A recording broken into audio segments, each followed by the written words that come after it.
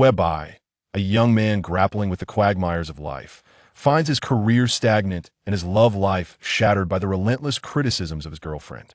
Her piercing words lazy, lacking ambition, and utterly unaccomplished shed cut into his heart like sharp blades. Under the weight of this dual assault, Xue Bai's world crumbles, and in a moment of utter despair, he chooses a drastic measure leaping from a high building in a bid to end his suffering. Yet, at this pivotal moment, the wheels of fate begin to turn in an unexpected direction. When he next opens his eyes, he finds himself enveloped in a mysterious and enigmatic white realm. This place is eerily silent and devoid of any familiar sights, save for a circular platform beneath him, the material of which remains a mystery. Before he can fully comprehend this bizarre scene, a melodious voice suddenly resonates, announcing his entrance into an unheard-of inner world, where he will be compelled to partake in a life-and-death survival game. Xue Bai found himself unwittingly ensnared in a terrifying adventure known as the Game of the Brave before he could grasp the intricacies of his predicament. As he hovered in midair, gazing down at a world divided by bizarre magic. One half revealed a deep, azure ocean fraught with peril, while the other appeared tranquil. He concealed countless eerie cocoons within its verdant expanse.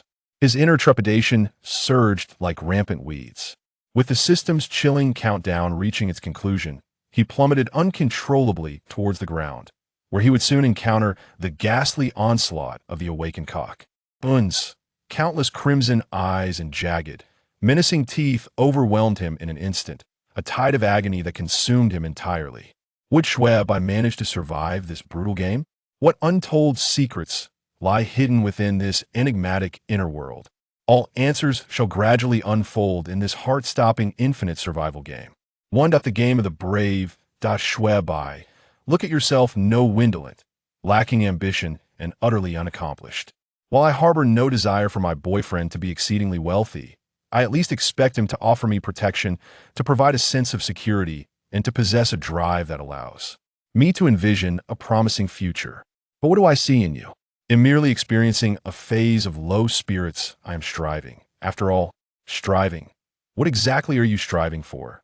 To earn a meager salary, to languish in lethargy, unwilling to learn anything? All you do is indulge in frivolity. You display no ambition whatsoever. But until now, it remains a yet. From the moment we met until now, you have incessantly sought excuses. I have truly had enough. Let us end this. Let's end this. With a furrowed brow, you can only wear a frown. A man, faced with any challenge, can only frown.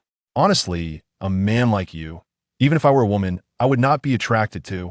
Every day you are consumed with love and affection. When will you mature a little? You lack a good job. You lack skills. Do you think that a mere semblance of emotion will sustain you for a lifetime? You're already in your 20s. If you cannot become independent now, what will you do for the rest of your life? I am truly, genuinely disappointed in you. Reflect on this. Xue Bai's emotions surged violently, the veins on his forehead bulging, as if a terrifying creature were burrowing beneath his skin. His hair whipped wildly in the fierce wind generated by the impending fall, and his expression contorted into a grimace amid the intense, emotional turmoil. He was descending ever closer to the ground. In just a few blinks, the smooth asphalt below began to expand at an alarming rate. The alcohol-induced numbness finally faded, and Xue Bai became acutely aware of his predicament, screaming in terror and despair. And then, nothing happened. Xue Bai hesitantly opened his eyes. The destination was not a dark, obscure road, but rather an endless expanse of white, a world devoid of boundaries. There were no landscapes, no edifice, just an emptiness that stretched infinitely, reminiscent of a spiritual abode from a certain anime. Beneath him lay a circular platform of indeterminate material. Am I not dead, or have I arrived in heaven or hell? Xue Bai murmured softly. Welcome to the inner world. A particularly melodious voice suddenly resonated from behind him. What is this place, and how did I end up here? Upon seeing another person, Xue Bai immediately inquired. This is the inner world. You have been drawn into this realm because you meet the extraction criteria. Inner world. Extraction. What on earth are you talking about? You will have ample time to grasp these concepts later. The pressing matter is that you must participate in the inaugural survival game upon entering the inner world. Wait a minute, I have no idea what you're saying. What game? Why must I partake in this absurd game? And what exactly is this inner world? Xue Bai felt a surge of panic, as the unknown often breeds fear. After you experience the first game, I will explain everything to you. The girl with short black hair smiled at Xue Bai and extended her right hand. Wait, before Xue Bai could finish his sentence, the space before him abruptly began to ripple. In an instant, vision was stripped away, and the sensations in his body plunged into a state of weightlessness akin to freefall. When Xue Bai opened his eyes once more, he found himself immersed in a vast expanse of black void. This void was not a confined darkness, but an endless, profound gloom, as though he had been cast into a shadowy universe. A faint, ethereal voice echoed through the emptiness. Welcome to the Inner World Survival Game. Current game, the Game of the Brave. The rules of this game are as follows. This game operates in a cyclical format. Please discover the means to succeed before the conclusion of 10 cycles. Achieving victory will grant you 1 attribute point and 1 survival point. Should you trigger the superior completion mode, an additional survival point will be awarded. Failure to complete the game will result in a deduction of 2 survival points. A friendly reminder, if a player's survival points drop below 0, they will be forcibly erased. Erased? Survival points. What on earth is this nonsense? Why must I partake in such a senseless game? Let me out. Xue Bai quickly shook off the shock of the boundless gloom. Now was not the time to ponder the nature of this place. He began to protest against the void, his frustration boiling over. In order to have the possibility of survival, please strive to complete the game. Considering this is the player's first entry into the survival game, the system will activate the hint mode once and grant 10 seconds of observation time. Hint mode initiated. Observation countdown commencing. As the sound descended, the entire world seemed to tremble ever so slightly. In an instant, the dark void gradually illuminated, reminiscent of the opening scene of a film. The gradually brightening light compelled Xue Bai to instinctively close his eyes. When he opened them once more, he discovered himself suspended high in the air. Damn it, what on earth is happening? Am I in a deep slumber, or have I been abducted by aliens? Why was I just engulfed in darkness, only to suddenly find myself in this peculiar place? Xue Bai's brow furrowed deeply. Though his nature inclined him towards acceptance, he forced himself to regain his composure and began to survey this strange world. Since escape was not an option, he might as well take a closer look. Above him stretched a sky of unparalleled clarity, adorned with fluffy white clouds, devoid of any trace of artificiality or deceit, exhibiting not a hint of anomaly. Yet beneath him, the vast expanse of land seemed to have been enchanted by some enigmatic and wondrous magic. To the right, an endless azure ocean reached towards the horizon, its surface rippling gently, while beneath that brilliant blue lay an entire abyss of darkness. To the left, a verdant canvas was speckled with white dots, too distant to discern exactly what they were. The two sides appeared as if 2 images had been forcibly stitched together, starkly contrasting yet awkwardly juxtaposed. Point 321. The observation phase has concluded. The game officially commences. The system's voice resounded abruptly. Xue Bai's body involuntarily trembled, descending slowly towards the ground like an elevator. After the initial panic of his descent subsided, Xue Bai began to focus intently on the expanding scenery beneath him. Gradually, he discerned the nature of the verdant fields and the white specks below. The lush greenery revealed itself to be mulberry fields, while the white dots resembled silkworm cocoons. As he continued to descend, the cocoons and fields grew larger in his line of sight. By the time he was close to touching the ground, the cocoons had expanded to lengths of over 10 centimeters and widths of 6 or 7 centimeters. The moment Xue Bai's feet made contact with the earth, the cocoons seemed to awaken abruptly. One by one, the cocoons rose eerily, their empty heads aligning towards Xue Bai as if they were loyal hounds responding to an unusual sound. The sight of countless cocoons was enough to send shivers down his spine. Even for one without a fear of clusters, every hair on his body stood on end uncontrollably. Then he witnessed a shocking scene. On the vacant heads of these cocoons, a thin black line suddenly split open. From this fissure emerged a singular, crimson eye. Countless cocoons, each bearing a glaring red eye, fixated their gaze intently upon Xue Bai. In that instant, his scalp prickled, and his entire body froze in terror. Suddenly, a shrill, static-like screech erupted. In an instant, an overwhelming cacophony of shrieks exploded from the verdant fields, resonating like a tsunami. Xue Bai witnessed a scene that would forever be etched in his memory. Countless silkworm pupae arched their bodies and, in an instant, lunged towards him like a torrent. Beneath their myriad crimson vertical eyes, sinister lines appeared, revealing rows of finely serrated teeth in an instant. Xue Bai felt a surge of terror, his entire being frozen in place. In an overwhelming rush, the multitude of silkworm pupae descended upon him, their gaping mouths, lined with dense teeth, biting into him relentlessly. A wave of excruciating pain engulfed his nerves like a relentless tide. Xue Bai extended a hand in anguish, only to have it swallowed instantly by the white ocean. The green fields and the deep, azure sea, these writhing white silkworm pupae resembled a bizarre flower blooming in a surreal oil painting, silently unfurling. 2. Endless death. Terror, boundless and infinite terror. Xue Bai's heart throbbed violently, as if pierced by 1,000 needles, jolting him awake. He found himself in an expansive desert, the undulating dunes resembling solidified waves, stretching endlessly until they faded into a thin black line on the horizon. The wind howled fiercely across the landscape, swirling yellow sand that struck his face, leaving his skin stinging. Just as he had awakened from the nightmare, the violent gasps forced sand into his mouth, and he was suddenly overwhelmed by an uncontrollable coughing fit. All sensations and perceptions felt utterly normal. Xue Bai bit himself fiercely, further affirming that this was not a dream. But what on earth is happening? Hadn't I already died once? Is it possible that the game did not fail? Or is this merely a cycle? Yet, why does the scenery appear entirely different? The hint mode has concluded. We shall now commence the official game loop. Young one, silently recite the game of the brave and summon the courage to survive successfully. The first round of the first level officially begins. Simultaneously, from the sandy ground, sandbags erupted like a gushing spring.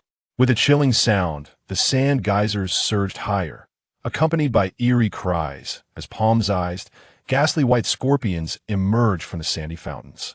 These pale, sandy scorpions waved their tails and pincers, aimlessly thrashing for a few moments before directing their stingers towards Xue Bai. Damn it. Not again. Xue Bai's scalp tingled, and he cursed inwardly before bolting away. However, no matter how swift he was, he could not outrun the speed at which the sand geysers appeared. Countless geysers erupted like boiling water, and one by one, the grayish-white scorpions broke through, rapidly thrashing their limbs as they encircled Xue Bai. In his panic, Xue Bai's legs buckled, and he fell to the ground. In that fleeting moment, dozens of sand scorpions surrounded him. In the terrified gaze of Xue Bai, numerous scorpion tails, resembling steel whips, were raised high, casting dark shadows against the blinding sunlight. In the next moment, those shadows struck him fiercely like arrows. Ah! The piercing screams echoed through the desert, carried by the howling wind, as countless sand scorpions encircled him, swiftly engulfing everything. This was a peculiar mountainous region.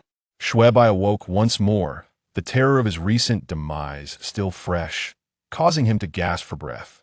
He clutched his chest, surveying the landscape, his expression clouded with gloom. Now, he comprehended the nature of this cursed cyclite was the cycle of death. Young one, recite the game of the brave, and bravely strive to survive.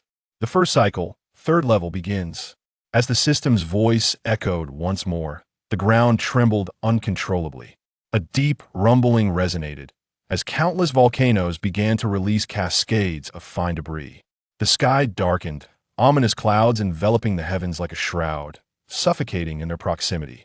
Mountains of volcanoes emitted a reddish-yellow glow in the dimness, accompanied by increasingly thunderous roars and a more intense crimson radiance, as fiery orbs erupted from the craters like candy-coated projectiles. In an instant, the sky was ablaze with fiery rain. Oh my! Xue Bai uttered a curse under his breath in an instant. Can you envision a multitude of magma fireballs cascading from the heavens like raindrops or fireworks? It is a spectacle and marvel beyond the grasp of mere words. The grandeur and wonder of that moment eclipsed even Xue Bai's dread of death. Yet, instinct compelled his body to flee with fervor. He instinctively raised his arm to shield his face, but he could not evade the annihilating agony wrought by the searing heat or the immense impact of the descending fireballs. The first cycle, 4th level. The first cycle, 5th level. Each scenario unfolded differently, yet the outcome remained invariably fatal. Xue Bai grew desensitized to death itself. Even his body and nerves began to acclimate to the myriad torments of dying, rendering the suffering somewhat bearable. When the colossal branch of a monstrous tree, akin to the bosses in extreme cold, plunged mercilessly into his heart, the most profound emotion coursing through his mind was not pie, but an overwhelming sense of confusion and numbness. As Xue Bai opened his eyes once more, he was genuinely astounded by the scene before him. Half a verdant meadow, half an azure ocean, countless white specks, and a profound depth of blue. This was unmistakably the very landscape he encountered upon entering the game, the so-called prompt mode. The first cycle, 25th level, begins.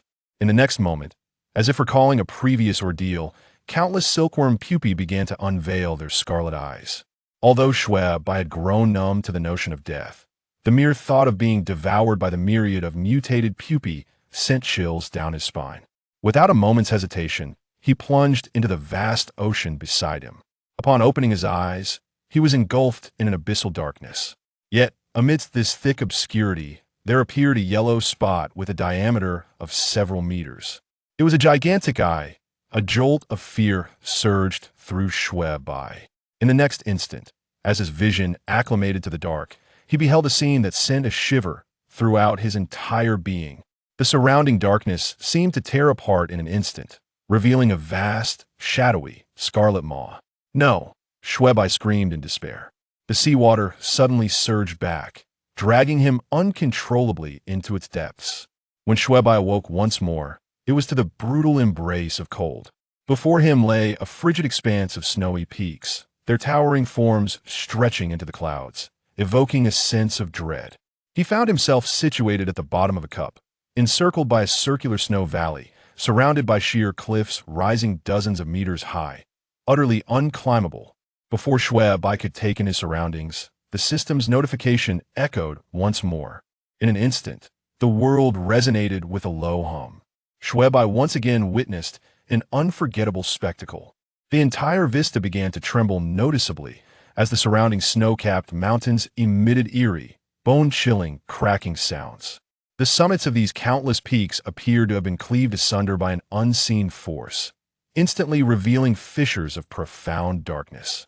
Subsequently, these severed apices began to list and cascade towards the valley's heart, where Xue Bai stood.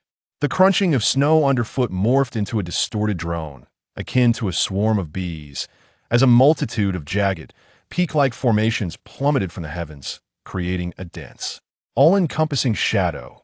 These rapidly descending masses emitted piercing shrieks as they cleaved through the air, swiftly engulfing Xue Bai in an oppressive gloom. The initial cycle has concluded. A 1-minute countdown to the next cycle has commenced. Upon completion of 10 cycles, failure to clear the game will result in compulsory obliteration. We urge players to cherish their existence. The electronic voice resonated as if directly within his neural pathways, jolting Xue Bai awake. The scene that greeted him was no longer a bizarre tableau, but rather the boundless darkness of the beginning. Upon hearing the system's altered directive, a myriad of questions assailed Xue Bai's mind. Confronted with this predicament, he was compelled to engage his intellect. It was patently clear that this was a game unlike any other. Based on the current circumstances, the game comprised 26 levels. As for the remaining levels, no discernible differences were immediately apparent. Evidently, to unravel the enigma and conquer the game, it was imperative to commence with the 25th level. However, if one were to continue perishing endlessly, it is unlikely that any valuable clues would be uncovered. Thus, the only viable solution is to devise a means of surviving within the 25th cycle. Awakening, Xue Bai swiftly discerned the crux of the issue. He had to muster every ounce of courage within himself. The 1-minute countdown for the reinitiation of the game swiftly elapsed, and once more, the challenge commenced. Although this time Xue Bai was determined to survive the 25th level. The difficulty of survival far exceeded his expectations. Despite exerting every possible effort, he ultimately succumbed to defeat. In the third cycle, at the 25th level, the game had progressed for over 3 minutes. Xue Bai was ensnared by a multitude of vampiric cocoons that clung desperately to his body. He could distinctly feel his flesh being devoured bit by bit. This indescribable agony caused his veins to bulge and his eyes to blaze with fury. Yet, for the sake of survival, Xue Bai, akin to a wounded beast, endured the excruciating torment and sprinted forward with reckless abandon. He dared not pause, not even for a fleeting moment. To his left, the boundless wilderness teemed with relentless cocoons, exhibiting no mercy as they lunged and pounced towards him with a cacophony of shrieks. He also refrained from leaping into the sea on his right. The water's surface now clearly revealed the terrifying orange-yellow cyclopean eye, its black pupil resembling a ravenous void fixated upon him. It mirrored his movements with a slow, menacing grace. His only option was to advance. Desperately, he pressed forward. This was the sole means to evade the horrific fate of being overwhelmed and consumed by a multitude of cocoons. However, Xue Bai found himself nearing his breaking point. While his speed remained within a safe threshold, the increasing number of attacking cocoons began to cloud his mind. He could not ascertain how much time had passed. The world around him faded into a murky darkness. He stumbled and fell to the ground with a thud, tumbling head over heels. In an instant, an endless swarm of silkworm pupae surged toward him with a cacophony, descending upon him like a torrential downpour, obscuring the sky and swarming like a thicket. Xue Bai gasped for breath, a mixture of pain, disillusionment, and despair contorting his features into an indescribable expression. I have failed, yet again. He gazed at the pupae falling like rain, a flicker of bitter despair curling at the corners of his mouth. Let it end, let it end. Ultimately, death is inevitable. Xue Bai hopelessly closed his eyes, having truly reached his limit. However, in the next moment, instead of the excruciating pain coursing through his body, a loathsome and detestable electronic voice echoed in his mind. Congratulations, player. You have successfully cleared level 25. Accompanying this announcement was an indescribable warmth that coursed through his entire being and brain. As the soothing warmth that made his scalp tingle gradually subsided, he realized that the pain and fatigue, both physical and mental, had vanished. Then, in the next instant, the game resumed once more. In the subsequent level 26, Xue Bai faced failure again. The game ruthlessly plunged into the fourth cycle. He still lacked any clues regarding clearing the levels. Yet the success of surviving level 25 ignited a glimmer of hope within him. It was akin to a streetlight illuminating the pitch-black night, instilling him with confidence and motivation. He began to strive to overcome each level with determination. After the fourth cycle, Xue Bai had managed to survive levels 2 and 5. Moreover, he discovered that the successfully cleared level 25 had been erased. This revelation kindled a newfound hope within him, a beacon of possibility for survival. After the fifth cycle, Xue Bai had survived levels 1, 5, and 7 in total. However, in this instance, the second and fifth levels that persisted through the fourth cycle did not vanish like the 25th level. This peculiar alteration left Xue Bai in a state of profound confusion and disappointment. In the subsequent sixth cycle, he managed to survive levels 2, 5, 13, and 21.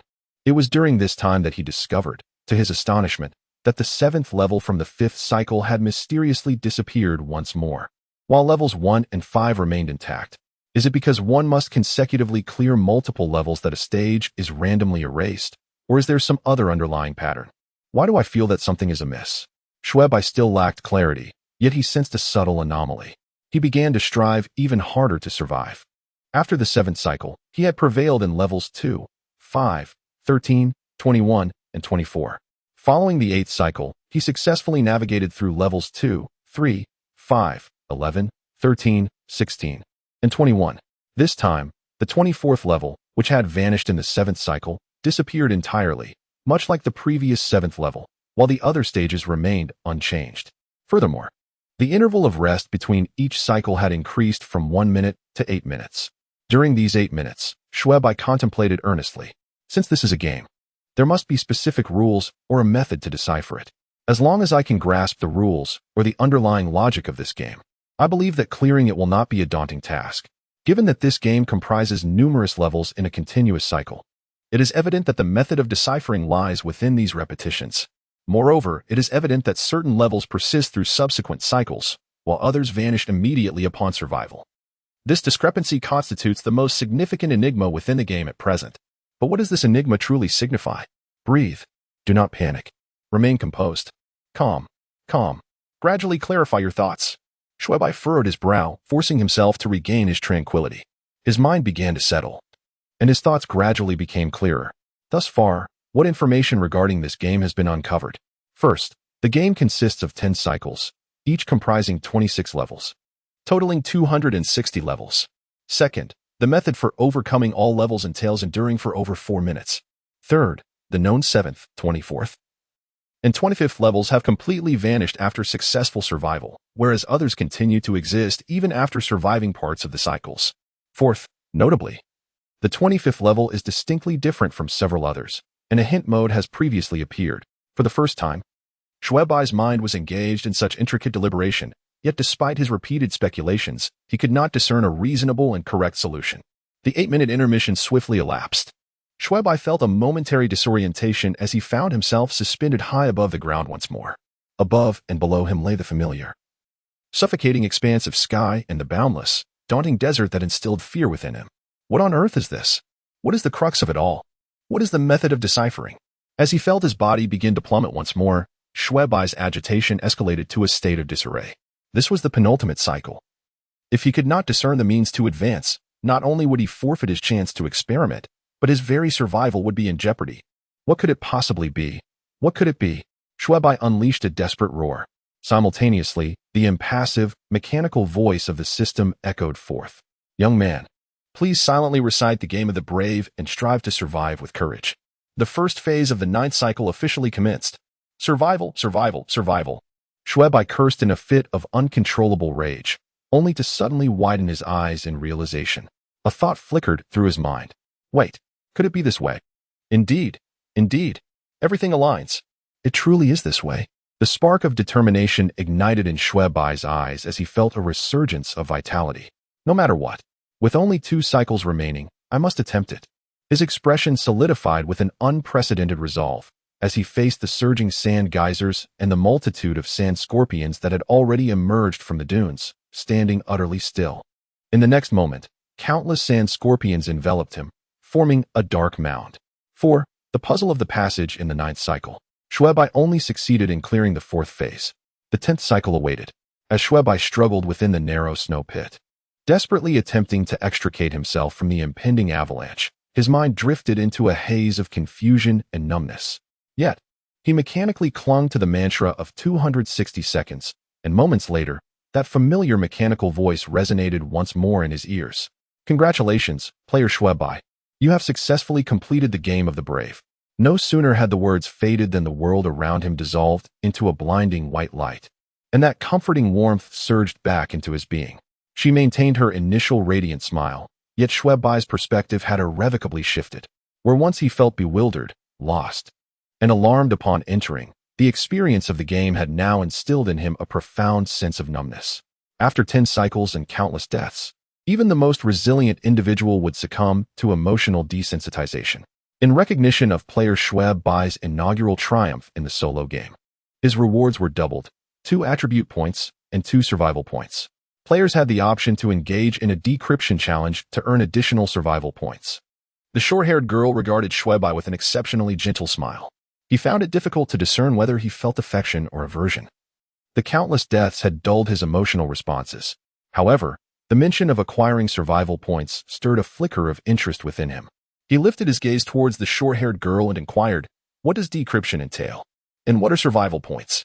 Decryption refers to the player's ability to logically articulate the method of completing the game. If it aligns with the system's criteria, you will receive an additional reward of up to 10 survival points. As for survival points, they can be exchanged for attribute points and various items, serving as a common currency within this inner world. "Ah, I see," Xue Bai exclaimed in realization. "Then I must proceed with the decryption challenge." The short-haired girl nodded slightly. Waving her right hand, and a large virtual screen, reminiscent of advanced technology, appeared before them. At the center of this screen was a virtual pop-up resembling graph paper, prominently displaying the words Decryption Challenge. Players could input their decryption attempts, and upon completion, the system would assign a random score. The highest score is 10, and the lowest is 0, corresponding to the survival points that can be obtained. Wait, how am I supposed to input this? There's no keyboard. Players can simply speak their entries. Ugh, why do I feel like I'm about to dictate an essay? Xue Bai silently grumbled, gathering his thoughts before he began to input. In truth, once one comprehends the essence of this so-called game for the brave, presenting everything that has been deciphered becomes rather straightforward. Firstly, the game comprises a total of 10 cycles, each containing 26 levels, culminating in 260 levels altogether. Secondly, based on my derived completion criteria, one must survive for over 4 minutes within a level to successfully clear it. Specifically, in relation to the 260 levels, this translates to 260 seconds.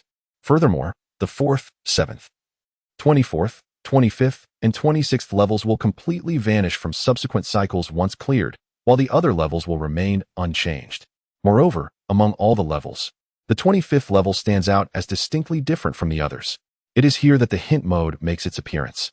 And this level presents 2 unique dead ends, one where one is devoured by a cocoon, reduced to bones, and another where one leaps into the sea, only to be swallowed by a colossal sea creature. This signifies that the 25th level embodies an extraordinary connotation, representing duality in twice. The pivotal moment that enlightened me and led to the discovery of the correct strategy was encapsulated in the game's opening announcement. The announcement, Young One, silently recite the game of the brave and courageously survive, initially appears innocuous, yet upon deeper contemplation, it reveals an air of peculiarity. Why, despite its seemingly futile nature, must it be reiterated at the start of each session? Furthermore, why must it be silently recite the game of the brave? Why not something akin to silently recite the blessings of the Buddha? Thus, I surmised that the phrase the game of the brave might harbor some intrigue. Given this suspicion, I resolved to employ the simplest approach. Since it requires silent recitation, I would indeed recite it silently. In truth, silent recitation serves merely as a diversion. For whether spoken aloud or silently, the words the game of the brave ultimately condense to Yang, Gon, Zhe, De, U, 11. When abbreviated, they yield the letters Y, G, Z, D, Y, X. It is these 6 letters, combined with the game, that evoke a particular thought. The total number of letters in the alphabet is 26, which corresponds precisely to the number of levels in the game. Following this line of reasoning, it is not difficult to deduce that these 6 letters correspond to the numbers 25, 7, 26, 4, 25, and 24. Notably, the letter Y appears twice, indicating that the number 25 is also represented twice. Curiously, the 25th level stands apart from the others, as it presents 2 distinct methods of failure. It is this level that introduces the notion of repetition. Extending this reasoning to the other levels, one can easily conclude that the successfully completed and now vanished levels, 7, 24, and 25, are indeed among these 5 numbers. Thus, a conclusion emerges. The true method to conquer this game is to triumph over the 5 levels represented by these 6 letters. This notion was further solidified when, during the 9th cycle, I successfully passed the 4th level, and in the 10th cycle, the 4th level indeed vanished. The reality unfolded as I had anticipated. This is the authentic path to completion. Xue Bai's voice soared, tinged with a tremor of excitement, an ineffable sensation that transcends description. More extreme and exhilarating than extreme sports. Perhaps it could be termed an addiction to the thrill of death. Xue Bai was entirely unaware of this fact. All he could perceive was a subtle tremor coursing through his body, the rapidity of his blood flow, and a fervent heat akin to rising desire. Intermingled with these sensations was an indescribable feeling that rendered his cerebral cortex increasingly soft and numb. His complexion bore a hint of abnormal flush as he gazed at the short-haired girl, his voice growing increasingly resonant. The truth is, once one unravels the intricacies of this game, it poses no real difficulty. The short-haired girl gazed at him with a gentle smile, remaining silent. Furthermore, the latter half of the announcement, "Please bravely strive to survive," unveiled another crucial aspect of overcoming the game: courage, fearlessness, decisive action, and composure in the face of danger collectively embody the essence of bravery. Upholding these principles, it becomes evident that each level allows for the possibility of survival.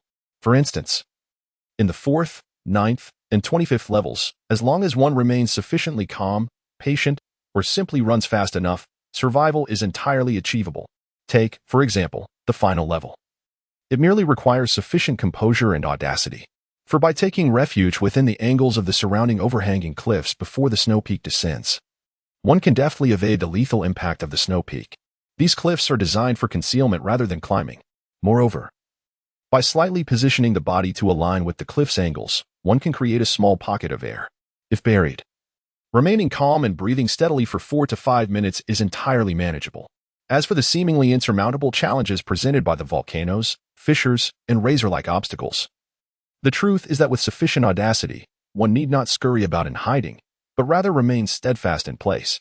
The barrage of falling fireballs, the gaping chasms, and the tumultuous blades of wind will scarcely inflict any harm upon you. This, indeed, is the genuine strategy for triumphing in this game. 5. The enigmatic inner world. With the conclusion of Xue Bai's words, a gentle white light illuminated the virtual screen, heralding the appearance of a pop-up window revealing the solution to the challenges. In an instant, a number emerged upon the display, 10. Congratulations to the player for successfully completing the challenge and earning 10 survival points. The voice of the short-haired girl chimed in at the opportune moment, announcing that the survival points had been transferred to the player's account and relevant information could be accessed via the system's screen. As she spoke, the short-haired girl waved her hand, and the content on the screen transformed instantaneously. The previous pop-up window vanished, replaced by a new virtual interface. In the upper left corner, a holographic representation of Xue Bai was displayed, beneath which lay a series of personal details. The right side of the window showcased a plethora of data reminiscent of game statistics. Player, Xue Bai ID, ZD00203 attribute points, 2 strength, 13 agility, 10 neurosis, 10 resilience, 11 current survival points, 2 survival score, 10, while Xue Bai perused the screen. The voice of the short-haired girl resonated once more. Congratulations to the player for successfully completing the survival game. You have officially been granted the qualifications to enter the inner world and have obtained the permission to utilize the current transit station. Allow me to introduce myself. I am the administrator of your world transit station, and you may address me as you wish. Is it acceptable to call you Era? Xue Bai rolled his eyes. I am Xue Bai. You may call me Bai Xue then. He found it difficult to bestow a peculiar name like Era upon this entity, which could either be intelligent or robotic. In the future, for any inquiries or information regarding survival points, attribute values, tasks, and so forth, you may consult me freely. If you are within the game, you can access your personal information through a summoning command. The specific items available for inquiry will be determined by the game. A friendly reminder, the player currently possesses 2 attribute points, which can be allocated at your discretion. Xue Bai did not rush to allocate his points, nor did he divert the conversation to other topics. Instead, he habitually inquired about the attributes. Is there any relevant introduction to these attributes? If so, I would like to understand them thoroughly. Bai Xue waved her hand, and immediately, a tilted small light screen appeared before him, resembling a virtual tablet. By touching the relevant attributes, the player could acquire corresponding information. Indeed, this is cutting-edge technology. Xue Bai marveled for a moment before reaching out to select the first attribute, strength.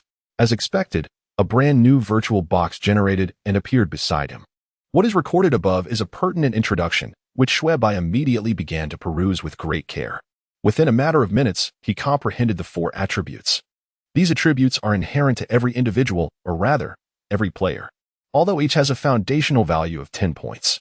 The actual values vary according to the physical constitution of the player. For instance, Xue Bai himself, standing at an imposing height of 1.81 meters, naturally excels in the realms of strength and resilience. Strength denotes its literal meaning, the potency of an individual, encompassing aspects such as attacking power, grip strength, and explosive force. Agility, on the other hand, refers to the nimbleness and coordination of the body. While it may not be directly associated with speed in the same manner as explosive power, it enables one's body to respond with remarkable precision. The attribute of nerves pertains to mental endurance and the ability to withstand various psychological anomalies, including resilience against negative emotions and recovery speed. For example, it encompasses the capacity to swiftly regain normalcy from states of dizziness, unconsciousness, excitement, panic, or fear. Resilience, meanwhile, signifies the body's capacity to endure impacts, its stamina, and overall physical endurance. These 4 attributes are undeniably interdependent. However, Achieving a balanced development among them is evidently impractical. After a moment of contemplation, Xue Bai devised a plan, allocating 2 points to both strength and agility. Strength not only signifies martial prowess but also correlates with explosive power, indirectly linked to speed in running, striking, and sudden bursts of action. Agility represents the requisite dexterity and coordination. For him, the paramount considerations are offensive capability, evasion skills, and a nimble, coordinated physique. As for the abilities enhanced by nerves and resilience, while equally significant, they pale in comparison to strength and agility once personal choices are made. However, should there be an ample supply of attribute points, Xue Bai would not mind developing all 4 attributes evenly. He gazed greedily at Bai Xue and inquired, "Is the acquisition of player attribute points solely reliant on survival games? Are there no alternative methods?" Attribute points can also be obtained through point redemption in the fantasy world, came the response. Point redemption? How does that work? He pressed on. 100 points can be exchanged for 1 attribute point. Goodness, is it truly that exorbitant? Xue Bai was taken aback. After enduring considerable hardship to barely complete a single round, he had only managed to earn 10 survival points by cunningly deciphering the game rules. To find that 1 attribute point costs a staggering 100 survival points? That equates to completing the survival game 10 times. It seems relying solely on point redemption is not feasible. Xue Bai sighed inwardly and further queried, "And what of the fantasy world? What does that entail?" Before I introduce the fantasy world, allow me to briefly inform you about some fundamental aspects of the inner world, the response continued. Xue Bai nodded quietly, refraining from further comment, as he was entirely unfamiliar with this realm. Listening attentively was undoubtedly the wisest course of action. First and foremost, I must inform you that all players residing in the inner world will enter the next survival game following the conclusion of each rest period. Bai Xue spoke while pointing to the top of her head. Xue Bai instinctively looked up, only to discover a countdown timer hovering above him, radiating a white light. The display distinctly indicated 0 hours, 54 minutes, and 32 seconds, continually diminishing. Goodness, is it truly this ruthless? Only an hour of rest. Xue Bai was taken aback. Players, please do not be alarmed. As long as you possess survival points in your account, you may actively exchange them for rest time. The conversion rate is 1 survival point for 1 day. However, each round allows a maximum of 3 exchanges. But what if one lacks survival points? In the absence of survival points, you will be forcibly sent into the survival game. Should you fail in this survival game, the system will promptly eliminate you. Bai Xue's tone was laced with a chilling coldness, despite her smiling demeanor. Clearly, she was not jesting. Xue Bai instinctively shivered. Of course, players need not be overly anxious. Currently, in the inner world, should one perish in the survival game, revival is possible as long as you possess survival points. Bai Xue elaborated. Thank goodness. Xue Bai sighed in relief. If dying meant the end after just 1 attempt, that would be utterly terrifying. Moreover, should a player be involuntarily thrust into the survival game, they will be unable to choose the game mode. Conversely, players who opt to participate in the survival game may typically spend survival points to select from various modes, including solo, multiplayer, team-based, puzzle-solving, and free-for-all, among others. Different modes correspond to varying rewards, and specific details can be found within the game. Furthermore, outside of the game, players are confined to their respective transit spaces, which is the very realm you currently inhabit. Unless players are friends or team members, communication and interaction with the outside world are impossible. Forming a team requires an expenditure of 5 survival points. Adding friends or inviting team members costs 1 survival point each. And removing a friend or exiting a team incurs an equal cost in survival points. If players find mere conversation within the transit space exceedingly dull, they may spend survival points to enter the Fantasia world. Much like the survival game, participation in the Fantasia world is optional. Players can enter alone or invite others, without needing to be friends or team members, and direct invitations can be extended during the survival game. Upon mutual consent and successful navigation of the survival game, entry is granted. In the Fantasia world, akin to the survival game, players may engage in combat with one another. Slaying non-friends or team members allows one to acquire a portion of their survival points. The amount is random, deducted from the deceased player's total. Conversely, killing friends or team members results in a loss of 3 survival points. The slain player does not gain any. Moreover, the Fantasia world possesses unique features distinct from the survival game. Firstly, the system in the Fantasia world differs from that of the survival game, presenting a chance to encounter other players naturally. Additionally, There are two methods of entry into the Fantasia world, random and designated. The randomly entered fantasy worlds are selected by the system, necessitating a basic entry fee, which varies based on specific circumstances. Conversely, designated fantasy worlds can be chosen at will, albeit requiring the basic entry fee alongside the clearly marked survival points of that world. Furthermore, fantasy worlds are categorized into two modes, leisure and adventure. In leisure mode, players are free to engage in any behavior to vent their emotions and desires. This mode allows encounters with other players and the possibility of death. Adventure mode, on the other hand, requires players to complete adventurous tasks to progress. Players can also choose the difficulty level of the fantasy world, which is classified into 8 tiers: novice, beginner, ordinary, complex, difficult, elite, perverse, and hellish, corresponding to levels 1 through 18. The entry fee ranges from 100 to 800 of the basic entry fee. Moreover, upon completing the respective tasks in adventure mode, players will receive basic rewards and rating rewards. The basic reward consists of corresponding survival points. Rating rewards are distributed from the lowest D rank to the highest S rank, with D, C, and B ranks granting additional survival points of 0, 10, and 30, respectively. An A rank will not yield additional survival points, but will provide attribute points corresponding to the difficulty level of 18, with 1 point for novice and 8 points for hellish. An S rank will grant attribute points aligned with the difficulty and an additional 50 survival points. For other circumstances, please refer to the specific task requirements. In conclusion, in the realm of fantasy, the passage of time varies, facilitating the process of recording. Each journey into this fantastical world consumes 1 day of transitional space. Players may embark on their adventures even when they lack sufficient rest. However, once the journey concludes, any remaining rest time cannot be converted into additional respite. Moreover, regarding survival points, game classifications, the fantasy realm, survival games, and a plethora of other information, players may consult the World's luminous screen for comprehensive annotations. The words of Bai Xue are quite straightforward. Yet the notion of this fantasy world appears to be an extravagant expenditure of survival points. Furthermore, engaging in friendship or similar endeavors necessitates the use of survival points, leading one to ponder whether such expenses are excessively burdensome. Xue Bai, perplexed, inquired, given these costs, from where do survival points originate? Surely, they cannot solely derive from survival games and the elimination of players? In addition to the aforementioned avenues, survival points can also be acquired through the adventure mode within the fantasy realm. Successfully completing an adventure task and conquering the fantasy world grants one a stroke of luck. This fortunate opportunity allows players to either exchange survival points for survival points or survival points for attribute points chosen at random. The specifics of the exchange expenditures are calculated as a percentage of the total value, randomly determined by the player.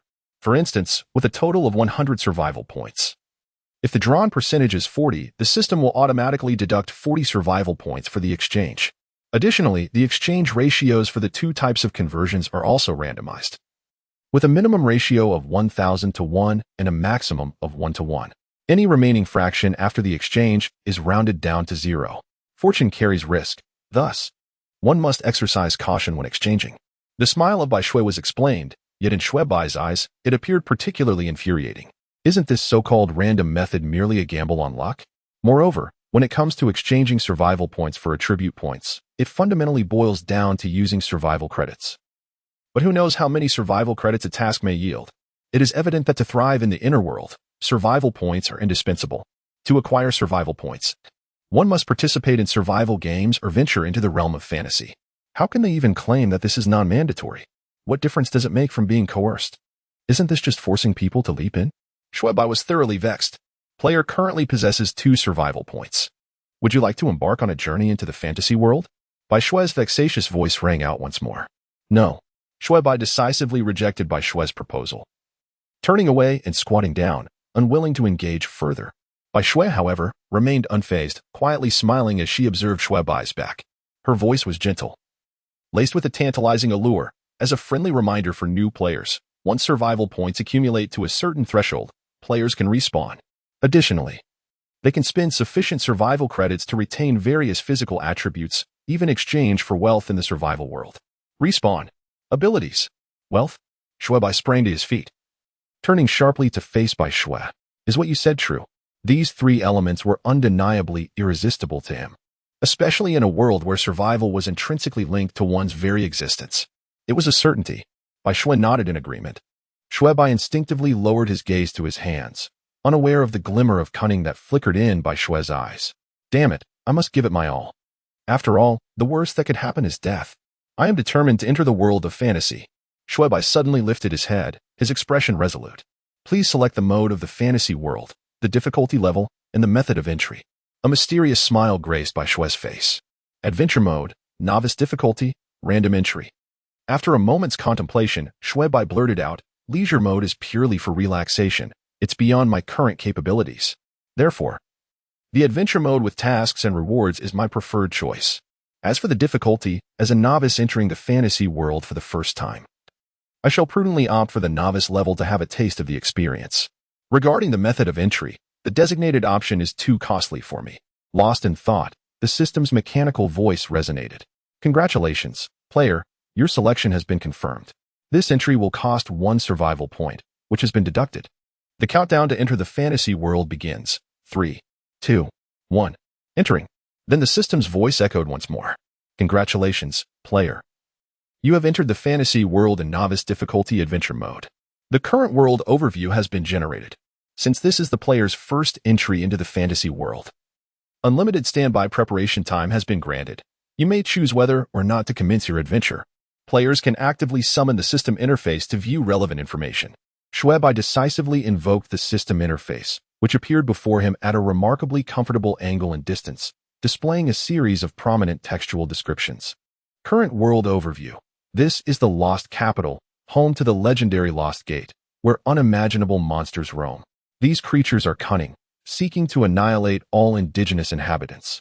Within the body of one such monster lies a wondrous gem, symbolizing survival and redemption. Only with this gem can the fabled Lost Gate be awakened. A gate that promises to eradicate all monsters. Mission objective: successfully awaken the Lost Gate by midnight of the following day. Completion reward: 10 survival points. Side quests: none, with a chance of triggering. Failure penalty: deduction of 1 survival point. Goodness, this world overview is rather straightforward. However, this task. Xue Bai furrowed his brows. The difficulty of the task is not discernible from the overview, but it is evident that the challenge is linked to the strength of the monsters. The rewards for the task are rather mediocre, yet the penalties are quite severe. He currently has only 1 survival point remaining. Should he fail this task, it would undoubtedly be reduced to 0. In that case, he would be thrust into the survival game within an hour. If he were to fail there as well, it would mean certain death, with no opportunity for redemption. For the sake of my life, this task must be accomplished. Xue Bai silently motivated himself. He began to meticulously browse through the various options available: equipment, backpack, skills, personal attributes, enhancements, titles, mounts. System. Are you certain you haven't simply transposed the entire RPG framework? Though he found himself in a precarious situation. The peculiar names of these options suddenly evoked a sense of detachment within him. You win. Xue Bai was left speechless. Fortunately, as a seasoned gaming enthusiast, he was still capable of navigating this. He reached out and directly selected the first option, personal attributes. As the light screen shifted, a personal interface, reminiscent of an RPG game, indeed materialized before him. To the left lay an expanse devoid of any text or data, while to the right stood a character model based on his real self, surrounded by a circle of vacant equipment slots. These slots were rather user-friendly, indicating various body parts with arrows, as if fearing that one might not recognize where each piece belonged. Xue Bai meticulously counted, discovering a total of 14 equipment slots. Among them, there was one for a helmet, one for a tunic, one for a cloak, one for trousers, one for a belt, one for an accessory, one for boots, and one for a necklace. Additionally, there were 2 slots each for bracelets, rings, and earrings. Speaking of the system, how exactly are these pieces of equipment acquired? Surely they aren't merely gifts from a system store, lottery, or recharge incentives. Xue Bai instinctively recalled the painful experiences associated with a series of games under the banner of Shengxiao. In the fantasy realm, all equipment must be sought and obtained by the player themselves. Wait a moment. Seek and obtain oneself? Does this imply that even a random brick could serve as a weapon? Indeed. Then, what purpose does the equipment slot serve? By clicking the equipment slot, one can select relevant items for binding, which bestows the item with the equipment attribute. Bestowing the equipment attribute requires the expenditure of survival points. Items endowed with the equipment attribute can undergo subsequent operations. Expend survival points. It appears to be yet another feature that drains resources. Speaking of which, the subsequent operations won't entail. A sense of foreboding crept into Xue Bai's mind as he recalled the money-squandering antics from his past gaming experiences. Could the so-called subsequent operations involve enhancement, forging, or enchanting? The fantasy world only offers enhancement operations, yet attaining certain enhancement levels activates various effects and attributes. Indeed, it is a money pit. Well, if it must be so, then so be it. It seems I shall have to toil relentlessly to earn points. With a sigh, Xue Bai reached out to select the backpack option beneath the equipment section. The backpack displayed a row of 10 slots, all empty. The remaining 9 vertical rows bore conspicuous dark lock symbols, indicating the obvious. Unlocking the backpack indeed necessitates the expenditure of survival points, and with each slot unlocked, the required survival points increase. The system's voice resonated at the opportune moment. As expected, this was as much of a financial drain as the previous iterations. Xue Bai grumbled as he navigated to the skills section. In the skills section, there exists a series of vertically aligned boxes, equally desolate and adorned with a dark lock symbol. Unlocking the skill slots necessitates the expenditure of survival points, with each subsequent activation requiring a slightly increased amount. Xue Bai, weary of the system's incessant reminders, found himself at a loss for words. The remaining enhancements, titles, and mounts were largely uniform, as the system seemed resolutely intent on perpetuating the unscrupulous money-grabbing model of the previous game company. Xue Bai had grown numb to it all and instinctively clicked on his personal section. This time, however, instead of a pop-up window, a fascinating and amusing row of virtual messages appeared suspended in the air just before his gaze. It resembled a cheat screen with player information displayed in the upper right corner. Player, Xue Bai level, 0 experience, 0-1 health, 10 survival points, 10 indeed. The game had taken on a gamified essence, even displaying health points. What purpose do levels and experience serve? They are unique perks of this fantastical realm. Starting at level 0, each advancement bestows corresponding survival points along with a slight increase in health. Well, this is splendid. The prospect of accumulating points brought a smile to Xue Bai's face, while he chose to selectively ignore the health aspect. Even the smallest morsel counts. And with this new rule, he could at least accumulate survival points. By maximizing his efforts to gather as many points as possible, perhaps he might even exchange them for additional survival points upon clearing the game, depending on luck. Xue Bai found himself unable to contain his excitement, shouting towards the system. I am ready to begin the game. The system's voice responded, Congratulations, you have officially activated the adventure mode of the fantasy world. Wishing you success in your quest. As the system's words faded, Xue Bai felt his consciousness plunge into darkness. The night enveloped him like a curtain. The dim glow of street lamps cast mottled reflections on the damp pavement. A thin veil of mist, accompanied by a peculiar, faintly musty odor, wafted through the air. A chilly breeze swirled around the disordered vehicles, carrying with it an eerie howling sound. On either side of the street stood shops that had seemingly endured numerous plunders. Any glass windows and storefronts had been shattered to pieces. An oppressive silence blanketed the surroundings, thick and unsettling. At the end of his line of sight, even the lights were swallowed by the darkness, while the distant steel forest loomed ominously, shrouded in shadows like countless phantoms lying in wait. The scene before him instinctively tightened Xue Bai's nerves. What a chilling atmosphere this is, he quipped to himself, attempting to alleviate his tension. He began to survey his surroundings, realizing that the first order of business was to find a suitable weapon. Regardless of its utility, possessing something for comfort would certainly ease his mind. Suddenly, a peculiar cry echoed from not far behind him. In the stillness of the night, the sound was startling. From the shadowy recess of an alleyway, a dark figure approached him with an awkward, almost erratic, hopping motion. The lack of light rendered the figure unsettling. Xue Bai swallowed hard and cautiously took a step back. His entire body was taut with muscles, fully prepared to flee. The creature gradually approached the range of light, revealing its true form. Standing at half a man's height, its body was cloaked in a desiccated, greenish skin.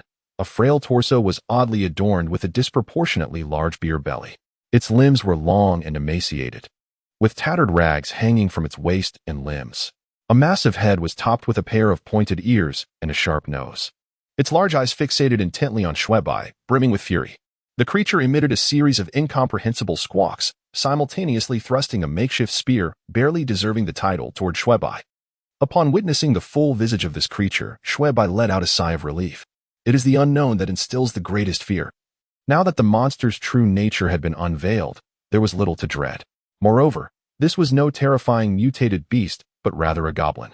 A creature as commonplace as they come.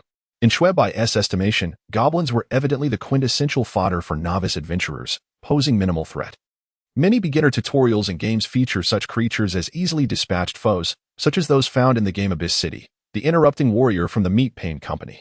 It seemed that the monster referred to in the overview was indeed this entity. Thus, the success rate of this dungeon should not be particularly low.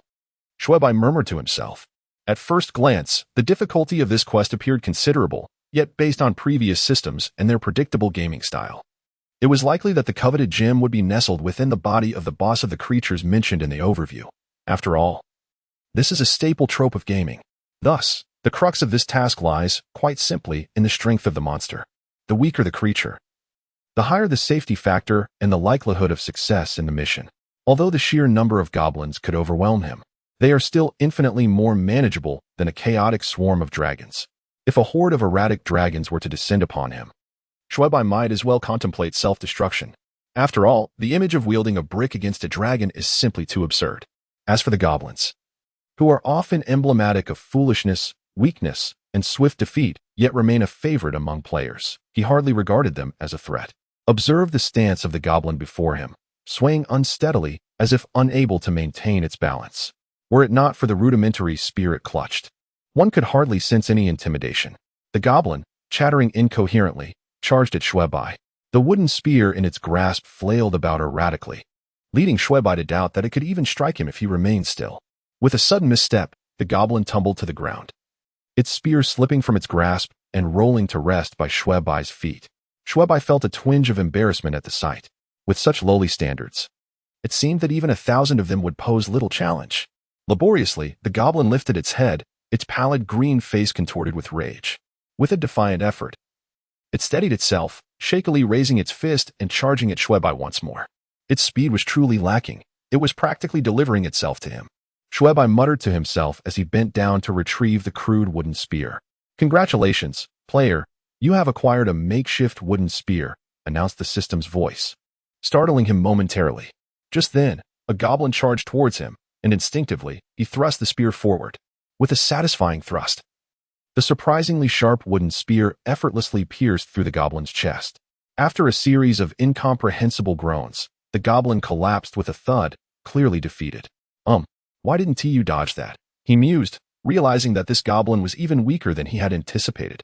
"Congratulations, player. You have acquired the skill, Stab. Congratulations, player. You have earned 1 point of kill experience. Congratulations, player. You have leveled up. Current level, 1, survival points, 1. At that moment, the system's voice chimed in again. Xue Bai instinctively glanced at the upper right corner of the screen, and indeed, his personal information had changed.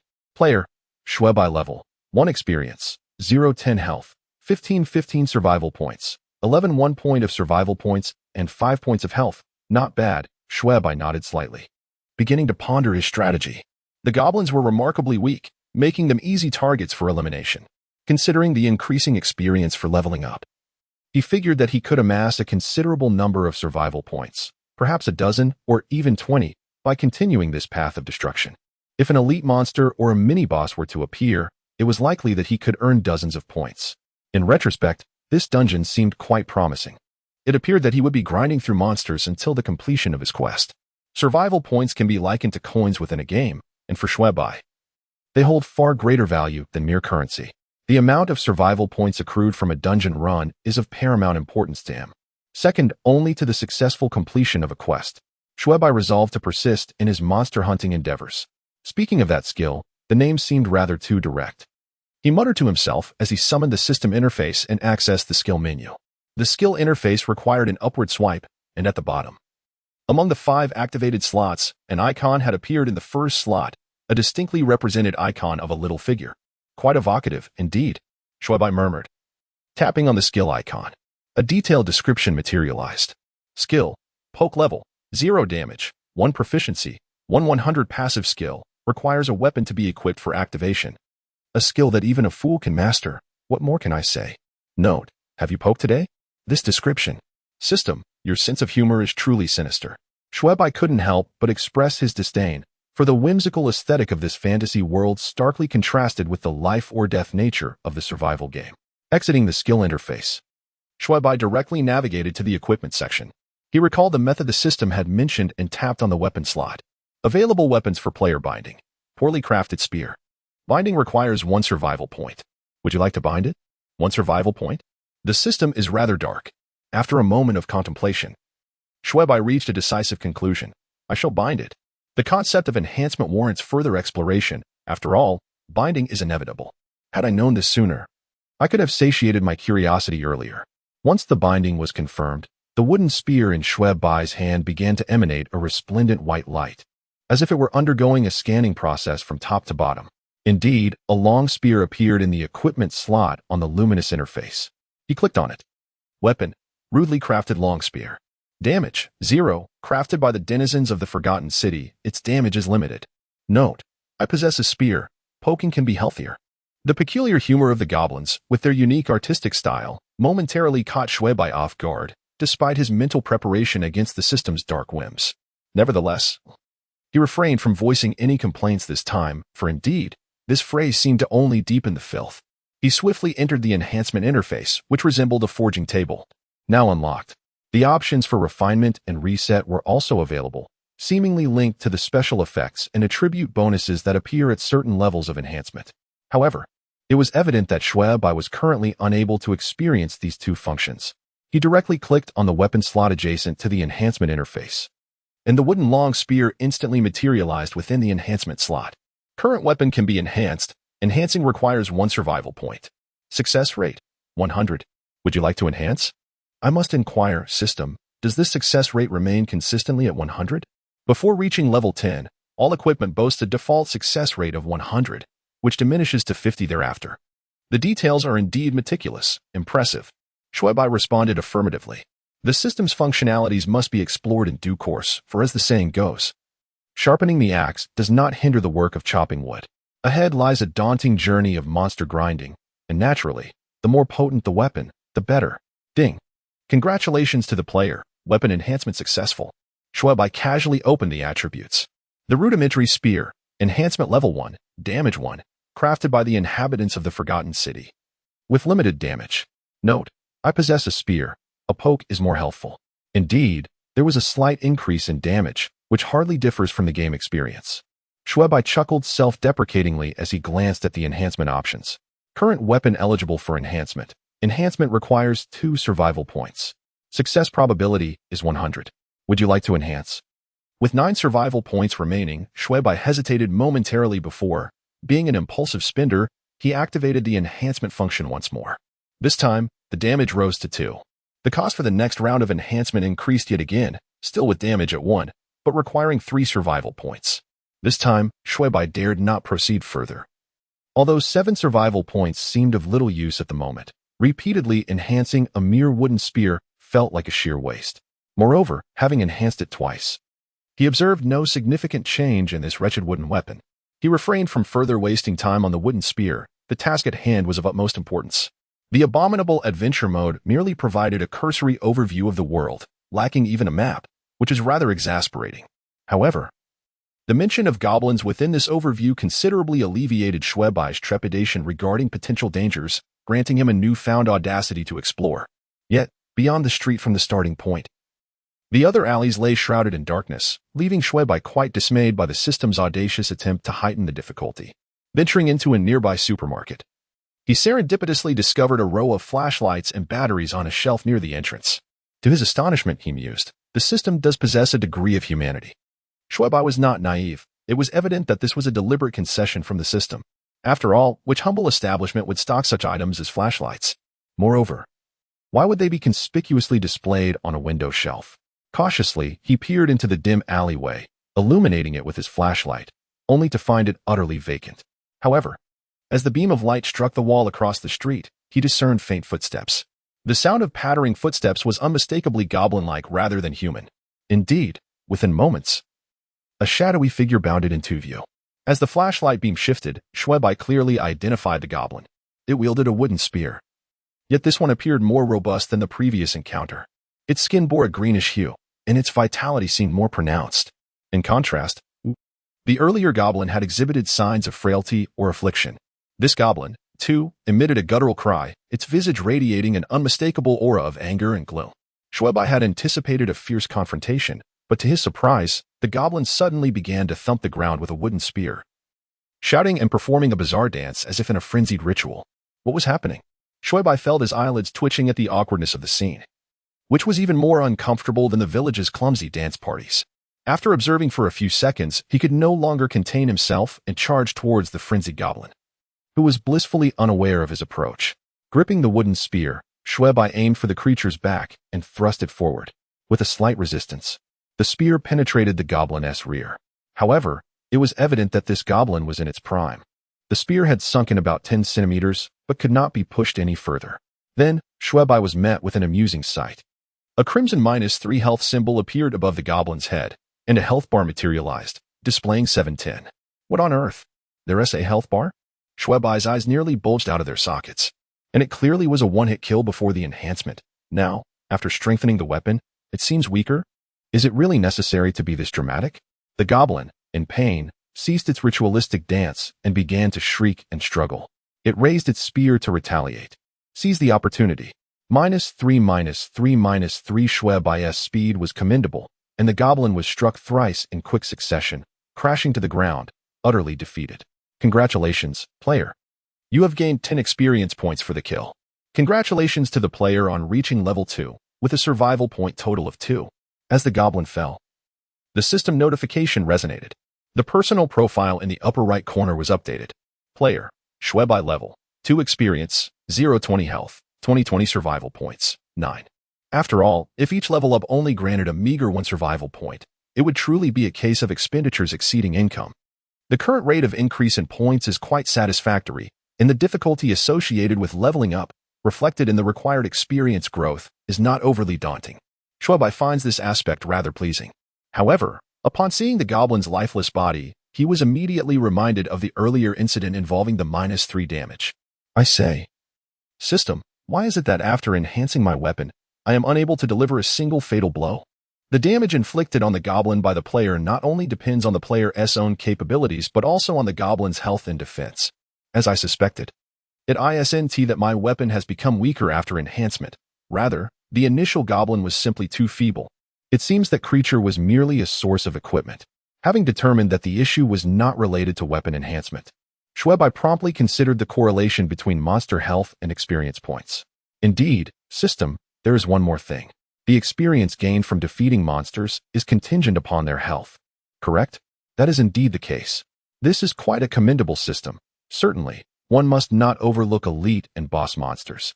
He was uncertain whether these creatures might drop any equipment. For a devoted gamer like him, the frustration regarding the drop rates was significant. Although it seemed that the equipment in this fantastical realm was exceedingly disappointing. As Xue Bai muttered to himself, he suddenly became aware of a peculiar, cacophonous noise reaching his ears. Cautiously, he approached the end of the alley and slowly peered out. To fulfill his quest, he advanced toward the main camp. This fleeting glance caused his heart to skip a beat. Outside on the street, a multitude of goblins armed with wooden spears had gathered, numbering in the hundreds. This troop of goblins was bouncing and swaying toward the alley, now merely 20 meters away. The increasingly distinct clamor he heard was indeed the sound of their frolicking. How could this be?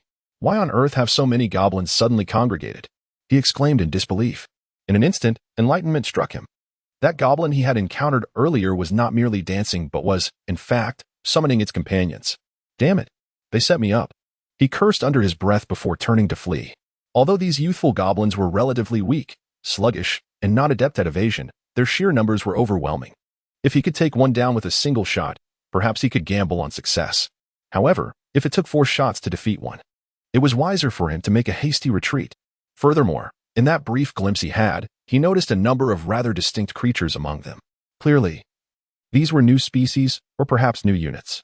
In the street leading to the spawn point, there were also about 100 goblins. Good grief. Xue Bai could not resist uttering a remark. The goblins on the street instantly detected his presence, erupting into a cacophony of shrill cries. Casting a furtive glance, Xue Bai noticed the goblins had begun to hasten towards the alley, a mere 7 or 8 meters away. Damn it. He swiftly turned and retraced his steps to the opposite side, only to find that the goblins there seemed equally stirred by the commotion, advancing rapidly towards the alley. Good grief. They were intent on ensnaring him. Clearly, he was trapped from both sides, and if things escalated, he could very well meet his demise. Xue Bai felt a pang of panic. No, I must find a way to escape. He had no intention of succumbing to fate. Taking a deep breath to steady himself, he cautiously surveyed the area across the street. He needed to identify a viable escape route, perhaps through an alley. For charging recklessly onto the main street would be little different from diving into a trap. He was seeking salvation, not performing a surrender. Suddenly, a stone struck his shoulder with a sharp thud. Startled, Xue Bai instinctively turned to look. From the shadows of a shop across the street emerged a youthful face, seemingly indistinguishable from an ordinary person, who repeatedly gestured for him to come over. The abrupt appearance of this individual startled Xue Bai, almost leading him to believe he was hallucinating. Given the urgency of the situation, he understood that the person intended for him to cross over. With the encroaching circle of goblins tightening around him, Xue Bai dared not hesitate. Gritting his teeth, he sprinted towards the shop. As he burst forth, the astute goblins erupted into a furious clamor, their cries reminiscent of the croaking frogs in a summer pond, piercing his ears with their incessant noise. As soon as Xue Bai entered the shop, before he could utter a word, the young man immediately commanded, "Follow me." Without daring to hesitate, Xue Bai quickly complied. They emerged from the back door of a restaurant and navigated through the streets until they finally halted in front of a well-maintained convenience store 2 blocks away. The young man cautiously surveyed his surroundings before tapping on the glass door. Moments later, a figure swiftly appeared at the entrance and opened the door for them. This was a tall individual in his 20s, possessing a simple, honest visage, and he greeted Xue Bai with a hearty grin. After a brief run, they were slightly breathless. But once they regained their composure, the three exchanged polite introductions. The young man was named Xue Yuan, while the tall individual was called Han Kuei, both of whom were residents of the area. According to their accounts, the goblins had infested the city for nearly a month. Initially, no one knew how they had appeared. All that was understood was their proclivity for violence, attacking anyone they encountered. Not only were they exceedingly ferocious, but they were also notoriously difficult to eradicate. Listening to Xue Yuan and Han Kuei, Xue Bai couldn't help but feel perplexed.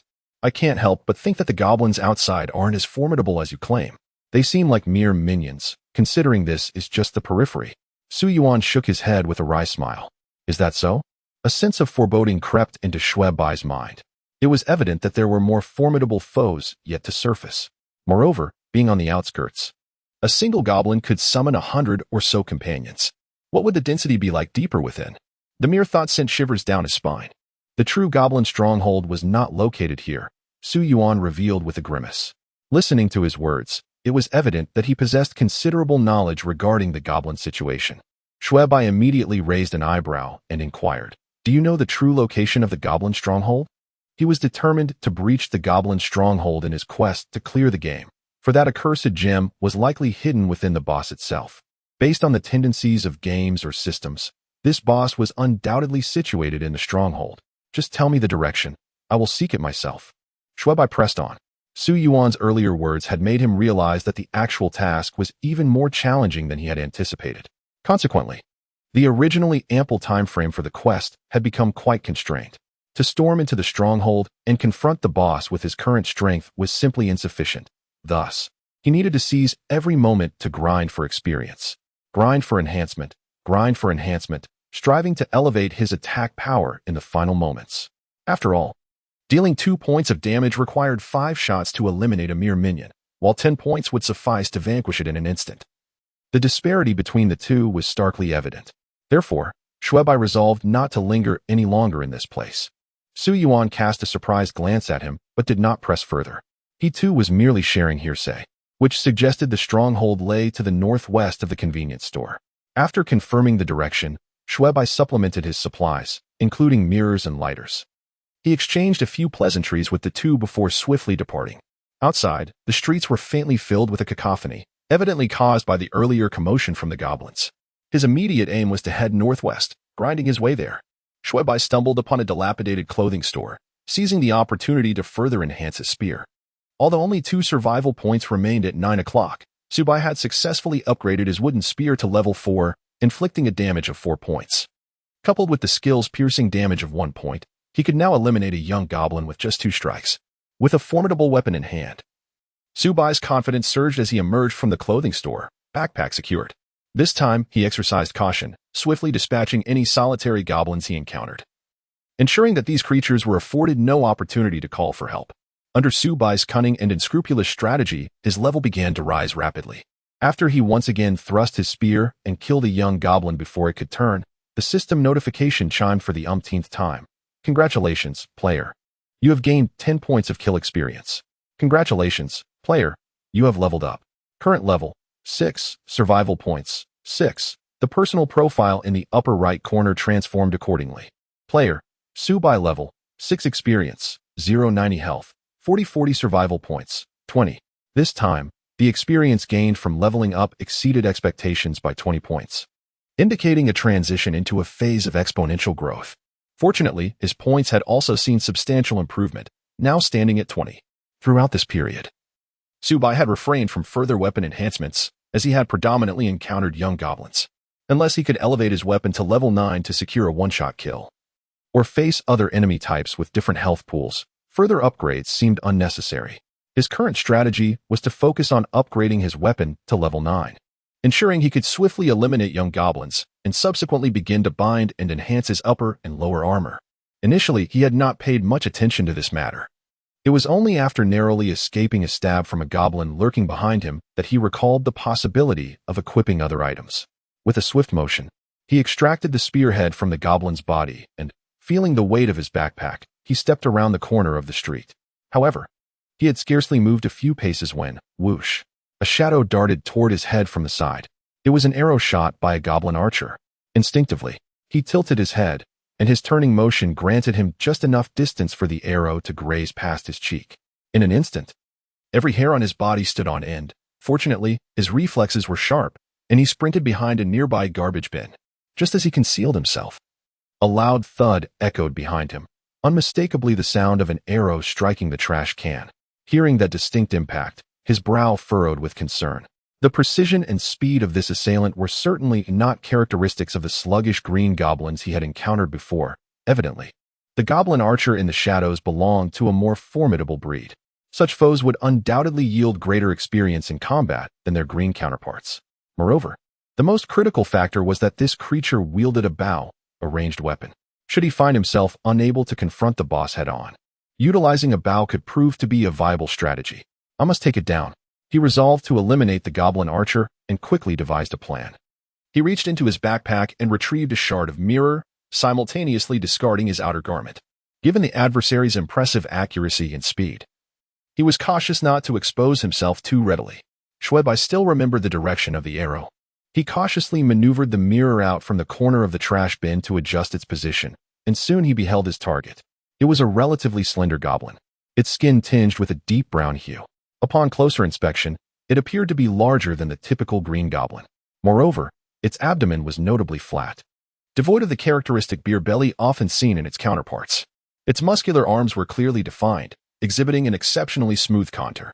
It was no wonder that this goblin exhibited such agility, rivaling that of a human.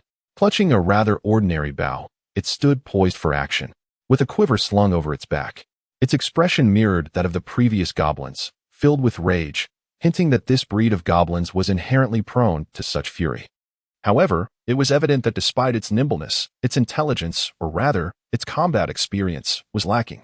As an archer, it displayed an appalling ignorance of the need for concealment, standing out in the open with reckless abandon.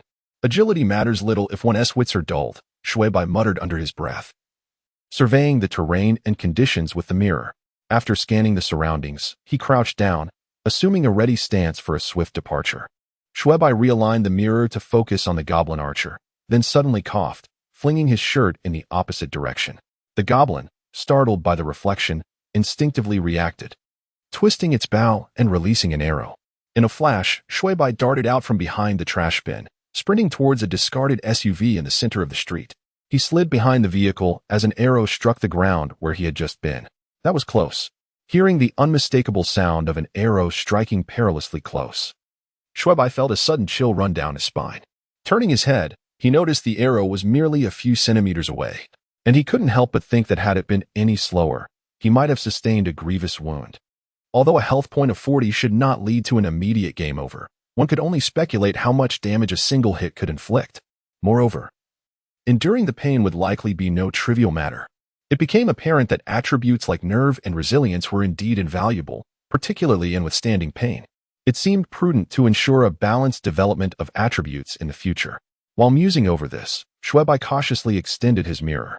The intelligence of the goblin archer was evidently lacking, as it remained rooted in place instead of retreating or seeking shelter despite the unfolding situation. This foolishness, in its own way, facilitated Xue Bai's advance into close combat.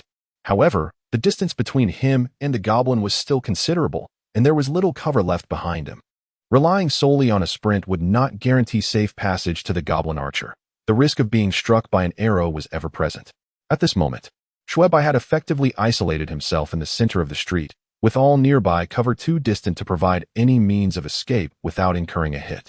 It was not like the previous situation behind the dumpster, where he could at least retreat to a corner. Damn it, it seems I must take a gamble. As thoughts of the imminent peril coursed through his mind, Xue Bai's body trembled slightly. This familiar sensation, a blend of fear and excitement, set his entire being ablaze. Resolutely, he stripped off his t-shirt, preparing himself for the challenge ahead. Certainly, this action is neither impulsive nor reckless. Rather, it is a strategic maneuver. The method of tossing clothing to distract a typical archer cannot be employed a second time. However, in dealing with this goblin, given its current display of intelligence, it is likely that this tactic can be utilized several more times. This time, it will not be as it was before. If he does not strike true on the first attempt, injury or even a fatal misstep could ensue. Xue Bai took a deep breath, tightening his grip on the wooden spear while adjusting his backpack to rest against his chest. Even if the backpack serves little purpose, it can at least provide some measure of defense. Beyond that, all he could do was gamble everything on this moment. The goblin archer in the mirror continued to hold its bow, poised to unleash its arrow in his direction. Although the goblin's intellect may be lacking, its endurance is undoubtedly robust. Here I come. I will not hold back. Xue Bai silently shouted, swiftly casting his t-shirt in the opposite direction. In that moment, his focus sharpened to an unprecedented degree. His heartbeat quickened, the blood coursing through his veins igniting a fervent itch across his body. And he could distinctly hear the snap of the bowstring being released. Like a leopard, Xue Bai sprang forward. With his chest thrust out and his gaze fixed intently on the goblin archer, he needed to anticipate every movement, carefully observing the trajectory of its arrows. In direct confrontation, Xue Bai beheld the goblin archer's actions for the first time. The arrow was drawn back, the string taut. The bowstring pulled back with remarkable steadiness that belied its goblin nature. Xue Bai felt a tension in his chest, a slight ache forming. The stronger the goblin archer, the greater the peril he faced. The wooden bow in the goblin's hands was pulled to its limit, and it began to aim directly at him. However, at this moment, Xue Bai was still at least 5 steps away from it. His heart raced, teetering on the brink of his throat. If he dared to take another step, that goblin archer would undoubtedly unleash an arrow aimed directly at him. At this distance, with his current physical attributes, evasion was utterly impossible. It felt as though he had truly fallen into a deadlock. In that fleeting instant, everything around Xue Bai seemed to quiet down. Time slowed to an eerie crawl. The pounding of his heart echoed like the distant tolling of a bell, yet everything before him moved with a peculiarly strange lethargy. An uncontrollable tremor surged from the depths of his heart, accompanied by an indescribable heat, excitement, and even fury, coursing through his body and creeping into his scalp. In the next moment, Xue Bai let out a desperate roar. "To hell with you," he shouted, brandishing his wooden spear, recklessly charging towards the goblin archer. Life and death hung in the balance. With a thunderous crash, Xue Bai fell to the ground, adopting a posture reminiscent of a dog feasting. Thud.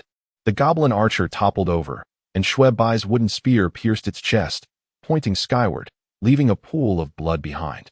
Fortune smiled upon him. In that critical moment, both Xue Bai and the goblin archer acted simultaneously.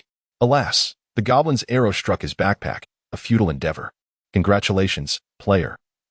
You have gained 15 points of kill experience. The system's voice resonated with precision. Slightly dazed, Xue Bai hastily scrambled to his feet, his body swaying. The intensity of that encounter left his mind feeling somewhat deprived of oxygen. Nevertheless, he resolutely seized the wooden spear, snatched the wooden bow and the quiver of arrows from the goblin archer behind him, and took off at a brisk pace. The memory of the goblin seeking assistance loomed vividly in his mind, leaving him no courage to linger for even a second. Should a throng of goblins encircle him at this moment, he could hardly hope for assistance. With even 2 or 3 archers among them, his fate would likely be sealed. His life was paramount. It was prudent to seek refuge first. In a swift motion, Xue Bai darted into a clothing store a mere 10 meters away. Crouching in a shadowy corner, peering cautiously at the situation outside. In no time, a cacophony of strange cries erupted from beyond. Moments later, 9 goblins bounded into view from various directions. Perhaps due to the scarcity of goblin archers, these 9 were all robust young goblins. Their gait was utterly comical, resembling a dance akin to the horse-riding dance, which undoubtedly hampered their speed. After a minute or so, the goblins reached the scene of the fallen bodies. Upon seeing their fallen comrades, they began to screech in disarray, their expressions revealing evident fury. Seizing the opportunity while they flailed about, Xue Bai took a closer look. Among the 9, 2 stood out distinctly. One had a somewhat earthy yellow complexion with robust arms, suggesting he was the leader. The other was quite the opposite, rather diminutive. Yet he bore a hefty bundle of long spears on his back, each taller than himself, creating a rather humorous image. The plump and slender monk. Xue Bai quipped with a sense of leisure. The group fell silent after a couple of shouts, with the leader, a sandy-colored figure, babbling in a peculiar dialect.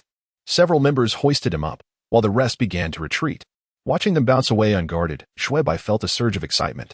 9 goblins were not an insignificant number, and they were all rather foolish and sluggish green goblins.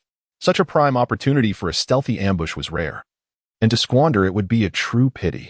Fortune favors the bold. Xue Bai steeled himself, set down his backpack, and, armed only with his long spear, stealthily made his way outside. Surveying the surroundings at the entrance, he saw no other goblins in sight and felt reassured as he quietly pursued them. Gripping his wooden spear with care, the last in the procession was a solitary goblin, and with the spear poised menacingly, Xue Bai swiftly covered the creature's mouth from behind, driving the spear deep into its back with fierce determination. 3 swift strikes, executed flawlessly. Congratulations, player, you have gained 10 points of experience for the kill. What an exhilarating experience. And thankfully, I succeeded. Xue Bai sighed in relief, cautiously releasing his grip on the goblin's mouth and gently laying its lifeless body on the ground. He stealthily rejoined the group, replicating his earlier actions as he covered the mouth of another unsuspecting green goblin. This goblin, equally caught off guard, inadvertently caused its spear to clatter against the one ahead during its fall. At that moment, the entire group was alerted. Oh no. Xue Bai, in a fit of frustration, cursed aloud, showing no hesitation or mercy as he thrust his wooden spear forward, landing 2 decisive strikes upon the chest of his opponent. Congratulations to the player for earning 10 points of kill experience. He scarcely registered the system's notification. Swiftly withdrawing the spear's tip, he charged towards another goblin. His gaze remained fixated on the goblin leader, wary of a sudden ambush or counterattack. To his astonishment, the leader emitted a shrill cry and began to leap away in the opposite direction, leaving Xue Bai momentarily dumbfounded. Meanwhile, several other slender goblins rushed towards him, shrieking with the intent to swarm. Xue Bai, wary of a direct confrontation, skillfully evaded while countering, retreating as he fought. In this moment, he wielded his wooden spear with surprising finesse. Spotting an opening, he deftly thrust the spear sideways, piercing the ribcage of one goblin. Just as he withdrew the weapon, a cacophony of cries erupted, causing the remaining 5 goblins to scatter in all directions. Puzzled by this sudden turn, Xue Bai was suddenly met with the sound of whistling wind approaching him. Looking up, he saw a shadow hurtling directly towards his chest at a speed rivaling that of an arrow. A chill ran through him as he instinctively twisted his body to the side at the critical moment.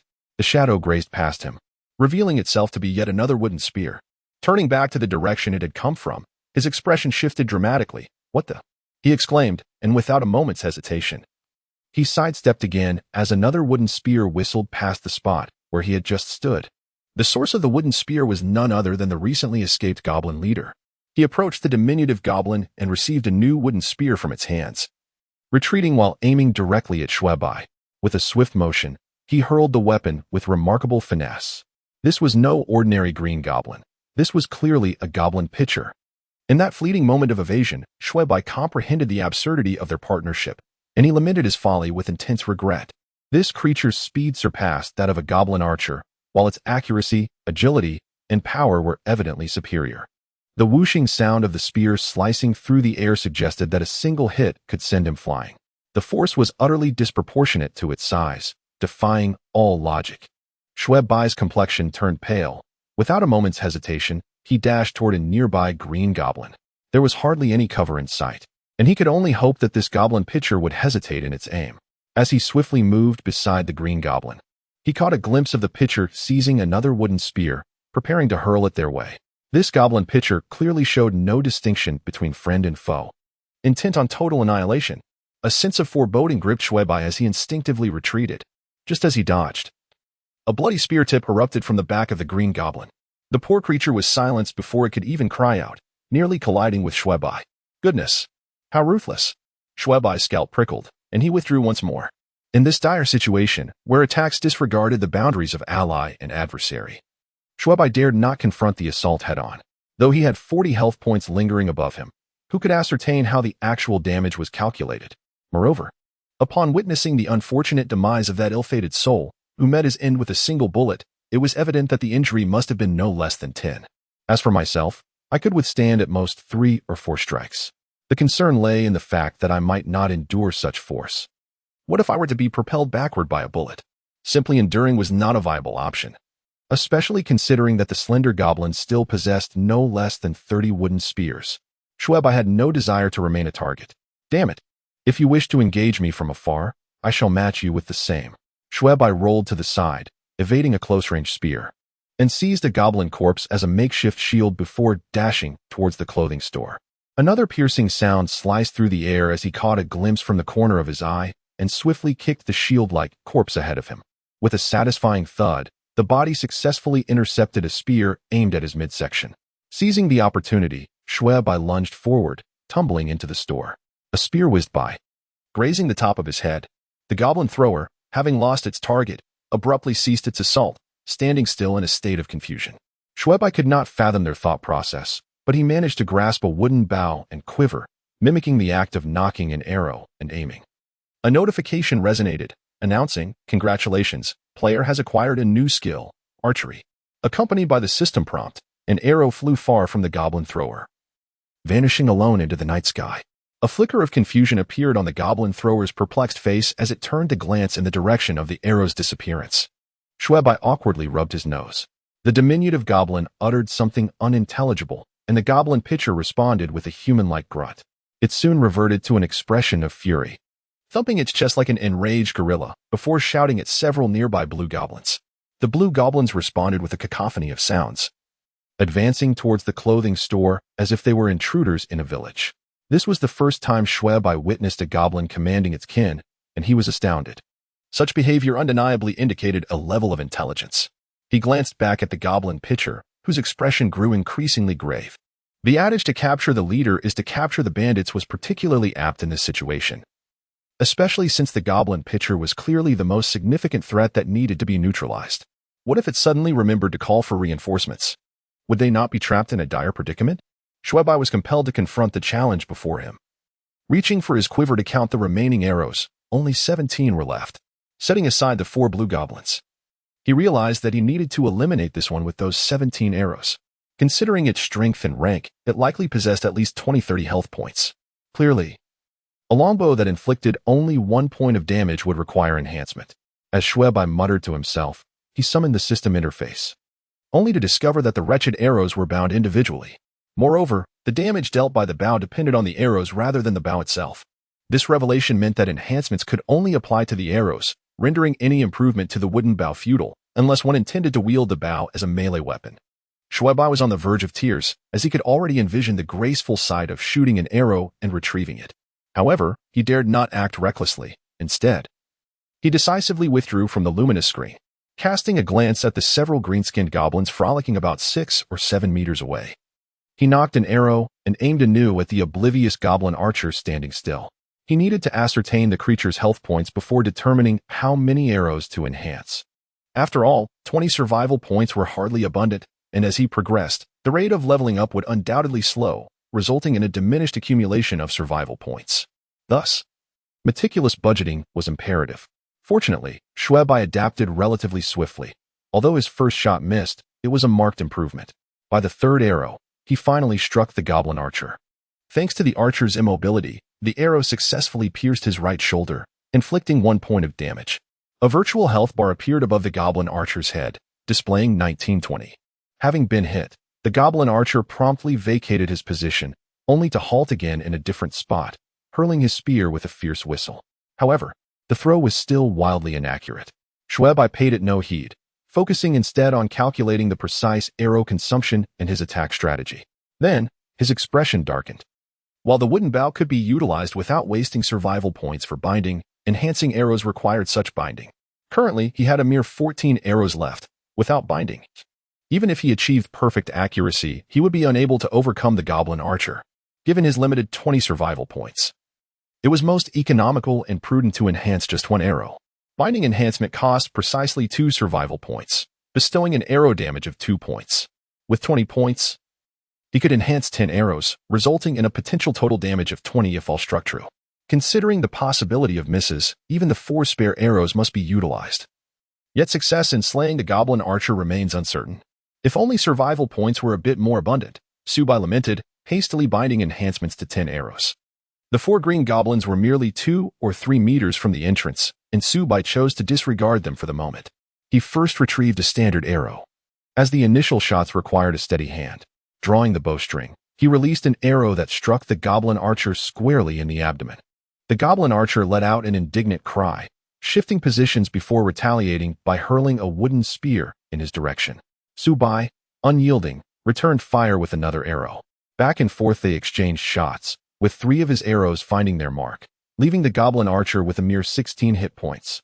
Meanwhile, the 4 green goblins closed in, prompting Xue Bai to seize a wooden spear and engage in a flurry of thrusts.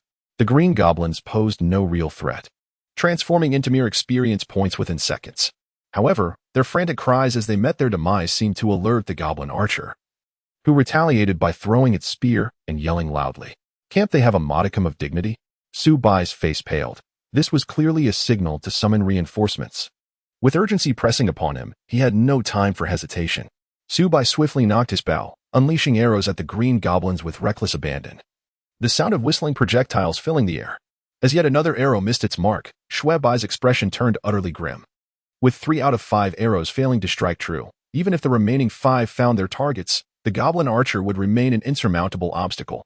Am I to be cornered by a single archer, only to be overwhelmed by a horde of goblins? He mused. No, I refuse to accept such a fate. There must be a way. There must be a solution. What should I do? Xue Bai's brow furrowed deeply as he instinctively glanced at the goblin archer outside. The creature was receiving a spear from a scrawny goblin, preparing to hurl it toward the shop with reckless abandon. That's it. A spark of realization ignited in Xue Bai's eyes. At a time like this, I must take a gamble. With renewed determination, he knocked an arrow and drew his bow, releasing it with a sharp twang. The shot displayed a certain finesse, piercing flesh with a satisfying thud. The frail goblin emitted a muffled grunt, and the damage indicator flashed -2. The health bar above its head revealed 3 out of 5 remaining points. 5 points of health left. There is hope. With a glimmer of excitement, Xue Bai swiftly loosed 2 more arrows. The goblin archer, seizing the moment, hurled a spear into the void. The sound of whistling wind filled the air as shadows darted past. The frail goblin let out a cry and collapsed, unmoving. Both arrows struck their target. The goblin archer appeared momentarily stunned by the turn of events. Without hesitation, Xue Bai took aim at the opening and unleashed his final 2 arrows, showing no mercy. Fortune smiled upon him, for neither of these arrows went astray. The goblin archer let out a pained yelp and instinctively leaped aside. In that instant, Xue Bai sprang into action. With arrows depleted, he decisively discarded his longbow. Grasping a wooden spear, he charged at the goblin archer like a famished tiger. The situation unfolded precisely as Xue Bai had anticipated. The goblin archer, now devoid of its ever-present assistant, found its attacking efficiency drastically diminished. Its legs were not particularly nimble, having only managed to evade a short distance. At this moment, Xue Bai was still 7 or 8 meters away, while the goblin had reached the corpse of its ally. Bending down to retrieve the wooden spear, the goblin archer was now armed. Xue Bai's heart raced. If the goblin archer seized the initiative, his fate would be sealed. Reacting swiftly, he devised a plan. With a swift motion, he hefted the wooden spear and hurled it fiercely at the goblin archer. In this life-or-death moment, he exerted every ounce of strength, and the spear whistled through the air, piercing the goblin archer's chest. A -5 damage icon erupted above the goblin's head. Its health originally at 820, plummeted to 3 points, causing the goblin to stagger backward uncontrollably. Seizing the opportunity, Xue Bai dashed forward, closing the distance to the goblin archer in mere moments. He yanked the wooden spear free, disregarding the splatter of blood that stained his face. With a fierce shout, he plunged the spear once more into the goblin archer's chest. The goblin let out 2 desperate cries before collapsing to the ground with a thud, lifeless. Congratulations to the player for earning 20 experience points for the kill. Congratulations to the player for leveling up to level 7, gaining 7 survival points. The familiar sound of the system echoed after a long absence, causing Xue Bai to relax, his entire being feeling somewhat limp. Although there had not been any intense battles, the previous moments had been fraught with emotional turmoil, leaving him feeling somewhat disoriented. Congratulations, player, you have activated a side quest. Side quest 1, Goblin Thrower. Quest requirements: successfully eliminate 10 goblin throwers. Quest reward: 10 survival points. Current fantasy realm equipment: 1 piece. Xue Bai did not anticipate the sudden emergence of a side quest. Momentarily taken aback, the task was relatively straightforward, and the reward of 10 survival points was rather average. However, the prospect of equipment intrigued him. Although the current fantasy realm was fraught with pitfalls, it was still a system reward, which should be superior to having nothing at all. I wonder what kind of equipment it might provide. It seems I will have to contend with the goblin throwers for a while. In just a brief moment, 100 or so goblins began to appear at the scene of the incident. Most of these were green goblins, interspersed with a few goblin archers and throwers. But the one at the forefront was markedly different. Its skin was a deep blue, and it held a wooden staff, exuding an air of elderliness. It approached the corpse of a goblin thrower, squatting down to inspect it, murmuring to itself in what seemed like a soliloquy, its bare brow furrowing slightly before it stood up and turned back. A throng of goblins immediately parted to make way, creating a scene that was quite peculiar. Regarding the sudden emergence of the goblins, Xue Bai was utterly oblivious. His subsequent endeavors revolved around incessantly battling these creatures, particularly targeting the goblin throwers. It was evident that the composition of this goblin cadre was meticulously orchestrated. Wherever a goblin thrower appeared, it was invariably accompanied by a cadre of approximately 10 green goblins, making the task exceedingly arduous. Exercising patience, Xue Bai executed a strategy of ambush and flanking, expending 7 or 8 hours to eliminate 9 goblin throwers. However, the vicinity had been thoroughly scoured, leaving no trace of any remaining goblin throwers. To fulfill his mission, he had no choice but to cross the river, venturing to the opposite side of the city. This river sprawled across the heart of the city, its surface enshrouded in an enigmatic fog that obscured visibility. Looking across the fog-free section, he discerned that a single bridge loomed a mere 100 meters away, starkly illustrating the river as a conventional boundary found in many online games. Unable to perceive any activity beyond the river, Xue Bai hesitated to proceed recklessly. He glanced at his personal information in the upper right corner, furrowing his brow in concern. Player: Xue Bai level, 10 experience, 110 600 survival points, 1 survival score, 34. His experience had stagnated at 110 for half an hour, despite having slain a dozen green goblins merely 10 minutes prior. Clearly, this fantastical realm bore resemblance to certain rules of conventional online games, particularly regarding experience decay. In the realm of online gaming, the diminishing returns typically decrease to a mere 1. However, within this fantastical world, the decline is rather more drastic, plunging straight to 0. This realization dawned upon Xue Bai after he first noticed that his experience points were stagnant. Were it not for the necessity of honing his skills, he would not have bothered expending energy to vanquish those goblins. After all, the only avenues for enhancing damage, aside from acquiring new equipment or strengthening weapons, involve upgrading skills. Nevertheless, the immediate priority remains the completion of quests, whether they be main or side missions. From this perspective, lingering near the river holds little significance. Simply to upgrade a skill while idly waiting here would be a sheer waste of time, especially since he had nearly eradicated the monster density in the vicinity. Turning back would be counterproductive to his objectives, akin to a slow march towards self-destruction. Xue Bai glanced at the time. 3 to 4 hours remained until dawn. He refrained from acting impulsively, instead using his backpack as a makeshift pillow, and began to close his eyes for a brief respite. With the fantastical world presenting such a delineation of maps, it was evident that the environment beyond was likely more intricate or perilous. Moreover, an arduous day lay ahead, culminating in a fierce battle until the quest's deadline at midnight. Thus, It was imperative that he restored both his mental and physical stamina before the impending ordeal. In this slumber, Xue Bai found a most profound tranquility, for both his body and spirit were exceedingly weary. Eventually, he was jolted from his dreams by a palpable tremor. The unsettling sight of eerie corpses and formidable boots greeted him upon awakening. In that moment, Xue Bai felt a wave of confusion wash over him. And as the reality of his new circumstances settled in, his complexion turned ashen. Could it be an earthquake?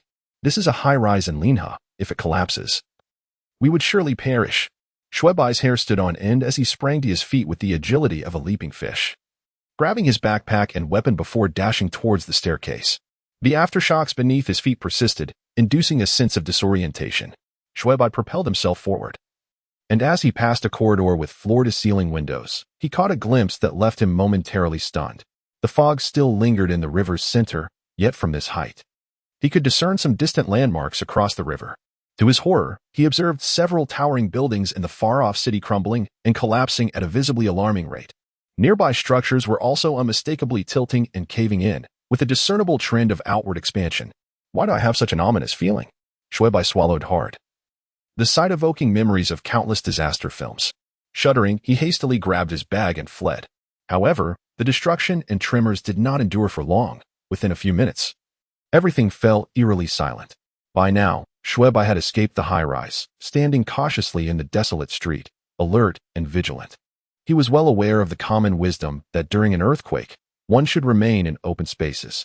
After waiting a few minutes without hearing any unusual sounds, he exhaled in relief. He rummaged through his backpack for some high-calorie food to satiate his hunger and began his journey towards the opposite bank of the river. Xue Bai had initially contemplated enhancing his weapon further to achieve a delightful 10 points of damage, making it a satisfying endeavor to defeat a goblin thrower in just 2 hits. However, he reconsidered, with a side quest nearing completion and new equipment within reach. It would be rather foolish to squander survival points at this juncture. Before long, Xue Bai arrived at the bridge. The mist enveloping the river was peculiar, resembling an immovable barrier. Cautiously, Xue Bai prodded it, sensing no unusual sensations, and, with a determined resolve, plunged into the haze. After wandering aimlessly for several minutes, a sudden brightness dazzled his eyes. He emerged from the fog, yet the scene that greeted him was utterly shocking. Opposite the bridge lay a main thoroughfare of the city, over 20 meters wide, desolate and eerily silent. However, strewn across this thoroughfare were numerous corpses, their blood staining the ground. Among them were goblins and humans alike. This marked Xue Bai's first encounter with human remains. The manner of their demise was exceedingly bizarre. Their bodies appeared as though drained of blood and moisture, presenting a shriveled appearance. Strangely, their skin still retained a semblance of moisture, defying the signs of dehydration or blood loss. Xue Bai felt a chill run down his spine, particularly at the sight of the deep-set eye sockets and the inexplicably darkened irises of the corpses, which filled him with a profound unease. Gritting his teeth, he mustered the courage to kick a nearby human corpse, only to find it unervingly soft, leaving him at a loss for words. Is there some strange breed among the goblins responsible for this manner of death?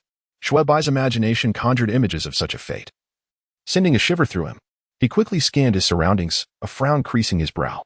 Surrounded by the remains of green goblins, goblin archers, and a couple of throwers, there were no other unfamiliar creatures or troops in sight. Could it be the goblin boss or a mini-boss at work? Xue Bai furrowed his brow. If these 2 types of goblins possess such peculiar damage capabilities, he would have to exercise utmost caution. After all, the bizarre nature of the death effects was truly unsettling. Xue Bai swallowed hard, glanced at the bloodstains on the ground, crouched down to examine them, and then began to make his way swiftly towards the city.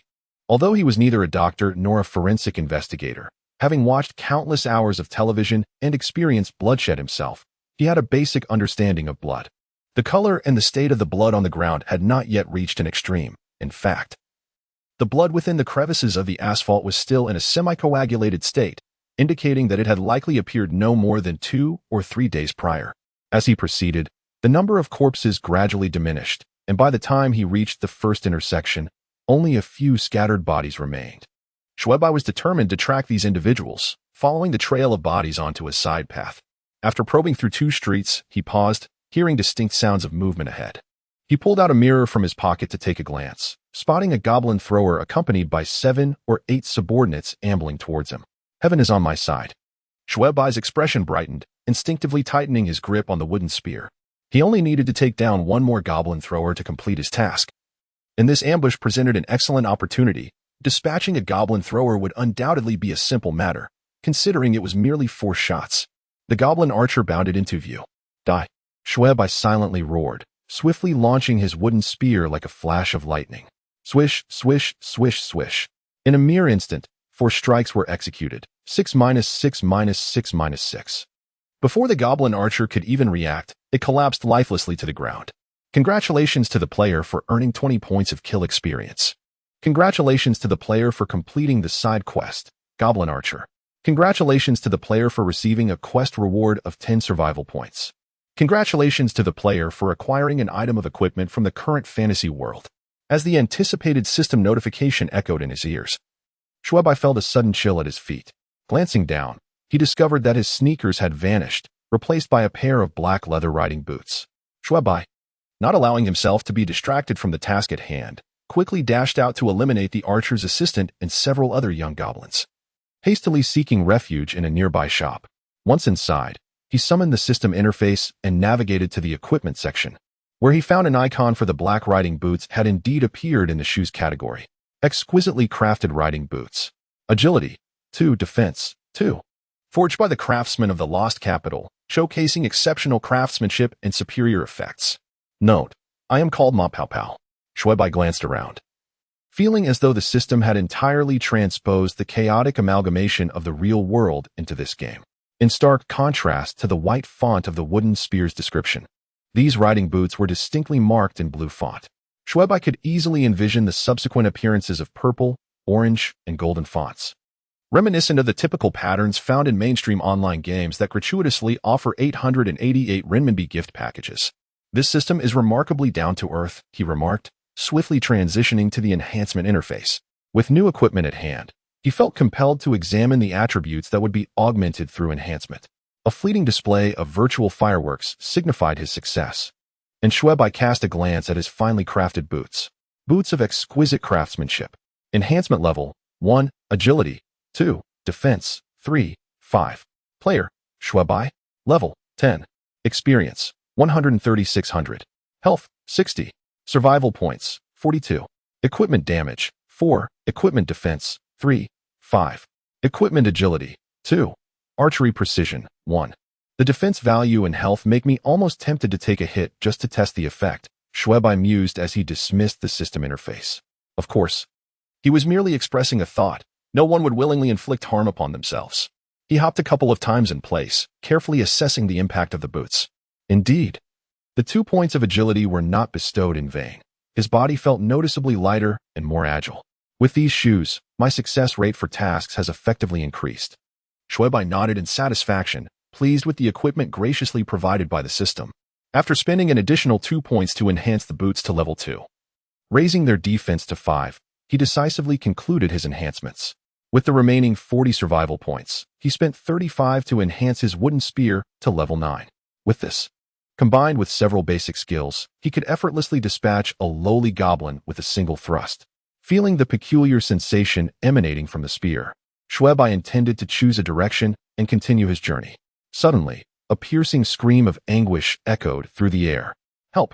The voice reverberated in his ears, seemingly coming from a distance, tinged with anger and despair. Upon hearing this commotion, Xue Bai's scalp tingled, and in an instant, he felt a wave of weakness wash over him.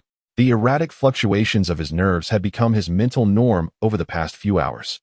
He felt on the verge of a nervous breakdown, as every fleeting moment of calm was invariably interrupted by unforeseen events. This is the triggering mechanism one would expect in a fantasy world, a relentless barrage of occurrences. Xue Bai thought wryly, straining to listen intently. The cries of distress were evidently human, not the frenzied shrieks of goblins. Xue Bai furrowed his brow, carefully discerning the direction, and hastened towards it. He vividly recalled the scene as he crossed the bridge. There was undoubtedly a more formidable presence among the goblins, which undoubtedly increased the difficulty of the final quest. However, if he could enlist the help of the indigenous people, the probability of success would surely rise, far exceeding the chances of going it alone. Yet, after just a few steps onto the street, the sound abruptly ceased. Damn it! Xue Bai's heart raced as he quickened his pace towards the direction he had identified. Throughout this path, He had yet to catch sight of a single goblin, initially not giving it much thought.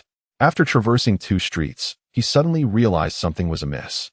It was evident that these goblins were likely summoned by their comrades to serve as reinforcements. Continuing onward for another 2 streets, Xue Bai gradually began to hear a cacophony of noise. Following the sound, it grew increasingly louder and clearer, faintly revealing the tumult of battle cries and frantic shouts. Upon reaching a certain intersection and pausing, he could distinctly hear the chaotic clamor around the corner, reminiscent of frogs croaking in a summer pond. He cautiously took out a mirror to sneak a glance, and, upon a cursory inspection, observed approximately 50 goblins encircling a narrow path nearby in several layers. Within this circle, taking advantage of their height, he could see 4 men and 1 woman, each wielding weapons, fiercely engaged in combat with a throng of young goblins. In such a precarious situation, the priority should clearly be to escape rather than to slay the monsters. As soon as this thought crossed his mind, a strange, acrid black smoke suddenly billowed forth from the goblin horde. This shadow surged forward like a living serpent, twisting and darting towards the burly man with the shaved head. No. Someone among the escapees caught sight of this scene and shouted in panic. Xue Bai, his heart racing with fear, leaned in to get a better look. Disregarding the risk of being discovered, he watched as the serpent-like black mist quickly ensnared the robust man, rendering his desperate struggles futile. The head of the mist displayed a distinct sentience. It twisted and lunged towards the man's mouth and nose, suddenly plunging inside. The burly figure, towering at over 1.8 meters, let out a chilling scream that resonated with a sense of unbearable agony. This was the very sound that had reached Xue Bai's ears just moments ago. My goodness, what on earth is this? Xue Bai suddenly shuddered, a wave of dread washing over him. No. Several escapees in the circle gasped at the sight, and 2 of them immediately turned to rush to his aid.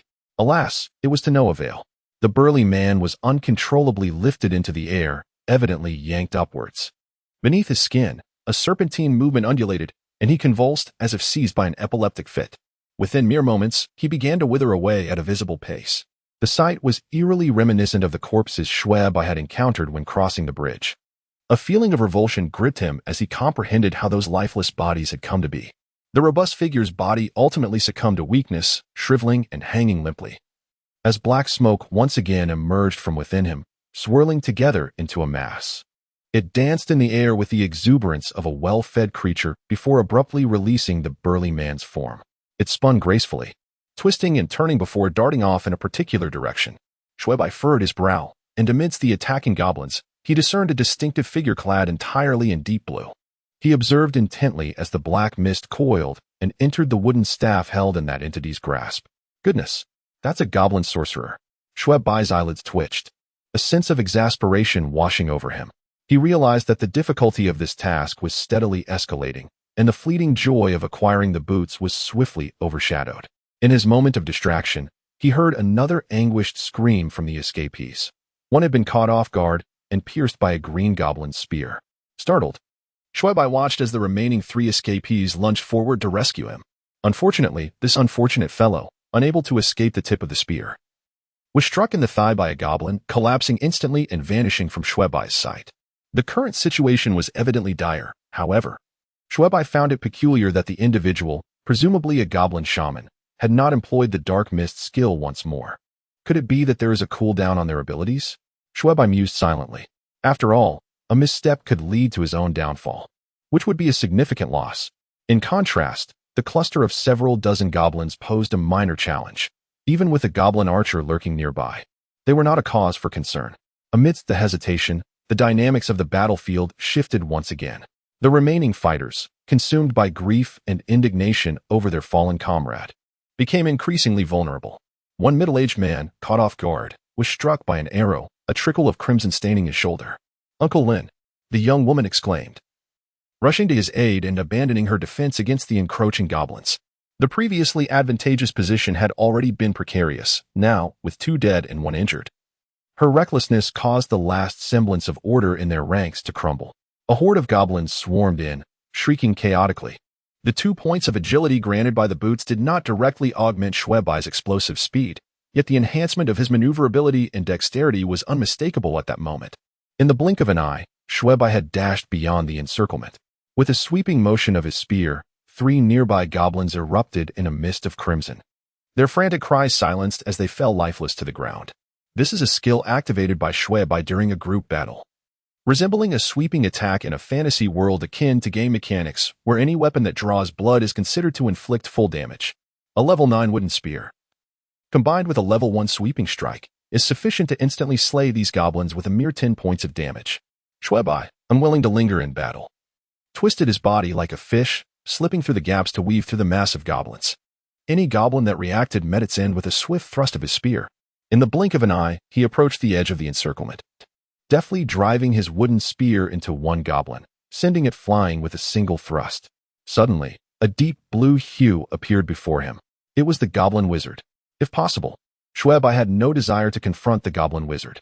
The recent bizarre scene, with its sinister black mist, was far more intimidating than any goblin thrower. Such an intangible and strange form of attack was nearly impossible to guard against. Yet, at this moment, faced with a formidable adversary, there was no room for hesitation or fear. In the face of life and death, courage surged forth. A resolute glint flashed in Xue Bai's eyes as he quickened his pace, a fierce aura surrounding him, and he charged towards the goblin wizard's chest with his spear held high. The figure of the goblin wizard became increasingly distinct in Xue Bai's vision, the azure skin visible in every detail. The wooden spear sliced through the air, poised to strike, mere inches away from the wizard's chest. Just a fraction closer, and blood would erupt in a splatter. Suddenly, an eerie darkness interposed itself between them at this critical moment. The wooden spear, momentarily immobilized, met an unexpected resistance. Xue Bai felt a sharp twist at the base of his thumb, rendering his weapon ineffective. His gaze, startled and bewildered, fixed upon the encroaching black mist before him. This dense vapor resembled a formidable mass of rubber, pressing firmly against the spear's tip. Where the spear and mist converged, tendrils of fine black fog began to ascend rapidly, curling around the spear like serpentine appendages. As the delicate, numerous tendrils continued to multiply, a sense of urgency gripped Xue Bai's heart. With a fierce roar, he summoned every ounce of strength within him. He was determined not to relinquish this spear. The considerable survival points he had invested in reinforcing this weapon were akin to a piece of his very soul.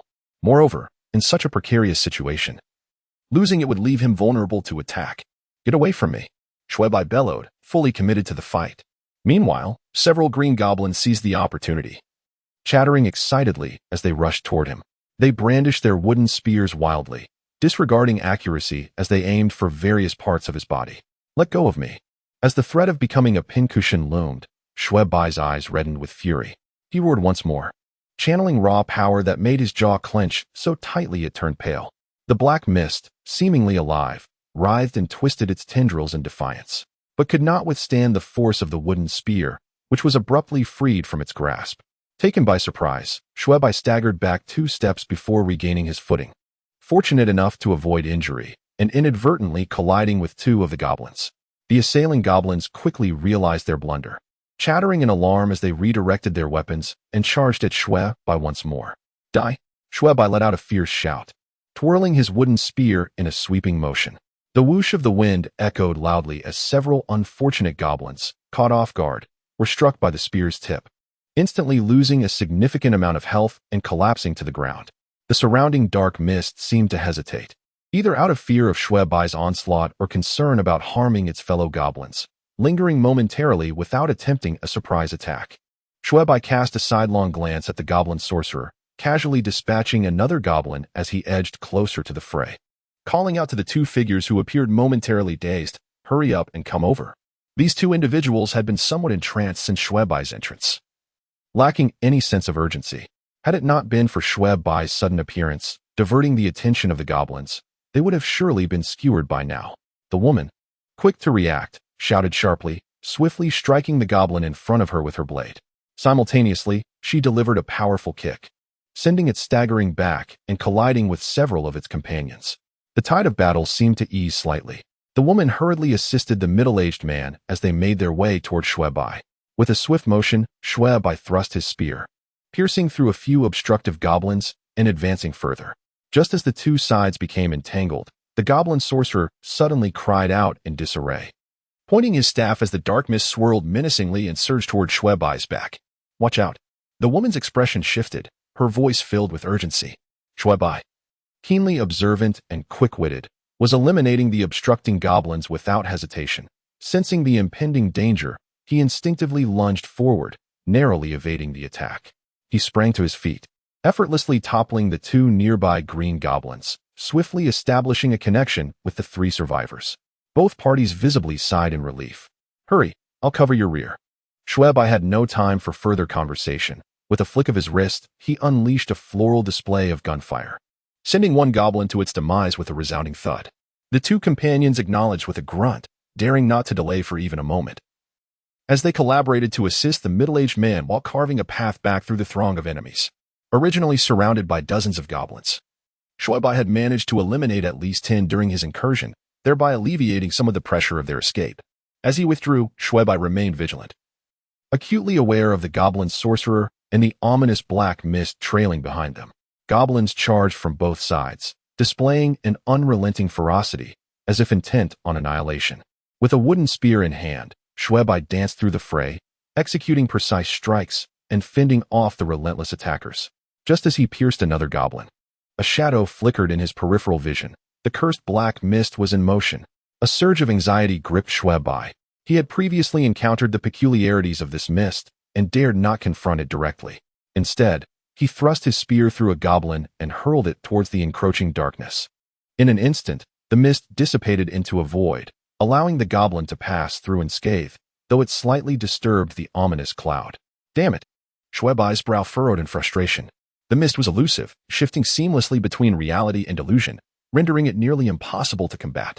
Unless he could capture the source and eliminate the goblin sorcerer, victory seemed unattainable. However, given his current abilities and the precarious situation, it appeared unlikely that he could approach the sorcerer without peril. Xue Bai recognized the futility of the endeavor, his mind consumed with thoughts of retreat. Acting recklessly and then retreating inevitably invites the encroachment of dark mist, which could lead to a disastrous end. His mind raced with thoughts as he swiftly swung the tip of his gun, targeting yet another goblin, seizing the wooden spear from its grasp, and hurled it towards the goblin sorcerer. The dark mist twisted in the air, instantly coalescing into a dense black mass that intercepted the wooden spear with unwavering resolve. Seizing the opportunity, Xue Bai flicked the spear upward, propelling himself violently towards the suspended corpse of the blue goblin with a powerful kick.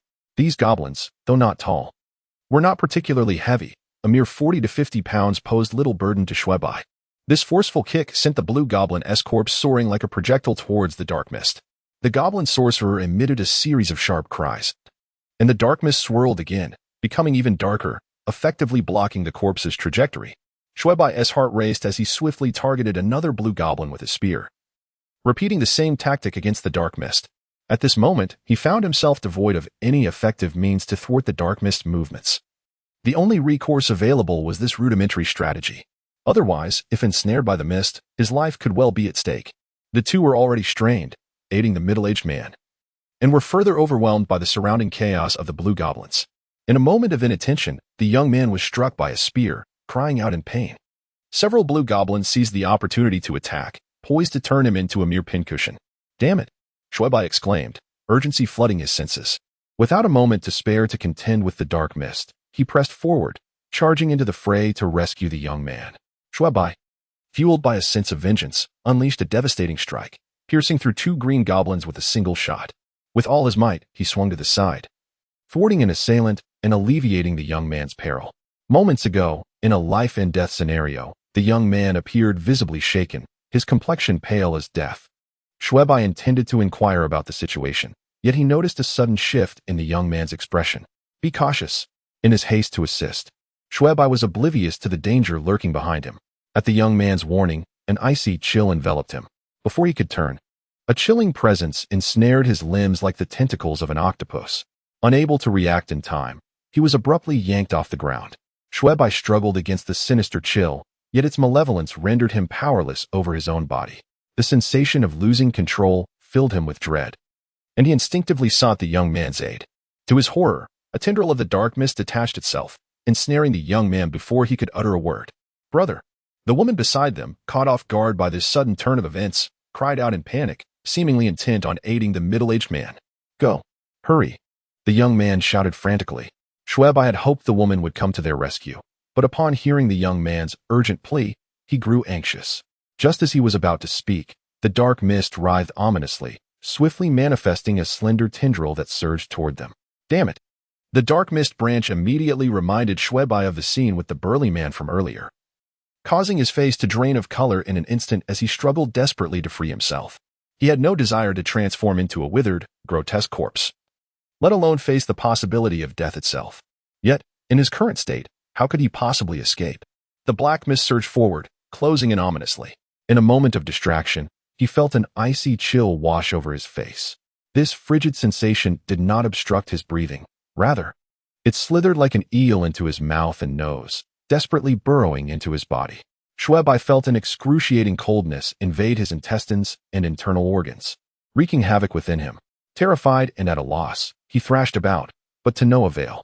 Amidst the chaos, he heard a cacophony of anguished cries nearby. A glance revealed a young man convulsing in midair, his condition extraordinarily bizarre. The expression on his face was a grotesque mask of horror, striking terror into Xue Bai's heart. "No, brother." A woman's voice pierced the air, filled with anguish. It seemed she anticipated that her fate would not differ much from that of the young man, causing Xue Bai's courage to deflate significantly, leaving him with an overwhelming sense of impending doom. However, as a few breaths passed, he felt no discomfort or strange sensations afflicting him, nor did he experience any terrifying pain. Instead, there was a flurry of frantic chattering in his ears. In stark contrast to the other goblins, whose faces bore a numbed expression of fury and hatred, this particular creature displayed a hint of confusion. He vaguely perceived it mumbling incoherently, its staff wobbling in its grasp. Suddenly, Xue Bai felt the bindings on his body loosen, and the black mist immediately divided into several finer strands. Xue Bai instantaneously grasped the gravity of the situation. His will to survive surged forth once more. With a determined effort, he arched his back and twisted, seizing the opportunity to extricate himself from the clutches of the ominous black mist. The surrounding goblins, witnessing his escape, howled and brandished their weapons as they charged toward him. Xue Bai, unwilling to engage further with these creatures, feared that any delay might lead him back into the suffocating embrace of the mist, which had instilled profound dread within him. He brandished his weapon, carving a bloody path through the throng, and dashed forward with fervor. Quickly, Xue Bai exclaimed as he grasped the middle-aged man's half of his body, pulling and dragging him toward safety. The woman, momentarily taken aback, hastily quickened her pace to keep up. A swirling mass of black mist, under the furious command of the goblin sorcerer, writhed and twisted like a horde of serpents, swiftly coalescing into the form of a great serpent that lunged toward the trio with alarming speed. Their expressions shifted in unison as they turned to flee. Yet, how could their speed possibly rival that of the encroaching mist? The middle-aged man, clearly aware of the perilous predicament, struggled and shouted anxiously, "Let me go, quickly. If you don't, you won't escape either." The woman hesitated for a moment, tightening her grip on his arm. "No, I cannot abandon you." Xue Bai, however, contemplated leaving the middle-aged man behind. To him, this fantastical realm was but an illusion, a mere figment of existence, distinct from his own dimension. Moreover, his initial intention to rescue these individuals stemmed from a desire for their assistance in confronting the final goblin boss. Yet, given the man's current injuries, he posed more of a liability than an asset. Thus, he saw little reason to linger. However, this Xue Bai was not easily swayed. In this day and age, it is indeed a commendable quality for a middle-aged man to possess self-awareness. Yet, the woman appeared to have succumbed to a melodramatic state, unwilling to relinquish her grip. Although Xue Bai intended to assert himself, the middle-aged man was even more resolute and swift. He pried the woman's hand away and pushed her toward Xue Bai, exclaiming, "Run," before turning to confront the encroaching darkness. No, the woman struggled in vain, her desperate cries echoing as Xue Bai pulled her away. The two fled for their lives, darting through several streets until they found a secluded little shop to hide in. They listened intently for any signs of pursuit, and it appeared they had successfully evaded the goblins. Xue Bai exhaled in relief and turned his gaze toward the woman. She was a young lady in her 20s. Not conventionally beautiful, yet her figure was quite appealing, fitting Xue Bai's taste perfectly. Her attire was rather peculiar, entirely black, resembling a martial arts uniform. The individuals they had encountered earlier also donned similar clothing, including the human corpses they had seen after descending the bridge. Curiosity piqued. Xue Bai suppressed his racing heart and inquired, "Who exactly are you?" How did you find yourselves surrounded by goblins? The woman, hunched over with her knees drawn to her chest, lifted her head slowly upon hearing his voice. Her eyes were red, a clear indication of recent tears. And after taking a moment to steady her breath, she replied, "We are part of the Pioneer team." The Pioneer team? What brings you here? As an avid gamer, Xue Bai was quite familiar with the term Pioneer team, and thus refrained from probing further. The majority of the institutional rules in this fantastical world bear a striking resemblance to those found in games. And it is evident that the nature of the pioneering team will not differ significantly. Unbeknownst to Xue Bai, the woman spoke candidly. "We are here to rendezvous with the main force, and then proceed to the goblin nest to eliminate the goblins." The goblin nest. Xue Bai raised an eyebrow, his expression markedly shifting. This was the first time since the commencement of the mission that he had heard the actual designation of the goblin stronghold in this realm. Despite the rather unremarkable name of Goblin Nest, the change in Xue Bai's demeanor did not escape the woman's notice. She scrutinized him with a hint of astonishment. "You are also here for the Goblin Nest?" After a brief hesitation, Xue Bai nodded. After all, there was no necessity to shroud his objective in secrecy. "By the way, I forgot to introduce myself. My name is Xue Bai, Lin Yu. From what you just implied, you must know the location of the Goblin Nest, correct?" Given their shared objective, Xue Bai felt it unnecessary to be indirect and thus posed the question directly. "Indeed, I do know, but you cannot be suggesting?" Lin Yu's expression altered, revealing her surprise. "You cannot possibly intend to venture to the Goblin Nest alone. Such a place is not to be trifled with. Even when the pioneering team sets out, they do not dare approach without a contingent of 30 to 50 individuals." Xue Bai silently nodded in agreement. "Have you lost your mind?" Lin Yu's voice rose considerably. "That place is not one you can carelessly intrude upon alone. In fact, you may not even come close to the periphery." Lin Yu's tone was somewhat agitated. "Is it really that exaggerated?" Xue Bai observed Lin Yu's expression, discerning her sincerity. And curiosity piqued within him. "Exaggerated? Not at all. Do you have any idea how many monsters reside in the goblin lair? Not only are there thousands of green goblins, but also hundreds of goblin archers and throwers, along with at least dozens of goblin sorcerers, to say nothing of penetrating the lair. Even a small team of a dozen adventurers would hesitate to approach the outskirts." "You actually intend to charge in alone?" Lin Yu's face was one of disbelief. The notion seemed utterly absurd to her. The idea that someone could venture into the goblin lair single-handedly was laughable. Xue Bai could clearly read her thoughts from her expression, yet he found himself at a loss for words. Regardless of whether the goblin lair was a den of peril, he had a mission to undertake and would have to press forward. Seeing Xue Bai's silence, Lin Yu assumed her words had resonated with him and quickly added, "With your strength alone, you would certainly be unable to approach the goblin lair. If you truly wish to go there, you can join me in finding the adventurer team first, and then we can proceed together." Xue Bai paused for a moment. "Isn't your adventurer team already?" Lin Yu's expression darkened, but she quickly forced a smile. "We are merely a small fraction of the adventurer team. The main body of the team is not here." Xue Bai's spirits lifted. If a larger group was present, the likelihood of success for the mission naturally increased. At present, he nodded and said, "It would be best to rendezvous with the main force. However, how will you contact the pioneering team? I am uncertain of the main force's location, but I should be able to reach them."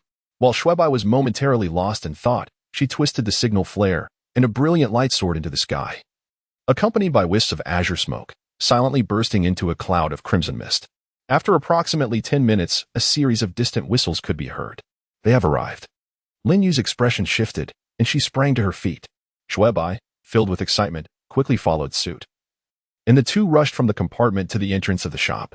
"This method of communication is rather antiquated," Xue Bai silently mused, choosing not to voice his thoughts. After all, the antics of these NPCs in the realm of fantasy were of little concern to him, as long as they served to benefit the completion of his task. The two carefully concealed themselves on either side of the shop entrance, scanning the surroundings. After waiting for 2 or 3 minutes, a light whistle echoed from the opposite street corner. A young man cautiously peeked around the corner, softly whistling while surveying the area. Lin Yu's expression brightened, and with a sharp call, she beckoned Xue Bai. The two emerged from the shop.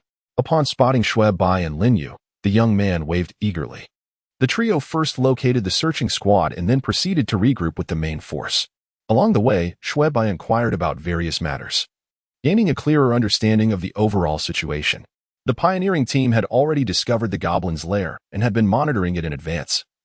awaiting the opportunity to unite the scattered pioneering squads and living forces within the city to decisively obliterate the goblin nest. Xue Bai inquired with great care and learned that the assault was scheduled for 11 o'clock in the evening. Clearly, this was a concession granted by the fantasy realm, reducing the difficulty of his task, allowing him to leverage the strength of the pioneering team. The group proceeded cautiously for approximately half an hour, finally halting at a street corner. The leading sentry glanced around before signaling to the others, and they began to sprint toward a towering office building across the street. As the foremost individual slipped inside, hidden sentinels emerged from the shadows on either side of the lobby. After exchanging brief greetings, the two factions ascended the stairs together. They paused at the third floor, turned from the staircase, and upon entering the lobby, Xue Bai was momentarily taken aback. He had presumed that the survivors of the pioneering team would number around 40 or 50, but to his astonishment, the emptied offices on the second and third floors were filled with at least 100 individuals. All were adults, armed uniformly with machetes and steel pipes. A veritable standard issue. Lin Yu appeared to be quite familiar with many of the people present. Upon her arrival, several approached her with friendly greetings. Xue Bai, unfamiliar with this crowd, stood idly by, observing. With a slight hum, he followed her upstairs. The elevators in the high-rise were no longer operational, so the two ascended the stairs to the rooftop. As they pushed open the door, a refreshing breeze greeted them, and Xue Bai squinted slightly to adjust to the wind. He then noticed a figure standing at the edge of the rooftop. Now, this is quite the dramatic scene. The man appeared to be in his 40s, possessing a strong and dignified visage, exuding an air of stern authority. Just from this, Xue Bai was certain that he was the leader of the pioneering team. The man clearly recognized Lin Yu, greeting her with a subtle smile. After a brief exchange of pleasantries, Lin Yu introduced the man, allowing Xue Bai to glean some information about him. His name was Lin Tong, the captain of the pioneering team. It was also revealed that he had a familial connection with Lin Yu and expressed sincere gratitude for Xue Bai's chivalrous actions. Xue Bai engaged in casual conversation with him, seizing the opportunity to delve into the crux of the matter. How confident was Lin Tong in the success of this operation?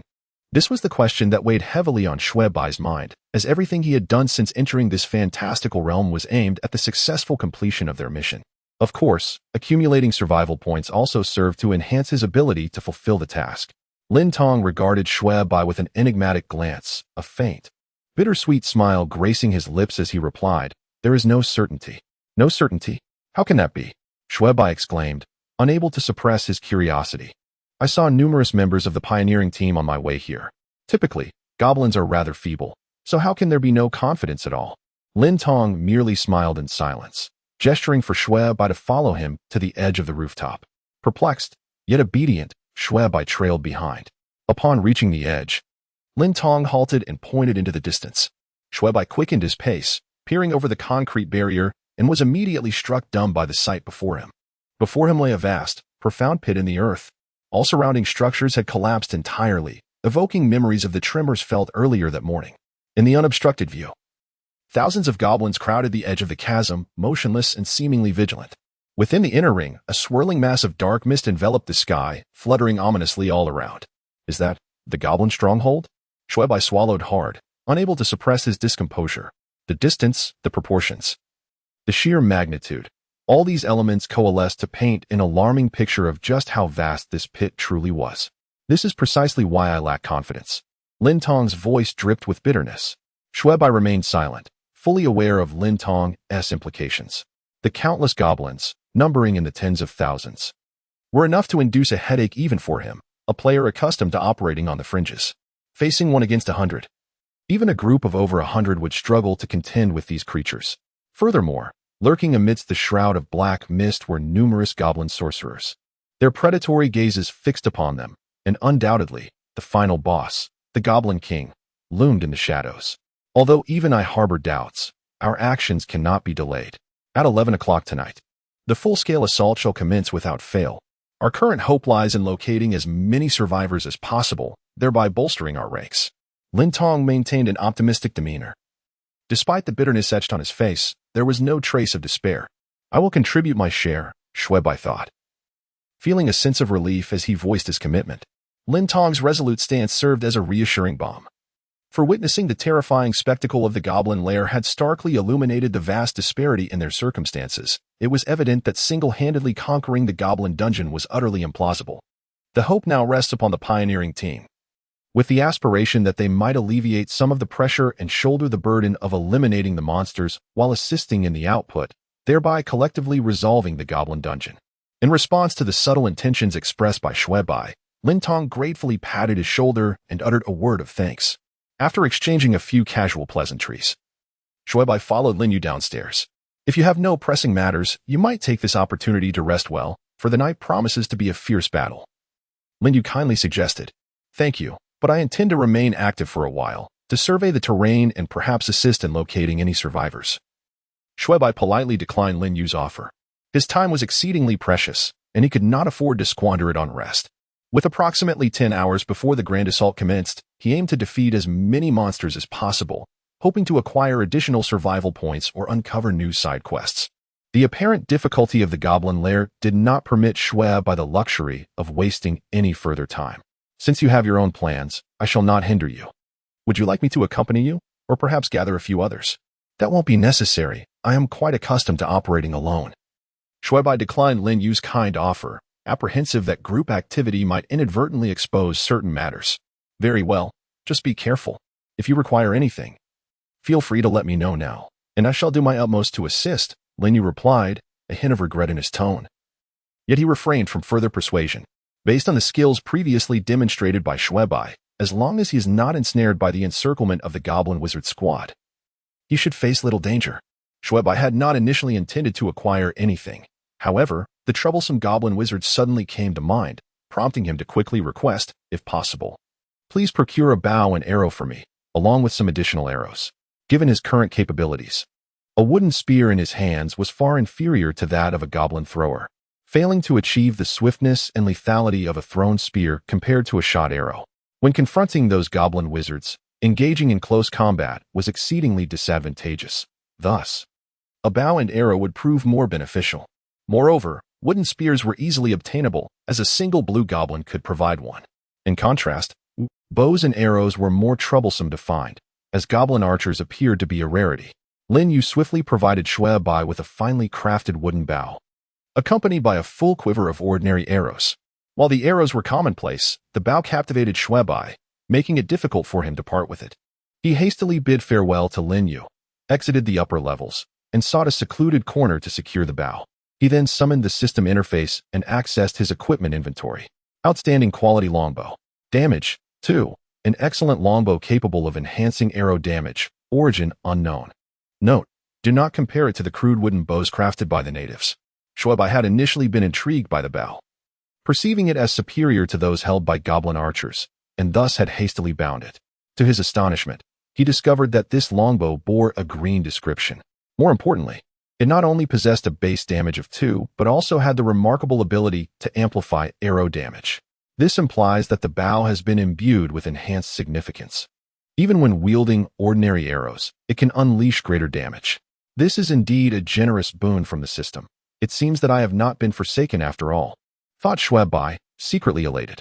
Reflecting upon it, that note likely conveyed this very notion, which explains why it indicated that it could not be compared to the crude wooden bows crafted by the natives. This artifact belongs to the elite category. Yet, I remain curious about its origins. With the remaining 4 survival points after binding, Xue Bai upgraded the longbow to level 2 and, invigorated, set off towards the periphery of the goblin lair.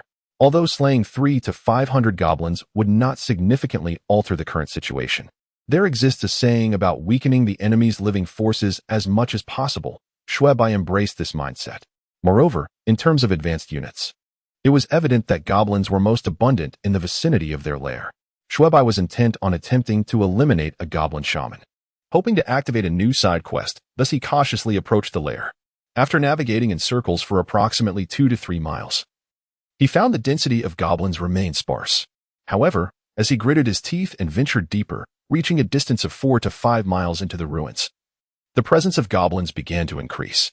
They appeared mostly in groups of 8 or 9, not yet forming the formidable clusters of 20 or 30, thus rendering them manageable. Although most were merely juvenile goblins, with the more formidable goblin archers and throwers found only every 10 miles or so, Xue Bai could no longer afford to be picky. Both survival points and skill proficiency were urgently needed, particularly for the archery skills associated with the newly acquired bow. During Xue Bai's journey of battling monsters, his archery skill successfully reached level 1. This skill, unlike thrusting or sweeping attacks, does not enhance the damage inflicted but rather improves the accuracy of his shots. Although an increase of 1 point in accuracy may seem insignificant, given Xue Bai's abysmal foundation, it substantially elevates his hit rate by at least 20 to 30%. Arrows flew from his hands, and with a hit rate of 3 to 5 arrows, he could reliably vanquish a single green goblin. Once his quiver was depleted, he would draw his weapon and engage valiantly in melee combat. Waves upon waves of adversaries came forth, although the accumulation of survival points and experience was rather sluggish. Both the archery and thrusting skills advanced rapidly. In just a couple of hours, his archery skill ascended to level 2. With 2 points in accuracy, Xue Bai could now ensure that 8 out of 10 arrows would strike true, a commendable hit rate that could translate into formidable damage output. Furthermore, his thrusting skill also reached level 3. As the required experience for the next skill level began to escalate, Xue Bai found himself dissatisfied with merely enhancing his skills. He shifted his focus to personal experience and the goblin wizards, who might potentially yield side quests. It was time to delve deeper. With the goblin stronghold now in sight, he could clearly discern the vast sinkhole spanning several miles, surrounded by countless goblins across 2 barren streets. To appreciate such a breathtaking landscape from such proximity, even Xue Bai, who had grown numb from slaying goblins, felt a wave of unease wash over him. The visual impact created by thousands of goblins defies description. The overwhelming sensation of being unable to fully grasp the scene left his heart racing. Initially, he had merely approached out of curiosity, but now he found himself reconsidering his impulsive decision. Clearly, the goblin lair was not a suitable place for him to venture alone. One misstep could lead to dire consequences. Xue Bai took a moment to orient himself before retracing his steps towards the location where he had previously encountered Lin Yu. In this critical countdown phase of the task, mindlessly engaging in monster hunting was not a prudent strategy. The priority was to uncover as many useful items as possible, such as side quests. Thus, his current objective was to confront a goblin shaman, hoping for some unexpected rewards. This direction was indeed where a goblin shaman was likely to be found. The chaotic skirmish he had witnessed earlier made it difficult to observe, but now, as he assessed the group, clarity emerged. It consisted of over 30 goblins, with the leader being a striking goblin shaman with azure skin, flanked by 2 goblin archers, while the remainder were lesser blue goblins serving as foot soldiers. Xue Bai quietly concealed himself in the shadows, waiting for them to turn the corner before stealthily maneuvering around them like a leopard. His intentions were clear: to maintain a vantage point either from above or afar for a sniper-like approach. With a longbow that inflicted 4 points of damage and 2 large quivers of arrows, both of which he had scavenged along his journey, he felt prepared for the challenge ahead. Ascending to the 4th floor of a certain office by the street, Xue Bai nestled in a corner, casting a glance at the slowly advancing goblin procession. Drawing his bowstring taut, he felt the tension build. The bowstring emitted a resonant twang as the arrow soared through the air, carving a shadow in its wake. Alas, the shot was miscalculated, failing to account for the wind's direction, and struck a bowman behind the goblin wizard. "Damn it!" Xue Bai exclaimed, uncharacteristically swearing, as he swiftly knocked another arrow. With a serious expression, he once again drew the bowstring to its limit, his mind racing to gauge the wind's direction and the angle required. With another twang, the arrow flew true, finding its mark in the chest of the goblin wizard while the horde remained oblivious. A familiar notification of damage promptly floated above the wizard, revealing a health bar in Xue Bai's line of sight, 610. Heaven has favored me. With 10 points of health, this should not be a difficult kill. As he observed the goblin wizard beginning to summon a dark mist and roar angrily towards the office building, Xue Bai felt a surge of relief and quickly prepared to relocate. His strategy was to strike and vanish, employing a tactic akin to fishing, to wear down this goblin wizard. It became evident that the goblin wizard had grown wary, keeping the summoned dark mist close at hand. However, it was clear that this peculiar mist had a duration. It dissipated roughly every 5 minutes, followed by a cooldown of about 1 minute. Xue Bai capitalized on this interval, unleashing a series of sneak attacks with unrelenting cunning. Even though the goblin sorcerer roared incessantly and the green goblins willingly acted as shields, their movements were ultimately far too sluggish compared to the swift actions of Xue Bai. The 7th arrow whistled through the air, and the nearby green goblin was unable to intercept it in time. The dark shadow of the arrow struck swiftly into the goblin sorcerer's body. Congratulations to the player for earning 30 points of kill experience. Congratulations to the player for leveling up to level 11 and receiving 11 survival points. The system notification rang out as expected, yet only uttered these two phrases. As for the side quest reminder that Xue Bai had hoped for, it did not materialize. What? There is no side quest?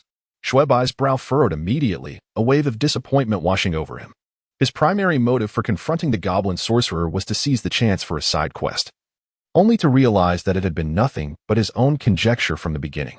Forget it. I'll just treat this as monster hunting for points. Complaining would yield no results, so Xue Bai optimistically reassured himself. He stowed his bow, drew his wooden spear, and boldly charged toward the remaining goblin squad. With the greatest threat, the goblin sorcerer, dead, the lone goblin archer, and the 20-odd green goblins posed little danger. Xue Bai valiantly entered and exited the fray 3 times, clearing the goblins entirely. However, aside from the goblin archer granting him an additional 15 experience points, there was nothing else to be gained. Xue Bai had grown accustomed to the 0 experience from green goblins, so he was indifferent. Bending down, he retrieved the quiver of arrows from the goblin archer's back and suddenly recalled the staff in the goblin sorcerer's possession, hastily turning back to collect it. The staff appeared unremarkable, merely a piece of ordinary wood intricately carved. Xue Bai hesitated for a moment, spending a small amount of survival points to bind it. After all, the attributes of the equipment could only be revealed post-binding. Although the expenditure carried an element of risk, what if it turned out to be something extraordinary? Unfortunately, the imagination proved to be far more generous than reality. This item was nothing more than a plain staff, an utterly mundane one with 0 damage. Xue Bai felt a wave of disappointment wash over him. In frustration, he kicked the corpse of the goblin wizard, only to suddenly pause. If his memory served him correctly, this goblin wizard had a mere 10 points of health, yet it yielded 30 experience points. Moreover, the goblin archer, also with 10 points of health, granted 15 experience points. This doesn't add up, he thought, recalling that the system had clearly stated that a monster's health corresponded to its experience instinctively. Xue Bai called out to the system. But it seemed that since departing from the spawn point, the system had only reported gains without any further intelligent interaction. At that moment, his mind became a whirlwind of confusion, uncertain whether he had misremembered or if something was amiss. Distant shouts reached his ears, snapping him back to attention. He chose not to dwell on it further and hurried towards the source. The ensuing hours were filled with the monotonous cycle of hunting monsters, occasionally searching for nearby survivors. Time slipped away quietly, the daylight fading into night. Unbeknownst to him, the hour of the grand assault loomed closer, with merely 2 hours remaining. He resolved to conserve his energy, preparing himself for this pivotal battle of life and death. Moreover, he harbored several questions he wished to clarify. Upon returning to the gathering point of the pioneers, he discovered that a significant portion of them had vanished. After inquiring with numerous individuals, Xue Bai learned that Lin Tong had taken a group to scavenge for supplies. However, the specifics of their search remained unclear to those he questioned. Resigned to the situation, Xue Bai found a secluded corner to rest. He retrieved the last of his drinking water, food, and high-calorie chocolate from his backpack to satiate his hunger, and then discreetly summoned the system interface. Upon accessing the equipment panel, a wealth of detailed information materialized before him. Player, Xue Bai level, 12 experience, 31,000 health, 6870 survival points, 25 equipment damage, 9 equipment defense, 5 equipment agility, 2 archery accuracy, 3 after carefully examining his various statistics. Xue Bai began to contemplate the allocation of his remaining survival points. When he first set foot in this fantastical world, he had aspired to accumulate a surplus of survival points to exchange for random survival locations upon completing his quest. However, it now seemed that such aspirations were nothing more than fanciful daydreams. Given the current circumstances, even if he were to successfully conquer this goblin dungeon, the rewards would likely amount to little more than the task rewards and a meager score of survival points. As for saving, it was better not to dwell on that. Presently, with 24 survival points at his disposal, he could only enhance the damage of his green-lettered bow, the damage of his wooden spear, or the defense of his riding boots. Xue Bai hesitated momentarily. Investing 12 survival points to elevate his green bow from level 2 to level 5, resulting in a direct increase in damage to 7 points. Subsequently, he expended 7 survival points to enhance his riding boots from level 3 to level 4, augmenting their defensive capabilities from 5 to 8 points.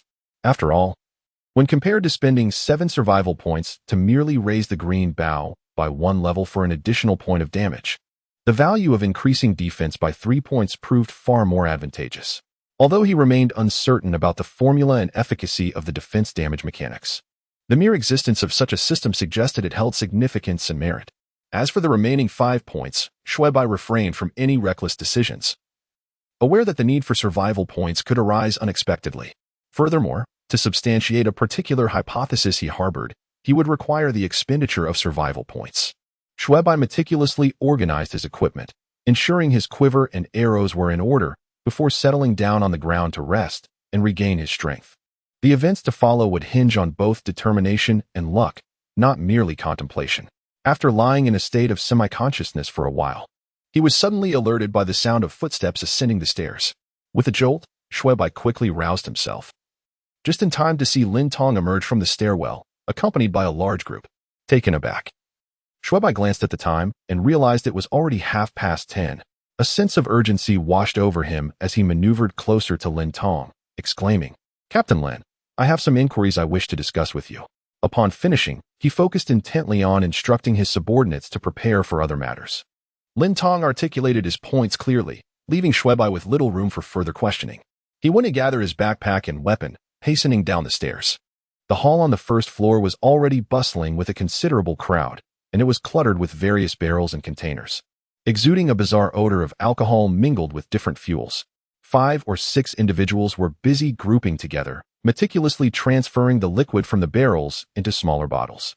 Observing the scene, Xue Bai immediately recalled the makeshift Molotov cocktails depicted in World War II films. This is an incendiary attack, indeed. Xue Bai could not help but furrow his brow.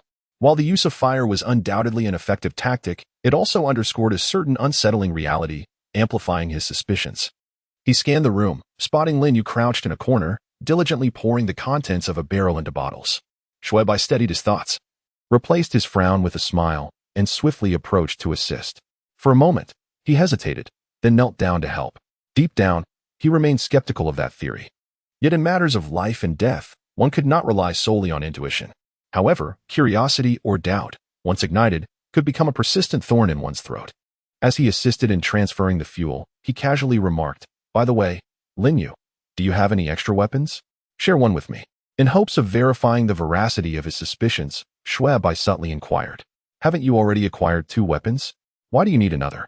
Lin Yu shot him a glance, then turned to call out to someone. Xue Bai, quick-witted, smiled and explained, "I'm still in need of a melee weapon for self-defense, a machete, to be precise." Before long, a man presented a somewhat rusty machete to Lin Yu. She gestured for the man to hand the blade to Xue Bai and casually remarked, "There isn't anything new at the moment, so make do with this for now." "Thank you," Xue Bai replied, his eyes narrowing slightly as he accepted the weapon with a nonchalant demeanor. "I'll just step away for a moment and 1T assist you further." Lin Yu acknowledged him with a slight nod, harboring no suspicions. Xue Bai cast a careful glance at her, secured the machete, and swiftly made his way inside the building. He sought out a secluded corner and quickly summoned the system interface. After a moment of silence, Xue Bai closed the interface, feeling an intensified sense of uncertainty and confusion within. He could no longer delineate between right and wrong, reflecting on everything he had experienced since entering this fantastical realm. Xue Bai increasingly felt that perhaps he had erred from the very beginning. Yet, he remained unable to confirm the conjecture that lingered in his mind. "Perhaps I should take matters into my own hands?" he pondered, glancing hesitantly in a particular direction. "But no, I can't dwell on such thoughts. One must look after oneself, or face dire consequences. With life and death at stake, this is no time for frivolity." A determined fierceness flashed across Xue Bai's face as he suddenly rose and vanished into the shadows. 10 minutes later, Xue Bai appeared in the first-floor hall, his expression as composed as ever. All the pioneers have been awakened, the majority quietly gathering in the hall, awaiting their fate. While a small group of about 20 busily traverses the space, distributing makeshift Molotov cocktails to everyone. Lin Tong stands at the entrance, perched atop a large iron barrel, surveying the crowd from above. Xue Bai silently observes him, his expression grave. A life exchange confirms his suspicions. Indeed, he had erred from the very beginning regarding a most crucial matter. As the distribution of the incendiary bottles concludes, the clamor gradually subsides. Lin Tong casts a stern gaze over the assembly and finally clears his throat to speak. Tonight will be a battle that determines our destiny. Our success or failure will dictate whether we can claim dominion over this land. For survival, for our territory, for the generations to come, seize your weapons. And let us drive those accursed goblins from our midst. Onward. The troops commence their march towards the stronghold, devoid of raucous commotion or fervent cheers. They follow Lin Tong in solemn silence, an oppressive atmosphere enveloping them, yet within that stillness, a resolute determination brews. Xue Bai quietly joins the main body as they advance towards the goblin lair. Even with his suspicions affirmed, he cannot escape the influence of this heavy silence. A foreboding sense of marching toward inevitable doom. Lin Yu approaches him unnoticed, walking alongside, and softly inquires, "What are you pondering?" Xue Bai casts a sidelong glance at her, contemplating the peculiar and awkward sensations that surge within him. However, observing her expressive brows and eyes alleviated a fraction of the bewilderment and trepidation that had taken hold of his heart, emotions stemming from the shocking upheaval of everything he thought he understood. With a silent sigh, he remarked, "It's nothing, just pondering whether this mission will succeed. Indeed, if we fail, it seems we might all Lin Yu started." A bittersweet smile flickering across her face, her expression dimming momentarily. Yet, she quickly regained her composure, a hint of a smile gracing her lips. "But if we miraculously succeed, what then? What do you wish to do?" "I don't know. I haven't thought about it," Xue Bai replied dismissively. For him, the successful completion of the mission meant merely surviving to leave this realm, at which point he would undoubtedly pursue whatever came next. However, such sentiments were not something he could share with Lin Yu, who existed as an NPC in this world. "If possible, I would like to find someone with whom to spend the latter half of my life." Xue Bai was taken aback, his gaze darting to Lin Yu, who regarded him with an invigorated glimmer in her eyes. Though she remained silent, the implications in her gaze were unmistakable. What kind of narrative is this? Xue Bai's heart stirred. Despite knowing this was a realm of fantasy, fully aware that everything was an illusion and that Lin Yu was merely an NPC, he could not help but feel a surge of excitement. This was the first time he had ever been the object of a woman's affections, especially in such a profoundly earnest manner. Xue Bai swallowed nervously, his throat constricting slightly, and inexplicably uttered, "I think this idea is quite splendid." Upon saying this, he felt a slight flush rise to his cheeks. Lin Yu, observing Xue Bai's awkward demeanor, covered her mouth with a smile and after a brief pause remarked, "Do you realize that you possess an indescribable charm?" Hearing a woman compliment him for the first time sent Xue Bai's heart racing, its rhythm inexplicably quickening, pounding incessantly against his chest, and his face burned with embarrassment. He struggled to swallow again, letting out a shy yet pleasurable in response. Just as he was about to speak again, someone called out their names from ahead, gesturing for them to come over. "It seems that Captain Lin is looking for us. There must be something urgent. Let us hurry over," Lin Yu said, and upon receiving his assent, she took hold of Xue Bai's hand and hurried forward. In a daze, Xue Bai offered no resistance and allowed her to lead him onward. By the time they reached the front of the group, 4 or 5 individuals had gathered, with Lin Tong standing in the center. Spotting the two of them approaching, he waved eagerly, "We've been waiting for you both." Seeing Lin Tong again jolted Xue Bai back to clarity. He glanced sideways at Lin Yu, who discreetly released his hand at that moment. A sense of inexplicable disappointment flickered within him, accompanied by a curious sensation. Although he relished Lin Yu's attention, he couldn't ignore how peculiarly she was acting. They had only known each other for a mere half-day. Was it truly possible to develop such a fondness so swiftly? Or perhaps this was a deliberate obstacle set by the system to confound him. What purpose could such an obstacle serve? Or perhaps this is a suggestion provided by the system. Xue Bai cast another glance at Lin Yu, feeling that his mind was becoming increasingly muddled. The so-called situation of knowing the enemy while remaining in the dark may seem relatively simple, yet applying it to the current circumstances proved to be quite challenging. At the very least, he could not act recklessly.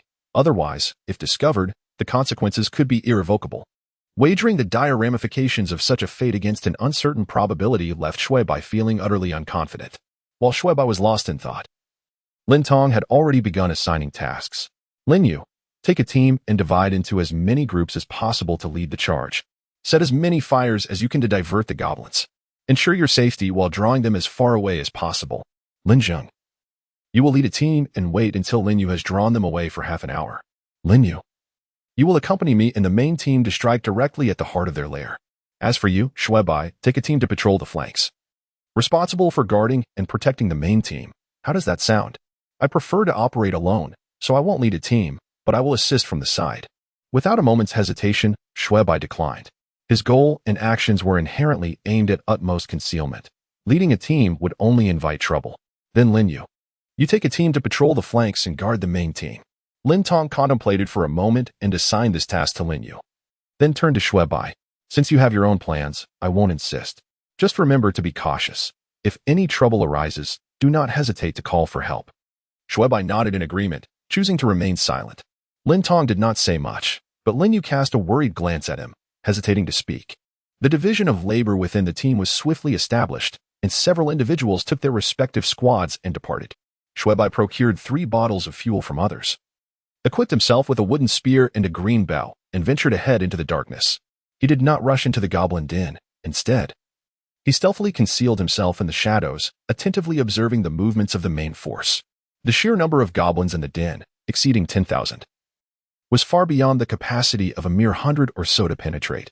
It was imperative to await the implementation of Lin Tong's initial fire attack plan. Only by igniting the goblins' wrath with fire could they be compelled to divide their forces, thereby diluting the density of goblins within the nest and creating an opportunity for infiltration. Before long, a myriad of bright fire points illuminated the streets flanking the den. Subsequently, these fire points arced through the air, crashing into the pit with a resounding impact.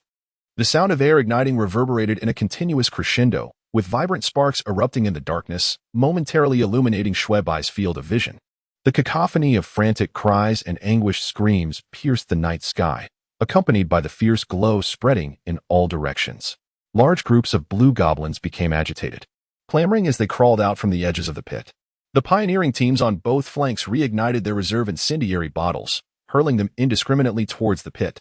These incendiary bottles, exploding on the ground like fireworks and manifesting flames in various shapes, not only further diminished the goblin numbers but also incited an even greater fury. The din of their cries reverberated like thunder in the ears, leaving one's scalp tingling. Even in the depths of night, I can distinctly perceive waves of darkness surging forth from the chasm, akin to a rising tide. It is an eerie and terrifying sight. As these shadows emerge from the abyss, they begin to spread aimlessly in all directions. Torches were lit. 1, 2, 3, and in an instant, a brilliant glow connected them all. The dark waters hesitated momentarily, only to surge towards the light. Xue Bai observed keenly. The illumination was none other than the lure team tasked with enticing the goblins. They began to methodically turn around, drawing the wrathful goblin horde in the opposite direction. Amidst the chaotic clamor, Xue Bai could faintly hear the whispering sounds of wind slicing through the air. Consequently, the flickering lights in the darkness began to undergo subtle changes, accompanied by barely audible cries of anguish, and they began to fall like stars. The brutality of the battle had quietly revealed its grotesque and sanguinary nature. Though a glitch, Xue Bai found himself wanting to murmur, "This night is destined to be anything but tranquil." The lure team had departed 20 minutes ago, and according to the plan, it was time for the next move. Not far away, the vanguard team responsible for clearing the path finally sprang into action. This formidable force comprised over 20 burly men wielding an assortment of shields, cardboard, wood, plywood, plastic, and metal, alongside more than 20 skilled archers armed with wooden bows. In the night, flickers of light began to emerge as the archers ignited their specially crafted flaming arrows. With the chilling resonance of bowstrings snapping, beams of crimson light began to ascend into the sky. They traced exquisite arcs, plummeting rapidly like raindrops. Amidst the whistling of arrows and the taut bowstrings, the formidable men at the forefront refused to be outdone. They shouted as they retrieved burning bottles from their waists, igniting them and hurling them with fervor into the now mostly empty pit. Sparks flickered as they fell in a dance. Bursts of fire blossomed forth, and wisps of flame converged to illuminate the abyss that lay as dark as death itself. Within the flickering firelight, tendrils of ominous black mist emerged from the pit, reminiscent of a prehistoric serpent from a primeval forest. The sight of this dread black mist made Xue Bai instinctively shudder. The misty serpent twisted in the air, opened its gaping maw, and lunged outward, instantly eliciting heart-wrenching screams. It was the sorcery of the goblin wizard, burning bottles. Use the burning bottles. In the darkness, Lin Tong's voice faintly echoed. A multitude of shadows suddenly ignited with red light, swiftly coiling, swirling, and surging toward the pit and the ominous serpent. In the blink of an eye, flames erupted upon the misty serpent, engulfing it in a roaring inferno as the scattered fuel ignited the nebulous creature. Within mere breaths, half of the serpent was ablaze with fierce flames. The creature writhed and thrashed in a frenzy, flames leaping and dark smoke swirling. As if a demon had taken to the skies, Xue Bai stood transfixed, utterly dumbfounded. It was the first time he had ever witnessed such a magnificent spectacle. A piercing, mournful hiss erupted from the maw of the giant python, its body grotesquely swelling before disintegrating into wisps of black smoke. The cacophony of chattering goblins surged forth, filling the void left by the serpent's anguished cry. Emerging from the flickering flames, the goblins began to reveal themselves. The main force, having long awaited this moment, ignited their torches, and Lin Tong's resounding battle cry echoed through the night, heralding the onset of a full-scale assault. The left and right flanks, concealed behind the vanguard, surged forth from the shadows, charging fearlessly towards the abyss. In furious haste, the goblins roared, scrambling chaotically from the pit, their previously comical movements now imbued with an inexplicable ferocity. Warfare has always been brutal, yet it is equally a manifestation of fervor. The simultaneous roars of the two races shattered the tranquility of the night, as a storm of arrows and thrown spears replaced the cool night breeze, carrying with them the pungent scent of blood. Accompanied by the chilling glint of blades, the agonized cries of the fallen further amplified the metallic tang of carnage. A palpable sense of carnage lingered in the air. Amidst the flickering light, numerous goblins collapsed under the onslaught of steel.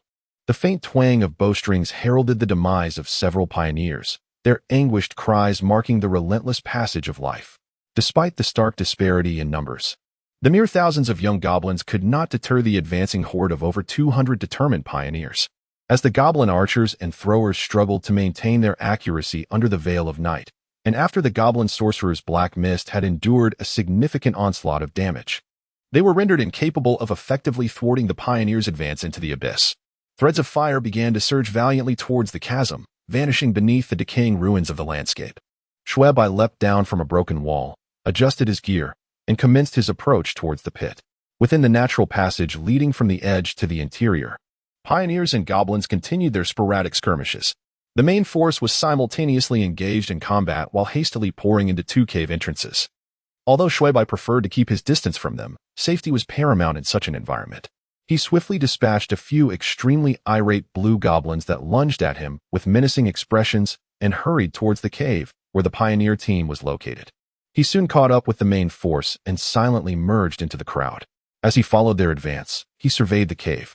It was unfathomable how a race of goblins, standing no taller than a meter, could excavate such a grand passageway.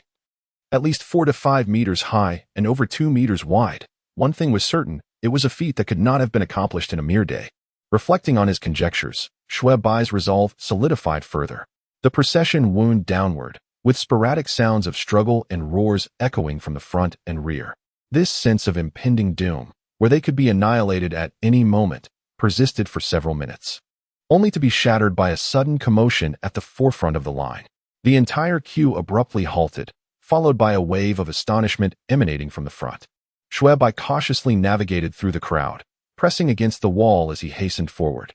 In the distance, an expanse of impenetrable darkness loomed ahead. The flickering light from the torches held by the pioneers at the forefront illuminated the vastness of the space. He refrained from recklessly advancing and instead chose to remain hidden within the ranks. After the initial astonishment and commotion, the entire group of pioneers regained their composure, proceeding with care and order into the unknown. Ultimately, everyone surged into the immense chamber, where the edges and the ceiling were obscured, resembling an untouched sinkhole. The group halted at the very edge of the opening, maintaining a state of readiness to retreat at any moment. Lin Tong, at the forefront of the expedition, beckoned a few subordinates, instructing them to cautiously scout ahead. Several flames moved tentatively into the darkness, gradually vanishing from sight. A subtle murmur arose from the surrounding crowd. Xue Bai stood silently among them, discreetly observing Lin Tong. After an indeterminate period, 2 flames re-emerged, dancing joyfully as they approached. "Captain Lin, we have made a discovery." 24. Casualties. Even Xue Bai felt a surge of intrigue upon hearing those words. Lin Tong's expression shifted as he inquired, "What have you found?" "We cannot say for certain, but it appears to be a small, concealed chamber. In any case, it would be prudent for you to take a look." "Very well," Lin Tong responded swiftly. turning to relay instructions to several individuals behind him. You will remain here with the main group, vigilant against any goblin ambush. Several individuals promptly responded, and Lin Tong, without further ado, followed his subordinates as they departed. Xue Bai felt a stir in his heart and silently retreated a few steps into the shadows. Once assured that no one had noticed his disappearance, he turned and stealthily followed. The flickering flames served as the finest guide, leading Xue Bai down a narrow path wide enough for three to traverse, and after navigating two corners, he observed Lin Tong and another individual halting at an open doorway. The dim firelight within swayed, rendering it difficult for Xue Bai to discern the contents inside. However, he distinctly observed Lin Tong, somewhat dazed, stepping toward the entrance, evidently having witnessed something extraordinary. Unable to contain his curiosity, Xue Bai hastened toward the doorway. The moment he crossed the threshold, his vision expanded dramatically. The boundless darkness was momentarily disconcerting to his eyes, but after a brief period of adjustment, the outlines around him began to sharpen. Then, Xue Bai found himself entranced. Before him stood a towering black gate, over 10 meters high. The Gate of Desolation. At the first glimpse, Xue Bai recognized its identity. The only reason it could manifest in this location was its connection to the mission. After a few seconds of stupor, he quickly regained his composure, glanced at the time, and his gaze involuntarily shifted to Lin Tong. The Gate of Desolation has appeared, and time is drawing near, yet the Goblin King has not made his entrance. It seems my suspicions were indeed correct. I had been misled by my own assumptions. Xue Bai tightened his grip on the wooden spear and approached Lin Tong with a resolute expression. With merely a few minutes remaining until the task's conclusion, the situation was all too evident. This moment, a rare opportunity to act away from the main force, must not be squandered, otherwise it would truly be lost. Lin Tong, caught off guard, sighed while contemplating the door he had nearly reached.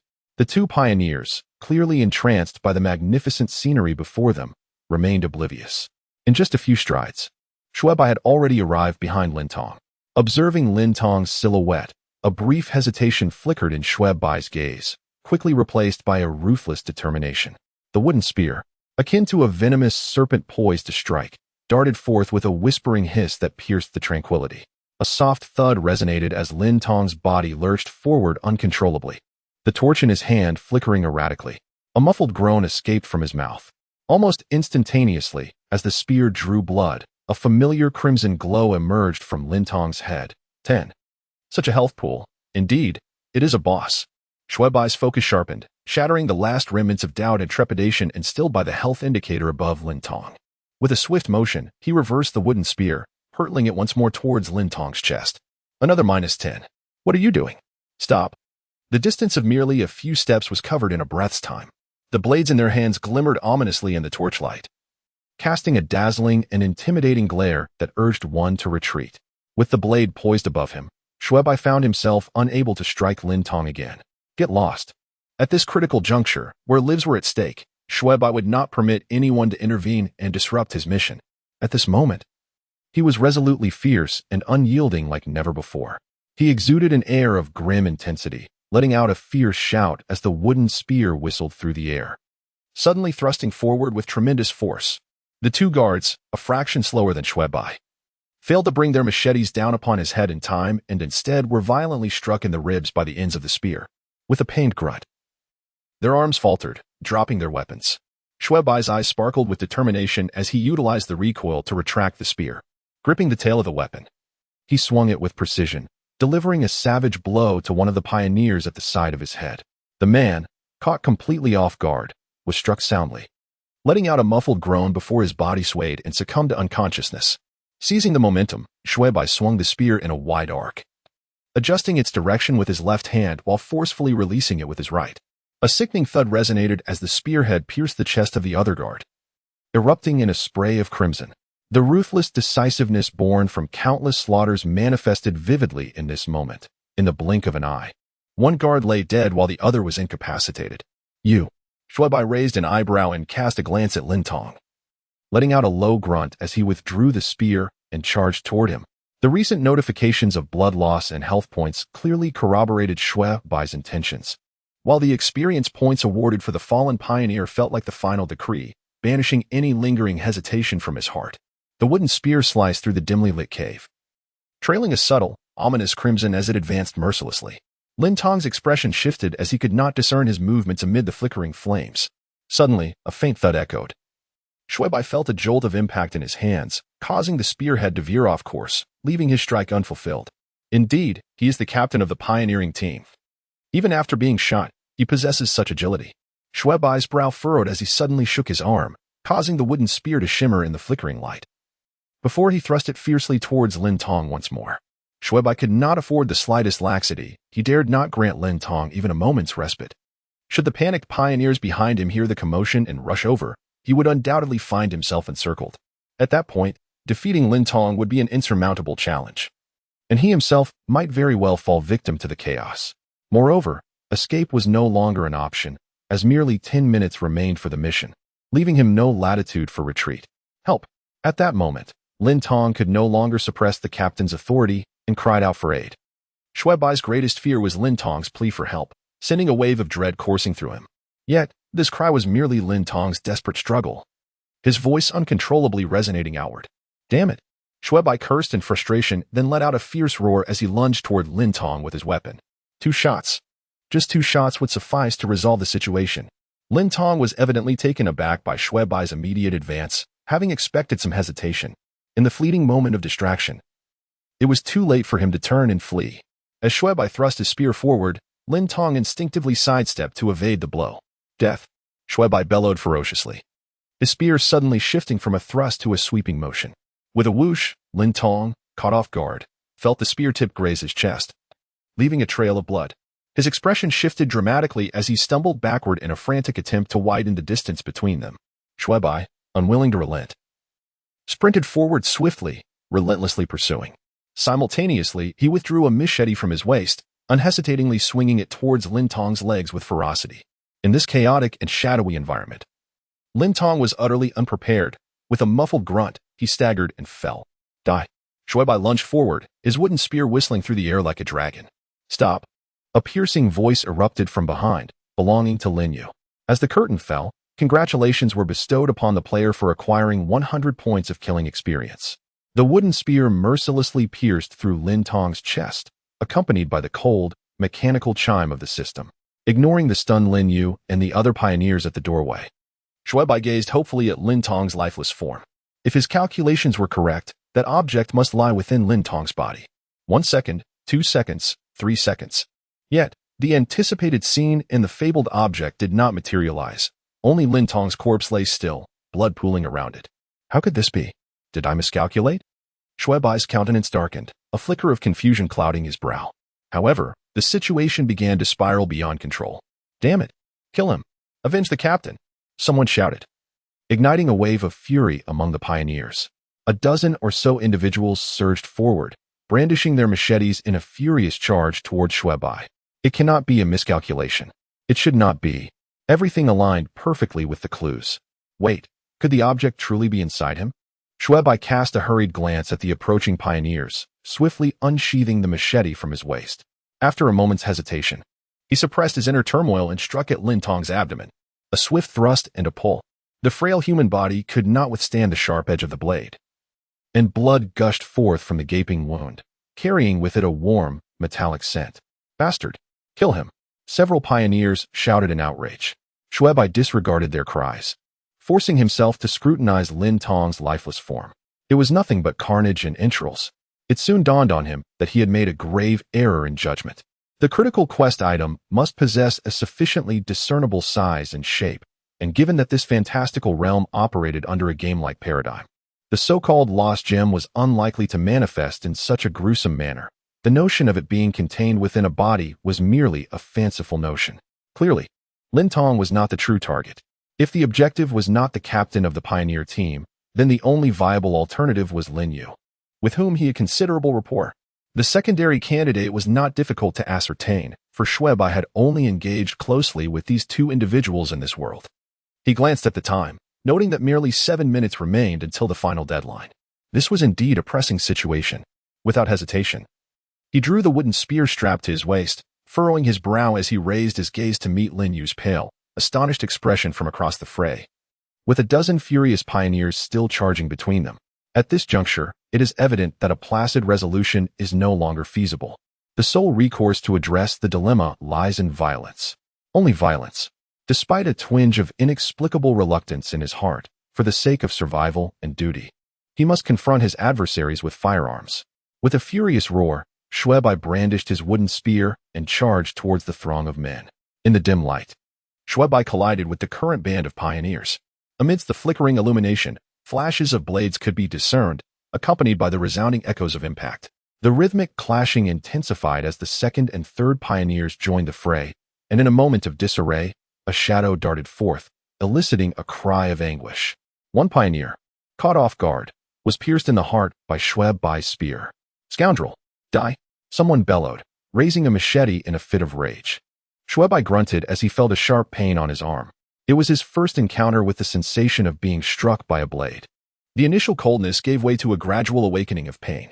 This agony ignited the primal violence and ferocity within him, prompting him to roar and swing his machete with fervor. Blood splattered, and cries of despair echoed. An increasing number of pioneers joined the melee.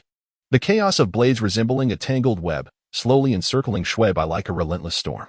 The cacophony of clashes reverberated through the darkness, and the increasingly pungent scent of iron began to permeate the air. Xue Bai gasped like a battered bellows, leaning on his blood-stained wooden spear. Trembling as he rose to his feet, his body bore numerous wounds, both large and small, most of which were lacerated and gaping, some grievously penetrating his flesh. Blood flowed freely from numerous wounds, staining his garments a deep crimson. His complexion, drained of vitality, resembled that of a corpse recently exhumed from its grave. Surrounding him lay the lifeless bodies of over 20 pioneers, all perished at his hands.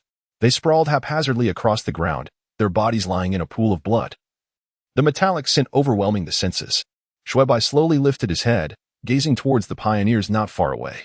His face, a grotesque amalgamation of warm blood and cold-clotted remnants, appeared like a malevolent spirit clawing its way from the depths of hell amidst the flickering flames. A tremor of fear rippled through the crowd, prompting someone to take a hesitant step back. In the ensuing panic, a blade clattered to the ground, the sound echoing like a tolling bell, sending the startled pioneers retreating like a receding tide towards the passageway. Xue Bai cast a glance at the time. Less than 2 minutes remained until the deadline. He had not anticipated this disheartening conclusion. Watching Lin Yu, who had also retreated to the passageway, a bitter smile formed on Xue Bai's lips. Based on the current deductions regarding the order of characters, if Lin possessed no hidden treasure within, the greatest suspicion would fall upon Lin Yu, who inexplicably showed him kindness. Yet, he found himself too weary to continue the fight, even to reach Lin Yu's side. As the task entered its final 60 seconds countdown, the system's voice urged players to complete their objectives swiftly. A countdown timer illuminated before him, echoing the urgency of the situation. Observing the seconds tick away in the virtual display, a profound sense of despair deepened on Xue Bai's face. He turned to glance at the forsaken gate, laboriously shuffled a few steps, and then, in utter defeat, sank to the ground. The task is doomed to failure, and all pressure and motivation have dissipated into thin air. Xue Bai, in a state of despair, reclines in the pool of blood, a bitter smile of resignation curling at the corners of his mouth. The countdown reads 30 seconds. If only I had noticed the subtle clues earlier, perhaps I could have realized I was on the wrong path. Xue Bai glances helplessly at the forsaken gate, his expression filled with regret. Countdown, 25 seconds. Had I discovered my misdirection sooner, I might have taken decisive action against Lin Tong. Countdown, 20 seconds. If I had acted more resolutely against Lin Tong, perhaps I would not find myself in this predicament. If I hadn't fallen into this dilemma, I might have had the chance to eliminate Lin Yu and verify my suspicions. If I could have killed Lin Yu, the mission may very well have succeeded. But what if the target is not Lin Yu? Impossible. Who else could it be if not Lin Yu? It could only be her. She is the sole candidate. If it is not her, then there are truly no other options within the pioneering team. Suddenly, Xue Bai is struck by a revelation. He bolts upright, as if resurrected. Countdown, 0 seconds. The entire world transforms into a blinding white light. 26. A new survival game. Nearby, Bai Xue, the manager of the transit space, maintains her gentle smile, as always. Bai Xue smiles and conjures a shimmering curtain of light. Xue Bai steals a glance at her before immediately looking down at his abdomen. He lifts his shirt, revealing no trace of injury or even a red mark upon his skin. Is it true that everything in the realm of fantasy is but an illusion?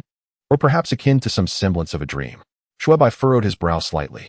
Or could it be that this fantastical world resembles the infinite spaces found within endless flow narratives? Any grievous wound can be mended upon clearing the challenges? For the time being, Xue Bai was unable to fathom the underlying truth. Yet one certainty lingered. The wound he had inflicted upon himself before the gate of oblivion had completely healed. In a moment of clarity, he finally discerned the answer to the enigma. The so-called lost pearl resided neither within Lin Tong nor Lin Yu, but rather within himself. From the outset, he had succumbed to a fundamental misunderstanding. Given his human identity and the surrounding environment, he unconsciously perceived goblins as the true monsters.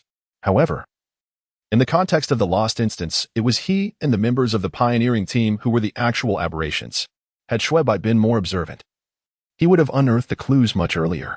Firstly, the intelligence of most goblins did not align with the narrative's assertion that monsters are cunning. Secondly, the wooden spear he had initially seized from the goblins, noted to originate from the indigenous people, provided a clear indication of the situation. Moreover, the correlation between a monster's health points and the experience they yielded was blatantly inconsistent, as evidenced by the goblin archer's lethal shot yielding only 15 experience points. It was only after vanquishing the goblin sorcerer that he abruptly recognized this discrepancy and discreetly eliminated a member of the pioneering team to substantiate his hypothesis regarding health points equating to experience. However, this merely clarified that the term monsters referred to the members of the pioneering team, without realizing that he himself also belonged to that category. It was during the contemplation prompted by the countdown to victory that he truly began to perceive the answer.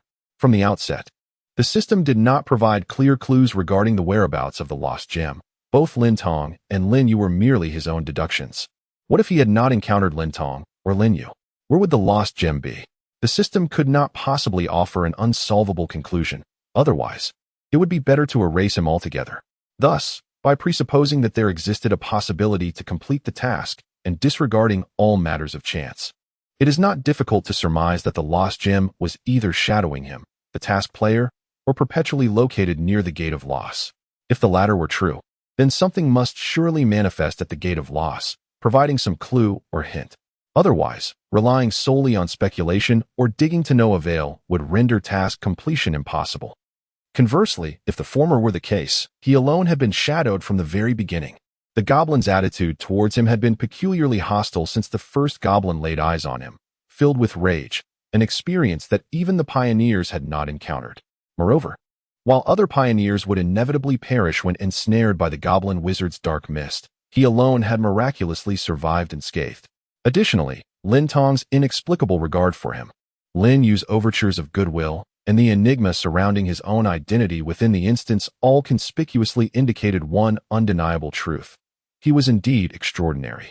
In the overview of the world, it has been mentioned that within a certain monstrous entity lies a wondrous gem. This creature is evidently a distinct anomaly among its kind. The overview also touches upon themes of survival and redemption, alongside the task requirement to awaken the forgotten gate before midnight the following day, rather than merely locating the lost gem and awakening the gate by that same deadline. Perhaps these details hold little significance. Nevertheless, in the face of impending failure with mere seconds to spare, Xue Bai deemed it worth the attempt. When he plunged a knife into his own abdomen, the strange light emanating from within confirmed that his gamble had paid off. Reflecting on that moment, Xue Bai still admires his own audacity. Under normal circumstances, he would never dare to inflict such harm upon himself. He exhaled a sigh of relief, and then the voice of Bai Xue resonated once more. Congratulations, player, for successfully navigating the adventure mode of the fantasy world. You have earned a task reward of 10 survival points. Additionally, congratulations on successfully completing the Forgotten Dungeon in the fantasy world, achieving a B-grade rating. You have been awarded 3 task points. Furthermore, you have obtained a chance for a lucky exchange. Please select whether to redeem and the method of redemption. A luminous screen was summoned by Bai Xue, displaying the completion rating, reward tally, and personal information. Xue Bai naturally noticed the prominent bold letter B indicating his score, and he furrowed his brow as he turned to Bai Xue. Could you elucidate how one might achieve an A or S rating? Alternatively, how might one enhance their score? Although I am aware that my performance is likely subpar, witnessing AB rating still feels somewhat disconcerting. The scoring system in the fantasy world's adventure mode is determined by a series of player performances throughout the completion of tasks.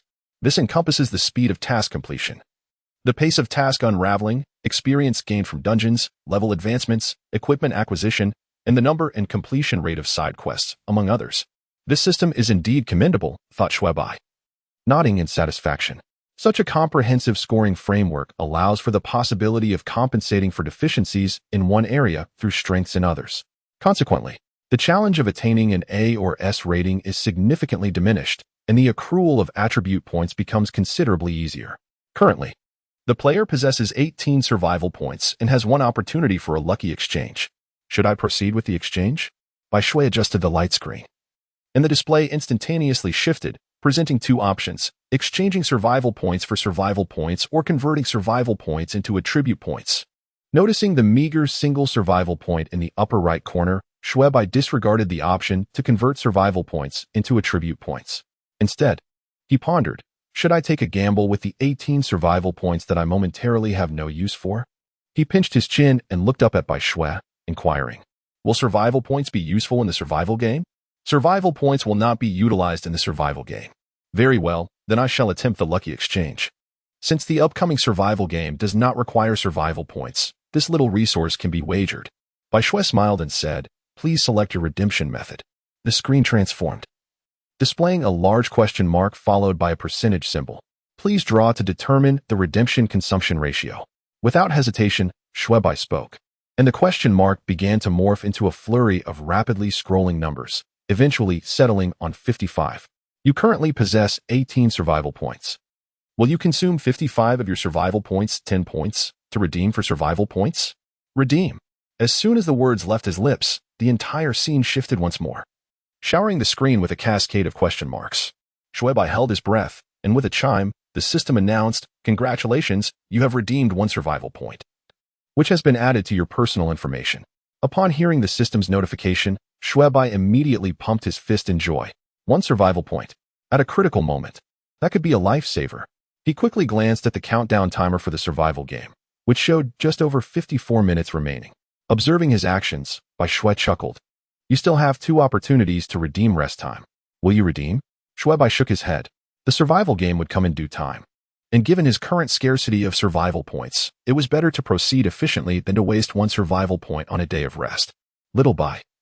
Does the transit space have any functions for restoring fatigue or the like? Players may opt for fatigue recovery by consuming 5 survival points. MD, how dark? Xue Bai remarked sarcastically, and then, struck by inspiration, inquired, so, Xiao Bai, are there any furnishings available for purchase in the transit space? Indeed, Bai Shui replied, gesturing with a hand, and suddenly a plethora of bedding appeared on the luminous screen, showcasing at least thousands of options. A cursory glance revealed prices ranging from 1 to 10 survival points, with offerings spanning from simple soft beds to advanced ergonomic sleep systems designed for profound rest. The sheer variety left Xue Bai dazzled. There were numerous black technologies he had never encountered in the real world that he yearned to experiment with. However, considering he had a mere 5 survival points left, he gritted his teeth and purchased a biological pulsation sleep massage bed, which cost him a substantial 4 survival points. The comfort and softness of this bed were beyond comparison with ordinary bedding. Lying upon it felt akin to being half reclined and half floating in a sea of cashmere. Xue Bai indulged in the experience for a while, only to be overtaken by waves of drowsiness, succumbing to a natural slumber. Countdown, 1 minute. Xue Bai was roused by Bai Shui. The new survival game was about to commence. The player currently possessed 2 survival points and could actively choose a mode related to the survival game. Would he like to proceed? Xue Bai immediately shook his head. He was unwilling to waste survival points carelessly. As the player did not select a survival game mode, a random selection mode would be enacted. The random portal has been generated. Players are urged to enter promptly. Gazing at the luminous portal, Xue Bai swallowed hard, gritted his teeth, and strode forward with determination. The familiar expanse greeted him once more, shrouded in the same enveloping darkness. However, this time, it was evident that the wait had not been prolonged. As a radiant fissure split open across the opposite side, the world gradually began to regain its hues. Though his ears remained ensconced in silence, it did not hinder Xue Bai from surveying his surroundings. He found himself in an exceptionally vast space, the familiar scenery instantly revealing that he stood within an indoor basketball court. This court bore no remarkable features: windows, seating, surveillance cameras, an electronic clock, elevated bleachers. and entryways were all akin to any ordinary indoor basketball arena. Yet, what set it apart was the enormous display screen, measuring at least 80 to 90 inches, that loomed conspicuously on the wall across from him, a jarring anomaly in the otherwise mundane setting. As Xue Bai fixated on the screen, it abruptly illuminated. After a brief moment of static, lines of text began to cascade down its surface. Simultaneously, a mechanical voice echoed forth, announcing, "Welcome, players, to the game of Please Close Your Eyes. This is a multiplayer survival game. The game operates on an elimination basis. The rules are as follows. Upon the commencement of the game, each player must locate a role card to ascertain whether they're a killer or a civilian. Players who have not acquired a role by 11:30 p.m. will be eliminated immediately. At noon the following day, all civilians are required to convene in the lounge of a randomly assigned floor to cast their votes. Based on the voting results, a killer suspect will be selected for immediate elimination. Players who fail to arrive at the lounge within the designated time or who do not participate in the voting will be directly eliminated. Successfully identifying the killer will result in a successful mission, rewarding all players with 1 survival point and 1 attribute point. If civilians are eliminated, the game will continue until all civilians are deceased, resulting in mission failure. Before the game officially concludes, all deceased players will not face any penalties. However, if the game ends in failure, all civilians will incur a penalty of losing 2 survival points. A stern reminder, after this round of survival games, those with fewer than 0 survival points will face eradication. Players are urged to proceed with caution. The game officially commences, and I wish all players success in survival. As the system's voice faded along with the visuals, Xue Bai felt a subtle tremor throughout the space, as the enveloping silence was abruptly lifted. Xue Bai did not hasten to exit the basketball court. Instead, he cast a sidelong glance at the large digital clock on the wall, stroking his chin in contemplation. The rules of the game were quite straightforward. In essence, this game bears a striking resemblance to the real-world variations of Nightfalls, Please Close Your Eyes, or the Mafia game. However, it seems that this game makes no mention of any police roles, presenting only the identities of the killer and the civilians. Unlike traditional games where identities are predetermined, here, players must actively seek out their roles. However, this is not without merit, at least from Xue Bai's perspective, in this bewildering survival game. The identity of a killer is undoubtedly far more secure than that of a civilian. Of course, this game is far from the leisurely murder games of the real world. Merely the task of discovering one's identity card imposes immense pressure on the players. If one fails to locate an identity card by midnight, the only fate awaiting them is elimination. Although being cleared before the game officially concludes does not equate to death or failure at most, it results in a transition to a spectator mode. No one wishes to gamble their survival on the fortunes of others, including Xue Bai himself. Therefore, what he must do now is neither to languidly await nor to seek solace among other real players in their shared solitude. Instead, he must promptly find an identity card, preferably one that designates him as a killer. As for where to seek this identity card, given his experience as a seasoned player of a survival game, Xue Bai's mind remains agile. In games that evidently provide vast avenues for movement yet only offer vague conditions and rules, it is typical for mission items to be located near the spawn point. Even if this is not the case, it stands to reason that some clues should be found nearby.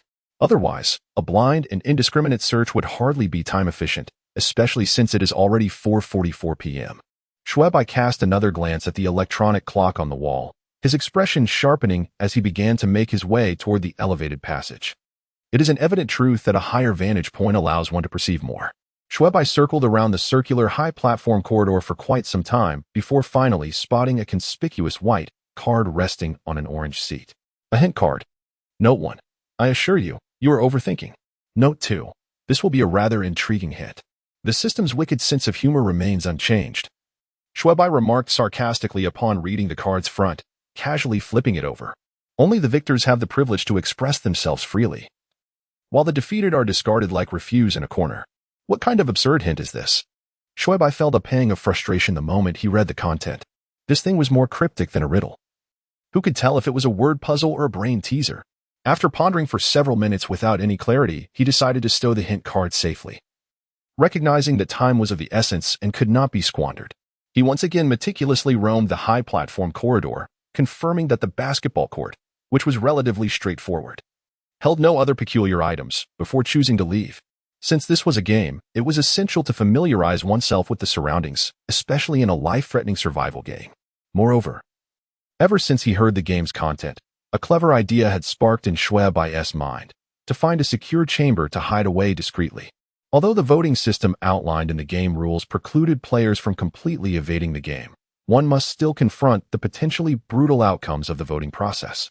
However, finding a safe place to hide could at least allow him to evade the midnight threats posed by the assassin, thereby slightly improving his chances of survival. Xue Bai, feeling a sense of satisfaction with his cleverness, pushed open the double doors of the basketball court. Outside lay a serene and orderly corridor, its bluish tiles faintly reflecting the chandeliers and surveillance cameras from the ceiling, along with the pristine white walls, creating an impression of length and spaciousness. Bright light streamed in through the windows on the opposite side of the corridor, infusing the entire space with a warm and cheerful glow. From this angle at the entrance, the view of the outside world was obscured, prompting Xue Bai to hasten towards the windows. Gradually, the scenery outside came into view. Through the window, the building's walls suggested that he was indeed within a block-style structure. As Xue Bai stood before the window, taking in the external landscape, his suspicions were confirmed. He instinctively attempted to open the window, only to find it utterly immovable. Upon closer inspection, his expression shifted to one of apprehension. This was not a genuine window, but merely a portal embedded in the wall. Regardless of how vivid the scene appeared, leaves falling, dust swirling, and trees swaying, the entire window was merely a screen affixed to the wall. Xue Bai's complexion turned pale. He hurried to the next window, only to discover it too was a facade. One window, two, and then five each was a mere illusion. Xue Bai swallowed hard, feeling his body stiffen. He harbored a mild case of claustrophobia. Despite having endured numerous deaths in the perilous game, the current situation still instilled a sense of trepidation and unease within him. Turning down the corridor, he found himself faced with yet another passageway. To the right, there appeared to be an additional corridor, while the left side clearly led to a corner. Without hesitation, Xue Bai made his way towards the left. After a dozen paces, his vision suddenly expanded. He entered a spacious hall, reminiscent of the grand foyer of a five-star hotel. Although the decor was not ostentatious, it exuded an air of sophistication and elegance. Across the left diagonal, the panoramic glass doors revealed a street that appeared to be bustling with life, lined with shops in abundance. However, it was eerily devoid of any pedestrians. Upon closer inspection, he realized that these doors and windows were mere illusions, products of the system's advanced technology. Xue Bai even tapped on the glass twice, finding it to be as solid as the wall itself, devoid of the slight tremor typical of thick glass. Indeed, this is but a grand escape room, he thought, his expression darkening considerably. Having swiftly adjusted his mindset after the fright of the previous windows, he was not overly alarmed by the artificial barriers before him. Yet, the gaming environment still evoked a subtle agitation and dread within Xue Bai, who harbored a mild case of claustrophobia. After all, escape rooms had always been associated with murder, horror, death, and the supernatural in his mind. With the clues provided on the hint card yielding no immediate insights, he resolved to seek inspiration from other avenues, or perhaps gamble on fate, hoping for a stroke of luck. The hall itself bore no remarkable features. In fact, it could be described as rather minimalist. A few grand pillars, intricately carved with various animal motifs, stood as weight-bearing structures. 2 rows of sofas lined one side of the entrance, inviting repose. Luxurious chandeliers, 9 in total, adorned the ceiling, while several surveillance cameras discreetly monitored the corners of the space. Not far off, several notice boards stood sentinel. As Xue Bai's gaze swept across the array of notice boards, it suddenly halted, drawn by an image. What is this? His eyes lit up with curiosity as he hastened closer. Upon closer inspection, he discovered a meticulously crafted layout diagram pinned prominently on the board. Indeed, it is a floor plan. The contents of the diagram, along with the label in the upper left corner, caused Xue Bai's brows to arch in delight.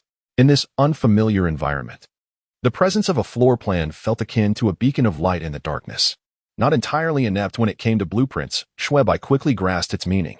The starting point, a basketball court, was located in the lower right of the first floor. As for his current position, it was precisely beneath the indicated area marked as the first floor hall. Other sections of the diagram were labeled as the cafeteria, medical room, activity room, lounge, entertainment hall, library, auditorium, dormitory, bathroom, and laboratory. After meticulously scanning the layout, he found no particularly useful locations, but he did notice the stairwell indicated in the upper left corner. The entire diagram featured only this singular staircase, devoid of any elevators, since there are no clues to guide me. Perhaps I should explore the second floor. With a furrowed brow, Xue Bai pondered for a few moments before ultimately deciding to ascend to the second floor.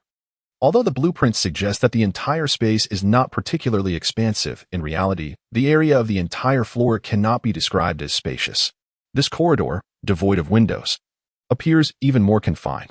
The artificial crystal chandelier hanging from the ceiling emits a soft, cold light, casting an icy glow over the predominantly white space. Along the corridor's length, sporadic splashes of deep crimson further enhance the eerie atmosphere, each door starkly contrasting with the surrounding colors. Xue Bai swallowed hard, steeling himself as he cautiously ventured inward. He scanned his surroundings, attempting to soothe his somewhat terrified heart. Even though he understood that this was a deadly survival game, devoid of any hidden traps, he still found it difficult to suppress the wild fear that burgeoned within him. This cursed claustrophobia. Gritting his teeth, Xue Bai persevered, his heart racing as he finally arrived at his destination. Turning the corner, he was met with an utterly mundane stairwell. A cold light fixture illuminated the enclosed space. Instinctively, he attempted to step inside. Suddenly, a barrier, invisible yet completely obstructing the entire stairwell, forded his path. Xue Bai called out a few times towards the upper floor, but it was evident that this barrier silenced even his voice. What is this? Does this imply that without solving the riddle, I cannot proceed? Xue Bai furrowed his brow, quickly deducing that the conditions to deactivate this barrier must involve deciphering clues and locating an identity card. By this reasoning, there must surely be an identity card on the first floor, although there was a lingering fear within him. Xue Bai managed to quell his chaotic thoughts regarding the confined space by diverting his attention to the matter at hand. He swiftly recognized the hidden implications of the situation. This could indeed be a fortunate piece of information. It seems I must thoroughly search the first floor, but no, there must be a method to decipher this. The system would not subject individuals to futile labor. Once he regained his composure, Xue Bai's analytical prowess shone through. He grasped the crucial points and promptly turned back towards the hall. The hall, which houses the floor information, must harbor additional clues. Or perhaps there are aspects of the floor layout that I have yet to notice. Only those who emerge victorious have the privilege to express their triumph, while the vanquished are discarded like refuse in a corner. As Xue Bai silently recited the hints, he meticulously scrutinized the layout map, his mind racing with possibilities. An indescribable sensation grew increasingly potent and apparent. Suddenly, his furrowed brow relaxed, and his gaze fixed on a particular direction. The library. It must be here. Using the hints as a reference, he surveyed the entire layout map, realizing that the only place where the clues could be connected was the library, filled with countless tomes. A sudden clarity washed over him as he carefully charted his route and hastened down the right corridor. The library was not far, located just to the diagonal right of the starting point south basketball court. With his thoughts focused, Xue Bai's reaction to the confined space diminished significantly. With a brisk jog, Xue Bai turned down the corridor in front of the basketball court, and his gaze was immediately drawn to a large, dark red door. The rooms here bore no placards or identifying marks, but guided by the layout etched in his memory, he could not mistake the library. Taking a deep breath, he pushed the cold door open with both hands. The creaking double doors revealed a narrow gap, through which a faint chill, mingled with the scent of aged ink and fresh paper, wafted towards him. His vision expanded in an instant. Before him lay a spacious room rivaling the size of a basketball court, yet distinctly different from the athletic space. It was astonishingly a pool-like concave area.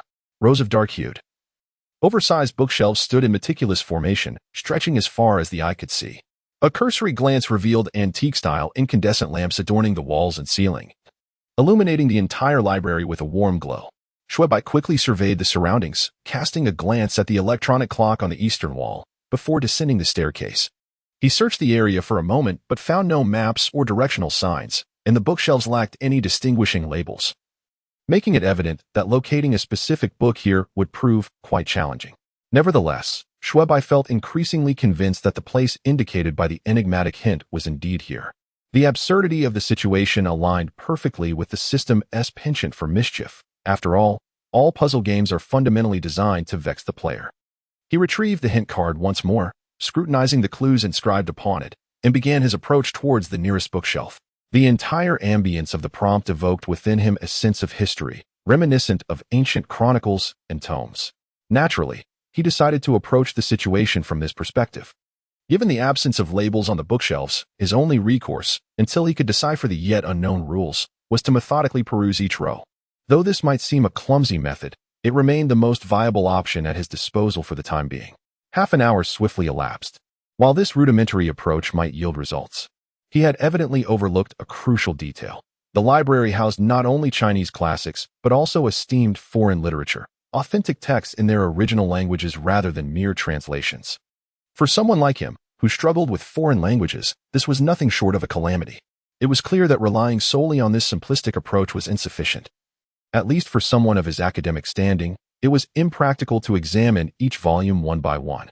There must be other intricacies at play.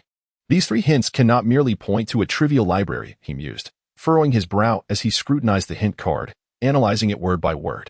However, it was evident that he was at an impasse, as his mind was clouded with confusion. In a fit of frustration, he let out a sigh and kicked the bookshelf opposite him. Just then, the system's notification tone rang out abruptly. Congratulations, player Xue Longhua. You have successfully acquired an identity card. Congratulations, player Xue Longhua. You have unlocked the closed passage between floors. The passage from the 5th to the 6th floor is now open, allowing free access. Has someone actually completed it? Upon hearing the announcement, Xue Bai sprang to his feet. How long has it been?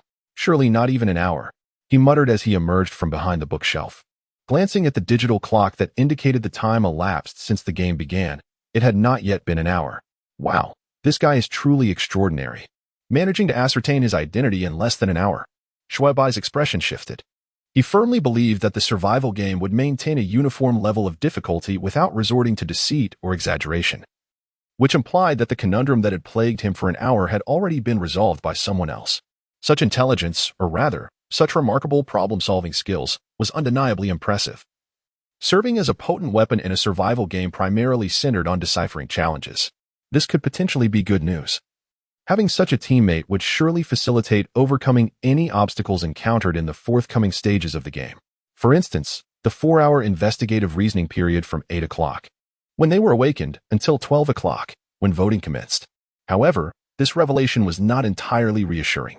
If this individual turned out to be the murderer, it would spell disaster for the others. After all, not everyone possesses the capacity to think so deeply about the issues at hand. Which also meant that not everyone could preemptively guard against someone named Xue Longhua. It seems I must exercise caution around this fellow. I must not draw his attention, Xue Bai murmured cautiously, turning to walk back towards the bookshelf. Just as he took a couple of steps, he suddenly lifted his head, an odd smile creeping across his face. He had just realized something he had overlooked.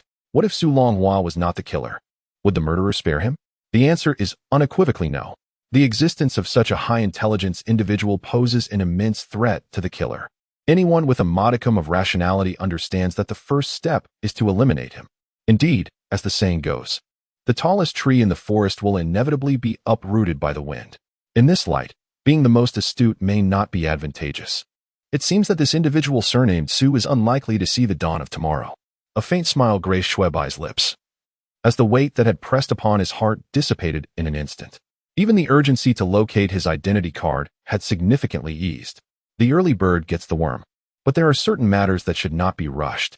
This notion may not be entirely accurate, yet it embodies the sentiment that it is better to be cautious than to face unforeseen consequences. Occupying a position in the middle to lower tier poses far less of a threat to others than being at the forefront. While Xue Bai was not so lax as to abandon the search for clues regarding his identity card, he felt a palpable reduction in his anxiety. As he relaxed his taut nerves, a burgeoning sense of hunger that had begun to surface earlier became fully manifest. This was the rhythm of his biological clock. Hunger naturally struck him around midday and in the evening. To labor or ponder on an empty stomach is hardly a trivial matter, especially considering that the search for his identity card would extend until 11:30 p.m., leaving him with less than 6 hours. After a moment's hesitation, Xue Bai turned and made his way towards the stairs. He intended to visit the cafeteria to see if there was anything available to satiate his hunger. As for what brings the greatest happiness during hunger, 1,000 individuals would yield 1,000 different answers. For Xue Bai, a bucket of instant noodles paired with a braised egg constitutes a rather splendid indulgence. He slurped the noodles until the bowl was empty, and then decisively placed the fork and the empty container on the table, comfortably rubbing his belly and letting out a satisfied belch. The canteen on the other floors remained a mystery, but the first-floor canteen offered only these two items: instant noodles and braised eggs. These two delicacies occupied the solitary long dining table in the canteen, and Xue Bai had just spent several minutes clearing a space to dine. This canteen, like a confined enclave, continued the white theme of the external corridor, its decor strikingly minimalistic, almost devoid of any embellishments. It could be described as a mere setup, featuring only a few pendant lights overhead and the elongated table reminiscent of those at gatherings of Western aristocratic families. Xue Bai surveyed the surroundings, feeling rather bored, and was about to rise and depart when the system notification suddenly echoed. Congratulations to player He Ling Long for successfully obtaining an identity card. Congratulations to player He Ling Long for successfully unlocking the enclosed passage between the third and fourth floors. Free access is now granted. Upon hearing this, Xue Bai paused momentarily, then, stroking his chin, he pondered. Another has found their identity. Judging by the name, it seems to be a female, likely a top student as well. Speaking of which, having satisfied my hunger, perhaps it is time for me to exert some effort and begin my search. In any case, two individuals have already taken the fall. It is highly likely that before any revelations occur, another will emerge. The fourth participant should not evoke too much resentment, I suppose. Let us take a look first. Should we uncover anything, we can reveal it as the fourth or fifth. It appears that the hints do not refer to historical texts or similar materials. So what, then, do they signify? Is it possible that my line of thinking is flawed? Could it be that they do not pertain to historical records at all? Xue Bai rubbed his temples and sat back down on the ground. In times like these, one must not rush. Haste only leads to further confusion. Relax, relax. He closed his eyes and massaged his temples, allowing his thoughts to meander freely. Sometimes, unbridled contemplation can be beneficial in fostering creativity and stimulating thought. Alas, this wretched game is truly infuriating. A mere hint can prove to be utterly confounding. One cannot help but admire Su Longhua and He Ling Long, who managed to decipher the clue and uncover their identity cards within a mere hour or two. If the circumstances were different, I might consider myself unfortunate. Perhaps, had I been on another floor, the hints would have been easier to unravel. At the very least, I could wait for someone else to ascend and assist me. It seems I am destined to fend for myself, and it appears my only role is to aid the individual on the second floor. How frustrating it is to be the only one compelled to selflessly contribute, especially when I find myself stationed on the first floor. The first floor is truly a pitfall. I wonder what the other floors are like. Is it the same type of prompt card? Is the entire floor laid out like the first? Are there also a basketball court, a library, and a cafeteria? I wonder what kind of food they serve in their cafeteria. Surely it can't be instant noodles and braised eggs, can it? Speaking of which, do the cafeterias on the other floors also consist of an expansive area with merely a single dining table? Upon reflection, it seems rather awkward for one to dine alone at such a large table. Fortunately, I eat relatively early, otherwise, sitting there alone at this hour would indeed be a bit eerie. It feels as though someone is seated across from me, watching me intently.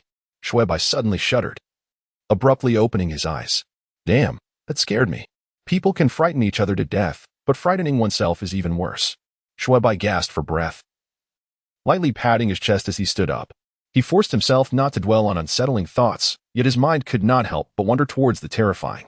The image of the cafeteria materialized again in his mind, causing Xue Bai to freeze momentarily. Could it be? A story is but a history. Only the victorious possess the privilege to inscribe their tales with flourish. As for the vanquished, they are discarded like refuse in the shadows. What could that possibly mean? Never mind, I shall seek out the truth. Xue Bai's expression shifted, his brows knitting and relaxing in rapid succession. Unease compelled him to dash out from the rows of bookshelves, glancing at the orientation and direction of the library entrance, before hurrying ahead. Navigating through the unevenly arranged bookshelves, Xue Bai swiftly reached the end. Not far from the wall, there stood a deep crimson wooden table, upon which several stacks of books were arranged, alongside a quaint antique-style lamp. Indeed, there is, Xue Bai exclaimed with delight, hastening forward. As he drew closer, he noticed an open book resting on the table, though its title eluded him. With a raised brow, he swiftly circled around and picked up the book, discovering it to be a translated edition of Notes from Underground. During his years of cultivating a literary disposition, Xue Bai had perused it rather superficially. It recounted the tale of a character known as the Underground Man. He casually leafed through its pages but found nothing particularly remarkable, so he set the book back down. He meticulously searched the table, shaking each stack of books in turn. Yet he uncovered no trace of anything resembling an identification card. Could it be that I have misjudged? That seems unlikely, as my suspicions have already been corroborated here.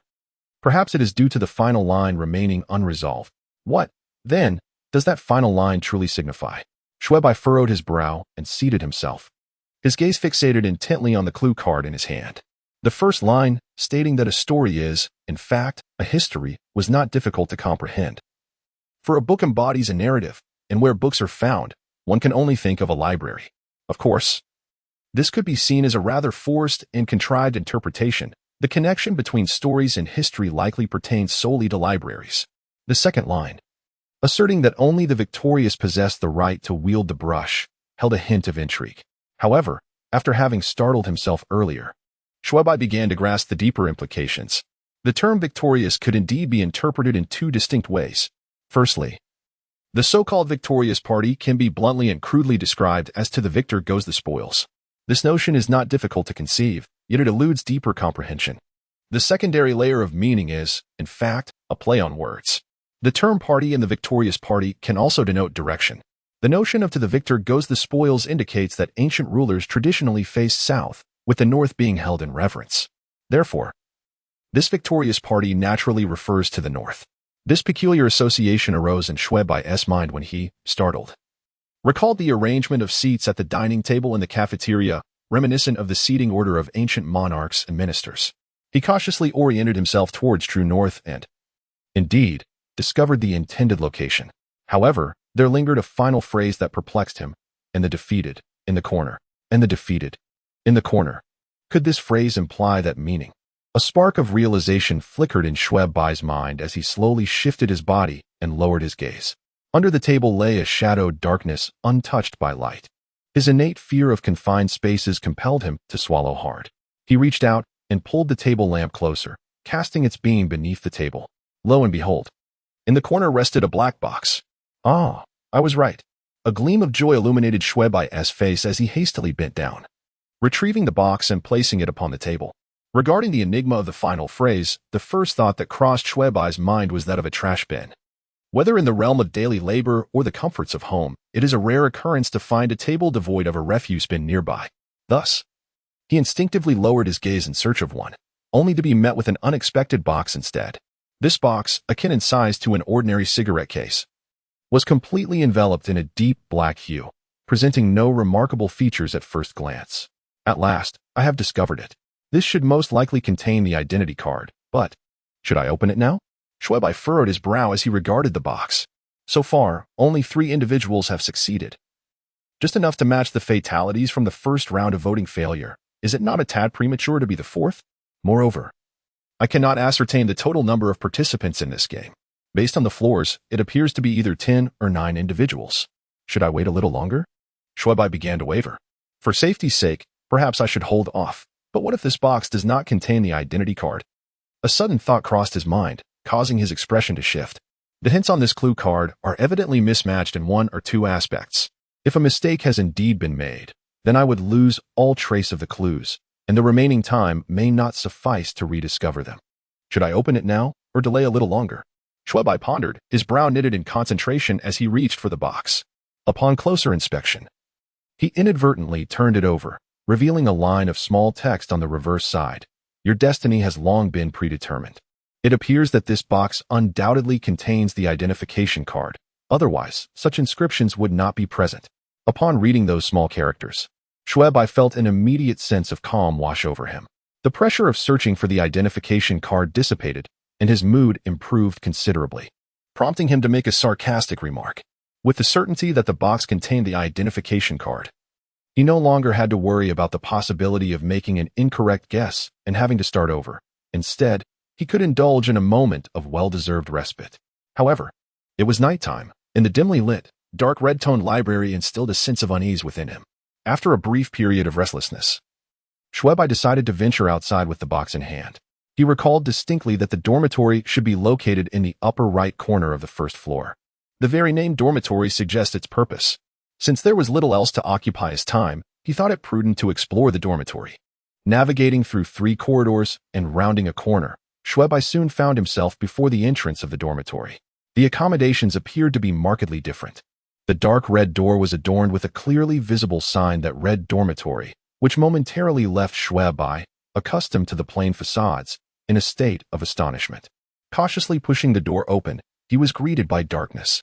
Using the cold light from the corridor, he scanned the interior and quickly located the light switch. With a flick, the entire room was suddenly illuminated. What on earth is this? Is this really a dormitory? Xue Bai exclaimed, nearly in disbelief as he surveyed the expansive room. The dormitory was undoubtedly spacious, measuring at least 100 square meters. However, the issue was that there was not a single bed, nor even a stool to be found. The entire dormitory space, apart from the few pendant lights above, is adorned solely with an array of landscape paintings and calligraphy hanging on the walls. Now I understand why this dormitory is marked with a sign at the entrance. If it weren't labeled, who would know this was a dormitory? Xue Bai chuckled, bemused. And can this truly be called a dormitory? Aside from its slightly larger dimensions, what about it gives one the impression of being a place to rest and sleep? He muttered as he wandered inside, feeling compelled to explore, just in case there might be some hidden mechanism. Upon reflecting calmly, he began to sense the system's underlying malice. Turning to face the door, he casually shut it and fiddled with the doorknob. As expected, this door can only be closed, not locked. This dormitory is hardly a place for rest, Xue Bai remarked, a peculiar expression crossing his face. Is this dormitory merely a decorative facade? I wonder if other floors are similarly arranged. Could it be that the system is so trivial as to treat the dormitory as mere ornamentation? Might there be some hidden trick here? Recalling his experience from the first survival game, Xue Bai couldn't help but overthink. He surveyed the entire dormitory space, increasingly convinced that the system could not possibly be so mundane. Yet, there was little of substance within this dormitory. It was either landscape paintings or scattered calligraphy. The landscape paintings were beyond his comprehension, a chaotic assortment of styles, including scenes of boating on lakes. As for the calligraphy, it was even more eclectic. There are verses, such as Wang Yu, Guanshan Yu, Man Jiang Hong, Jiang Jinjiu, and Shui Jiao Gu Tu, Xue Bai. There are also idioms like Wahu Cong Long, Tian Shang Rin Jian, Jieta Huan Shi, Tian Xiao Wu Zhe, and Gao Shan Lu Shui. In this moment, Xue Bai cannot discern any discrepancies in these elements. Am I being overly sensitive? Xue Bai pondered, resting his chin on his hand, a furrow of concern etching his brow. As he was lost in thought, the long-awaited system notification resonated once more, interrupting his musings. Congratulations to player He Juanhao for successfully acquiring an identity card. Congratulations to player He Juanhao for successfully unlocking the closed passage from the 8th to the 9th floor. Access is now granted. Xue Bai's expression brightened. The 4th one has appeared. It seems I can now open the box to discover my identity. No, it would be wise to wait a bit longer. A hasty transition may draw unwanted attention. Perhaps I should also take a moment to glance at the lounge? It's not far from the stairwell, after all. Upon hearing the emergence of the 4th participant, Xue Bai could hardly contain his anticipation. Suppressing his emotions, he contemplated briefly before proceeding outside. The lounge was situated not far from the staircase. A short turn past the stairwell led to a corridor extending northward. Here, akin to the dormitory, stood a sign with the prominent inscription lounge. Uniquely, unlike other rooms adorned in dark red hues, the lounge's entrance boasted a bright, pristine white, mirroring the surrounding walls. Surely, this space would not be as stark and bare as the dormitory, Xue Bai murmured softly as he pushed the door open. Reaching out to switch on the light, the illumination instantaneously brightened the lounge before him, leaving Xue Bai momentarily speechless once again. If the dormitory he had just encountered could be likened to a slum, then the lounge before him could undoubtedly be considered a palace. The lounge was not as expansive as the dining hall or the dormitory, yet it comfortably accommodated a dozen individuals without issue. The walls were adorned with a vibrant array of graffiti and colorful letters, showcasing rural spring scenes, forest landscapes, and various wallpapers. Even the ceiling, which bore a chandelier, was embellished with wallpaper depicting stars and the vast ocean. The floor was equally impressive, covered with a thick, brown cashmere carpet. Xue Bai hesitated momentarily before stepping onto it, relishing the plush softness beneath his feet. Directly opposite the entrance was a row of recliners positioned against the wall, indicating a designated relaxation area. To the right, a bookshelf filled with an assortment of books graced the wall, while slightly further in was a television wall decorated in bright hues.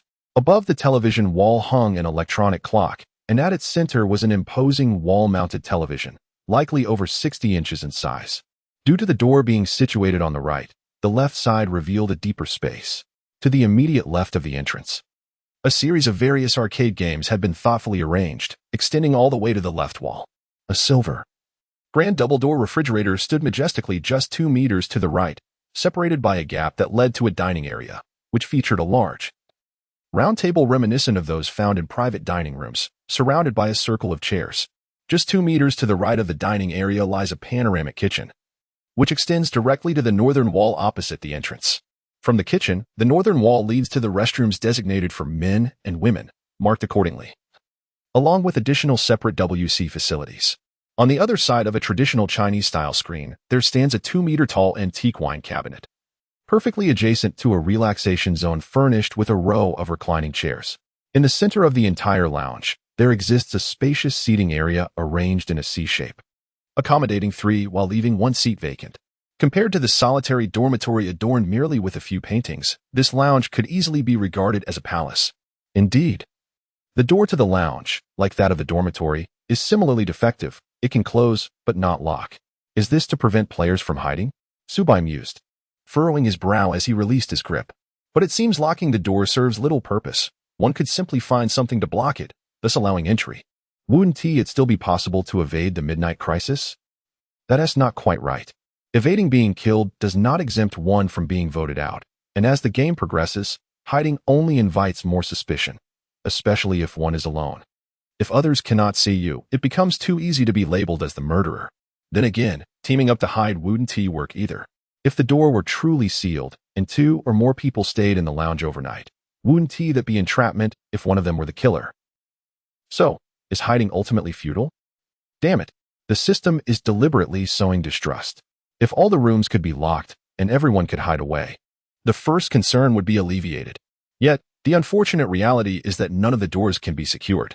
Thus, if a player were to create a safe house, it would only invite danger upon themselves. Xue Bai pondered increasingly, shivering at the thought. He could sense the malevolent intentions emanating from the system. This implies that merely relying on hiding is insufficient for survival. However, going solo seems equally unwise. I should seek a partner. Xue Bai stroked his chin, contemplating deeply, and the notion appeared increasingly sound. Nevertheless, one must remain vigilant if all else fails. Perhaps I could hide the night before and set up some traps at the exit, akin to a detective film? Upon awakening the next day, I could inspect for signs of tampering, thereby discerning whether the other party is a killer. Indeed, that's the plan. Xue Bai's eyes sparkled with realization. While these strategies might seem somewhat theoretical, their execution would not pose significant challenges, though he was unaware of the circumstances of other players.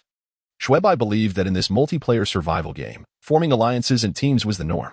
With this thought, his patience for further deliberation waned. Glancing at his digital watch, he noted the time had advanced to 21:32. He quickly retrieved the black box from his pocket. The immediate task was to confirm his identity and ascend to find another individual, aiming to form a team. Could it be that activating the floor passage carries such implications? As Xue Bai opened the box, a sudden thought flashed through his mind. Inside lay a card the size of an identification card, an identity card. A note read, "Do you know what your identity is? Congratulations to player Xue Bai for successfully obtaining an identity card. Congratulations to player Xue Bai for unlocking the closed passageway from level 1 to level 2, allowing free passage."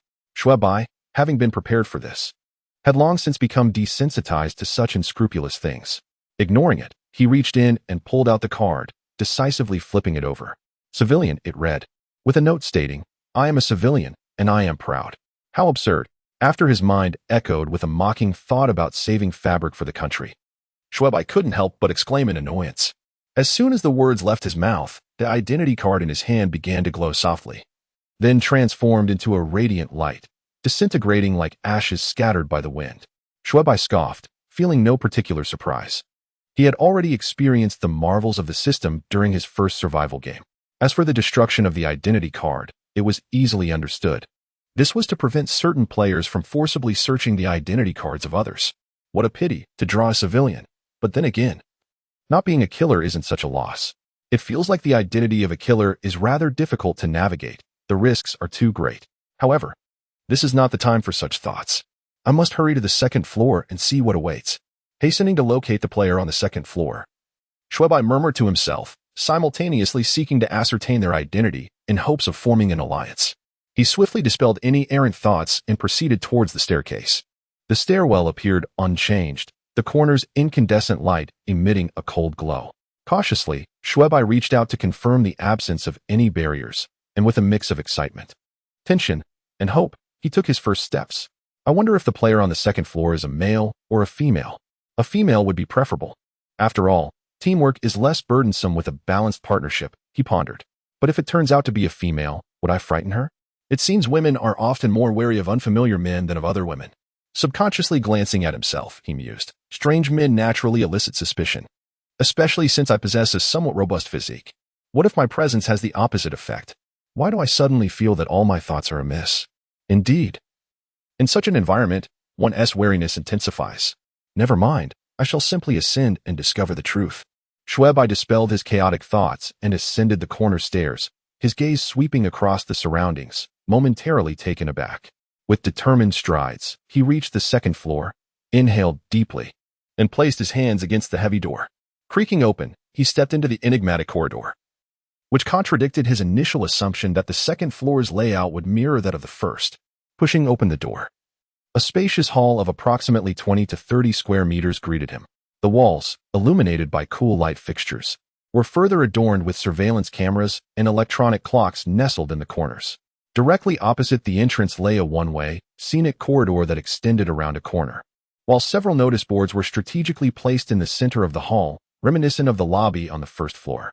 However, upon closer inspection, it became evident that the scenic corridor and the external courtyard, much like the doors and windows on the first floor, were mere facades. In a moment of distraction, Xue Bai momentarily overlooked this detail, only recalling it after instinctively taking a couple of steps, prompting a wry smile. Regaining his composure, he directed his gaze towards the notice boards, which indeed displayed an architectural layout of the current floor. Cafeteria, medical room, activity room, lounge, entertainment hall, library, auditorium, dormitory, bathroom, laboratory, swimming pool, tavern, karaoke room, small theater, guest room. After scrutinizing the second floor layout several times, he noted not only the variation in the number and function of the rooms, but also the overall configuration, which differed from that of the first floor.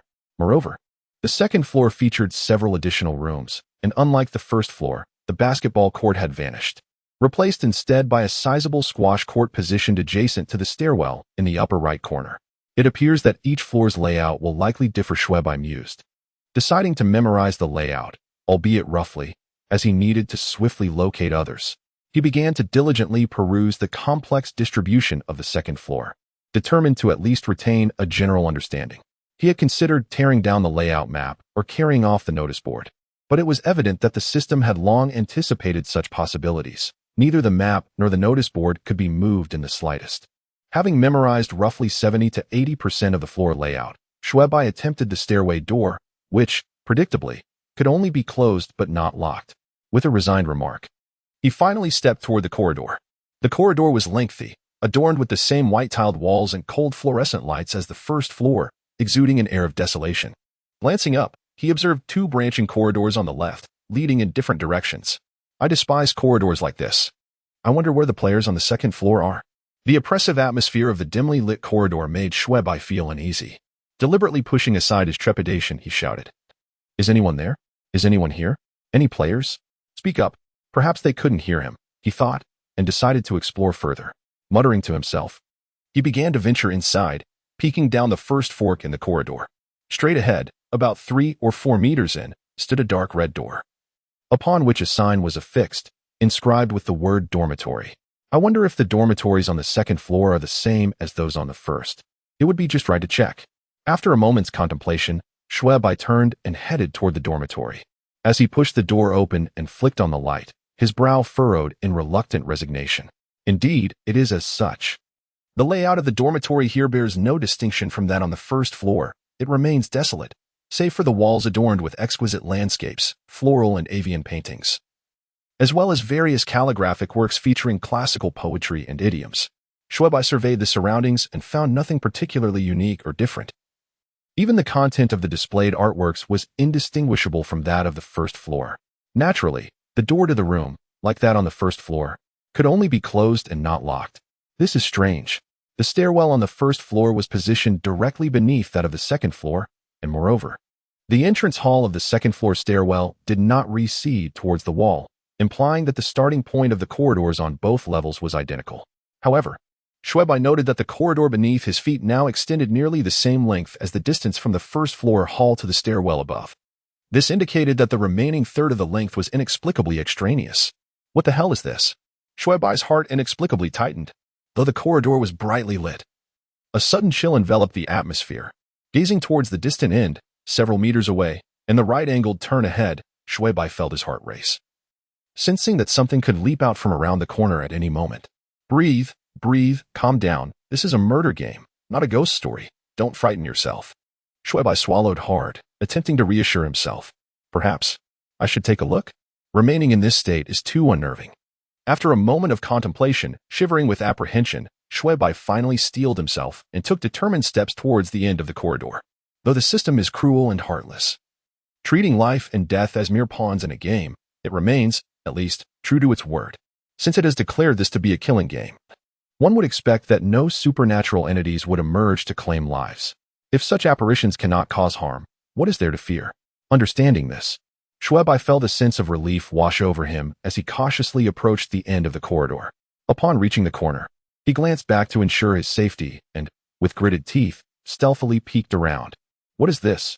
The sight before him rendered Xue Bai momentarily speechless. He had not anticipated encountering a spacious hall. Although a frosted glass door stood not far from the corner, it did little to obscure the view within.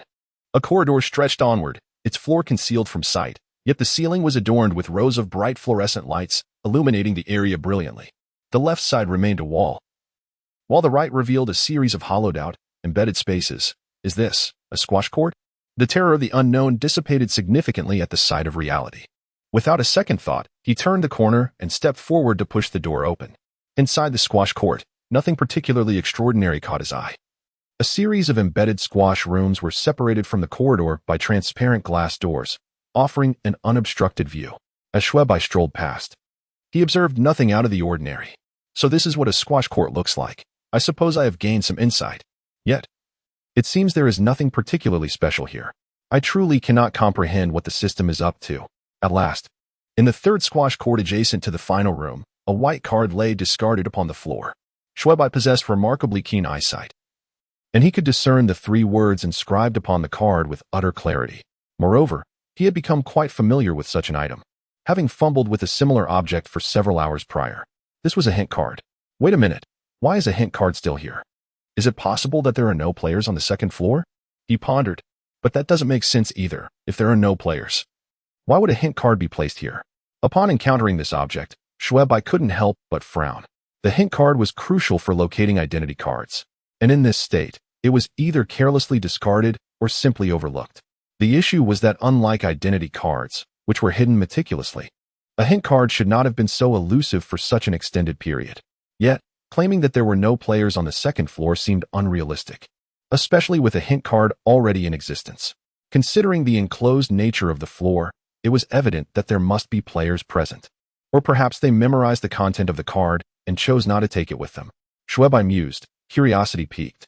He pushed the door open and picked up the card. The hint card read, Note 1. I assure you, you are overthinking this. Note 2. This will prove to be a rather intriguing hint. Life is but a fleeting encounter. When reborn from the ashes, one remains silent in the unseen, concluding within the void.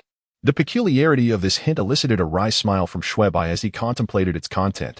He initially believed that the hints he had acquired were rather peculiar, and that perhaps the clues on other floors might be significantly superior. However, it now seemed evident that within a pit, there are always those who are adept at navigating its depths. Indeed, one pit can be more treacherous than another. After his moment of lamentation, Xue Bai tucked away the hint card. In any case, he still intended to seek out the player on the second floor. If that player had already seen the card, it would be of no consequence whether he took it or not. Conversely, if the player had yet to view the hint card, it would serve as a fortuitous gift. Upon exiting the single room, Xue Bai found himself devoid of any desire to wander aimlessly. His curiosity had intensified. He was eager to locate the player on the second floor to discern whether they were in search of an identity card or engaged in some other pursuit. He felt it somewhat unreasonable to leave the hint card behind, as it was merely a trivial piece of paper. emerging from the squash court. He proceeded to the end of the corridor, where in the upper right corner was the stairwell indicated on the map. He reached out to touch it, and indeed, when he failed to find the identity card, the barrier remained intact. Turning his gaze towards the left corridor, he noted that it lacked any branches and led directly to an endpoint, connecting both sides. Along the corridor, 3 rooms were arranged haphazardly, all adorned with dark red doors. The room on the right bore a sign designating it as the lounge, while he distinctly remembered that the 2 rooms opposite were the dining hall and the library.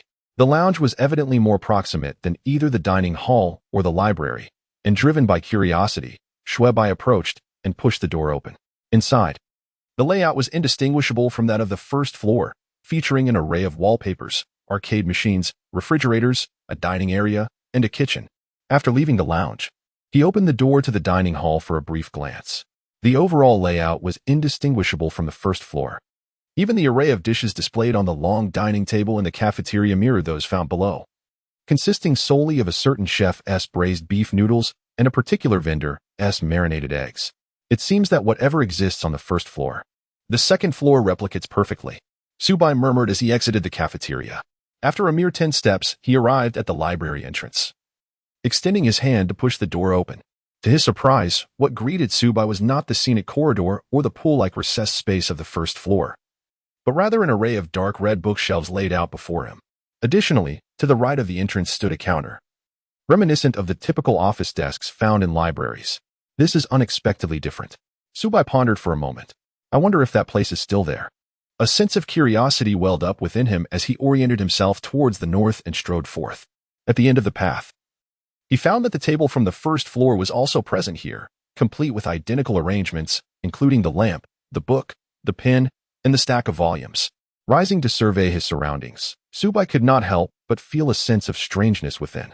Why do all the other layouts remain the same, yet the library's configuration differs? Is it because the library conceals the identity cards? Why does it feel as though this game scene is imbued with an eerie atmosphere, both inside and out? Could it be a hidden significance?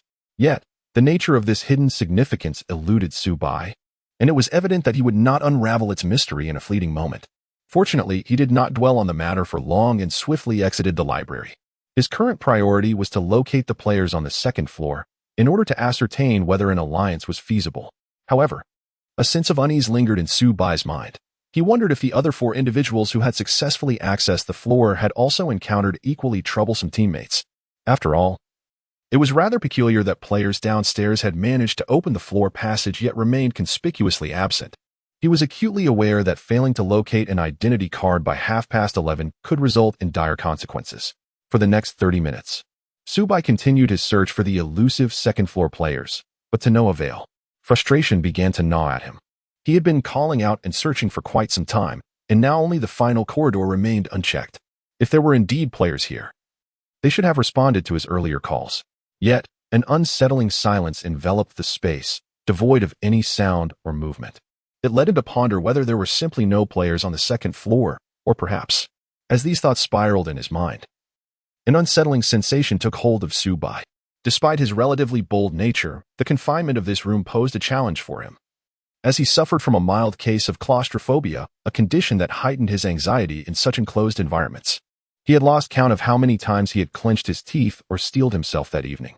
Suppressing his racing thoughts, he steeled himself and began to tread down the final corridor. This corridor was not long, featuring only 2 doors, one on the right and one directly in front of him. Xue Bai cautiously swayed into the room on his right, swallowing hard as he pushed the door open and leaned against the wall, waiting for a moment. Hearing no sound from within, he carefully extended his hand to search for the light switch. His fingers brushed against the cool, tiled surface for what felt like an eternity. Yet he could not locate the switch, causing his palms to sweat in frustration. With a hint of impatience, his face pale, he leaned in to peer inside. The instant his face crossed the threshold, he froze in astonishment. Just now, he suddenly realized he had glimpsed something out of the corner of his eye. A shiver ran down his spine as he quickly withdrew his head from the room, his gaze fixated on the dark red door across the corridor. His complexion had turned somewhat ashen, his throat tightened with unease, and his heart raced erratically. In that fleeting moment of peering into the room, he had sensed the door before him shift ever so slightly. It was merely a fleeting glance, yet he distinctly felt it move. At that moment, under the chilling light, The dark red door at the end of the stark white corridor seemed to emanate an unsettling distortion. It must have been a trick of the light. Surely it was just my imagination. Xue Bai felt an uncontrollable chill coursing through him. His eyes locked on the ominous door, convinced that something might leap forth at any moment. Calm down. I cannot frighten myself. This is a game of murder. There are no ghosts or monsters, he muttered softly, taking several deep breaths in a feeble attempt to quell the erratic pounding of his heart. Fixating intently on the door across the hallway, Xue Bai was suddenly overcome by an irresistible urge to investigate further. Despite the lingering fear within him, curiosity clawed at his mind like a cat, incessantly whispering silent temptations that undermined his rationality. The corridor was so quiet that he could hear the rhythmic thumping of his own heart and the sound of his breath. Holding his breath, he stealthily approached the door, gritted his teeth, and grasped the doorknob. As he slowly pushed the door open, the light from the corridor illuminated the interior, gradually revealing its true form. Before him lay a transverse handrail corridor, and through the faint light, he could discern rows of seats arranged like terraced fields beneath the handrail. Although the deeper recesses were shrouded in darkness, rendering them invisible, Xue Bai immediately recognized this as the small theater depicted in the layout he had seen earlier. Is anyone there? Is there anyone inside? He pondered, a creeping unease enveloping him. Could it be that no one is here? Perhaps I merely imagined it under the pressure? His heart began to race again, and hesitantly, he refrained from entering, straining to listen for any sign of life within the vast, silent theater. Is it truly empty? That seems implausible. Surely there must be someone present, given the presence of the hint card. Is someone hiding deliberately to frighten me? Or did I overlook something during my previous search? Furrowing his brow, Xue Bai felt a chill creeping up his spine while grappling with his perplexity. Based on the information at hand, it was evident that players must exist on the second floor. Yet, the absence of any visible figures left him unsettled, fostering an atmosphere thick with anxiety. Human nature tends to conjure irrational thoughts, especially in an environment as bizarre as this. Xue Bai held his breath and listened intently for a long while, yet he felt no unusual movements within the theater. Cautiously, he approached the doorway and reached inside with his hand. His fingers soon grazed a protruding object, and upon touching it, Xue Bai realized it was a switch. Without hesitation, he pressed it. Instantly, the lights of the entire theater blazed to life. In that very moment, a sudden, resounding thud echoed from the walls inside. Xue Bai was startled, his hair standing on end. Before his mind could fully grasp the situation, he heard a piercing scream from beyond the wall. The scream was accompanied by the clattering sound of objects crashing to the ground. Xue Bai's body was engulfed in a wave of cold sweat, and instinctively, he stepped back twice. Suddenly, his mind registered that the scream indicated the presence of someone in the theater, prompting him to rush inside in a panic. Upon entering, a quick glance revealed a figure crouched against the wall to the right of the door. At the sight of this person, he felt a wave of relief wash over him, his tense nerves loosening momentarily, although a trace of anger bubbled up within him due to the earlier fright. However, as his gaze sharpened, he noticed the long, dark hair cascading over her shoulders and the black leather attire she wore, and it dawned on him that she was a girl. In that fleeting moment of realization, the remnants of his earlier anger dissipated significantly.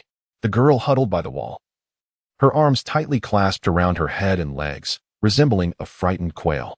She trembled incessantly, emitting faint, indistinguishable sounds of distress.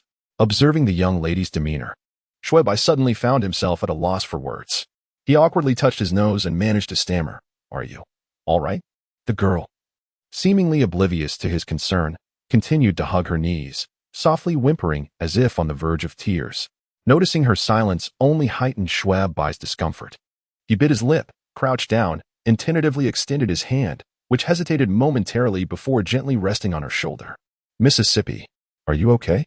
At this, the girl froze momentarily, emitting a startled gasp before, akin to a startled rabbit, she darted along the wall, propelling herself a few meters away. Her reaction startled Xue Bai, nearly causing him to stumble backward. This response is rather excessive, isn't it? What could be the matter? Observing her demeanor, he felt it prudent to remain silent and motionless, patiently awaiting her to lift her gaze. When she finally did, he beheld her true visage. Beneath her somewhat disheveled hair lay a face adorned with a hint of youthful chubbiness, complemented by a petite nose and eyes that harmoniously crafted a visage reminiscent of childhood innocence. While not possessing the beauty that could topple kingdoms, she certainly boasted a captivating charm. Particularly striking was a black beauty mark situated just beneath her left eye, which lent her an air of delicate vulnerability. Even though Xue Bai fancied himself inclined towards the allure of a more mature woman, he found himself unexpectedly captivated by her youthful allure. Then, he became utterly embarrassed and at a loss for words.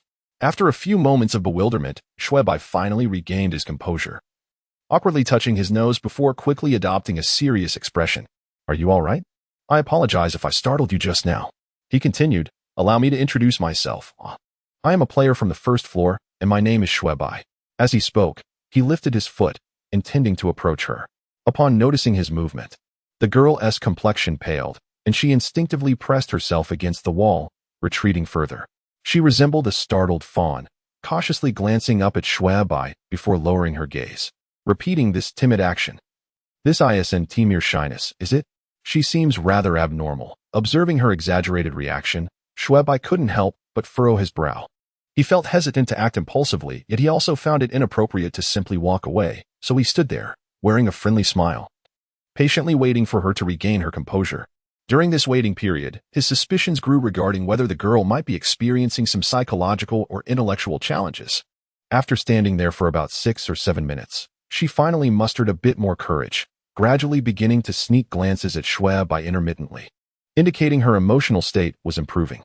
After waiting a few more minutes, Xue Bai decided to gently inquire, "Are you feeling better now?"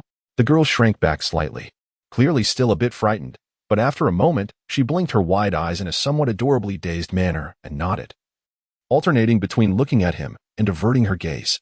"Could you tell me your name?" The young woman appeared momentarily stunned, and then there was nothing more to follow. "Is this really what I was meant to guess?" Just asking for a name felt akin to a malfunction, causing Xue Bai considerable discomfort. 10. Yi Xiao observed the girl's foolish demeanor, reminiscent of someone simple-minded, leaving Xue Bai utterly speechless, at a loss for words. The girl gazed at Xue Bai for several seconds, her expression suddenly drifting into a perplexed daze, emitting a strangely soft sound. Xue Bai, taken aback by her vacant stare and bewildered expression, felt an inexplicable chill creep over him. Her appearance was reminiscent of characters possessed in horror films, particularly with her disheveled hair. Struggling with his unease, Xue Bai hesitated for a moment before tentatively taking a small step forward, extending his hand towards her and inquiring, "Are you all right?" To his surprise, the girl spoke, startling him. He had not anticipated her to utter a word, considering her earlier demeanor, which had suggested a lack of comprehension. Moreover, he was unprepared for the peculiar quality of her voice. It was raspy yet carried an unsettling, grating sensation akin to metal scraping against metal, an auditory discomfort that sent shivers down his spine, especially in such a cold and desolate environment. The girl observed Xue Bai's reaction, her expression dimming, and her features taking on a shade of melancholy and gloom. Uncertain whether it was due to some external stimulus, her head instinctively lowered, nearly resting upon her chest. Xue Bai swiftly emerged from his initial state of confusion, awkwardly rubbing his nose. Noticing that the young woman exhibited no signs of displeasure, he secretly sighed in relief and hastily interjected, "It's good that you're all right. May I ask your name?" Since she was capable of speech, it was evident that she was not mentally impaired, thus presenting an opportunity for communication. Although she still does not appear entirely normal, she seems to pose no threat. Xue Bai mused quietly. The girl, tilting her head, obscured her expression, yet it seemed her body stiffened momentarily, as if she struggled before slowly lifting her gaze. This inexplicable action unnerved Xue Bai, prompting him to instinctively touch his nose to mask his embarrassment. However, the girl's unique voice emerged once more, softly and hesitantly. My name is Yi Xiao." She stumbled over her words several times, leaving one to wonder whether it was a speech impediment or merely the result of panic. It appears she is not mentally impaired, merely frightened? That seems rather excessive. He felt genuinely remorseful for having startled her and introduced himself anew. "I am Xue Bai." Having uttered this, he realized he ought to reintroduce himself. Considering her earlier fright, the girl slowly raised her eyes to meet his, her expression brightening slightly, as the shadows of trepidation began to lift from her brow. She remained silent, taken aback for a moment before letting out a soft "hm." Xue Bai found himself in a state of bemusement, unable to voice his thoughts or reveal his feelings. Yi Xiao, huddled against the wall, paused for a second, emitting a sound akin to a mosquito. No way. He couldn't help but glance at Yi Xiao again, feeling that this girl was truly peculiar. Had she not heard the system notification? unable to contain himself. Xue Bai blurted out the question. Yi Xiao, momentarily dazed, lifted her head, casting a timid glance at him, shaking her head before nodding slightly. What does this mean? A perplexed frown creased Xue Bai's forehead. Is this some sort of riddle? However, given Yu Zhao's demeanor, he refrained from pressing further. With a self-deprecating touch to his nose, he thought, I might as well have not asked. In her state, how could she possibly find her identity card? Yi Xiao lowered her head despondently, clearly having understood his words.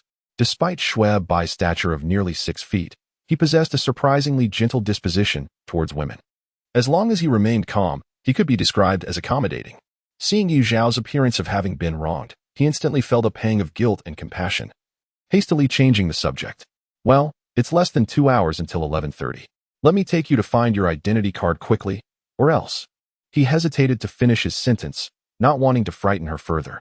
After a brief interval, it was evident that Yi Zhao's courage had increased somewhat.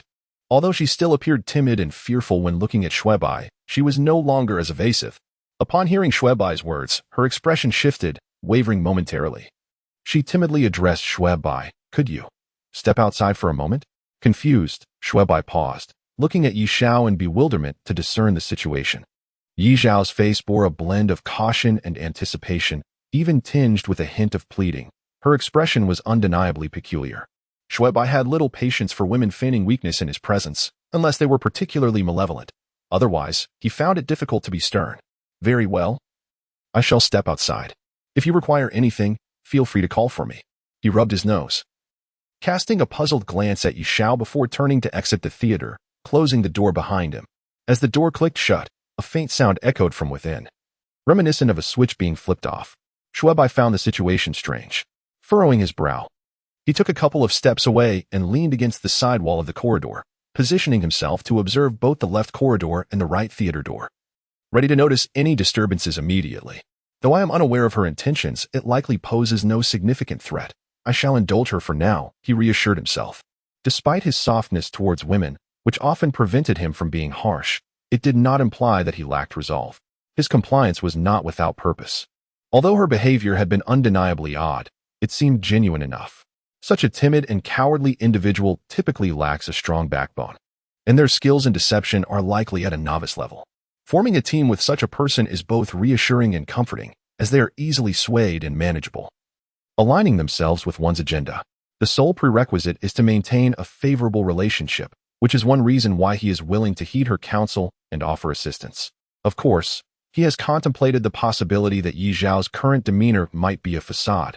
If so, she would be exceedingly cunning. However, as long as she does not possess the identity of an assassin, her cleverness, according to proximity principles, would only benefit him without any detriment. After all, the system's enclosed structure and method of activation subtly segregate everyone into small teams. Moreover, the system has not broadcasted to the second floor, indicating that her identity card has yet to be located. Therefore, there is no need for her to put on an act. In summary, from any perspective, Xue Bai cannot currently discern any intent on her part to feign behavior to deceive him. It is evident that this woman is likely genuinely timid. This is sufficient for him, as long as the advantages outweigh the disadvantages. After an odd 5 or 6 minutes of waiting outside, the door creaked open. Yi Xiao cautiously peered around the corner, her gaze dropping slightly as she warily scanned the corridor. Shrinking back, she nervously emerged from the theater, half crawling and half walking. The expression on her face seemed far from feigned fear, yet her actions appeared oddly peculiar. Xue Bai felt an unsettling chill as she cast a final glance down the corridor, instinctively following suit with her own gaze. The hallway was utterly devoid of any presence. Do not frighten yourself. Remain composed. Remain composed. Do not allow her to drag you down with her. This clue card was found in the squash room. It contains hints regarding the identity card. Take a look. Xue Bai offered the card to her. Yi Xiao timidly raised her gaze to meet Xue Bai's, her eyes flitting back to the card, repeating the motion twice, until Xue Bai shook the card once more, prompting her to hesitantly reach out and accept it. Xue Bai instinctively glanced at Yi Zhao's palm, which appeared delicate, exhibiting an unnaturally pale hue. He had not noticed it earlier, but now, following the line of her hand, he observed that her entire complexion was markedly fairer than that of an ordinary person. This skin tone seems rather strange. The sight of her pallor stirred a mix of thoughts and a sense of familiarity within Xue Bai, though he could not pinpoint the source. Just as he contemplated gazing further, Yishao inadvertently looked up in his direction. He quickly averted his gaze, donning a faint smile. I cannot comprehend. To Xue Bai, her demeanor grew increasingly pitiable and fragile with each passing moment. His brow furrowed, as pangs of sympathy and compassion welled up within him. He swiftly took back the clue card, striving to soften his expression further. It's all right. Not understanding is perfectly fine. I shall assist you in finding the answers. Yi Xiao experienced an inexplicable shiver, lifting her gaze toward Xue Bai. Her expression a curious amalgamation of disbelief, fear, and concern. Her eyes flickered anxiously, and her body began to shrink back slightly. What's wrong? Are you all right? Xue Bai felt a wave of apprehension wash over him at her reaction. Fortunately, Yi Xiao did not exhibit any extreme behaviors such as fleeing or screaming. Yet, he refrained from speaking further, fearing he might startle her again. That's good. We should set off. We need to find your identity card without delay. Are you sure you're fine? You didn't hurt yourself, did you? Xue Bai's heart ached at her timid demeanor, fearful of causing her any harm. No, I'm fine. Upon hearing the commotion, Yi Xiao timidly lifted her head. After glancing at Xue Bai, her expression seemed to soften a bit, and she quickly shook her head. Xue Bai, unsure of how to respond, surmised that her earlier proximity stemmed from fear. After a moment of contemplation, he chuckled and said, "If you're scared, just stick close to me. You can even hold on to my clothing if you wish." Though she appeared to be an adult, Xue Bai felt as if this girl possessed the courage of a second-grade child. In light of the situation, he decided to be magnanimous, after all. Fostering a closer bond between them would not be to his detriment, especially since she had yet to acquire her identity card, alleviating his concerns about her potentially turning on him. Moreover, his vanity and masculinity subtly spurred him on. Yi Xiao lifted her gaze to glance at Xue Bai, her eyes slightly unfocused, as she pressed her lips together and murmured in acknowledgement. Upon receiving her response, Xue Bai unexpectedly felt an uncharacteristic surge of petty joy within him. The notice board stood silently in place, and Xue Bai offered a word of comfort to Yi Xiao before retrieving the hint card, studying it thoughtfully beside the notice board. Yi Xiao, dutiful silent, seemed to have acclimated to Xue Bai's presence. With her head bowed, her hair cascading down, she clutched the corner of his jacket, refusing to let go. This demeanor bore an uncanny resemblance to that of a specter, though fortunately, she was clad in an incongruously mismatched ensemble of black leather attire. Xue Bai's mind was wholly absorbed in the task of deciphering. Throughout history, the art of decoding has either concealed intricate secrets or relied on sheer luck. Fortunately, this marked Xue Bai's second encounter with a hint card, drawing from his previous experience and template. He found it manageable to replicate the process in conjunction with the layout of the notice board. For instance, the first sentence typically referred to a certain room or hall. The second indicated a general location, and the third specified the exact spot, principles he had discerned from his hint card. However, this time, isn't this phrase, "If life were only as it was at first sight," attributed to the poet Nalen Rongrua, who was famed for having many admirers? What significance does it hold here? Although Xue Bai was not an academic prodigy, the line "if life were only as it was at first sight," while it meant the autumn wind and the painted fan, echoed in his mind with striking clarity. Moreover, he comprehended the essence of that statement, which merely expressed a wistfulness for the relationship between the two individuals, no longer as exquisite as in their initial acquaintance. The issue, however, lies in the fact that extracting this phrase partially to serve as a hint seems akin to a chaotic strike that inadvertently injures the expert, leaving one utterly unprepared. Does "life is but a first meeting" refer to the little scene between me and Yi Xiao? No, that would be rather far-fetched. How could the system know where we would encounter each other? Alternatively, does it pertain to the discovery of the hint card in the squash room? That, too, is incorrect. I've already searched that area thoroughly. There is nothing else. Then what could it possibly signify? Life is but a first meeting. Merely a first meeting. Could it refer to the point of birth? After some interaction, Xue Bai discerned that Yi Xiao's intellect and memory seemed intact. Yet, in other aspects, it was difficult to ascertain, as she appeared perpetually anxious, like a startled bird, existing in a state of profound fear. Her demeanor surpassed even his own claustrophobia, yet curiously, her reactions did not align with typical manifestations of such a condition. Xue Bai, not being a doctor, could not precisely diagnose her ailment. Ultimately, he found himself speaking to her as one would to a child, fearful of startling Yi Xiao. Nevertheless, he was accustomed to this. having once cajoled his ex-partner even more fervently.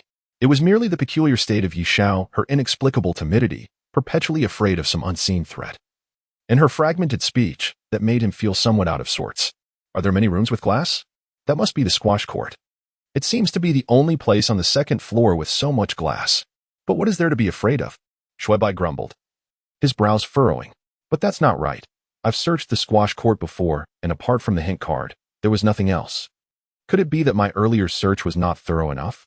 Perhaps I overlooked those potted flowers. Thoughts whirled in Xue Bai's mind, and he quickly made up his mind.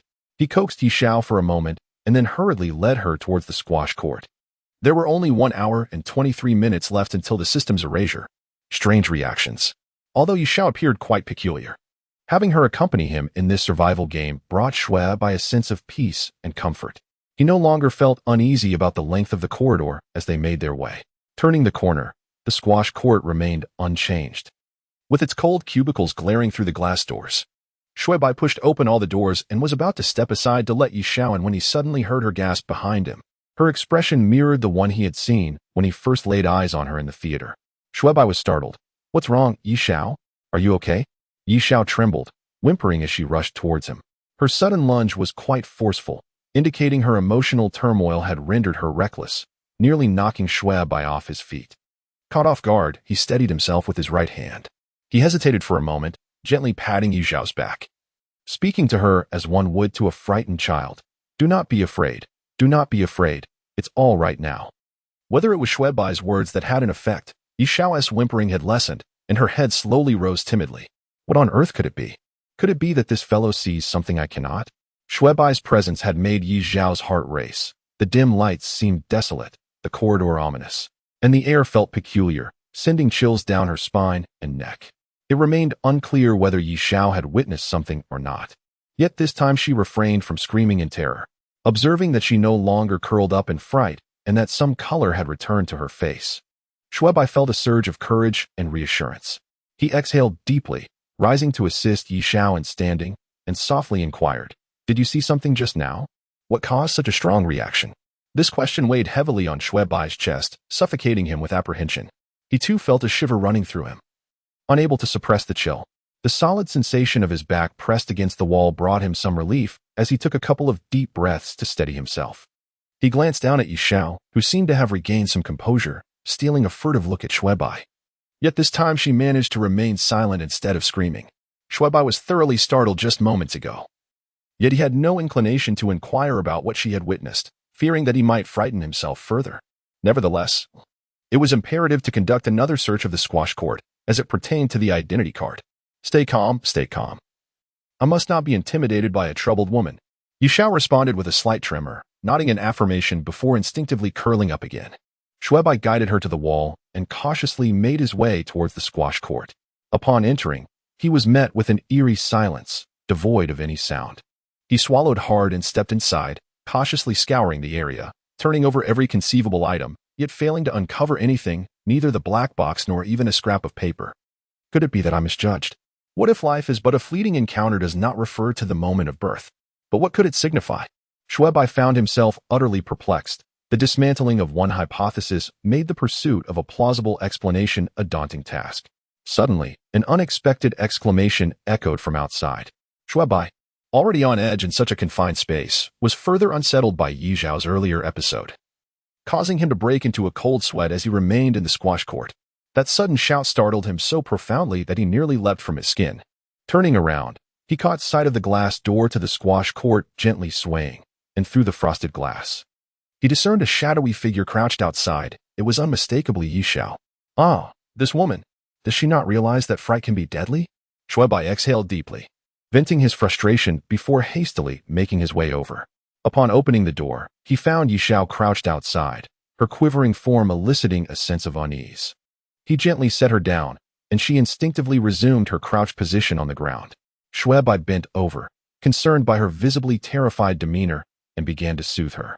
After a while of comforting her, she finally ceased her trembling. With a sigh, he reflected, I initially sought a companion to aid me. Yet I unexpectedly encountered such an eccentric ally. However, despite his inclination to abandon her, he found himself unable to do so. Trapped in this bizarre inner world and embroiled in a peculiar survival game, one would think compassion would be unwarranted. Yet, Xue Bai could not suppress his emotions. Seeing Yi Xiao in such a state softened his heart. After a moment, her whimpering subsided, and she fell into complete silence. Xue Bai breathed a sigh of relief, straightened his back to relieve the stiffness in his neck, and then donned a gentle expression as he turned to Yi Xiao, who remained crouched on the ground. "Are you all right now?" He had initially intended to scold her for her fearfulness, questioning her decision to approach, but reconsidered, realizing she was likely just timid and seeking his presence. Yi Xiao timidly responded with a soft hum, her trembling form attempting to raise her gaze. Xue Bai, upon witnessing her delicate demeanor, felt an inexplicable surge of compassion. In a moment of impulse, he reached out to caress her head. Yi Xiao looked up just in time to see Xue Bai's hand, its shadow cast upon her face by the light. Her expression shifted instantaneously, fear, anxiety, dread, and despair all coalesced into a singular tumult. Suddenly, a scream erupted from her throat. "Ah!" She scrambled backward, colliding with the wall opposite her. Curling into herself, she clutched her body tightly, shielding her vulnerable areas, trembling uncontrollably. This display was unmistakably more intense than her initial reaction upon their first encounter. Xue Bai was taken aback, his heart skipping a beat. He gazed at Yi Xiao, his face a canvas of confusion. In the bathroom, witnessing Yi Xiao's current state, Xue Bai's mind was in disarray. Her terror was palpable, evidently the result of some unseen trigger, yet he remained utterly oblivious to what had unsettled her. A fog of uncertainty enveloped him. He longed to approach and offer solace, yet feared he would only further frighten her. However, the sight of her curled up, clutching her body in a protective manner, pierced his heart with profound sympathy. At that moment, she appeared as a victim of some harrowing experience, quivering and emitting soft, unintelligible sounds. How could this happen? What has this girl been through? Xue Bai felt a pang of distress, his mind inevitably wandering to chaotic speculations about her condition, leading him to subconsciously contemplate unfavorable possibilities. This thought flickered through his mind, prompting him to shake his head. Indulging in malicious conjectures about others was hardly a commendable endeavor. Perhaps she merely experienced some form of shock. It may not be as I suspect, Xue Bai rationalized, suddenly pausing as a fleeting thought crossed his mind. Wait a moment. Just now. He stood there, momentarily dazed, his brow furrowing as he pinched his chin and lowered his head in contemplation. Could it be that life is but a first encounter refers to that place? After a brief interval, he lifted his head, his expression brightening. It's possible. Very possible. No. I must hurry to find out. With urgency, Xue Bai instinctively turned to leave, only to suddenly remember that Yi Xiao was still there, cowering against the wall, trembling. His heart sank once more. I can't just abandon her here, can I? How did I end up with such a teammate? Sigh. The thought of leaving Yi Xiao behind was unbearable for Xue Bai. After a moment's hesitation, he ultimately softened, cautiously moving closer to Yi Xiao, whispering gently, "Are you all right?" He found himself at a loss for words. Aside from this inquiry, he truly had no idea what else to say, especially in the presence of such a delicate soul. Unfortunately, Yi Xiao seemed oblivious to his concern, curled up and unresponsive.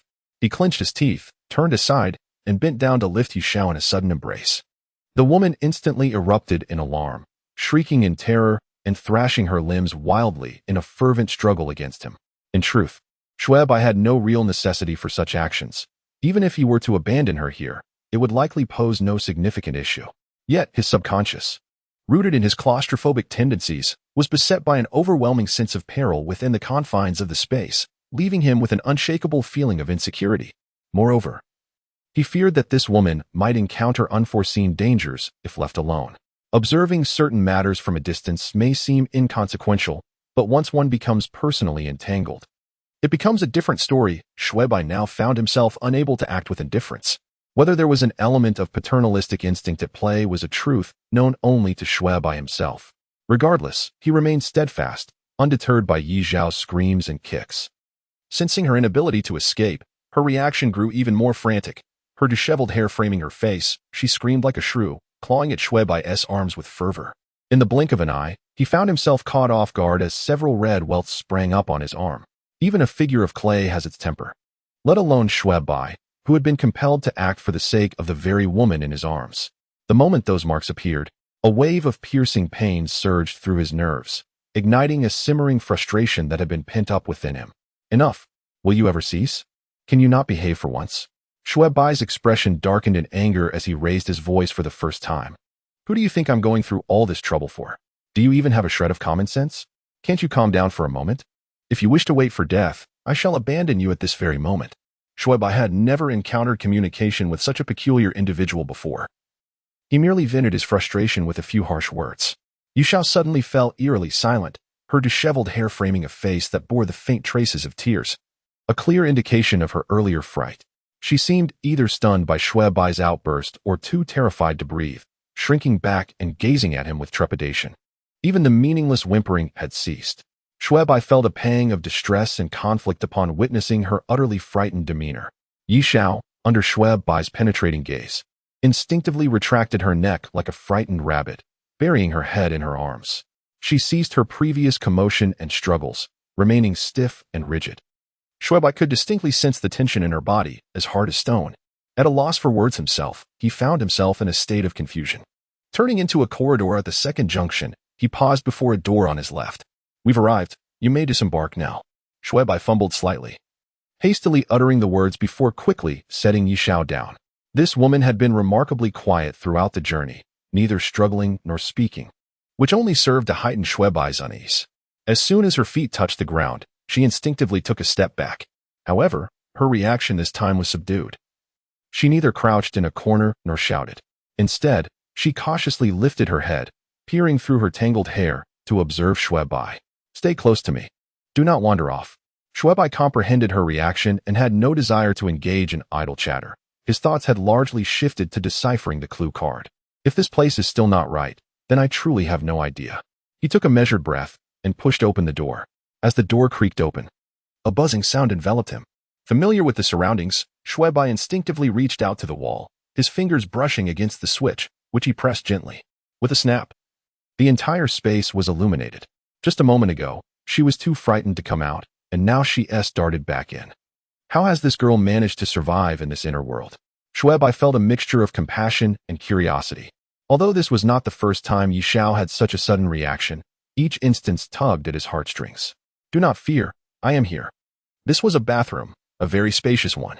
The large bathtub, spanning at least 30 to 40 square meters, was not something one would typically find in a residential bathroom. Aside from the bathtub, the other three walls were lined with showers. However, what was peculiar was that these showers did not operate like those in traditional bathing facilities. Each shower was equipped with a water heater, and the persistent buzzing that had filled the air since he entered was emanating from these heaters. The entire bathroom felt somewhat odd. I hope the identity card is somewhere in here. Otherwise, time is truly running out. Xue Bai steadied his mind and stepped inside. Despite the bathroom's vastness, the amenities were surprisingly limited. Aside from the bathtub, the scrub-board bed, the fire axe behind the glass window, and the circle of showers accompanied by a peculiar water heater, there was hardly anything extraneous. Xue Bai circled the bathroom 3 times, even peering beneath the scrub-board bed, yet found nothing of interest. Where on earth could the identity card be concealed? Could it be that I have misjudged yet again? Perhaps it is not in the bathroom at all. For a moment, Xue Bai was perplexed, furrowing his brow as he retrieved the hint card. Life is but a fleeting encounter. When reborn from the flames, in places unseen, it lies dormant, concluding in the void. Surely I have not truly miscalculated the location? It must be here, compared to other rooms. The bathroom aligns most closely with the notion of life being but a fleeting encounter. Xue Bai pinched his chin, fixating intently on the hint card. The reason he associated the phrase life is but a fleeting encounter with the bathroom was largely due to his gratitude towards Yixiao. Had he not witnessed her cowering in the corner, seemingly distressed, he would not have allowed his imagination to conjure certain scenarios.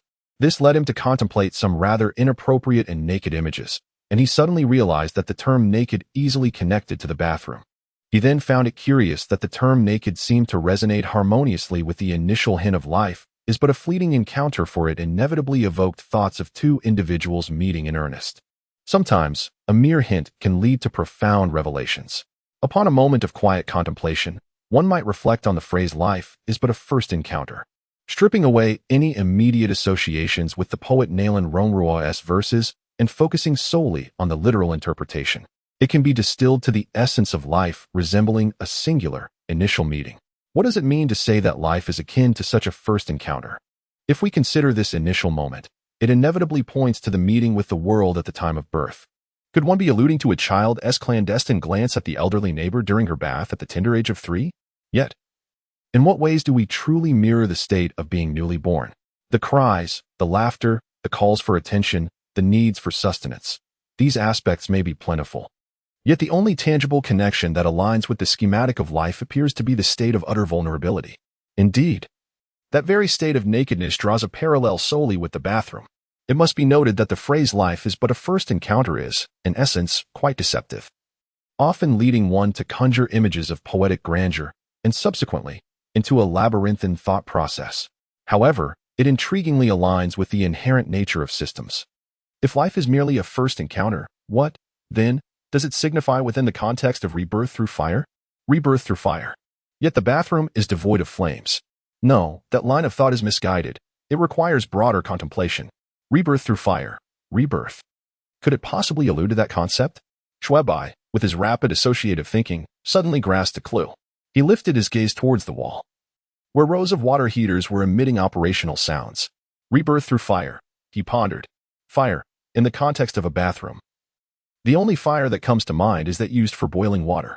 Could rebirth through fire actually refer to bathing? So, are these water heaters the subject of discussion? He mused.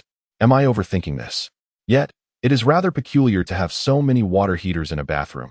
It's impossible not to arouse suspicion. Given this, is the clue a tad too obvious? It feels almost like a gift. Has the system become so lenient? A change of character. No, I'm digressing. He chastised himself. Even if the second hint pertains to these water heaters, where on earth is the identity card hidden? Xue Bai glanced down at the clue card. Life is but a fleeting encounter. Rebirth through fire. In unseen realms, it lies in silence, concluding in the void. In unseen realms, it lies in silence, concluding in the void. Unseen. Frowning, Xue Bai approached the wall, disregarding his image as he pressed against it, peering into the crevice between the water heater and the wall. He circled around like a fool but found no trace of the black box. Could it be above the water heater? No, that would hardly count as unseen. Unseen. Could it be within? A spark of realization flickered in Xue Bai's eyes. Such reasoning seems rather plausible. However, among all these water heaters, where precisely could it be concealed? Moreover, how on earth am I to dismantle this contraption? Xue Bai pondered, increasingly convinced of his hypothesis. But with so many water heaters, which one houses the identity card? He found himself at an impasse. The entire process of deduction had unfolded smoothly, whether by sheer luck or meticulous analysis, and it appeared he had finally grasped the essence of the mystery. Yet, confronted by the multitude of water heaters, he found himself stumped once more. Although armed with a fire axe, the challenge of breaching a water heater was no trivial task. While he had never attempted it before, he estimated that dismantling even a single unit would consume at least 10 to 20 minutes. With merely 50 minutes remaining in the countdown to locate the identity card, and over 20 water heaters present in the bathroom, Xue Bai realized he lacked the time to forcibly dismantle them one by one. There must be an angle I have yet to consider. Could it be related to that final phrase? But what on earth does it mean to end in the void? The sewer? As Xue Bai murmured to himself, he approached the drainage outlet, which was entirely sealed, a horizontal opening that could not be pried open, and the gap was too narrow for his fingers to fit through. He struck it twice with the axe, leaving only 2 white scratches. Clearly, brute force would not suffice, no matter how he examined it. This place did not appear to conceal the identity card. Where exactly is the flaw? Xue Bai, in a state of frustration, let his axe drop, completely losing focus. The answer seemed so close yet remained elusive, a sensation that was not only tormenting, but also deeply irritating and gloomy. At this moment, the long silent system voice unexpectedly activated. Congratulations to player Chi Antong for successfully obtaining an identity card. Congratulations to player Chi Antong for successfully unlocking the closed passage from the 6th to the 7th floor. The passage between the 6th and 7th floors is now open for free entry. Upon hearing the announcement, Xue Bai's brows furrowed, his thoughts diverted. From the 6th to the 7th. I recall that the first player to successfully find an identity card, Su Longhua, managed to ascend from the 5th to the 6th floor. This fellow has already assisted someone in acquiring an identity card. Truly impressive intellect. Xue Bai held a vivid recollection of Su Longhua, the first to obtain an identity card, along with the floor he had traversed. Hearing the system's notification that a player on the 6th floor had also found an identity card was evidently linked to this individual. This person's intellect is remarkable. It makes me want to meet him. I wonder if he is a young man or a middle-aged gentleman, perhaps a student. No, I mustn't let my thoughts wander. I need to quickly assist Yi Xiao in locating her identity card. I cannot bear to watch her face erasure helplessly. The woman, with her head drawn in, still resembled a timid quail. Xue Bai felt an even greater sense of compassion but had lost all clarity regarding the hints provided. For a moment, a feeling of agitation surged within me. Calm. Calm. There must be a solution. The answer surely lies within the hints. Collect myself. Reflect on the clues I have on the first floor. Xue Bai took several deep breaths, suppressing the restless energy and emotions, and began to think clearly. The first sentence undoubtedly refers to a specific room.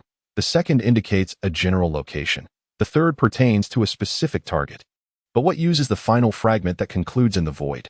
Speaking of which, that phrase about splashing ink in my first floor hint seems rather superfluous. Could it be that the system deliberately concocted it to confuse us? It seems quite plausible. If that is the case, I could disregard it. Surely, there must be concrete locational clues within the other hints. I must have overlooked something. There must be an element within the hints that I have neglected. Life is but a fleeting encounter when reborn from the flames. One remains silent in the unseen realms. Silent in the unseen realms. Silent in the unseen realms. Silent in the unseen realms. Suddenly, Xue Bai turned to look at the water heater on the wall. Could this be the implication? It seems to be the only possibility. However, if that is indeed the case, it is difficult to discern in such an environment. Xue Bai furrowed his brow and scanned the bathroom. Yi Xiao quietly followed behind him, unusually obedient. No, if the answer truly is that, MD, there is indeed a way to discern it. Xue Bai's brow suddenly furrowed as he silently approached the nearest water heater, twisting the shower switch open. A clear stream of water, after a brief pause, joyfully cascaded from the shower head. Xue Bai cautiously stood to the side, extending a hand to feel the water. 1 second. 2 seconds. 3 seconds. 5 seconds. He tested one heater after another. 1, 2, 3, 10, 15. In just 4 or 5 minutes, he had tried over 20 water heaters. As he switched on the last heater, a rare smile of joy finally appeared on his face. It truly is like this, as long as I find the key point. He turned towards the glass cabinet containing the fire axe. You should stay back to avoid any accidents. Since being shouted at, you shall remain timid but seemed somewhat more compliant this time. In any case, after Xue Bai coaxed her once, she obediently stepped aside, watching her retreat a few steps. Xue Bai bent his elbow and struck the display case. The glass shattered with a resounding crash. Xue Bai dusted off his elbow and reached in to retrieve the fire axe, weighing it in his hand. It felt surprisingly comfortable.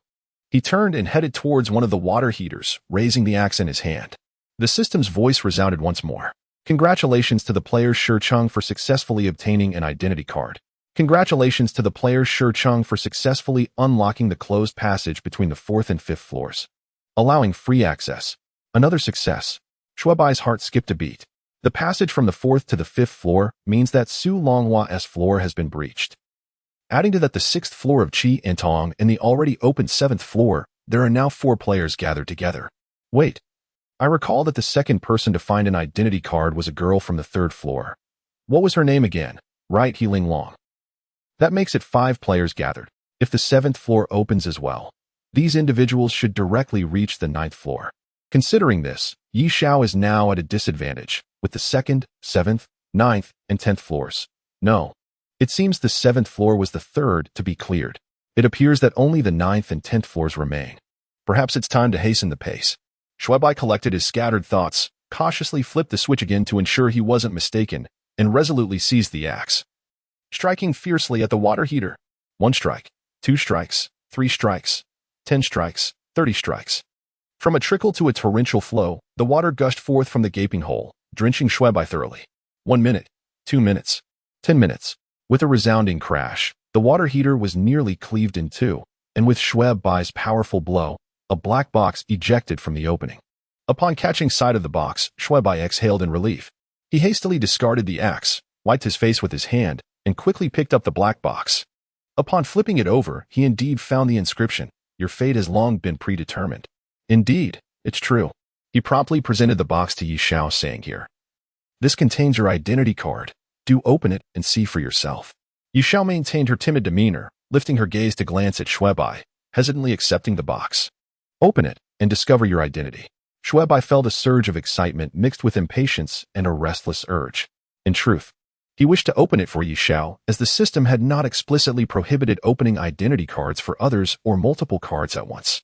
However, considering the meticulousness of the system, he refrained from experimenting. The two successive decoding processes had already left him mentally exhausted. While decoding may appear straightforward, it is, in reality, incredibly taxing on both the mind and spirit, also demanding considerable patience and willpower.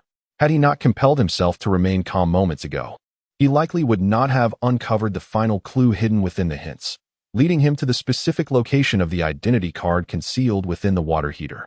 Life is but a fleeting moment, a rebirth through flames, silent in unseen realms, culminating in the void. The first sentence pertains to a specific room, the second to a general area, and the third to a precise location. This is an experience previously explored by Xue Bai. According to this experience, the true answer, concealing the detailed location, lies within the third sentence, shrouded in silence in an invisible realm. To be precise, it is indeed in the unseen place that remains quiet. The term invisible naturally refers to the interior of the water heater, though he cannot ascertain which specific unit it is. However, the clue card has already elucidated this matter quite clearly. It states, in the invisible place, yes, silence. After reading this word several times, Xue Bai immediately noticed something significant. The bathroom had been permeated with a persistent buzzing sound emanating from the water heaters. The term silence also implies tranquility. Although this silence may not seem to hold much significance, akin to the latter part of the phrase ending in the void. If previous hints have failed to yield suitable targets from other perspectives, then it stands a considerable chance of being the correct clue. Moreover, the very environment of the bathroom was filled with sound, further amplifying the suspicion surrounding the role of silence. Thus, Xue Bai began to pay attention to the issue of sound. However, in such a cacophonous setting, it is indeed quite challenging to discern which heater remains silent. Fortunately, Xue Bai's mind was quite agile. Since the water heater could produce sound, it indicated that it was operational. If the heater was functioning, it was evident that it was heating water. Therefore, the one that was silent was clearly the one without hot water. Thus, Xue Bai astutely began to turn on each shower switch to test the water temperature. This method enabled him to swiftly locate the water heater that dispensed only cold water. Naturally, the price of his correct deduction was that his mental state was now somewhat depleted, overwhelmed by exhaustion and numbness. Were it not for the necessity of waiting for Yi Xiao to unveil the contents of the box, were it not for the impending need to converge with the majority of players, and were it not for the forthcoming initiation of the first murder game, he would have longed for a place to indulge in a restorative slumber. A bed was unnecessary. A mere pillow would suffice. Xue Bai rubbed his temples, forcibly suppressing the negative emotions, and turned his gaze towards Yi Xiao. The box in her hands gradually opened, and she trembled as she looked at Xue Bai. Her actions halted, seemingly seeking reassurance. Xue Bai, shaking his head, smiled at her, saying, "This is your own identity card. You may examine it yourself." Yi Xiao responded awkwardly with a soft acknowledgement and reached for the identity card nestled within the box. Xue Bai, ever the gentleman, turned his back. Although he suspected that if he were to insist on peeking, Yi Xiao would likely not object, it was indeed peculiar that he instinctively averted his gaze. Congratulations to player Yi Xiao for successfully acquiring an identity card. Congratulations to player Yi Xiao for successfully unlocking the closed passage between floors.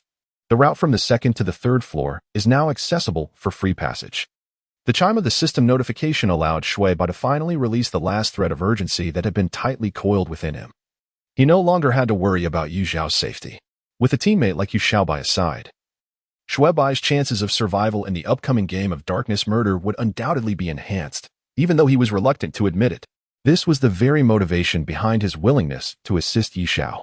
Despite developing a sense of concern and empathy for her, Xue Bai could not deny that leveraging Yi Xiao to bolster his own survival odds was a reality he had to confront.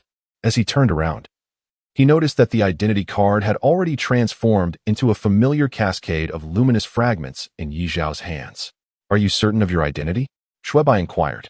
Yi Xiao responded with a faint hum. Curiosity surged within him, and despite trying to suppress it, he blurted out, "A civilian?" Yi Xiao affirmed once more with a soft hum. Xue Bai scrutinized her intently for a few moments, observing that she showed no signs of distress, no furrowed brows, no blinking, no hesitation, nor panic, indicating her honesty. With her identity established, he felt it was crucial to quickly reunite with the main group. Although everyone would be viewed with suspicion in the ensuing game, it was undeniable that most were indeed allies. Moreover, the sealed floors had been unlocked, and it was time to ascend and assess the situation, lest anyone fall prey to malicious conjecture. Let us proceed upstairs to join the others, Xue Bai resolved.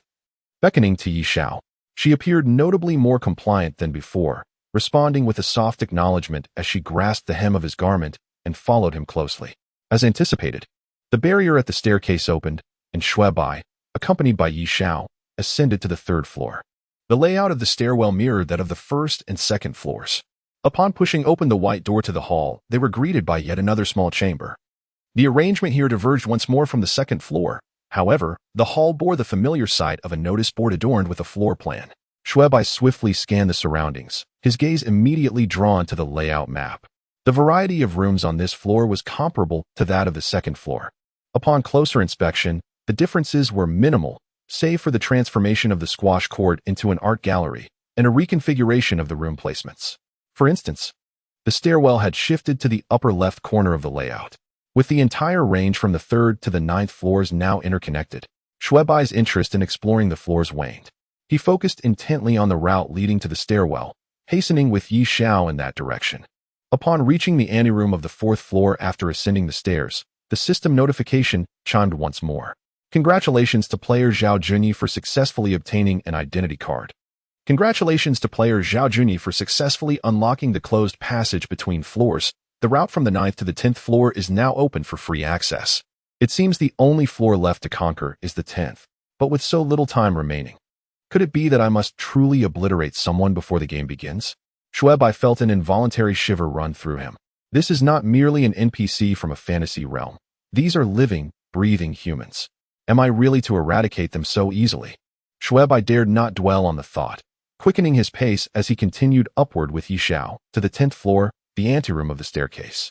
7 individuals had just gathered in front of the notice board when the stairway door swung open once more, revealing Xue Bai accompanied by Yi Xiao.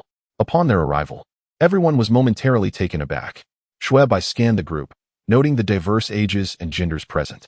The most striking figure among them was a young man in his 20s.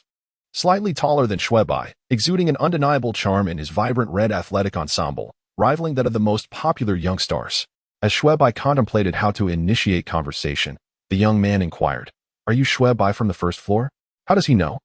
Xue Bai was momentarily astonished, but quickly realized that these 7 individuals were players from the 3rd to 9th floors, while he and Yi Xiao had ascended from the lower levels, naturally categorizing them as players from the 1st and 2nd floors. With a slight focus on the system announcements, one could easily recall such details, provided one was not overly forgetful. However, his quickness of thought, Xue Bai found himself studying the young man more intently and nodded in acknowledgement. "I am indeed Xue Bai." He then gestured toward Yi Xiao, who timidly peeked out from behind him. "This is Yi Xiao, a player from the 2nd floor." The collective gaze shifted from Xue Bai to Yi Xiao, making her retreat further behind him with a soft sound of discomfort. What could be troubling her? The speaker, a woman who appeared to be somewhat older, bore subtle wrinkles on her face, suggesting she was in her 30s, yet this did not detract from her beauty. Her simple attire of a fitted t-shirt and a pencil skirt accentuated her mature allure. The other members of the group also cast puzzled glances toward Xue Bai. "I am uncertain. When I encountered her, she was already in this state. So, was it you who assisted in locating her identification card?" Suddenly, an individual interjected with a tone laced with coldness and inquiry. Xue Bai felt a twinge of displeasure, his brows slightly furrowing. Following the sound, he beheld a man appearing to be in his 40s. His features were passable, though his face bore a somewhat gaunt shape, and his eyes seemed narrower than the average. He emanated an aura of sternness, likely the result of years spent in positions of authority. With a half-hearted chuckle, the man did not speak further. His gaze roamed over Xue Bai, assessing him thoroughly, before shifting to Yi Xiao, a hint of amusement playing across his expression. Xue Bai initially anticipated that such a person might, leveraging his age and status, attempt to reprimand him for his demeanor. Yet he was surprised by the lack of further commentary. Nonetheless, this encounter caused the others to regard him with a more scrutinizing gaze, perhaps intrigued by his ability to unravel 2 layers of identity puzzles, or speculating about his intentions in aiding Yi Xiao. Xue Bai was acutely aware of their scrutiny, leading to a sense of unease within him. He had initially intended to blend into the crowd as an inconspicuous stranger, but unexpectedly, he had drawn attention right from the start. Indeed, none of these individuals seem amiable. It appears I must tread even more cautiously in my words and actions. Xue Bai mused inwardly. However, it is imperative to swiftly redirect attention. I cannot allow this group to focus solely on me. Furthermore, I must learn to manage my expressions and feign ignorance. Xue Bai's thoughts whirled, and in the blink of an eye, he devised a subsequent strategy. He raised an eyebrow and turned to the first speaker, a young man. Pray tell, who might you be? How could you possibly discern my identity? In truth, Xue Bai had, to some extent, already surmised the other's identity through intuition. However, since the spotlight had been cast upon him, he felt compelled to shift the flames of attention elsewhere. After all, excessive scrutiny in the ensuing game of murder was hardly advantageous. Past experiences had shown that in the absence of clear suspects, the public's subconscious tends to target the individual who attracts the most attention, the one ignited by the flames. Xue Bai certainly did not wish to meet an unjust demise. The young man cast an ambiguous glance at Xue Bai, a subtle smirk gracing his lips as he casually remarked, I was rather hasty earlier and neglected to introduce myself. I am Su Longhua, a player from the 5th floor. How about we take this opportunity to introduce ourselves anew and become better acquainted? Su Longhua deftly steered the conversation towards self-introductions, ensuring that no one would pay him particular heed any longer. Xue Bai had not anticipated Su Longhua's astuteness. He had assumed that the first to uncover their identity card, especially a youthful individual, would be excessively proud and ostentatious. In his view, since he had been challenged with a question, Su Longhua should have confidently elaborated on how he discerned his true identity. However, to his surprise, the latter not only refrained from mentioning it, but also deftly shifted the topic. This guy is surprisingly unfold. It seems my previous assumptions were misguided. Although he appears younger than me, he is evidently not someone to be underestimated. Indeed, one must never underestimate anyone in this place. Lao Bai, remember this well. Xue Bai suppressed the impulse to frown, merely reminding himself internally. Those who have reached this level are rarely foolish. Who is scheming against whom? Who is on guard against whom? While it is true that the first to expose themselves often becomes the target, could the pursuit of being first not also serve as a pretext to absolve oneself of certain suspicions? You have your perspective, I have my schemes. And he has his own calculations. This is destined to be a captivating drama. The ensuing conversation inevitably transitioned into the self-introduction process, allowing Xue Bai to become acquainted with these individuals. Apart from Su Longhua, the other person who significantly diverged from his expectations was He Ling Long. This name conjured the image of a woman in her 20s, roughly the same age as himself or Su Longhua, yet to his astonishment, she turned out to be a sophisticated woman in her 30s. As for the mistakenly identified young lady, she was Qian Tong, a player from the 6th floor.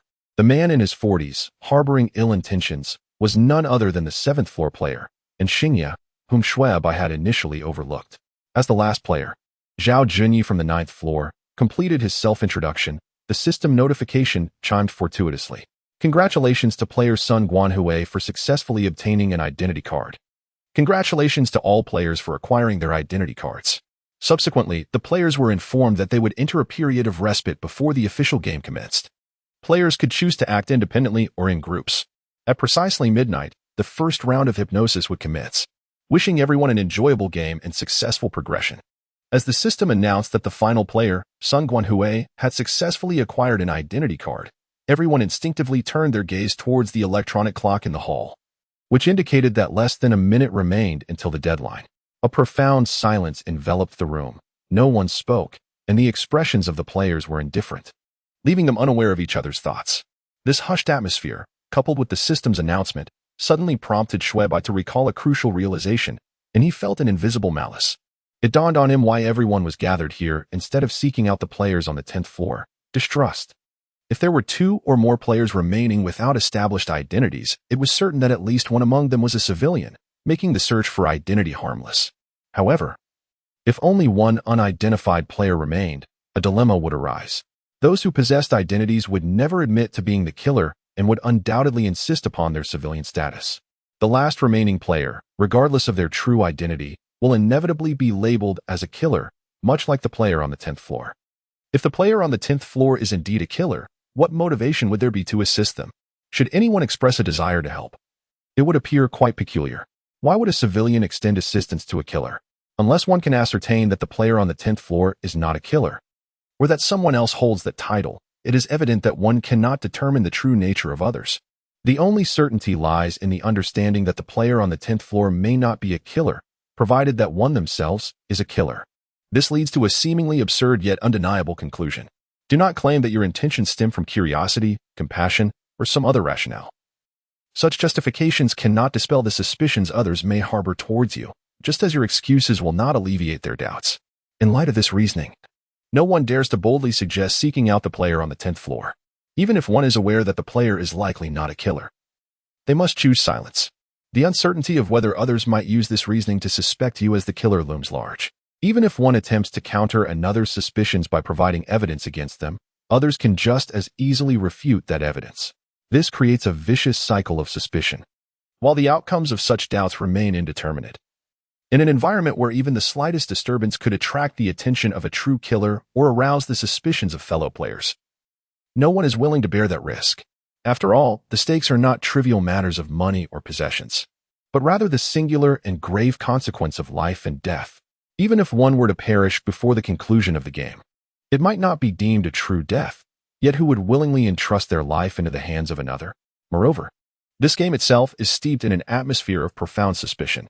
How can one ascertain whether some individuals intentionally wish to disregard the failures of others? The more Xue Bai contemplated, the more terrifying it became. Perhaps this is the most horrifying aspect of the entire game. A seemingly innocuous game of darkness false. Eyes closed could, under certain circumstances, devolve into a lethal contest, yet it could still yield results within a couple of rounds, resulting in the demise of only a few. However, once all participants become ensnared in a web of mutual suspicion, the resolution of this game becomes exceedingly elusive. It might even lead to the complete annihilation of all innocent players. Xue Bai increasingly found the system to be fearsome, yet an inexplicable curiosity burgeoned within him. What then is the significance of such a game? What purpose does this system, or rather this inner world, serve? Is it merely to engender unrestrained slaughter and death? Or, akin to certain films, is this a grand spectacle in the eyes of others? Xue Bai felt his thoughts spiraling into chaos. A tumultuous blend of irritation and numbness intermingled with a trepidation for the unknown, causing a throbbing pain in his head. Silence enveloped the group, each individual seemingly lost in their own contemplations. A sudden sound of footsteps echoed from the corridor, heralding the appearance of the final player, Sun Gue. He was a man in his 30s, strikingly handsome yet disheveled, his clothes bearing the marks of recent turmoil. Upon noticing the assembled crowd, he paused momentarily, and the atmosphere grew inexplicably tense. Sun Gue, I seemed to sense the awkwardness among the crowd and cleared his throat softly, offering a somewhat stiff smile. I apologize for making everyone wait. Although his words lacked substance, they served effectively to shatter the silence that enveloped them. Now that everyone is here, shall we find a place to sit down, get to know one another, and discuss our next steps?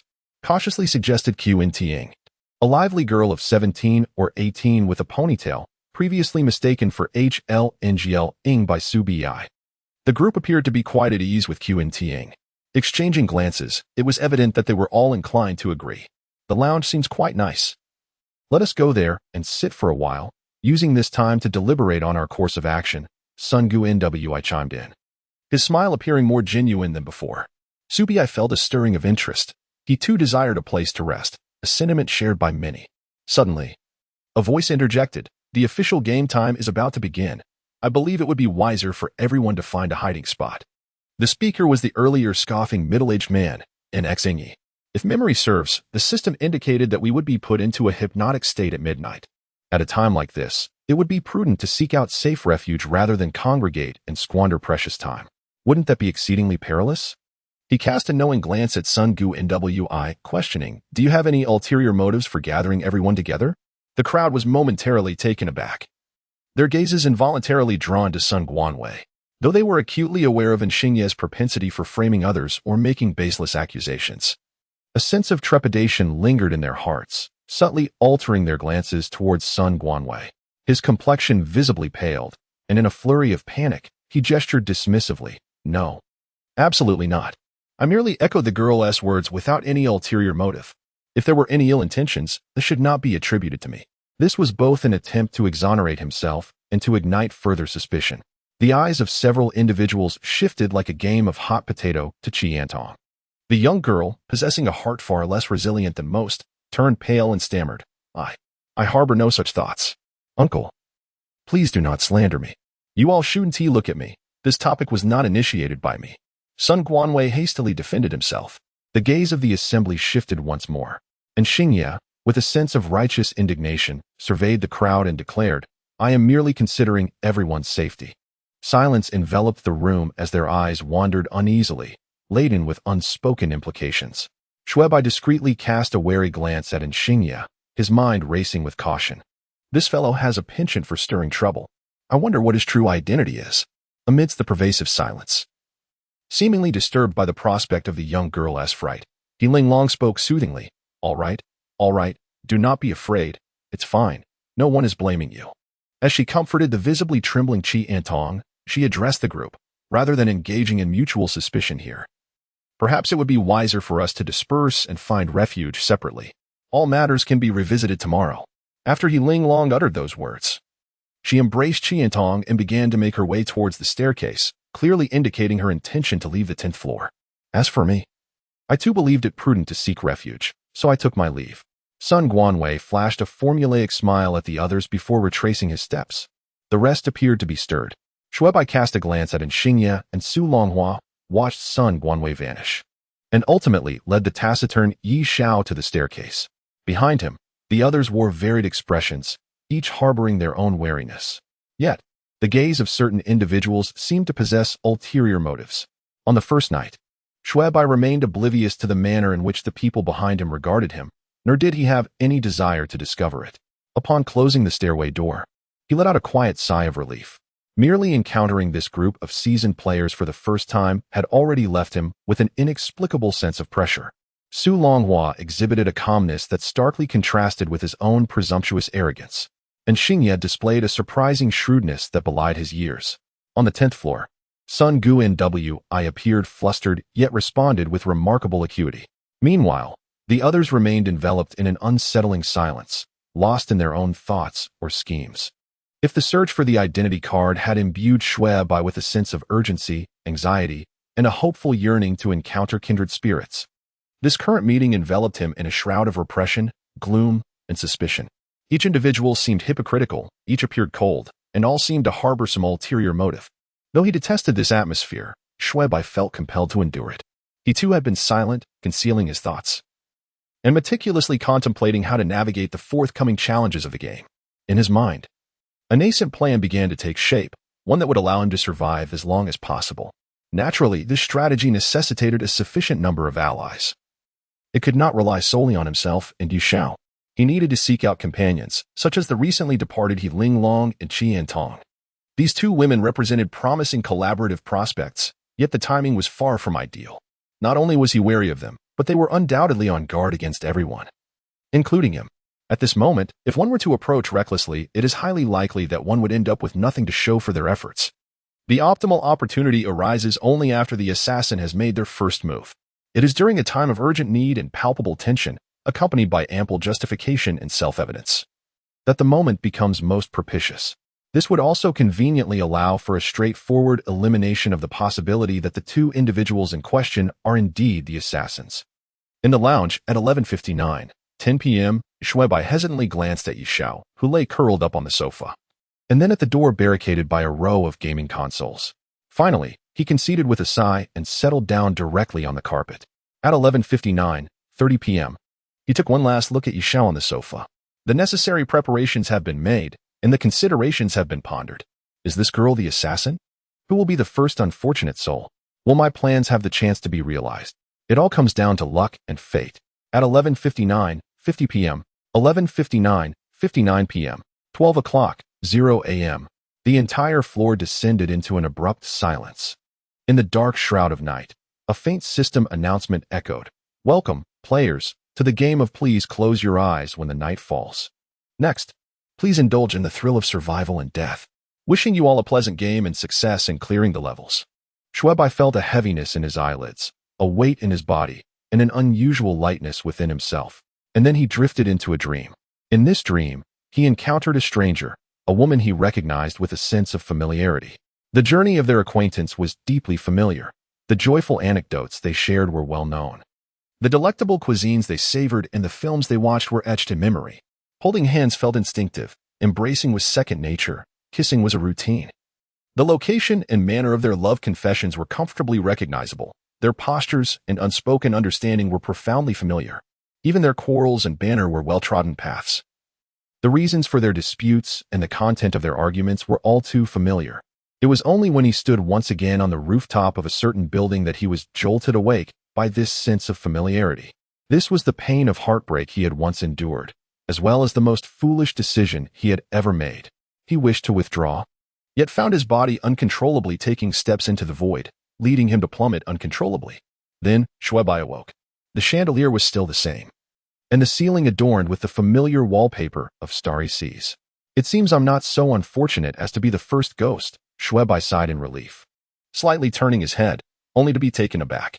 Yuxiao was inexplicably sprawled beside him on the sofa, clearly still in slumber. How did this girl get down here? Did something happen last night?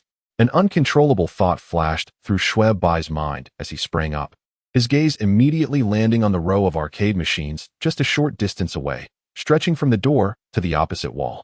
This was his carefully constructed barrier against the outside world. No one could push through the row of machines, yet he only needed to move one aside to escape.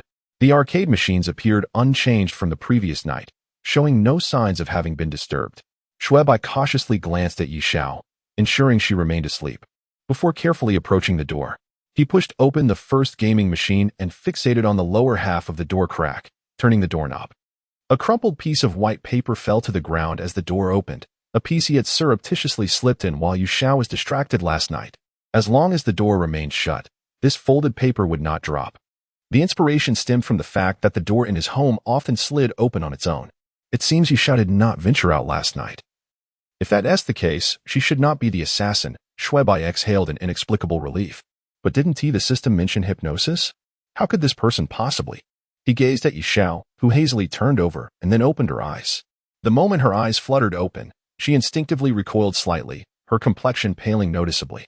However, upon seeing Xue Bai, her tension visibly eased, her shoulders slumping in a significant manner. "You're awake," Xue Bai asked in a rather unremarkable tone, though his smile was gentle.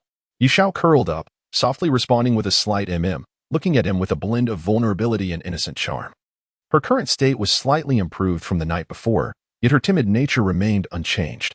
Xue Bai did not expect her to transform into a more normal version of herself.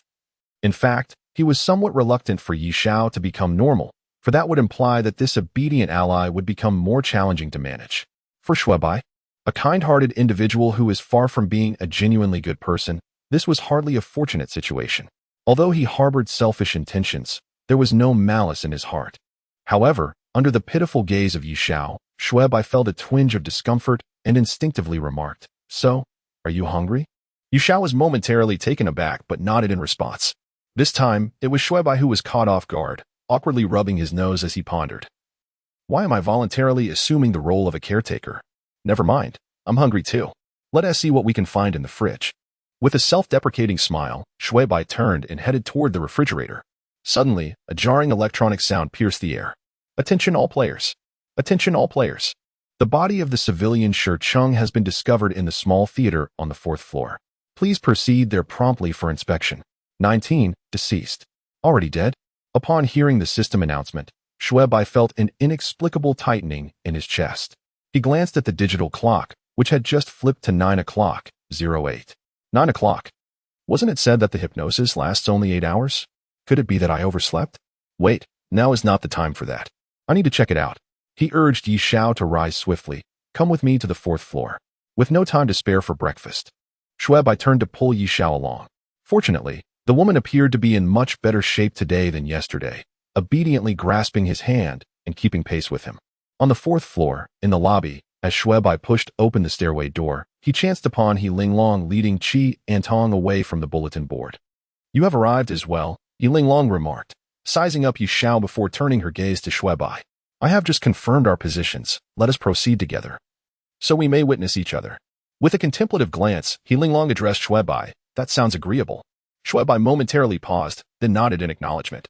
He Linglong turned and led the way, prompting him to hastily follow Yuxiao, yet his gaze remained vigilant, discreetly surveying He Linglong. Initially, he had not registered the situation. But upon her assertion about having confirmed their positions, Xue Bai felt an unsettling realization dawn upon him. Did this woman not just transition from the third to the fourth floor? By all accounts, she should be quite familiar with this level and able to deduce its layout. Is she feigning ignorance? Could she be an assassin? However, is it truly feasible for a woman to execute such a task? Besides, she is accompanied by Qiantong. Wait, I must not forget. The system has presumably hypnotized every civilian. It wouldn't be overly difficult for a woman to commit murder under such conditions. Moreover, this woman should be acquainted with Shi Qing as well. Could it indeed be her? If that is the case, my plans may become quite complicated. Xue Bai's brow furrowed deeply. If He Linglong were indeed an assassin, adhering to the original plan would be tantamount to courting disaster. However, if the plan is not followed, the chances of survival will plummet to an alarming degree. Xue Bai's brow furrowed even deeper, unable to contain his unease. It has arrived. Xue Bai was momentarily taken aback, hastily concealing his expression, but his actions were belated. The look on his face was unmistakably captured by He Linglong. A subtle shift occurred in her demeanor, her slender brows knitting together slightly as her gaze swept over Xue Bai's face twice, inevitably glancing at the girl he was holding. Yi Xiao, leaving her in a state of contemplation. No one could discern the thoughts swirling in their minds. Yet it was evident that the previously tense atmosphere had morphed into something peculiar, akin to a vast and ominous shadow gradually surfacing beneath a tranquil sea. A cacophony of hurried footsteps echoed from another direction. The somewhat stilted ambience between the few of them dissipated as He Linglong cautiously regarded Xue Bai, leading Qiantong back towards the slightly ajar door in the middle of the corridor. Damn, this woman is undoubtedly on guard. Regardless of whether she is an assassin or not, the forthcoming plan may prove difficult to execute.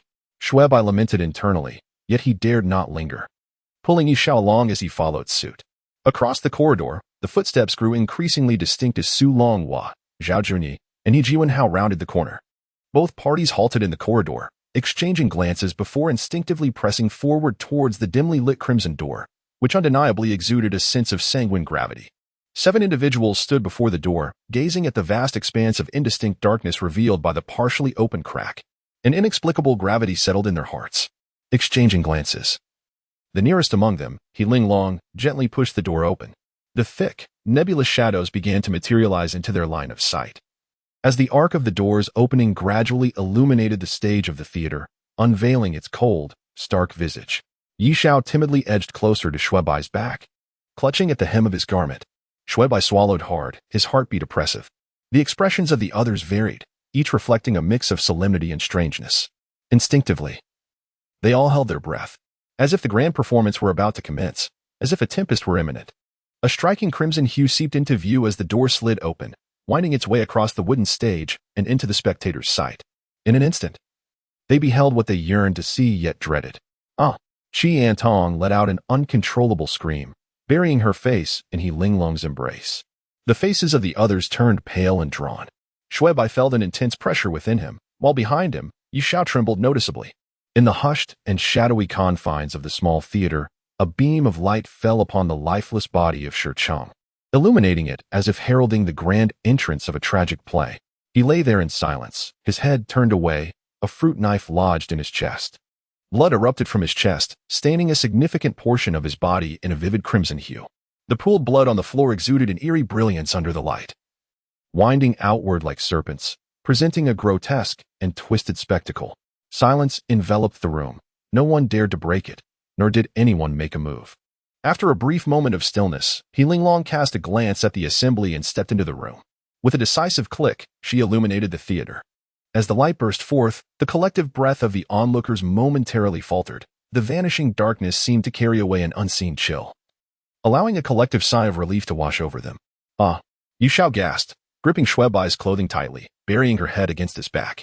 Her unexpected outcry startled several, including Xue Bai, while Qiantong let out a frightened shriek in response. He Linglong's expression shifted, clearly affected by the sudden commotion. The others turned their attention to Yi Xiao, observing her evident panic, and hesitated to voice their thoughts, assuming she was merely startled by the corpse. Only Xue Bai furrowed his brow, scrutinizing the theater lights. Could it be that this woman fears the light? What an oddity, he pondered. Or perhaps there is some deeper significance here. Yi Zhao's peculiar behavior had already piqued his curiosity, but at that moment, it only intensified. Just as he was mulling over her eccentricities, someone unexpectedly tapped him on the shoulder. Startled, he jolted at the sudden touch. Turning swiftly, he found himself face to face with He Juanhao, a player from the 8th floor with whom he had yet to exchange a word. "Hey, my friend. What were you just lost in thought about? Why does your face look so pale?" He Juanhao's eyes flicked over Xue Bai, and he suddenly spoke up. His expression and tone were filled with genuine concern, as if he were an old friend rather than a mere acquaintance. "Are you all right? Have you discovered something? Or are you simply lost in thought? That shudder just now was quite unexpected. It doesn't seem like you were frightened, does it?" He Juanhao, with a concerned look, threw out another question. The expressions of the others shifted once more, their gazes fixated on Xue Bai, revealing a hint of peculiarity and suspicion. Xue Bai was uncertain of their intentions, yet he couldn't shake the feeling that they were doubting him. This is already turning into a wild guessing game and unfounded accusations. A chill ran through him, but he dared not reveal even a hint of negativity or suspicion in his demeanor. He silently urged himself to remain calm, even as his mind raced. Then, feigning tranquility, he spoke. "I was pondering why those last 2 players have yet to appear after such a commotion from the broadcast." This served as a clever excuse, causing the group's gaze to relax slightly. Xue Bai breathed a sigh of relief and turned to He Juanhao with a smile. "By the way, your sudden tap on my shoulder was quite startling. Were you trying to scare me and catch me off guard?" The group's eyes momentarily shifted, then turned to He Juanhao. The man's expression visibly stiffened as he glanced around at the others, forcing a somewhat awkward smile at Xue Bai. "I was merely curious. Your expression was so peculiar. I had no intention of frightening you." Although He Juanhao wore a smile, Xue Bai could discern a hint of ominous anger in his gaze. "It appeared that I had misjudged you. I instinctively assumed the assassin was poised to stab me." Xue Bai chuckled lightly, attempting to diffuse the tension. "You were overthinking it." He Juanhao's eyes twitched slightly, and he let out a few dry laughs, falling silent thereafter. Indeed, none of these individuals are amicable, seizing any opportunity. They must emerge to undermine one another. This has clearly transcended mere gameplay with the system. It has devolved into a battle of wits amongst the living, entangled with the system. It seems prudent to exercise caution with these characters. Each one is more insidious than anticipated. A weight settled upon Xue Bai's heart, yet his expression remained deliberately neutral. What he failed to realize was whether He Juanhao harbored resentment for his own misfortune or for the fact that Xue Bai had managed to mock him. Perhaps it was a blend of both. For such matters are often ambiguous. The farce unfolded, accompanied by the crisp sound of He Linglong's high heels echoing anew against the floor, prompting the group to follow her lead. The few of them ascended the stage in silence. Yi Xiao appeared somewhat intimidated by the spotlight, reluctant to step forward. Xue Bai coaxed her to remain aside while he approached the stage. At this moment, He Linglong and the others were already scrutinizing the body of Shi Cheng. Suddenly, Qi Antong, having just rounded the body, let out a startled cry. The exclamation startled everyone. They looked up to find Qi Antong had fallen to the ground in fright. Her complexion ashen, desperately retreating as if she had encountered something horrifying. "Antong!" He Linglong was evidently taken aback by her reaction and hurriedly jogged over. She bent down and knelt, and Qi Antong immediately buried her pale face into her embrace. It's all right, don't be afraid." Su Longhua and the other 2 men curiously began to sidestep. In the next moment, everyone's expression abruptly changed. He Linglong let out a soft gasp, causing Qi Antong to once again dive into her arms. Even Su Longhua, He Juanhao, and Zhao Junyi, 3 grown men, turned ashen with fear. Xue Bai felt a jolt in his heart as he took an unsteady step towards the corpse, suddenly hesitating. Observing the expressions of the others made an unsettling chill creep over him. He struggled to swallow, awkwardly shifting to the side. Upon glimpsing Shi Cheng's face, Xue Bai's heart involuntarily quivered. Before his eyes lay a visage of pallor. The corners of the mouth stretched wide, revealing stark white teeth, evoking an unsettling smile that seemed to silently mock and deride everyone present. His eyes were wide open, seemingly filled with sheer terror. The dilating black pupils reflected the figures of each onlooker, as if yearning to consume them. He resembled a jester, a twisted smiling clown. Under the frigid spotlight, the smile on his face possessed an eerie power that sent shivers down the spine. It seemed that everyone could vaguely hear the echo of a bizarre laughter in their ears. Xue Bai was unsure of when he had reacted, but he turned his head in a panic, feeling a slight relief in his heart. The expression on Shi Cheng's face was a mere fade of words. The terror it concealed could only be grasped through one's imagination. In summary, witnessing his countenance rendered several individuals speechless. Xue Bai observed the two, feeling a desire to forge a connection, believing this moment presented a suitable opportunity for casual conversation. His mind raced, and in an instant, he formulated his words. As the two approached, he attempted to soothe Qi Antong, who was embraced by He Linglong, with a gentle, "Do not be afraid. We are here." The girl looked up at Xue Bai, responding with a soft hum, evidently unguarded. However, He Linglong raised her gaze, casting a cryptic glance across Xue Bai's face. As their eyes met, Xue Bai's heart skipped a beat. He instinctively sensed that this woman had surely discerned his intentions. This woman must not be underestimated. A chill coursed through Xue Bai's mind. Judging by her swift search for identity cards and her current audacity and reactions, it was clear she was no mere ornament.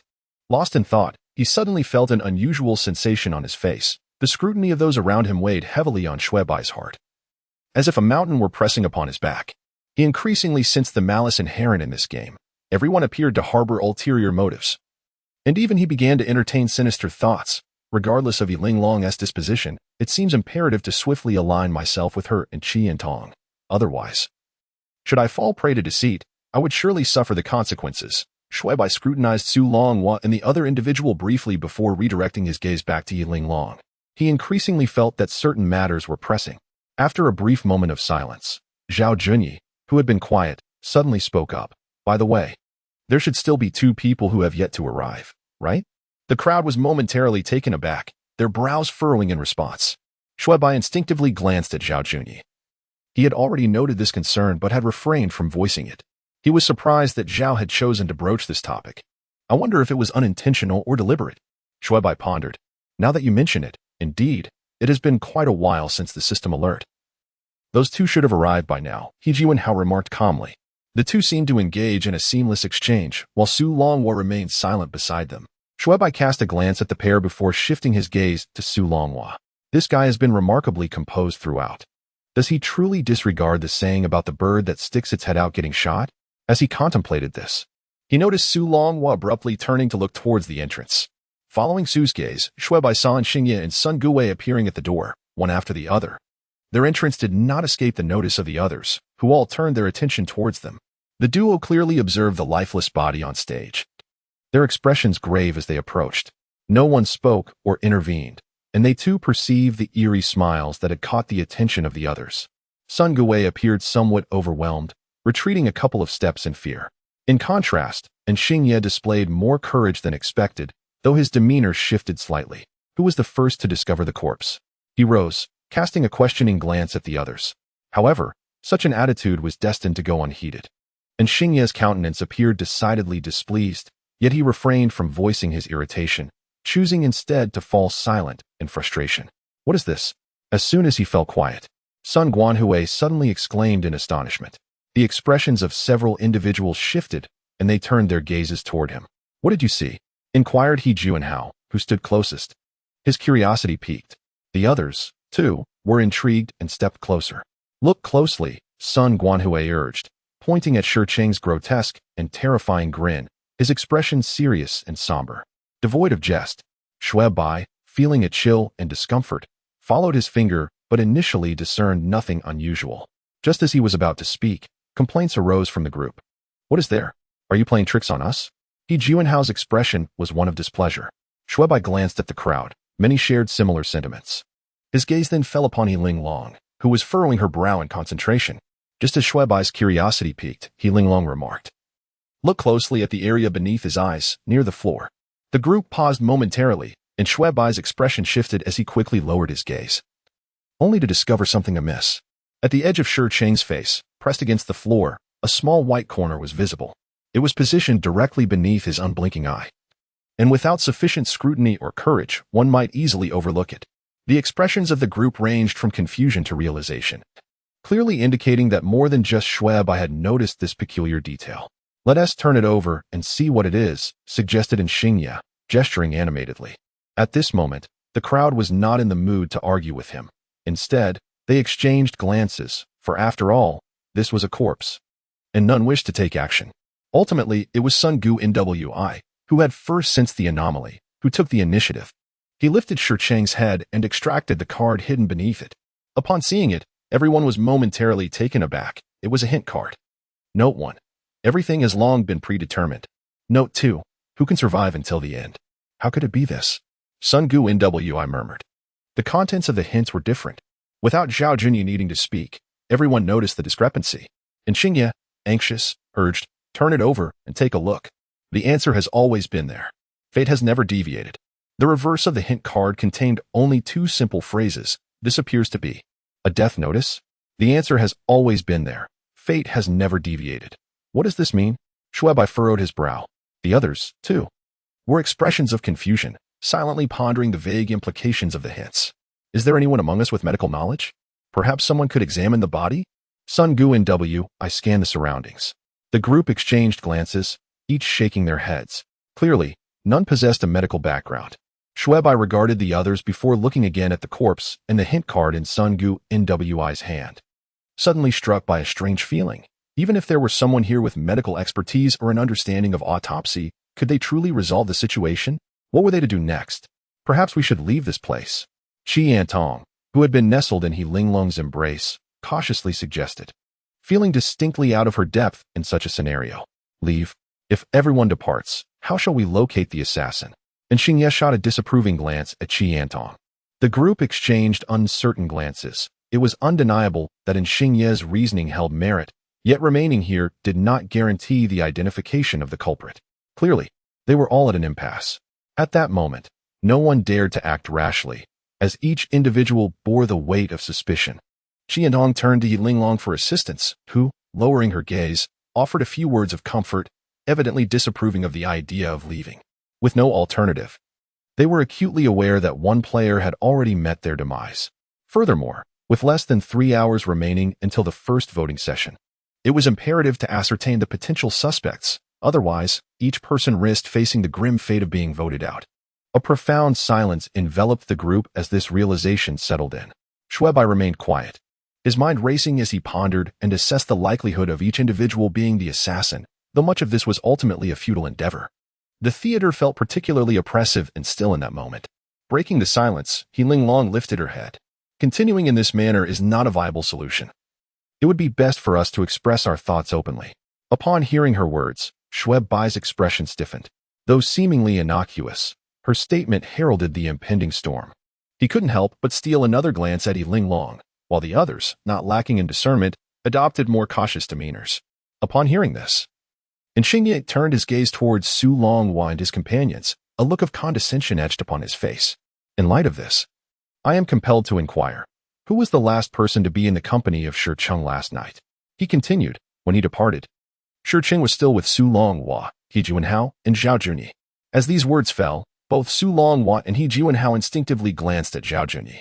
The latter's countenance blanched, and just as he was about to speak, He Juanhao's scrutinizing gaze bore down upon him, interjecting, if I recall correctly, you were the last to be with Shurcheng. Moreover, you appeared quite familiar with him. Could it be that you were the one who committed the foul deed? Zhao Junyi, a bespectacled man with a fair complexion, was immediately flustered, hastily waving his hands in protest. This has nothing to do with me. I merely found his accent familiar and thought he might be my fellow townsman, hence I engaged in a brief conversation. After that, we parted ways. How could I have had the opportunity to harm him? I didn't even know where he was hiding. The others remained noncommittal. He Juanhao still bore a look of skepticism. While that may be your assertion, you were indeed the last person seen with him. Who can ascertain the veracity of your words? Zhao Junyi attempted to defend himself further, but Xingye abruptly interjected, what he says holds merit. As it stands, you are the primary suspect. What justification do you have to argue? The group fixated their gaze upon Zhao Junyi, their expressions grim. Xue Bai inwardly sighed, offering a silent eulogy for Zhao Junyi. The act of defending oneself against the accusation of being a murderer has become utterly futile, until the true perpetrator is identified.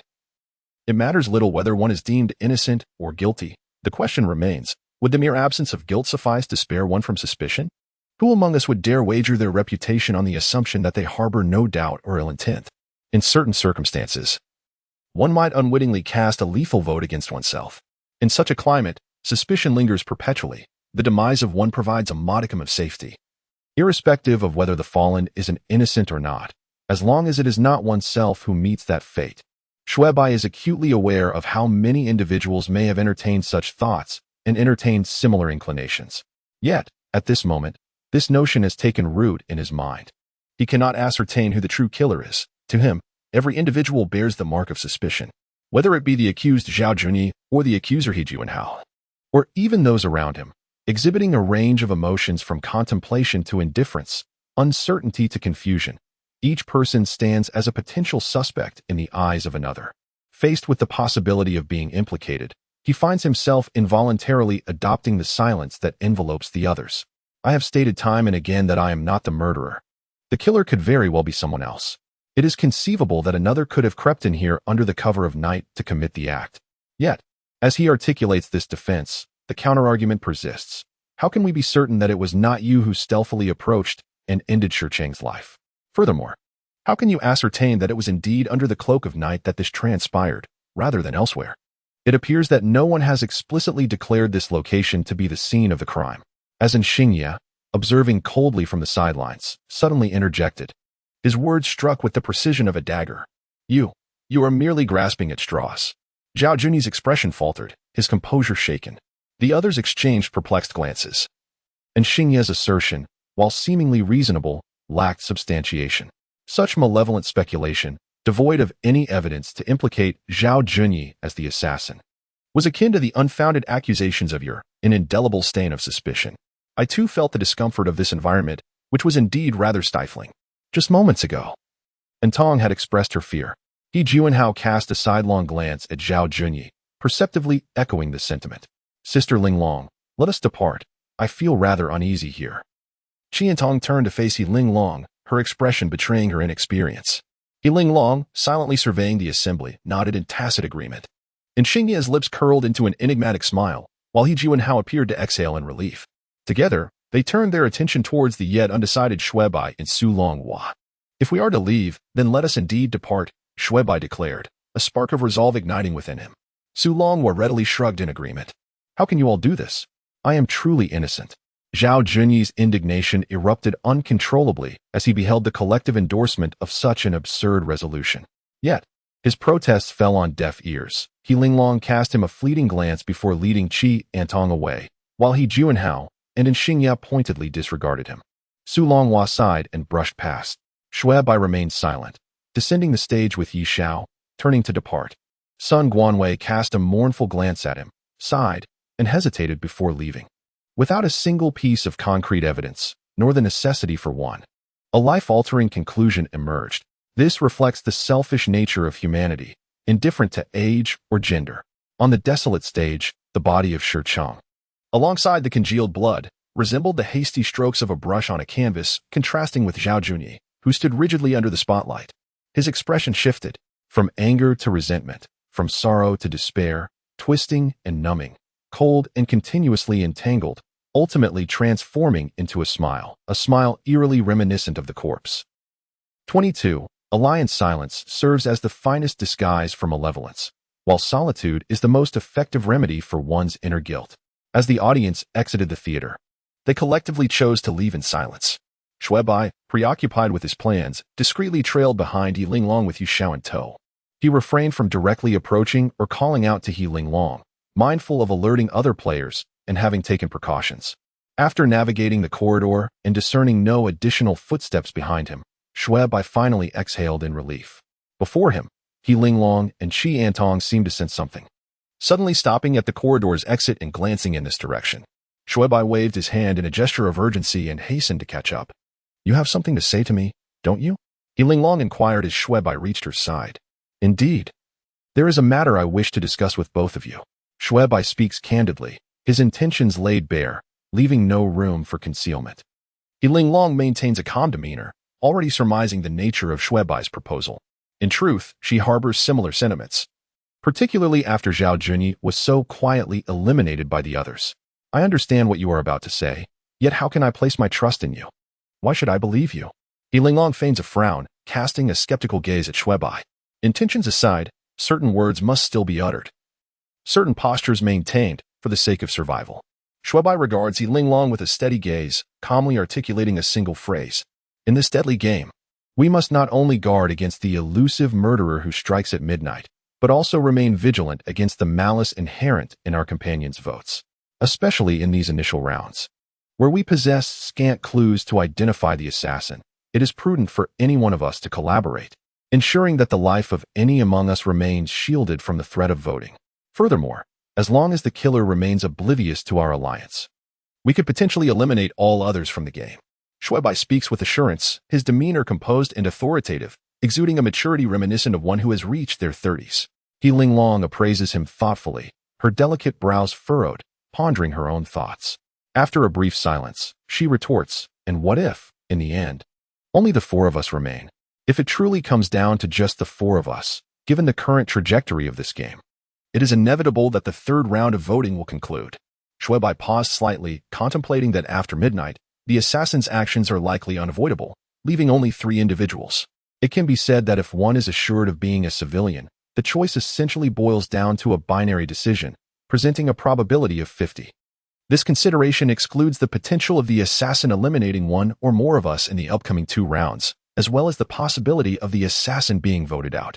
At the very least, when viewed purely from the standpoint of survival, a 50 chance represents the highest likelihood of success. To enhance our chances of survival, I believe forming an alliance is the most prudent course of action. As for why one should trust me or choose me, I maintain that we are all unlikely to be assassins, are we not? Xue Bai concluded with a smile, his demeanor open and untroubled. As for the assertion that we are all unlikely to be assassins, it can be disregarded. At most, he felt that Yi Xiao was unlikely to be the assassin, and Qi Antong, with her youthful appearance, probably did not possess the characteristics of a disguised killer. However, the woman Yi Linglong is someone to be wary of. Nonetheless, considering the need to form alliances for survival, it is imperative to weave a narrative, however fabricated it may be. The rationale for aligning with Yi Linglong and Qi Antong lies in the fact that aligning with a group of women is generally more advantageous than aligning with men. And additionally, he is accompanied by Yi Xiao, which inherently lowers the difficulty of the situation. Moreover, those distinguished gentlemen appeared to be anything but straightforward. They seemed far more capricious than women. Yi Linglong scrutinized Xue Bai intently for quite some time, her demeanor clearly one of evaluation and consideration. Xue Bai remained unperturbed. In comparison to others, he felt a substantial likelihood of forging an alliance, particularly given his association with such a remarkable woman as Yi Xiao. This indeed constituted one of the reasons for his intention to retain her by his side. While he harbored compassion and concern for Yi Xiao, he was far from naive. In this world, few matters or individuals exist in absolute simplicity. I concur with your previous statements. Only those who survive to the end are entitled to ponder other issues. After a brief silence, Yi Linglong finally spoke, glancing towards Qi Antong. What is your opinion on his proposal? The young girl nodded in agreement. I have no objections. Then let us proceed as you suggest, Yi Linglong declared, making the final decision.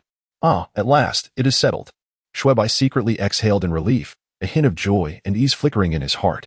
Though the benefits of such arrangements are mutual, he had been genuinely apprehensive about whether Yi Linglong would acquiesce. However, it was evident that the outcome was favorable. With the alliance established, the atmosphere between the two parties grew significantly more amicable. Yi Linglong, unable to suppress her innate curiosity, found herself glancing over at Xue Bai, while Qi Antong, too, could not help but look in his direction. As for her specific circumstances, I am unable to articulate clearly. When she was found, she had already reached this state, though it was more severe than it is now. The fear she experienced had nearly caused her to curl up into a ball.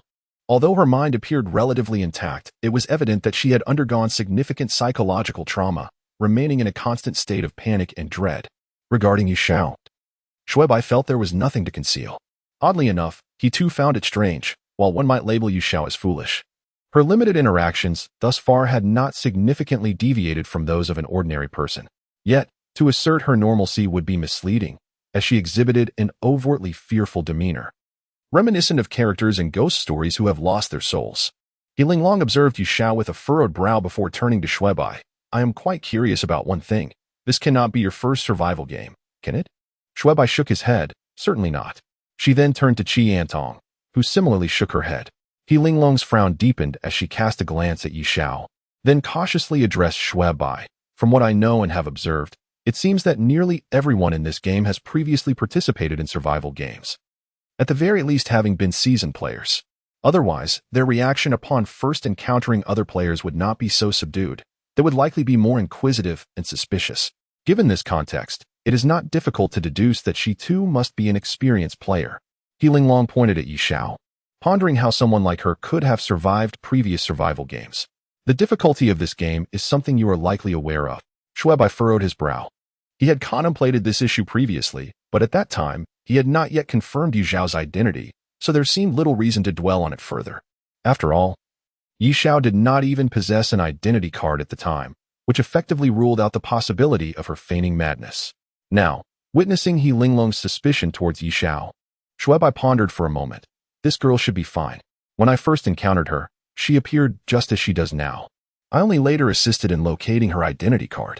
Xue Bai, momentarily slow on the uptake, added, moreover, she should be a civilian.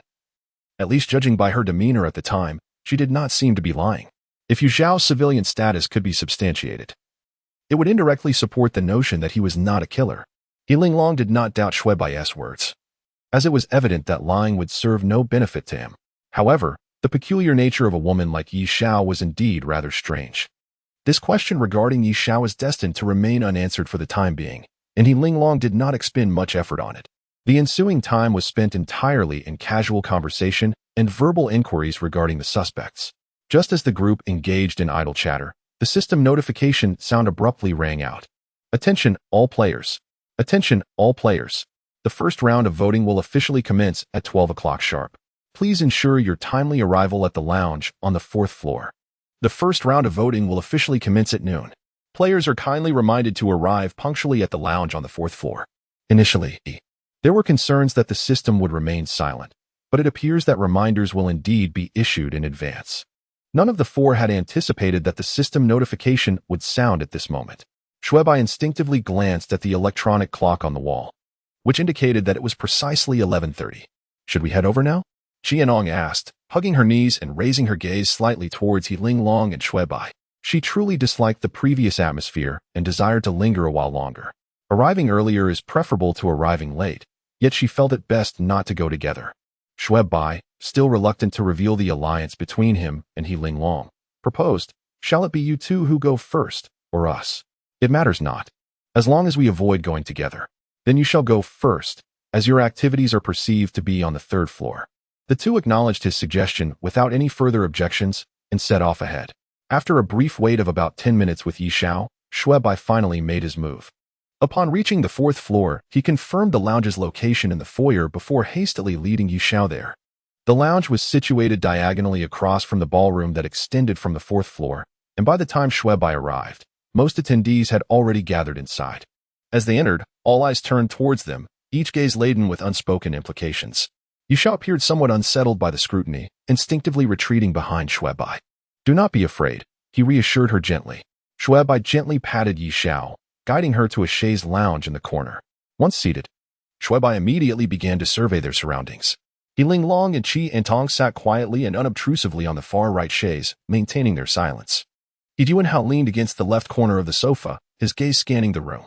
Su Longhua and Sun Guanwei were engrossed in a game of Three Kingdoms on the arcade machine, their expressions unreadable. And Xingye arrogantly occupied the central position on the sofa, claiming ample space for himself. The only one conspicuously absent was Zhao Junyi, who had been designated as the prime suspect by the others. Is that fellow really not planning to show up? This is hardly a method of evasion. According to the system's regulations, isn't this tantamount to courting disaster? Xue Bai furrowed his brow slightly, choosing not to elaborate further. Observing the others, it was evident they had likely noticed this detail as well. Yet no one dared to articulate it, lending the atmosphere a somewhat oppressive quality. And Xingye, seated confidently in the center of the sofa, surveyed the group with a mocking demeanor and remarked, "It seems clear now that this guy must be the assassin. He is evidently too afraid to even make an appearance." Just as Xue Bai had pondered Zhao Junyi's reckless choice, the pointed accusation from Xingye prompted a sudden shift in his expression as he considered an alternative possibility. He subconsciously glanced at He Linglong, who, unbeknownst to him, had already turned her gaze in this direction. From her expression, it was evident that she too had grasped the gravity of the situation. The rules laid out by the system included a stipulation. Players who failed to reach the lounge within the allotted time or those who abstained from voting would be summarily eliminated. According to this rule, if Zhao Junyi delayed his appearance in the lounge, he would inevitably face forced eradication. However, this raised another dilemma. If he were to be forcibly removed by the system, the rules dictated that he could no longer be regarded as a suspect. In such a case, a new suspect would need to be identified. Upon realizing this, Xue Bai's countenance darkened. Damn, at this rate, the entire game might not even last 3 days. This rule is clearly a deliberate disruption by the system. If it were merely a murder game, following the conventional path and leveraging his alliance with Yiling Long, he felt confident he could survive until the end. Yet, should the anticipated dreadful scenario unfold, it would spiral out of control. The mere thought of the worst possible outcome further soured Xue Bai's expression. At this juncture, Su Longhua, who had been engrossed in the Three Kingdoms arcade game, suddenly interjected. We cannot put it that way. If Zhao Junyi does not arrive before midnight, he too will face elimination by the system. At that point, the system might compel us to vote anew. A gasp of surprise rippled through the crowd. Xue Bai and Yiling Long were evidently astonished that Su Longhua was indeed not to be underestimated, as he had managed to grasp this particular issue. The others, however, were simply taken aback by his words. He Juanhao and Xingye's expression shifted dramatically. It was clear that they had previously overlooked this matter, and now, the more they pondered, the more apprehensive they became. Those present were no fools. If Zhao Junyi were to die without purpose, it would inevitably lead to further misfortune for others. Given their recent conduct, it was certain that these two would be implicated among them. As the 8 individuals harbored their ulterior motives, a figure suddenly appeared at the entrance. Startled, they all looked up, their expressions turning peculiar. Zhao Junyi walked in, his demeanor cold and expressionless. Heaven help us. This scoundrel actually dared to come. Is he clinging to the hope of making a final stand? With their thoughts diverging, an uneasy silence enveloped the group, each regarding him with a mix of astonishment, sharp scrutiny, and confusion. Zhao Junyi moved silently toward the east wall where the wall-mounted television hung, turning to sit down in a daze. A hint of derision inexplicably flashed across his numb, icy visage as he brazenly cast a disdainful glance at everyone present. His gaze bore contempt, scorn, and an unmistakable pride and coldness that seemed to disregard the notion of death itself. Xue Bai lowered his gaze in silence, while the others bowed their heads. Even Xingye, after a brief, tense stare, ultimately succumbed to defeat and averted his eyes. Conscience and guilt thickened the atmosphere, rendering it increasingly oppressive. Ding! In the profound silence, a clear sound resonated. Please cast your votes within 10 minutes. Those who fail to do so will be eliminated immediately. The crowd's expression shifted, as if awakened from slumber, and they all turned their gazes towards Zhao Junyi. I wish to vote. I cast my vote for Zhao Junyi. And Xingye was the first to rise, his voice sharp and his demeanor menacing. I, too, vote for Zhao Junyi. He Juanhao eagerly raised his hand. Xue Bai felt a flicker of temptation but restrained his impulse, instinctively glancing at Zhao Junyi, whose expression had shifted from icy to one of subtle distortion, a struggle to contain some emotion or sentiment. Others exchanged glances, and after a few stifled breaths, Sun Guanhui also raised his hand. The atmosphere grew tense once more, as Xingye and He Juanhao cast anxious, dark looks around them. The former could no longer contain his agitation and snapped. What on earth do you all intend to do? Hurry and cast your votes. Xue Bai remained silent, surveying Su Longhua and Yiling Long, before returning his gaze to the increasingly contorted expression of Zhao Junyi. Finally, he raised his hand. I vote for Zhao Junyi. I, too, vote for Zhao Junyi. In the blink of an eye, even Yishao was comforted by Xue Bai to cast her vote. And Xingye and He Juanhao visibly relaxed. The former, who had previously appeared somewhat subdued and hesitant, seemed to shed his restraints in an instant. He straightened his posture and fixed his icy, mocking gaze upon Zhao Junyi. The crowd fell into silence, observing Xingye's arrogant demeanor. Yet, in an unexpected turn, Zhao Junyi suddenly made a move. As he weakly propped himself against the wall, a chilling laugh escaped his lips. Ha, ha ha, ha ha ha. Ha ha ha ha. In an instant, his contorted expression erupted into a grotesque, twisted smile, reminiscent of a clown. You are all executioners. At this moment, the expression on Zhao Junyu's face bore an uncanny resemblance to that of a deceased individual.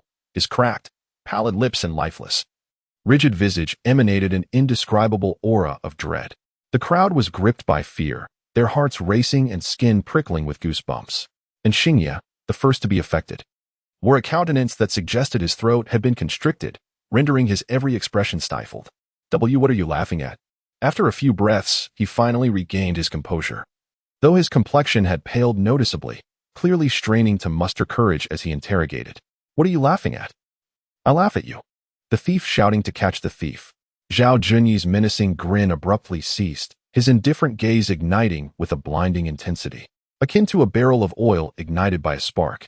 The true killer is you, which explains your eagerness to slander me. Nonsense. What evidence do you have to prove that I am the murderer? Evidence? Huh. You dare to mention evidence? Zhao Junyi appeared almost deranged, his right hand suddenly reaching behind him. The expressions of those who noticed his movement shifted dramatically, all on edge. Even Xue Bai was not exempt. What are you planning to do? And Xingye's complexion changed, though he did not retreat. It was evident that he was unsettled. The others were not faring any better. Even the boisterous He Juanhao was struck with shock. Xue Bai felt a chill run down her spine, her breath caught in her throat. Zhao Junyi, in this state, was evidently teetering on the brink of madness, unable to withstand even the slightest provocation. Instinctively, he shielded Yishao, cautiously eyeing Zhao Junyi. What do I intend to do? Huh? You dare inquire about my intentions? Zhao Junyi sneered at Xingye. Do not be afraid. I shan't commit any egregious acts. I merely wish to reveal to everyone that the true killer is you. Nonsense. How could I possibly be the murderer? You must be cornered and desperate. And Xingye's expression shifted at the accusation, yet he feigned bravado. You hit the nail on the head, and I am indeed desperate. Today, I shall show you what it means for an honest person not to be trifled with. Zhao Junyi appeared deranged, his smile a grotesque mask. Even if I must perish, I will drag you down with me. You are the true culprit, he bellowed, raising the fruit knife high into the air.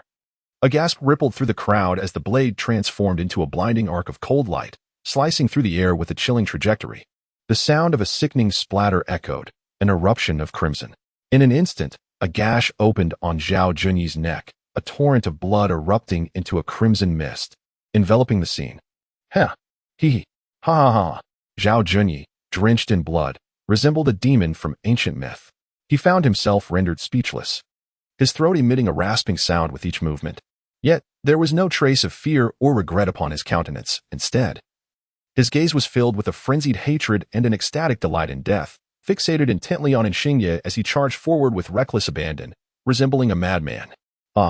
Xingye was thrown into a state of panic, fear gripping him, a man in his 40s, utterly at a loss, his face drained of color. In a moment of clarity, he lifted his foot and delivered a half-kick, half-push to Zhao Junyi's abdomen. This sudden action sent Zhao off balance, causing him to stumble backward toward the sofa. He collided against the eastern wall, his body convulsing uncontrollably before finally collapsing, both his head and hands drooping lifelessly. Blood spread like a silent, blooming flower, instantly staining the carpet. Everyone stood frozen, and Xue Bai felt an inevitable chill seep into his bones. Zhao Junyi's actions were anticipated yet shocking. His final glance pierced the hearts of all present like a dagger, sending waves of cold dread surging into their hearts and minds. The crowd remained dazed, unaware of how much time had passed. He trembled, his eyes bloodshot, reaching up to wipe his cheek. The crimson blood seemed to ignite a spark of courage within him, his complexion becoming increasingly flushed and peculiar as he spat vehemently at Zhao Junyi. I spit on you.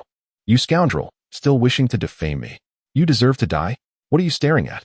What are you looking at? And Xingye, evidently provoked, began to shout in an agitated manner, his expression marred by streaks of blood, creating an indescribable visage of disarray. This individual was truly deserving of his fate. His actions were akin to a desperate attempt to drag others down with him in his moment of reckoning. He raged and cursed uncontrollably, yet, suddenly, Zhao Junyi, who was leaning against the wall, convulsed slightly.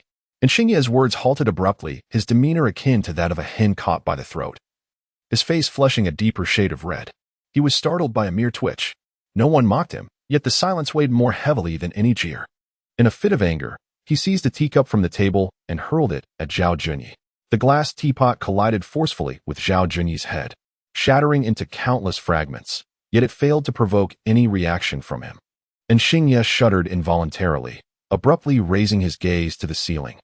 He called out urgently, "System, what are you doing? Quickly conclude the voting. Did you hear what I said?" Hurry up and finalize the vote. Once, twice, thrice. And Xingye's voice grew hoarse. As if responding to his pleas, the system's voice resonated. There are 3 minutes remaining in the voting period. Given that the suspect is deceased, all players are required to cast their votes again. There are 3 minutes remaining in the voting period. Given that the suspect is deceased, all players are required to cast their votes again. The system's tone remained as cold and merciless as ever, yet this time it seemed to be laced with a hint of chilling mockery. The crowd remained silent, and Xingye's countenance was particularly grim. The blood-soaked mist that once filled the room has finally dissipated, yet the acrid scent of blood intensifies, as if relentlessly proclaiming its existence. How could this be? Why is this happening? By what right must there be a revote? After a brief moment of shock, and Xingye's fury erupted. Yet, how could the system heed his pleas? You cannot treat me this way. You cannot treat us this way. And Xingye shouted in defiance. He resembled a dedicated actor on stage, passionately expressing emotions of anger, resentment, and struggle through his animated gestures. Time flowed on. Suddenly, a voice broke the silence. I suspect Xingye is the murderer. I shall cast my vote against him. Furious, Xingye turned to confront the speaker, his face contorting with rage. It's you. You little brat. By what right do you dare to vote against me? Because I believe Zhao Junyi is right. You seem more like the killer. You. I will not let your nonsense stand. Today, I will make you pay. With unbridled fury, Xingye advanced towards He Juanhao, his hand raised. Get lost. The latter's expression shifted from cold to sinister, and with a swift kick, he struck Xingye in the chest. The room fell eerily silent, and after a moment, faint groans began to emerge. This sound seemed to herald a call to arms. I too will vote against Xingye. I shall vote against Xingye as well. Me too. Me too. Reconsideration. In the fleeting moment of a blink, the 7 individuals had cast their opinions regarding Xingye. With the dust settling, all eyes cautiously turned toward him. Yet, this protagonist, who had been consumed by rage, suddenly fell silent. Clutching his chest, he rose to his feet. His face, once contorted with anguish, fury, resentment, and volatility, now bore only a lingering flush and a twisted smile. He chuckled softly. Ha ha. Ha ha. Ha ha ha. You are ruthless. You are indeed ruthless. How could you treat me this way? It will come. It will come. Each of you shall face such a moment. There is no escape. None of you can flee. For each of you, like me, is damned. For each of you shares my cold-bloodedness. For each of you is a harbinger of death. Ha ha ha ha. Ha ha ha ha. The laughter of Xingye echoed like a chilling and eerie death knell. Yet, as the laughter persisted, it seemed to morph into sobs. Suddenly, the ominous chime of the system resounded. The voting time had elapsed, and the voting concluded. The current voting result identified Xingye as the prime suspect. The suspect's identity has been verified, the vote has failed, and the elimination process has commenced. Amidst the relentless laughter, a brilliant flame emerged from within Xingye's being. The radiant and somewhat warm flames effortlessly pierced through his body. Ha ha ha. You cannot escape. You cannot escape. Ah. Amidst the writhing flames, Xingye's distorted laughter emerged, ultimately culminating in a wretched scream. Ah. Qianong gasped in astonishment, burying herself in He Linglong's embrace. Xue Bai stood steadfastly behind Yu Xiao. The others averted their gaze from the inferno before them until it shattered into countless scintillas of light. Dissolving into nothingness like snowflakes in a greenhouse, this bizarre and tragic visual spectacle finally drew its curtain, witnessing Xingye transform into a ball of raging fire, only to be reduced to ashes amidst his maniacal laughter, sent chills coursing through him, as though he had plummeted into an icy abyss. Xingye's final accusations felt like an intangible demon, wholly consuming him. Qiantong, trembling like a quail in He Linglong's arms, emitted soft whimpers. The others fared little better. Their faces ashen, and even Xue Bai was no exception. Zhao Junyi's lifeless body lay quietly nearby, silently mocking them. All the air was thick with a shuddering, oppressive atmosphere. Sun Guanhui was the first to succumb, bursting forth from the room, and soon, the others could no longer remain seated, hastily departing in the corridor. The 7 survivors stood silently like trained students, their demeanor subdued. No one spoke. The atmosphere grew increasingly suffocating. Why has it come to this? After a prolonged silence, Sun Guanhui emitted a quavering voice. He could hardly fathom that merely the first round of voting could escalate into such an astonishing and uncontrollable situation. The resolute and ruthless decision of Zhao Junyi to take his own life, alongside the brutal and grotesque elimination of Xingye, remained vividly etched in his memory. However, As the subjective emotions stirred by external forces began to ebb, Xue Bai was compelled to confront a crucial consideration. The forthcoming voting would likely not be straightforward. Should another intense reaction ensue, no one could guarantee their safety or the absence of repercussions. In such circumstances, who would dare to cast a vote? Why has it turned out this way? The entire game is increasingly deviating from its intended course. An inexplicable chill surged within Xue Bai once more. The game's current trajectory had far surpassed his expectations, veering into the realm of the unpredictable. He fell silent yet again. However, someone shattered the stillness. I believe we should take a moment to calm ourselves and carefully contemplate the current situation. This statement prompted several individuals to raise their heads. Xue Bai cast a surprised glance at Su Longhua, astonished that he still possessed the clarity of judgment when his own mind felt muddled. Su Longhua surveyed the group. Speaking calmly, we cannot allow the deaths of Shiqing, Zhao Junyi, and Xingye to be in vain. Our immediate priority is to uncover some form of clue. A clue? You make it sound so simple. How do we find one? We're just ordinary people here, lacking even a single individual with specialized knowledge, He Jiwenhao argued, furrowing his brow. However, despite being contradicted, Su Longhua responded with a smile rather than anger, saying, "You are quite right." The crowd was momentarily taken aback, including Xue Bai, who sensed that Su Longhua had more to say. "What do you mean by that?" Sun Guanhui interjected. Su Longhua replied with a calm smile. "We are all individuals who have navigated survival games, and it should not be difficult to discern that the challenges posed by the system can indeed be resolved within the scope of our capabilities." The others fell silent, but after a brief contemplation, they nodded in agreement. Su Longhua continued, "However, let us not forget that the intricate issues surrounding autopsy, jurisprudence, and criminal investigation lie beyond our current abilities." "So what?" He Jiwenhao chimed in. "Thus, by reverse inference, we can deduce that matters concerning the body and the crime scene are not pivotal to our quest for the truth and the identification of the murderer. Otherwise, it would be grossly inconsistent with our capabilities. Yet, when it comes to murder, a team of ordinary players truly finds themselves at a disadvantage. Particularly in a case as stringent and bizarre as this, a victim murdered while in a hypnotic state, with no means to examine fingerprints, etc. This approaches the level of a hellishly difficult quest. As the saying goes, if the intent is merely to torment the players, then why complicate matters with so many intricacies? It would be far simpler to eliminate them outright. Thus, Su Longhua's assertions hold substantial merit, if not a likelihood of truth. According to your reasoning, what should we do next? Observing Su Longhua's calm and assured demeanor, Xue Bai no longer wished to overthink the matter and directly posed his inquiry.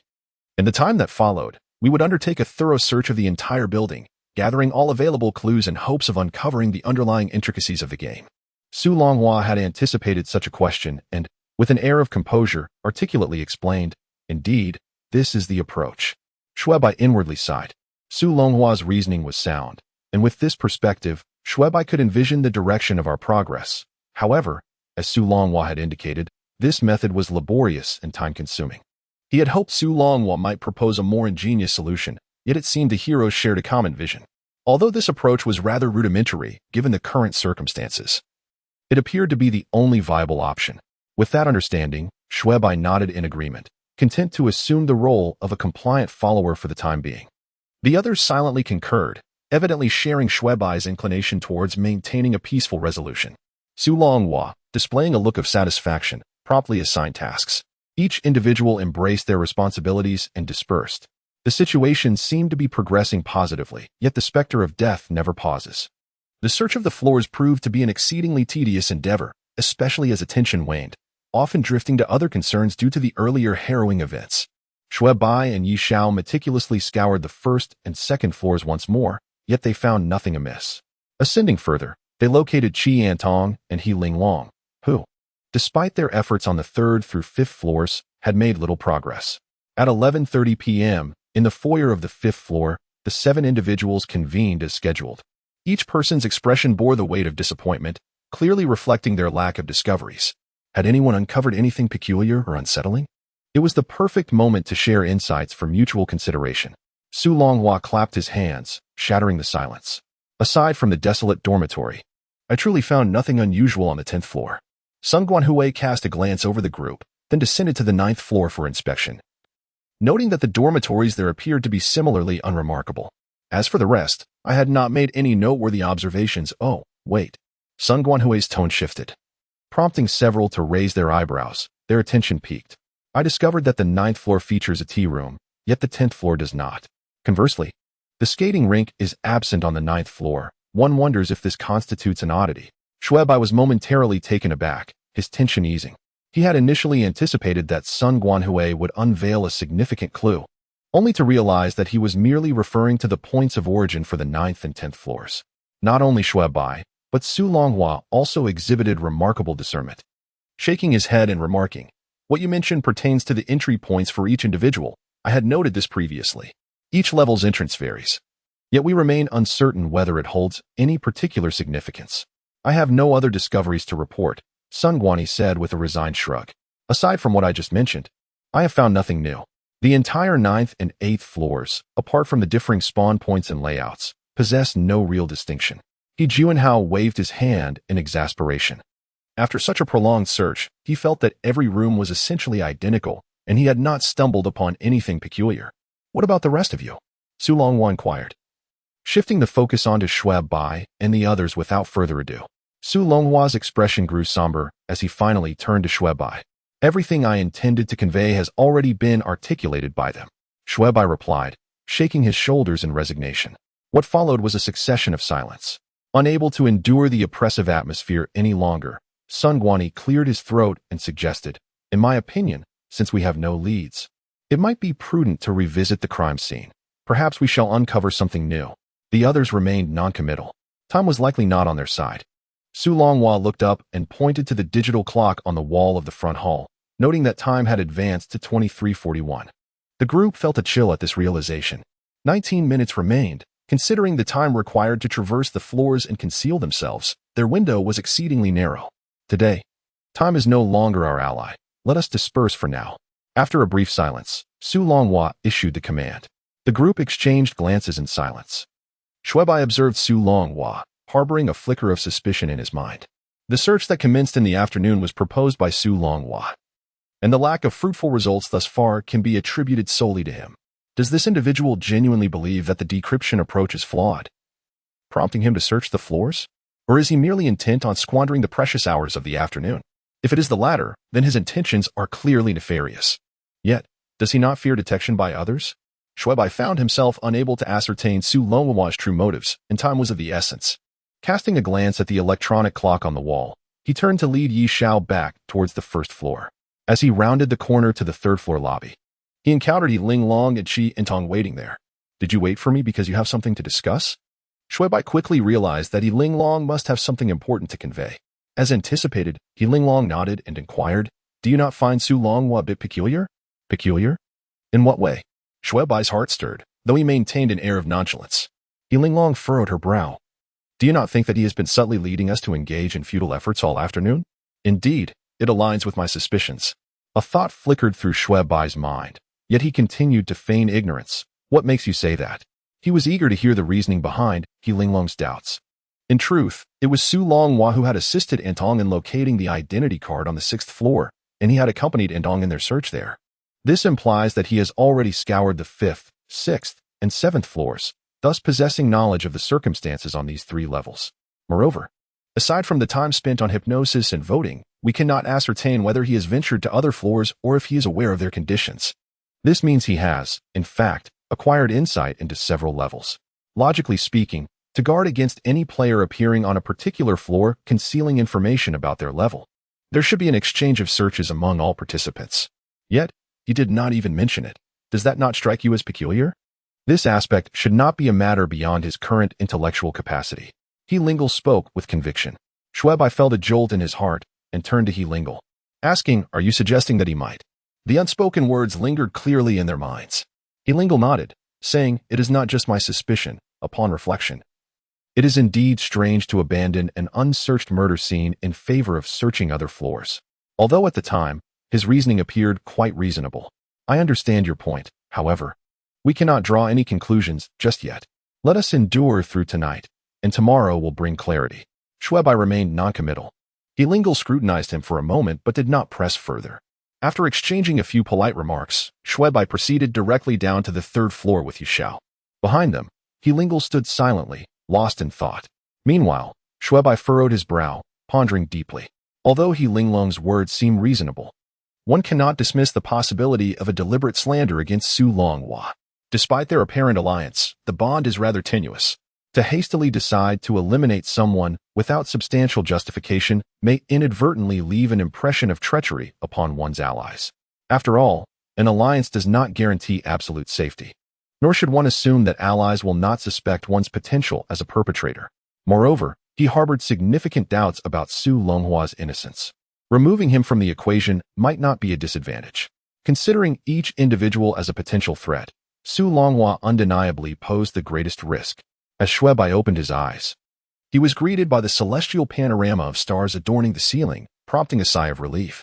It seems my life is not yet forfeit, he murmured to himself. Turning his head, nearby, Yi Xiao once again inexplicably nestled against him on the sofa, her curled-up form reminiscent of a pitiful young creature. Observing Yi Xiao, a rare sentiment of compassion and tenderness blossomed within Xue Bai amidst the complexities of human nature and the ever-shifting shadows of emotions, offering a fleeting warmth in the oppressive atmosphere. Glancing at the time, he noted that it had just turned 8:24. It appears I have time to prepare a couple of instant noodles, he mused.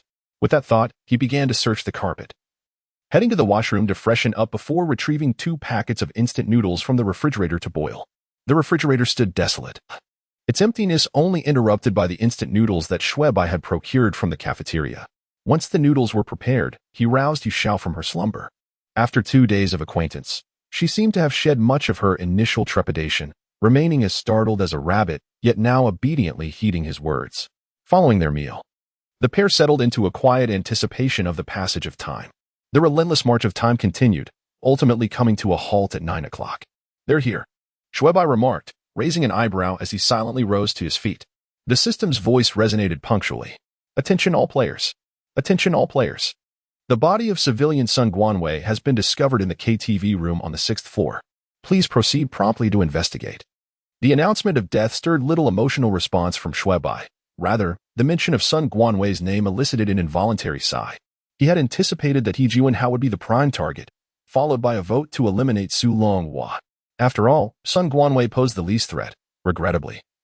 Fate had dealt the unfortunate hand to him instead. As the thought of this lamentable twist crossed his mind, Xue Bai scarcely recognized the growing coldness within him. The loss of a life had become merely a disheartening deviation from his expectations. On the 6th floor, before the KTV room, as Xue Bai and Yu Xiao turned the corner, they found He Jianhao, Su Longhua, and He Linglong silently awaiting at the entrance. Upon hearing the sound of footsteps, they turned to face Xue Bai, nodding in acknowledgement as a form of greeting. In a KTV room, indistinguishable from the usual lavish decor, Sun Gu Nwi lay peacefully on the sofa, his head turned inward, revealing only the back of his skull to the onlookers. A fruit knife protruded from his chest, the vivid crimson blood saturating his upper body. At the sight of the corpse, Xue Bai furrowed his brow involuntarily.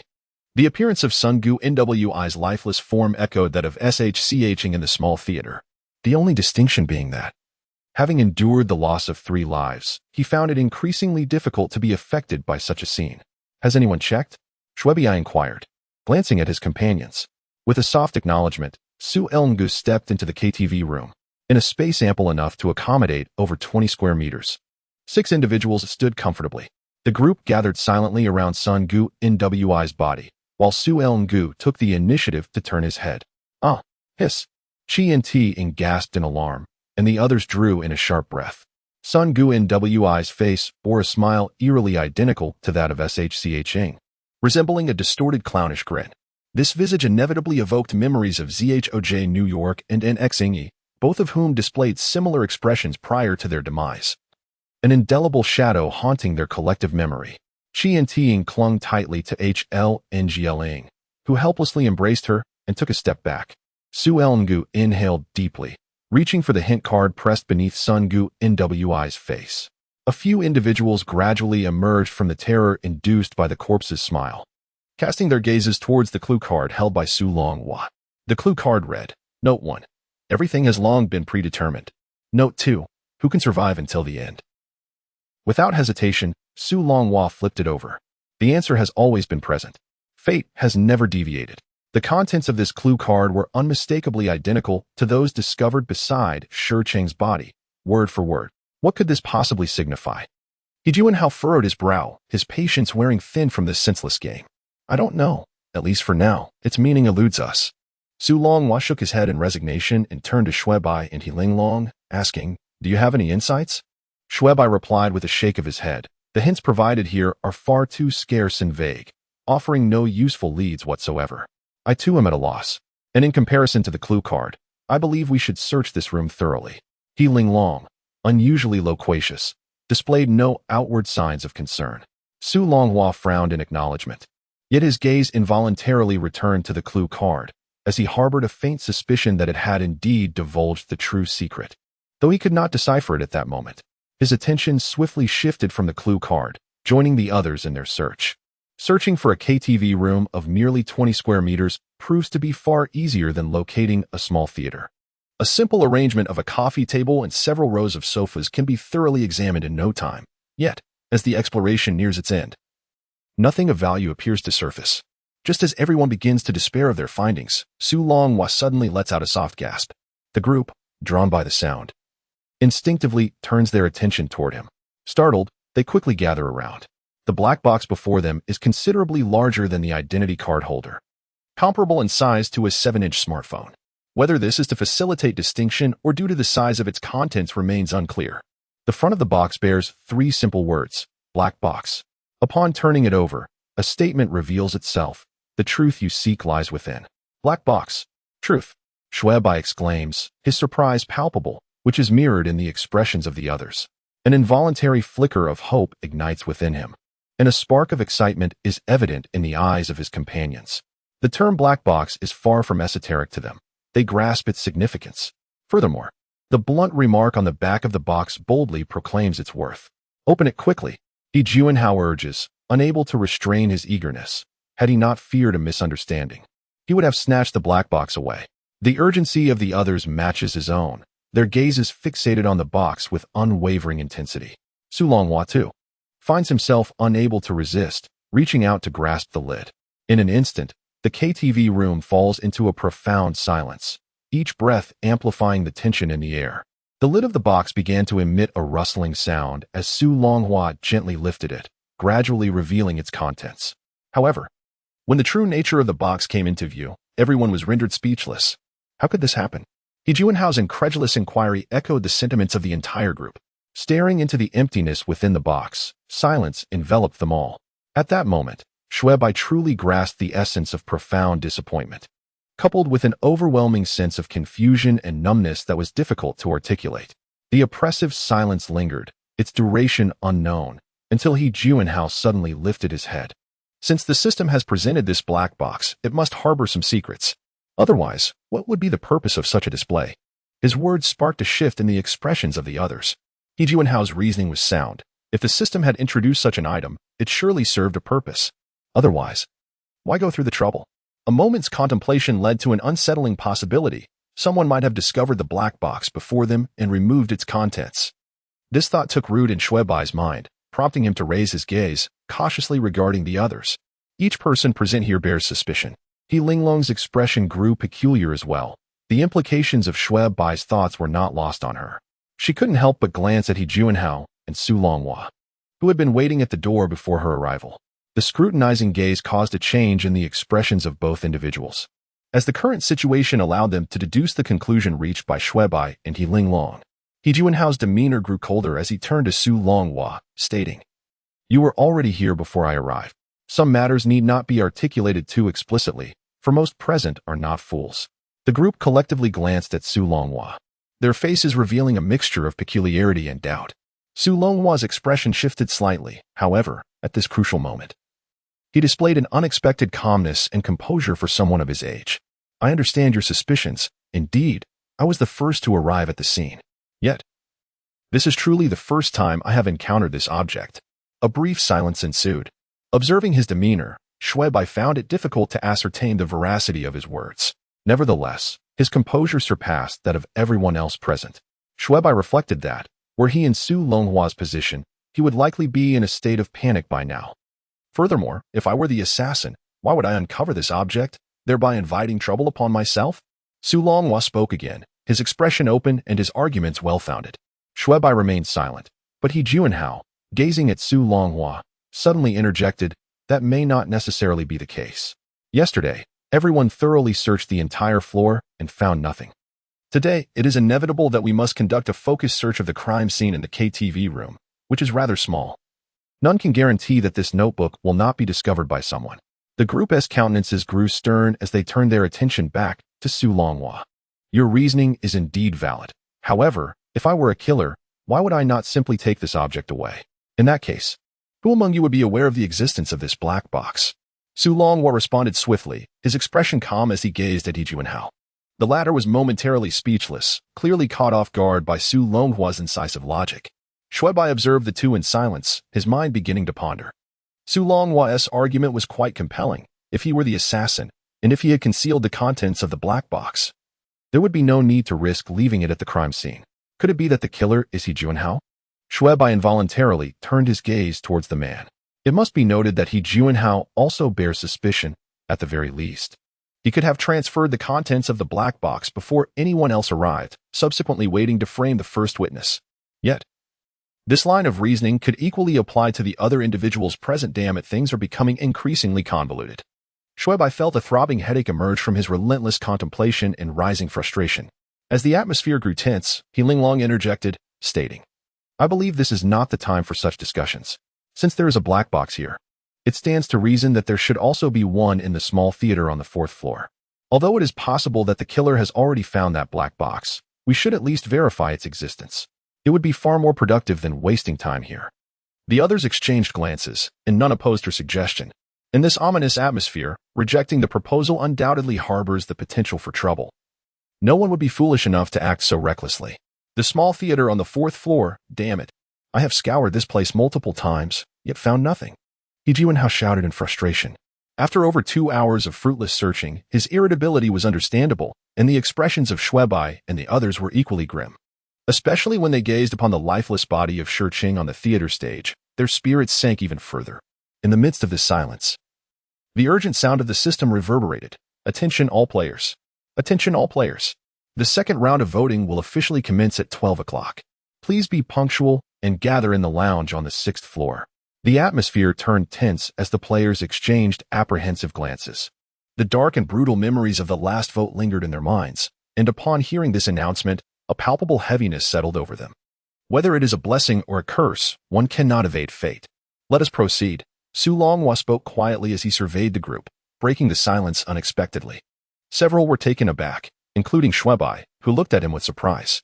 Given the current circumstances, he was the prime suspect, however. There was no trace of fear or panic on his face, only an unwavering calmness.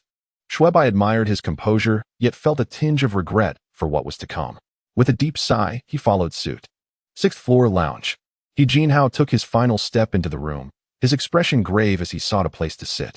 Silence enveloped the gathering. No one uttered a word. The electronic clock on the wall ticked away silently, and when the last 5 digits turned to 0, the detestable, fearsome, and numbing voice echoed through the air. Please complete your voting within 10 minutes. Those who exceed this time will be eliminated. As the system's announcement faded, it was met with an oppressive stillness. No one spoke. No one expressed their thoughts. All seemed rendered mute. Xue Bai, too, maintained the expected silence, quietly seated in a recliner. Yet beneath his calm exterior, turmoil brewed within him, and he was acutely aware that the others were equally troubled beneath their placid facades. Like the rest, he occasionally glanced at the electronic clock on the eastern wall. He understood that their silence did not stem from a lack of suitable candidates, but rather from the fear of repeating the previous day's calamity. What if they prematurely identified a suspect, only for that individual to take their own life? Would it not drag an innocent soul into the abyss? The specter of such a fatal predicament loomed over them all, and none wished to bear the burden of such an outcome. They all waited, biding their time for those final seconds, allowing the suspect no room to resist. This way, they could strike decisively. 29. The digits on the eastern wall's electronic clock chillingly transformed to 09. As the seconds dwindled to 01, He Juanhao abruptly raised his hand, directing his gaze towards Xu Longhua. I wish to cast my vote. The suspect is Xu Longhua. The low rumble resonated like a clap of thunder, shattering the oppressive silence that enveloped the room. Everyone instinctively lifted their gaze towards Su Longhua. Yet the man merely glanced at the time before lowering his head once more, his brow furrowed in deep contemplation, lost in thoughts unknown. No one could ascertain the nature of his reflections, nor could they divine his intentions.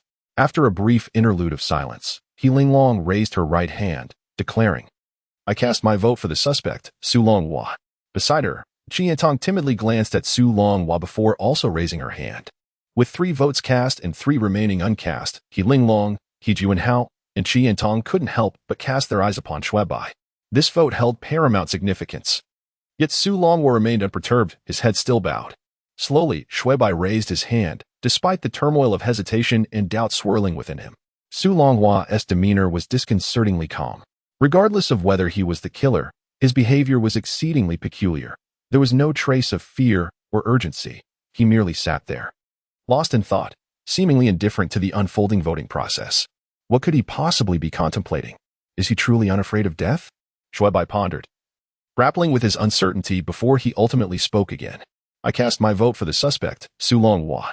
As the countdown reached 33 seconds, Yi Xiao, on Xue Bai's cue, also cast her vote. With 30 seconds remaining, Su Longhua continued to furrow his brow, seemingly indifferent to the impending outcome. The atmosphere was steeped in silence as the countdown ticked down to 20 seconds. As the countdown reached 10 seconds, an unprecedented urgency appeared on Su Longhua's face. At 3 seconds remaining, his brow suddenly arched in realization. "I understood."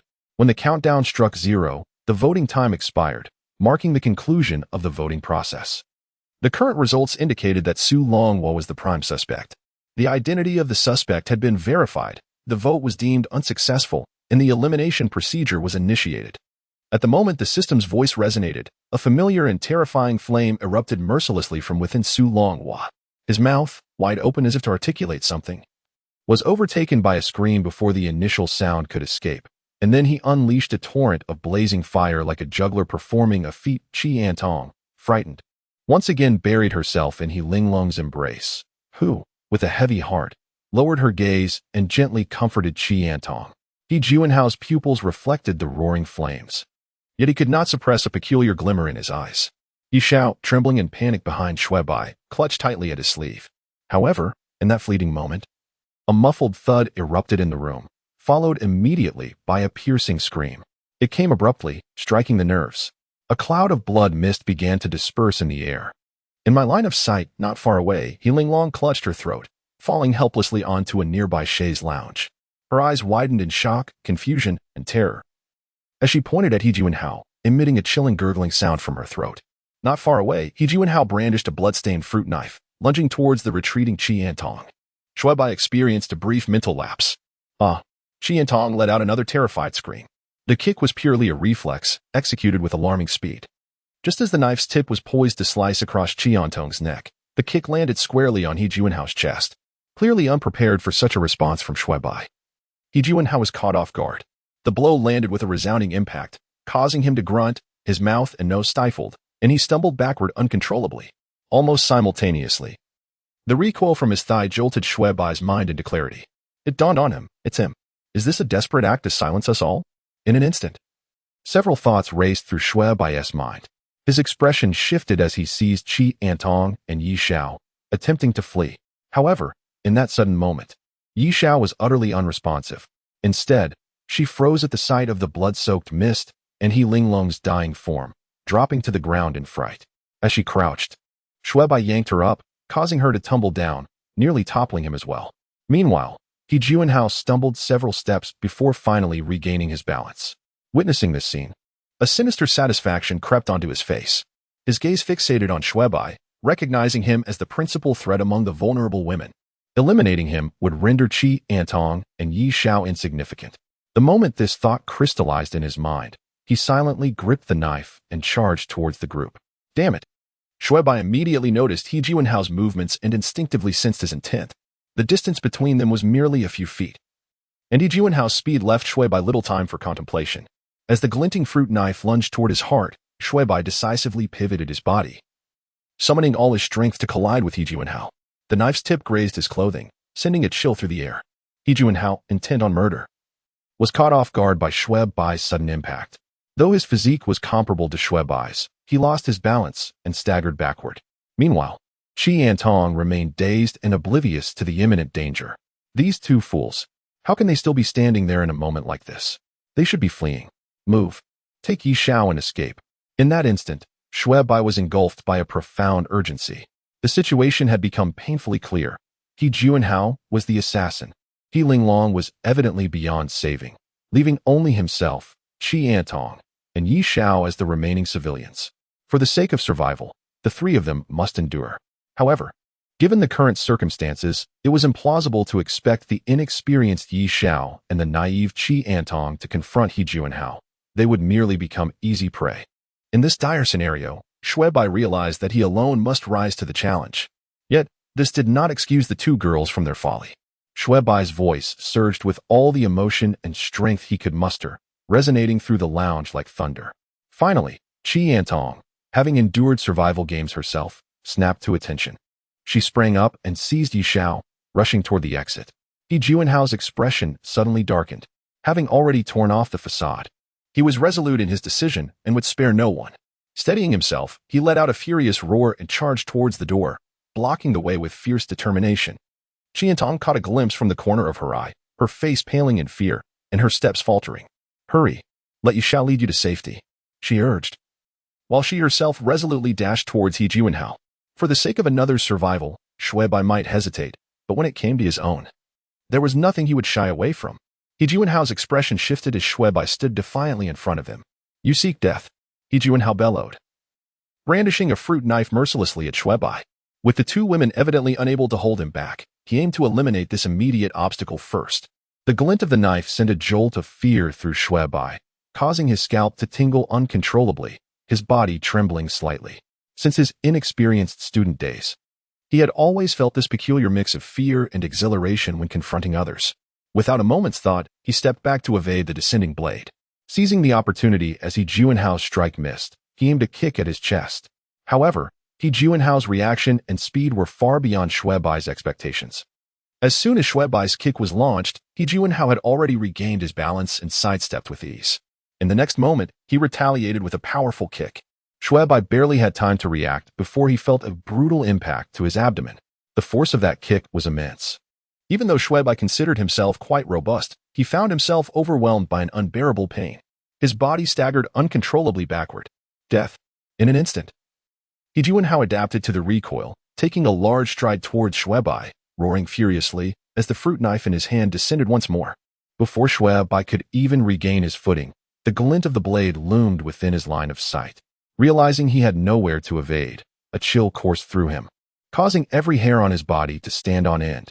In that fleeting moment, his mind struggled to keep pace with the unfolding events. However, driven by a surge of adrenaline, his instinct propelled him to retreat with greater urgency. In his panic, his foot twisted, and he lost control, plummeting toward the ground. He Juanhao, clearly taken aback by this unforeseen turn of events, missed his strike once again. His expression grew more anxious as he pursued Xue Bai, raising his foot to viciously stomp down on Xue Bai's knee. This brutal tactic aimed to incapacitate Xue Bai's ability to move. Ironically, this underhanded approach yielded unexpected results. He Juanhao had not anticipated Xue Bai's reaction. Momentarily, he was caught off guard, receiving a hasty kick to his left leg, with his right leg still poised to strike. His balance faltered, sending his body careening uncontrollably towards Xue Bai. Xue Bai, too, was taken aback by this unforeseen outcome, momentarily frozen in surprise. He Juanhao's physique was entirely unlike Xue Bai's. He appeared to be slightly heavier. In his flustered state, as he stumbled, he instinctively sought to guard his body and maintain his balance, but the fruit knife in his hand, uncontrolled by his frantic movements, plunged into Xue Bai's right arm. The immense force and the chilling sensation sent a shiver coursing through Xue Bai's body, as the unbearable pain radiated from his right arm to his very mind. A cry of agony escaped Xue Bai's lips, and his body twisted uncontrollably. In a reflexive defensive reaction, he instinctively delivered a powerful kick to the side. This action was purely a response of his body's emergency mechanism, imbued with overwhelming force. He Juanhao was taken aback, not anticipating that he would inadvertently injure Xue Bai. Not only was he startled by the scream, but he also felt the impact of the kick striking his ribs. He involuntarily let out a cry of distress and rolled away. In an instant, They were separated to opposite sides. The intense crushing pain in Xue Bai's right arm, coupled with a chilling sensation, quickly brought him back to lucidity. Gritting his teeth against the pain, he opened his eyes to behold the fruit knife embedded in his arm and the glaring crimson blood oozing from the wound. Damn it! The unmistakable warmth of blood flowing from his skin sent chills through his heart, yet it also steeled his mind, bringing clarity amidst the chaos. Should the human body lose too much blood, it would not be long before shock or even death ensued. At this moment, if he did not act swiftly to stem the bleeding, he might not endure until the game concluded. I'll fight you to the end. Xue Bai gritted his teeth and suddenly drew the fruit knife from his right arm. The bloodied blade traced a glaring arc as it plunged viciously toward He Jianhao's chest. In that instant, He Jianhao's eyes flew open, his face contorted in terror and pallor. Die! Xue Bai howled, his visage twisted in fury. No. In this life and death moment, a chilling glimmer ignited in He Jianhao's gaze. With a sudden twist of his body, he evaded the fatal strike. The knife penetrated his flesh with ease. Yet he managed to avoid the vital organs. Xue Bai's heart raced, intent on another attack. He Jianhao let out a muffled groan but retaliated with remarkable speed, delivering a powerful kick to Xue Bai's chest. This strike was a desperate gamble. Xue Bai gasped in pain, his body uncontrollably retreating until he collided forcefully with the arcade machine by the door, a sharp ache radiating through his back. In a frantic bid to regain his balance, he barely managed to steady himself with his left hand on a nearby stool, halting his fall. Across from him, He Jianhao clutched his chest in agony, his expression mingling pain with a sinister intensity as he attempted to rise. Damn it, that stab didn't hit the vital spot. I can't afford to clash with him anymore. A chill washed over Xue Bai as he observed He Jianhao's movements. However, the fiery sting now spreading through his shoulder further underscored the gravity of his predicament. With He Jianhao still standing and the knife back in his possession, Xue Bai realized he no longer had the means or opportunity to confront him head-on. Moreover, the recent strike, hindered by the opponent's struggles, merely grazed the edge of his ribs, failing to inflict any critical injury. Considering the martial prowess of both individuals, Xue Bai had to concede that should the conflict persist, he would have no assurance of vanquishing He Jianhao. In such circumstances, prolonging the confrontation would only lead to mutual destruction, which would be a fortunate outcome. Should he fail to retaliate and instead fall victim, his position would become perilous. He could not fathom that merely relying on Qi Antong and Yi Xiao, one a mere girl and the other a patient, could adequately contend with He Jianhao. Even if they managed to endure the night, once the positions in the lounge were revealed prior to the voting tomorrow, how could these two evade He Jianhao's predatory vigilance? At that juncture, all would truly be lost. No, I cannot afford to take further risks and confront him directly. In times like these, ensuring my survival is paramount. Only by preserving my life can I have the leverage to oppose him. When the time for voting arrives, I shall confront this scoundrel with fervor.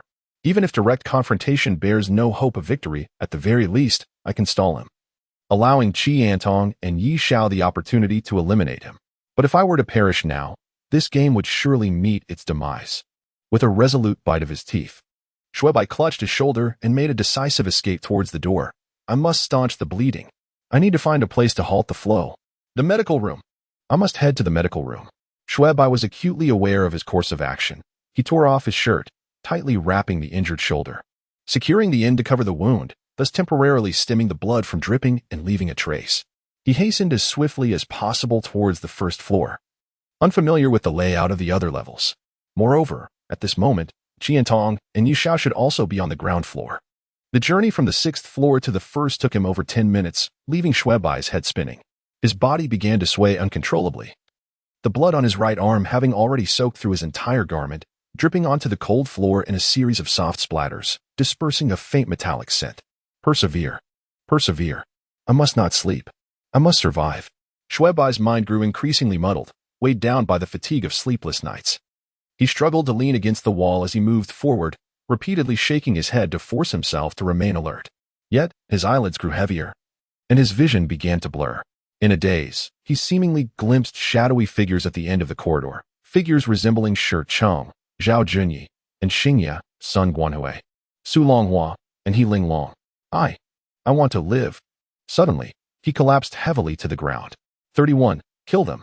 Xue Bai once dreamt of memories with his ex-girlfriend.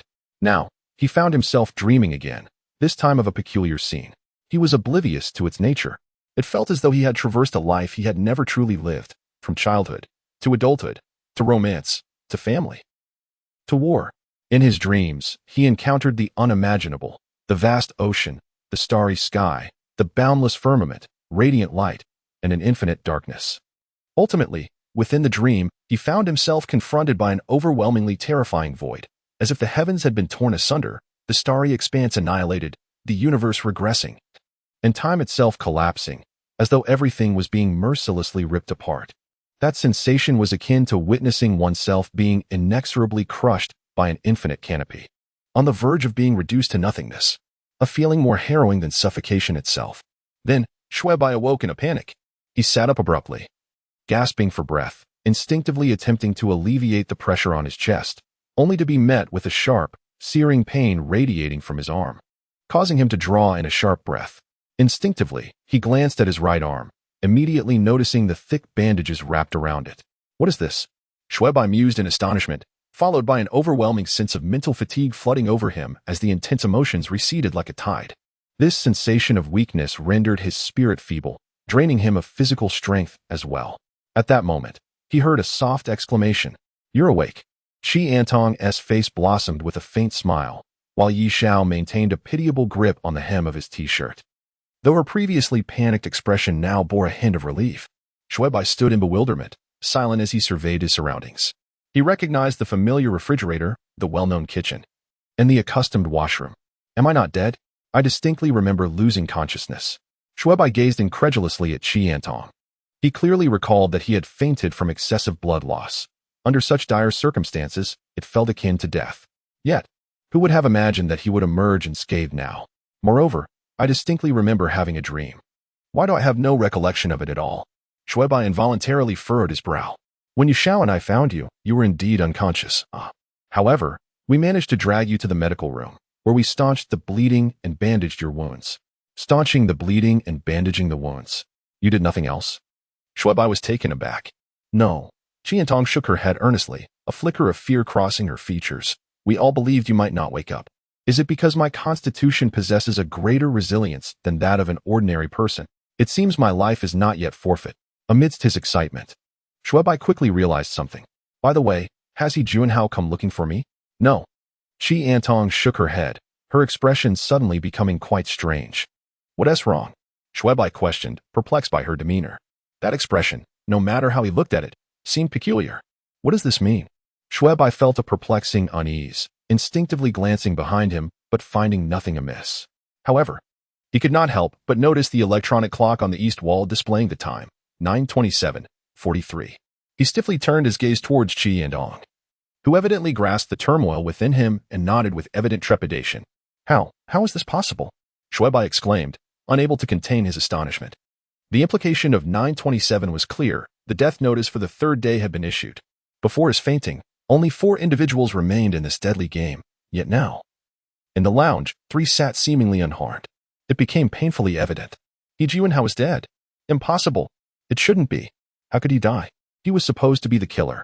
Xue Bai struggled to accept this outcome, yet he found himself uncontrollably glancing at Qi Antong and Yi Xiao beside him. A chill coursed up his spine, an electric shock surging through his mind, leaving his scalp tingling. Could it be them? Xue Bai's expression shifted drastically. But upon seeing Yi Xiao's demeanor and the fear etched across Qi Antong's face, his heart trembled once more. Impossible. It shouldn't be either of them. Otherwise, last night, they could have simply chosen to disregard themselves and successfully passed on. No. If it isn't them, who could it be? Could I have misjudged? Xue Bai furrowed his brow, urgently glancing at Qi Antong. Are you certain the system has announced He Junhao's death? It can't be. Where is the location of the system's announcement? Xue Bai questioned anxiously. 9th floor, the tavern. Let us go and see. Xue Bai stood up hastily. The news of He Junhao's demise filled him with profound confusion and disbelief. He now harbored doubts about everything. He needed to witness He Junhao's death with his own eyes. Upon reaching the 9th floor, he pushed the door open, illuminating a room strikingly reminiscent of an ancient inn's lobby. Directly opposite the entrance stood a counter, while to the left, an area of around 30 square meters housed several old wooden tables and stools. Upon one of these tables lay He Junhao's lifeless body. Positioned at an angle to the entrance, his head facing the crowd. His face was turned sideways, and a fruit knife was embedded in his chest. The fabric of his shirt stained crimson. Blood still oozed from the wound, forming a droplet that dripped from the edge of the table into the pool of blood below. Xue Bai's heart tightened as he quickly approached, reaching out to press his fingers against He Junhao's neck, only to encounter an unsettling stillness, no pulse, no sign of life. How is this possible? He is truly dead. Xue Bai staggered back, his expression one of utter shock. He instinctively turned to face Qi Antong and Yi Xiao, his expression darkening. He Junhao was already dead, and the game was far from over. Clearly, the killer had yet to be discovered. Now, including himself, only 3 individuals remained. He was acutely aware of his identity as a civilian, which meant that the killer could only be either Qi Antong or Yi Xiao. Qi Antong was evidently startled by Xue Bai's sudden reaction, taking a step back in panic. Yi Xiao, standing beside her, seemed equally taken aback by Xue Bai's demeanor. Retreating in fear, Xue Bai fixed his gaze on the two, his expression shifting unpredictably. Could it truly be one of them? But who exactly? Am I to gamble randomly? No. This is a matter of life and death. I cannot act recklessly. If it leads to a one-on-one situation, it would be a definitive loss. Yet, if we prolong this, when the time for voting arrives, it will inevitably lead to a one-on-one scenario where defeat is certain. Am I truly to take a gamble? To strike at someone indiscriminately? Wait. If He Junhao is not the killer, then why did he target us in the first place? Could it be that he believed he could evade both slaughter and voting, thus intending to eliminate everyone? If he were to kill everyone, leaving only himself, would that not be a twisted completion of the game? A peculiar light ignited in Xue Bai's eyes. Indeed, this is a splendid plan. Why concern myself with which of them is the killer and which is the civilian? Once I eliminate both of them, victory shall be mine. If I can just rid myself of the 2 of them, triumph is inevitable. As long as I can dispatch them both. Observing the cowering Qi Antong and Yi Xiao huddled by the counter, Xue Bai's face betrayed a peculiar glint. Eliminate them. Eliminate them. Eliminate them. If I eliminate them, I shall prevail. I will be able to escape alive. The thoughts swirling in his mind were akin to an insatiable addiction, uncontrollably proliferating. A sinister smile crept across Xue Bai's visage as he slowly turned to gaze at the fruit knife poised at He Junhao's chest. In that instant, his expression mirrored that of He Junhao, twisted and grotesque, reminiscent of a jester. He extended his hand, grasping the cold fruit knife. A faint sound accompanied the emergence of crimson droplets. Clutching the knife, Xue Bai indifferently pivoted. A horrific grin creased his lips. Qi Antong could hardly fathom the transformation Xue Bai had undergone. Upon witnessing the still-dripping fruit knife, her complexion drained to a pallid hue. Eliminate them. Eliminate them. If I eliminate them, victory will be mine. No. No.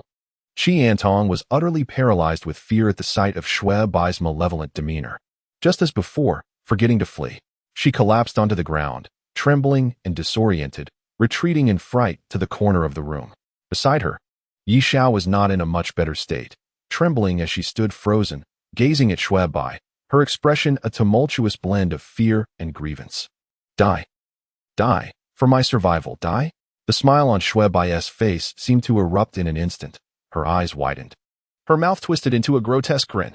With a bloodied fruit knife clutched tightly in her hand, she swung it mercilessly towards Yi Xiao's head. Yi Xiao's expression froze in an instant, her entire visage and pupils seeming to quiver as she instinctively shielded her head, followed by a heart-wrenching scream that tore through the air. Fear is a contagion, a chain reaction. Qi Antong, witnessing the fruit knife aimed at Yi Xiao's crown, too, was paralyzed by terror, clutching her head and emitting a piercing shriek. The sound of the scream pierced through the air, stabbing at Xue Bai's eardrums, leaving her momentarily dazed. No, I can't do this. If I kill them, how am I any different from that damned He Junhao? It's different. If you kill them, you will survive. No. No. That's not me. No one will ever know. If you kill them, you will triumph. I cannot do this. I mustn't. Act now. Act now. Kill them. You will live on. I cannot do this. Do not hesitate. Do not hesitate, just as you did with Zhao Junyi, just as with Xingya, just as with Su Longhua. Only this time, be a touch more proactive. Just a gentle stab. Just a gentle stab. As simple as raising a hand to vote. After all, so many have already perished. What are 2 more? Stab them, and you shall prevail. No, no. I refuse to be the executioner. You already are, you already are, you already are, you already are. Kill them. I am not. I am not. I am not the executioner. Xue Bai's mind was a tumult of confusion, his expression contorting in turmoil. Clutching his head, he suddenly let out a scream of furious defiance. Go away. I am not the executioner. Clang. The fruit knife fell helplessly to the floor. Xue Bai collapsed onto the ground, his hands gripping his hair tightly. His gaze was somewhat vacant, his expression dazed, his chest heaving violently. In the corner, Qi Antong and Yi Xiao were rendered silent by his sudden shift, their faces etched with suspicion and fear, too afraid to move. The sound of heavy, labored breathing surged into his ears like a tidal wave, and everything in his blurred vision began to sharpen into clarity. Xue Bai slowly lifted his head, gazing at Qi Antong and Yi Xiao in the distance. As he looked at them, a faint smile appeared on his pale face. A mixture of weakness, exhaustion, bitterness, and guilt enveloping him. I'm sorry. His voice emerged hoarse as he addressed them. Qi Antong stood frozen, while Yi Xiao, curled up tightly in the corner, suddenly ceased her trembling. Cautiously, she turned her disheveled head to glance at Xue Bai. He forced a bitter smile, yet suddenly. Yi Xiao gasped in surprise. Before Xue Bai and Qi Antong could react, she dashed towards Xue Bai, plunging into his embrace like a fledgling returning to its nest. The impact jolted Xue Bai back to awareness, causing him to experience shortness of breath, followed by a couple of coughs. He quickly offered a wry smile, patting Yi Xiao gently on the back. Are you all right? Qi Antong asked anxiously, glancing at Yi Xiao before cautiously turning her gaze back to Xue Bai, still harboring some concern. Xue Bai nodded apologetically. I'm fine now. I'm sorry for scaring you earlier. A slight sigh of relief escaped Qi Antong, her expression softening a fraction. She straightened her posture slightly, yet continued to regard Xue Bai with unease. What exactly happened to you? Too much mental strain. I was a bit delusional. Xue Bai could not bring himself to reveal the cruel intentions that had crossed his mind moments ago. So he merely explained the cause. In that fleeting moment, he was entirely overwhelmed by the explosive culmination of mental strain accumulated over consecutive days. The frustration of deciphering, the anguish of deducing, the oppression of witnessing death, the guilt of indirectly taking a life, the fervent desire to survive, and the bewilderment regarding the current circumstances, all these emotions ignited by the sinister thought flashing through his mind. Had it not been for Yi Xiao's piercing scream stirring the last remnants of compassion within him, he might have truly transformed into a cold-blooded beast in human form. Qi Antong scrutinized Xue Bai several times, seemingly convinced that he would not display any further abnormalities, and at last, her expression crumbled. The young girl, barely 17 or 18, burst into tears. Xue Bai was utterly unprepared for her reaction, momentarily taken aback. I'm sorry, please don't cry, it was my fault, he stammered. Regaining his composure, but feeling somewhat at a loss, he quickly attempted to offer comfort, gently patting Yi Xiao's back to encourage her to rise, making it easier for him to move. Yi Xiao cast a timid glance at Xue Bai, retreating slightly. Seizing the opportunity, Xue Bai propped himself on his left hand, trying to stand. However, just as he lifted one leg, his swaying gaze suddenly fixated. His eyes were riveted on the fruit knife lying on the ground, its width spanning more than a finger's breadth, and his brow furrowed increasingly. In the interplay of light and shadow, the polished blade, streaked with what resembled rough veins of blood, reflected the underside of the adjacent table. Within that elongated frame, on the dusty brown surface of the counter, a distinct dark stain was visible. Instinctively, Xue Bai bent to peer beneath the table, and his brow twitched with alarm. On the surface of the table, a black box lay silently. The black box. A jolt of realization surged through Xue Bai, and disregarding the need to comfort Qi Antong, he swiftly rose to retrieve it. The sound of his movements startled Qi Antong, who looked up just in time to see the box in Xue Bai's hands. Turning to her, Xue Bai beckoned, "Come and take a look." His right arm was evidently incapacitated, rendering him unable to open the box with ease. Qi Antong hurriedly stood up as Xue Bai handed her the black box. This box, both in appearance and the inscription on the back reading, "The truth you seek is right here," bore an uncanny resemblance to the one discovered in Sun Gui's karaoke room after his demise. Qi Antong examined the box thoroughly, and then, upon Xue Bai's indication, she slowly grasped the lid. At the moment the lid was lifted, both Xue Bai and Qi Antong were once again rendered speechless. The entire black box was empty, void of any contents. How could it still be empty? Qi Antong gazed at Xue Bai in astonishment. Empty? Why is it empty? Could it have been taken by someone else? Xue Bai was equally perplexed, and then he furrowed his brow, instinctively glancing once more at Qi Antong and Yi Xiao beside him. He then naturally pondered a critical question that had momentarily slipped his mind after breaking free from his inner demons. Who was the assassin, now that Xue Bai was deceased? It was reasonable to suspect that the killer was among the three of them. Since he himself was not the assassin, the only possibilities were Yi Xiao or Qi Antong. If either of them were indeed the killer, a simple question arose. Why had they chosen to save him yesterday? If I were to simply abandon myself to fate, given the circumstances, I would undoubtedly meet my demise. An entire afternoon would suffice for me to bleed to death. Even if the system has some peculiar rule preventing killers from acting outside the designated time, it would not be violated in this case. This would be akin to reaping a life without lifting a finger, merely waiting to profit from the chaos. Then, once the clock strikes midnight and the time for violence arrives, I could utilize the system's hypnotic influence to eliminate Xue Bai or another, ensuring victory in a one scenario, as voting would hold no significance with only two individuals remaining. Unless. Xue Bai's expression faltered as he cast another glance at Qi Antong's black box, a thought emerging in his mind that had never before crossed it from the beginning. 33. No killer, unless Qi Antong and Yi Xiao are not the killers. But if neither of them is the killer, where could the killer possibly be? After all, this game clearly involves the presence of a killer. Otherwise, how did Shi Cheng, Sun Guanwei, and Xue Bai meet their ends? Yet now, only three of us remain. If a killer truly exists, they must be among Qi Antong and Yi Xiao. If they are the killers, there would be no need for them to save themselves. This is entirely paradoxical. Could it be that I am overthinking this? But if there is no killer, then someone must perish. It was truly chaotic. Calm down. Let's reorganize everything from the beginning. Xue Bai felt his mind becoming increasingly muddled.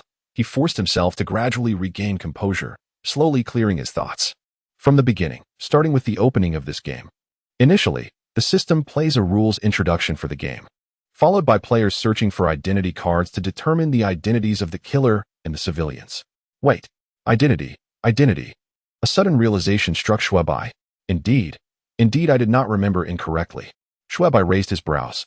Qi Antong, observing him with curiosity, asked, "Is there a problem?" "Yes, and it is a significant one." Xue Bai glanced at Qi Antong but did not finish his sentence. Instead, he turned to Xue Bai, moving aside his head to reveal another hint card beneath it. Xue Bai pulled out the hint card. Qi Antong looked at him in confusion, while Xue Bai silently focused on the hint card. Hint card. Note 1. Everything has long been predetermined. Note 2. Who will survive until the end? On the reverse side, the answer has always been present. Fate has never deviated. Hint card. Note 1. I assure you, you have overthought this. Note 2. This will be quite an intriguing hit. Indeed. Gazing at the two hint cards, Xue Bai wore a peculiar expression. Qi Antong, utterly perplexed, inquired, "Indeed, what?" Xue Bai handed two identity cards to Qi Antong, saying, "Take a closer look at the notes on these hint cards. It seems that I am not the only one who has noticed the peculiarity of these cards. Unfortunately, the realization comes too late." With a sigh in his heart, Xue Bai gazed earnestly at Qi Antong and posed a thought-provoking question. "What if I told you that among us, there is actually no killer?" Qi Antong was clearly taken aback. This assertion was utterly unexpected.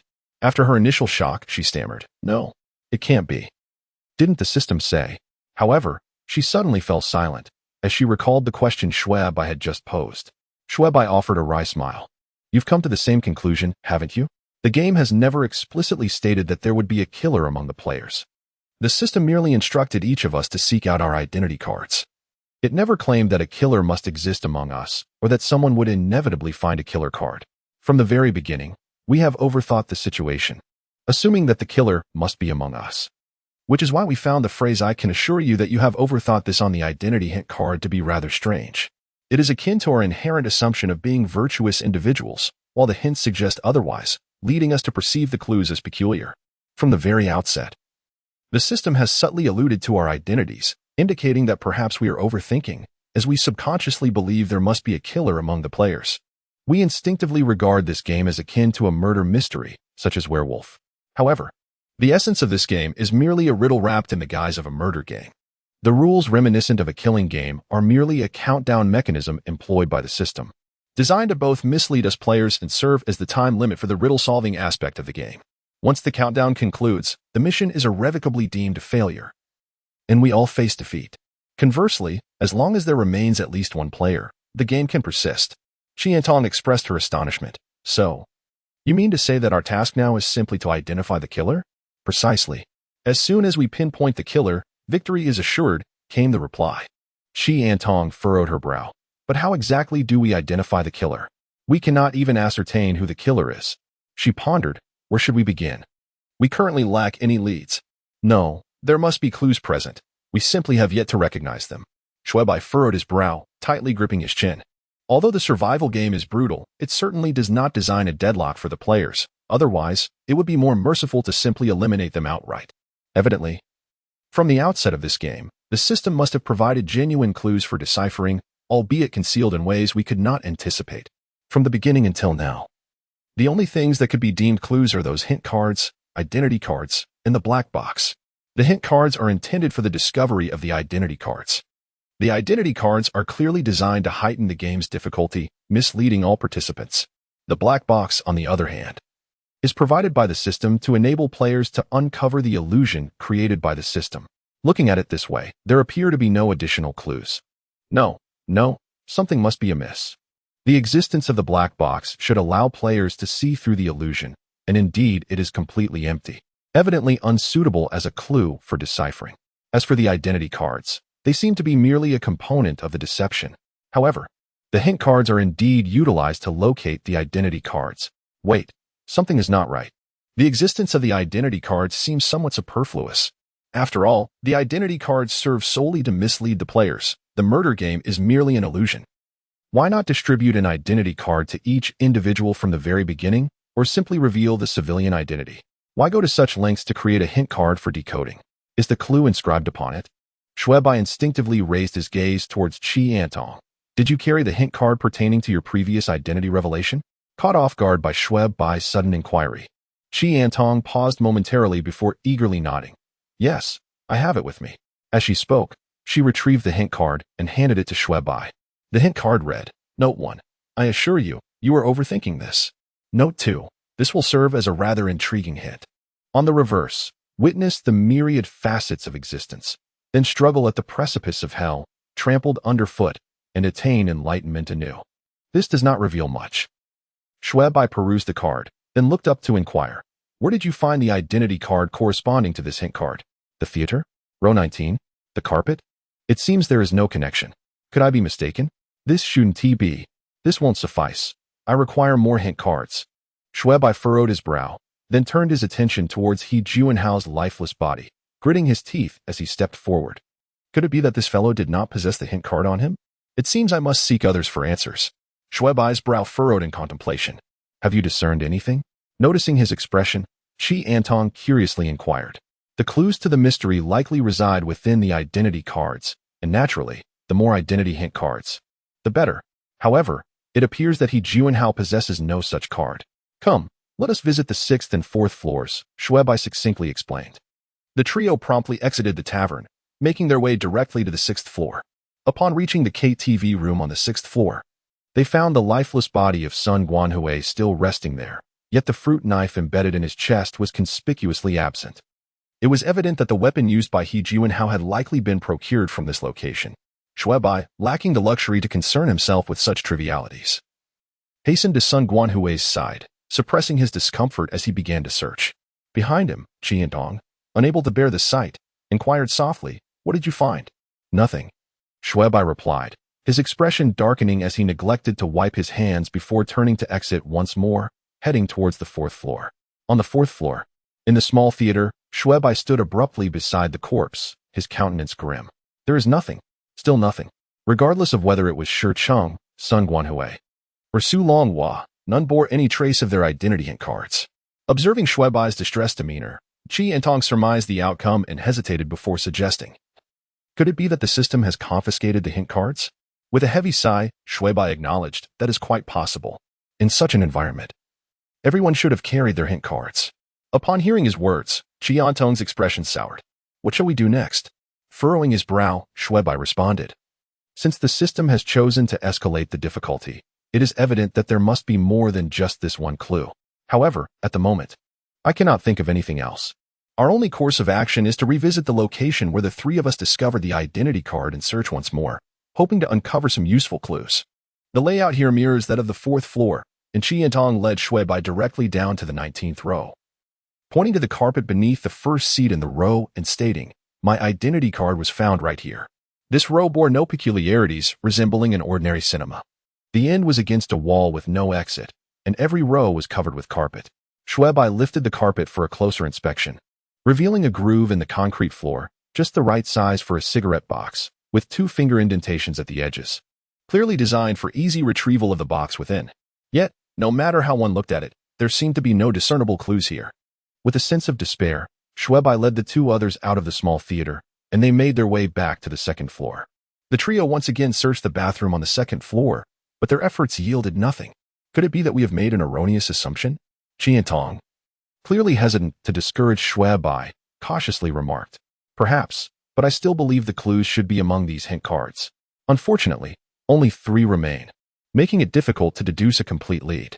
Xue Bai lamented, running a hand through his hair in frustration. Qiantong, unable to bear the sight of Xue Bai's distress, offered a comforting word. "Perhaps there are other clues. The system surely wouldn't provide just one type of hint. I also sense that there might be other clues. No, I must compose myself." He pinched the bridge of his nose, forcing himself to regain his calm. "Forget the notion of a murder game. Discard the hint cards. There must be something else.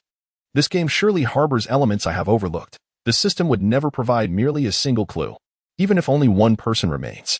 There must be a method to decipher the enigma. Otherwise, it would still represent a form of deadlock. From 10 individuals down to just 1. What remains constant within this game? It cannot be the hint cards or the black box. The corpses cannot provide answers. The architecture. It must be the very space of this building. But the entire floor has already been searched. All the rooms and halls bear no differences. If it truly is the architecture itself, then there must be something." Suddenly, a realization struck me. Xue Bai abruptly lifted his head and sprang to his feet. "Something is amiss. Follow me." Without pausing to elaborate to Qiantong, Xue Bai, with his garment trailing behind him, dashed out of the corridor. Qiantong, puzzled, hurried to keep up. Xue Bai led them as they raced down the stairs. Halting at the exit on the 1st floor, he furrowed his brow, casting a keen glance down the corridor, instructing them to wait there before turning back to ascend to the 2nd floor. Qiantong was left in bewilderment for about 20 seconds before Xue Bai hurriedly descended once more. His expression bore a glimmer of revelation, as if he had pierced through the clouds to behold the sun. What had he discovered? Qiantong inquired anxiously. The phantom space. The phantom space? Qiantong's complexion paled slightly as she glanced at the elongated corridor, involuntarily shivering at the name that prompted unsettling thoughts. She shrank her neck and edged closer to Xue Bai, cautiously asking, "What is the phantom space?" This corridor, like the one on the 2nd floor, spans the entire depth of the level. However, do you not find this corridor noticeably shorter than the one on the 2nd floor? Upon hearing his observation, Qiantong raised her gaze and examined the corridor more intently, then mimicked Xue Bai's actions by ascending to the 2nd floor. Not only in length, but there is also a particular aspect that differs from the other floors. I had not considered it before. It just occurred to me. What aspect? I shall take you to see for yourself. Xue Bai guided Qiantong through several corridors until they arrived before a pair of grand double doors. Qiantong, intrigued, asked, "What is this place?" The dark red doors creaked open, releasing a musty scent of paper and ink. Before them lay a viewing corridor lined with towering dark red bookshelves. A library. Qiantong was momentarily taken aback. Indeed, take a closer look. Is there not something amiss here? Xue Bai cast her a calm glance, then turned his serious gaze towards the entire space. In a moment of contemplation, Qiantong furrowed her brows, and after a brief pause, her eyes brightened with realization. This place, the terrain here is distinctly different from the other floors. Indeed, Xue Bai nodded resolutely and stepped inside. The 1st floor stands out as the sole level with spatial discrepancies, and the library is the only area on this floor that diverges from both its surrounding spaces and those of other levels. If the system were to leave any clues or mechanisms within the entire architectural expanse, it is most probable that they would be found here. In other words, the trail leading to the assailant must also lie within this very location. However, even if the clues are indeed present, how shall we uncover them with merely over an hour remaining? Qiantong's brow knitted in unease, given the vastness of the library. Even an hour may not suffice for a thorough search. Xue Bai shook his head, asserting that a simple search is unnecessary, as the system should have left behind some clues. Qiantong inquired, "What clues?" Xue Bai retrieved the 3 identity hint cards from his pocket, stating that the clues must be contained within these cards. Yet, can we truly find any leads with just these 3 cards? Qianlong couldn't help but frown. How can we know without trying? Xue Bai, undeterred, felt an increasing sense of confidence as he approached the resolution of the mystery. His thoughts became clearer and more coherent, a testament to his growing conviction. Let us first revisit the place where I discovered the identity cards. He led Qi and Tong directly north to the very desk where it all began. The lamp atop the desk remained lit, and the book lay in the same state as when he had last perused it. Xue Bai reached out and grasped the book. At first, he had perceived no anomaly, but upon reflection, its presence here seemed rather peculiar. Qi and Tong craned her neck to peer closer. A line of black letters caught her eye. Basement journal. What significance could this book hold? Did its contents harbor some hidden implication? Qi and Tong was particularly perplexed. To her, it appeared to be an ordinary book. She believed its relevance lay not within its contents, but rather in its title. Xue Bai shook the book gently and gestured towards the concave space they occupied. Considering the book's title, did anything come to mind? Qi and Tong's eyes brightened. The basement? Xue Bai nodded affirmatively. Indeed, the basement. Are you suggesting there is a basement here? Qi and Tong furrowed her brow. But this reasoning seems unfounded. Some things require no evidence. Intuition suffices. Xue Bai replied, his demeanor increasingly relaxed, his gaze radiating an uncommon confidence. Moreover, if one were to think deeply, there was indeed a basis for this theory. Amongst the myriad of books in the library, why would the system specifically choose to place a basement journal on this desk? Why not one of the 4 great classical novels, various fairy tales, or an assortment of scholarly texts? Qi Tong was momentarily at a loss for words. Xue Bai, with a confident smile, remarked, in matters of probability, I would rather firmly believe that the system operates with intent. Thus, it is evident that this serves as a subtle hint from the system. Qi Tong chose not to dwell on this issue further and instead posed a new question. According to your reasoning, there must be a basement here? How shall we locate it? Indeed, how shall we find it? The system would not withhold clues. What we currently know and speculate are merely the hint cards and the spatial layout. Xue Bai appeared to be in a state of contemplation, as if both puzzled in reasoning, yet also narrating. If we engage in reverse reasoning, then, the system in establishing this game must provide a feasible means of completion. If the basement is the key to unlocking the mystery, there must be clues to uncover it. These clues must be discoverable even in the most dire circumstances for the players. Otherwise, the logic of the game itself would be flawed. So, what constitutes the game's most desperate scenario? Only one player remaining? Qi Tong cautiously interjected. Precisely, there remains but a solitary player, and only one final hint card. Thus, I surmise that even any given clue card can reveal the location of the basement within the library. Xue Bai silently raised the identity clue card in his hand, gazing contemplatively at it. For instance, the phrase inscribed on your clue card, having witnessed the myriad aspects of the world, could refer not only to a theater, but could also be interpreted as the library. A book embodies a story, and a person is akin to a book. Such proverbial expressions are far from uncommon. Qi Tong appeared somewhat incredulous, countering, but according to your reasoning, wouldn't that render all clue cards meaningless? Wouldn't it imply that any decoding could lead us to the library? Mid-sentence, she suddenly fell silent, realization dawning upon her. You have thought of that too, haven't you? A faint smile of resignation crossed Xue Bai's face. While he could not ascertain the clues of the other 7 individuals, the clues presented to the 3 of us evidently converged towards the library, suggesting that the system had subtly placed the answer before us all along. Only we had failed to recognize it. Qi Tong furrowed her brow in rebuttal, saying, that is not entirely accurate. Even if we discover the libraries on other floors differ from the one on the first floor. Does it not render our discovery futile? To this, I cannot say for certain. Perhaps we may uncover clues within the libraries on other floors that point to the first floor library. After all, no one has yet undertaken a search. Xue Bai shrugged, concluding that any of the hint cards would suffice in locating the basement. So, where exactly is the location or entrance to the basement you mentioned? Qi Tong's mind was in a whirl. Where could it possibly be? Xue Bai glanced down at the hint card in his hand, his brow furrowing. The place I deciphered from my previous hint card is right here. Let's set that aside for now. If we consider your card alongside Yi Zhao's. As he murmured, when reborn from the ashes, and then struggling at the end of hell, Xue Bai pondered. According to the pattern I've discovered in the hint cards, the second phrase should indicate a general location. A general location? Qi Tong scrutinized the card in his hand, her brow creasing as well. But what do when reborn from the ashes and struggling at the end of hell signify? Reborn from the ashes. Reborn from the ashes. Fire. Wait. A word suddenly flashed through Xue Bai's mind, prompting him to furrow his brow in contemplation.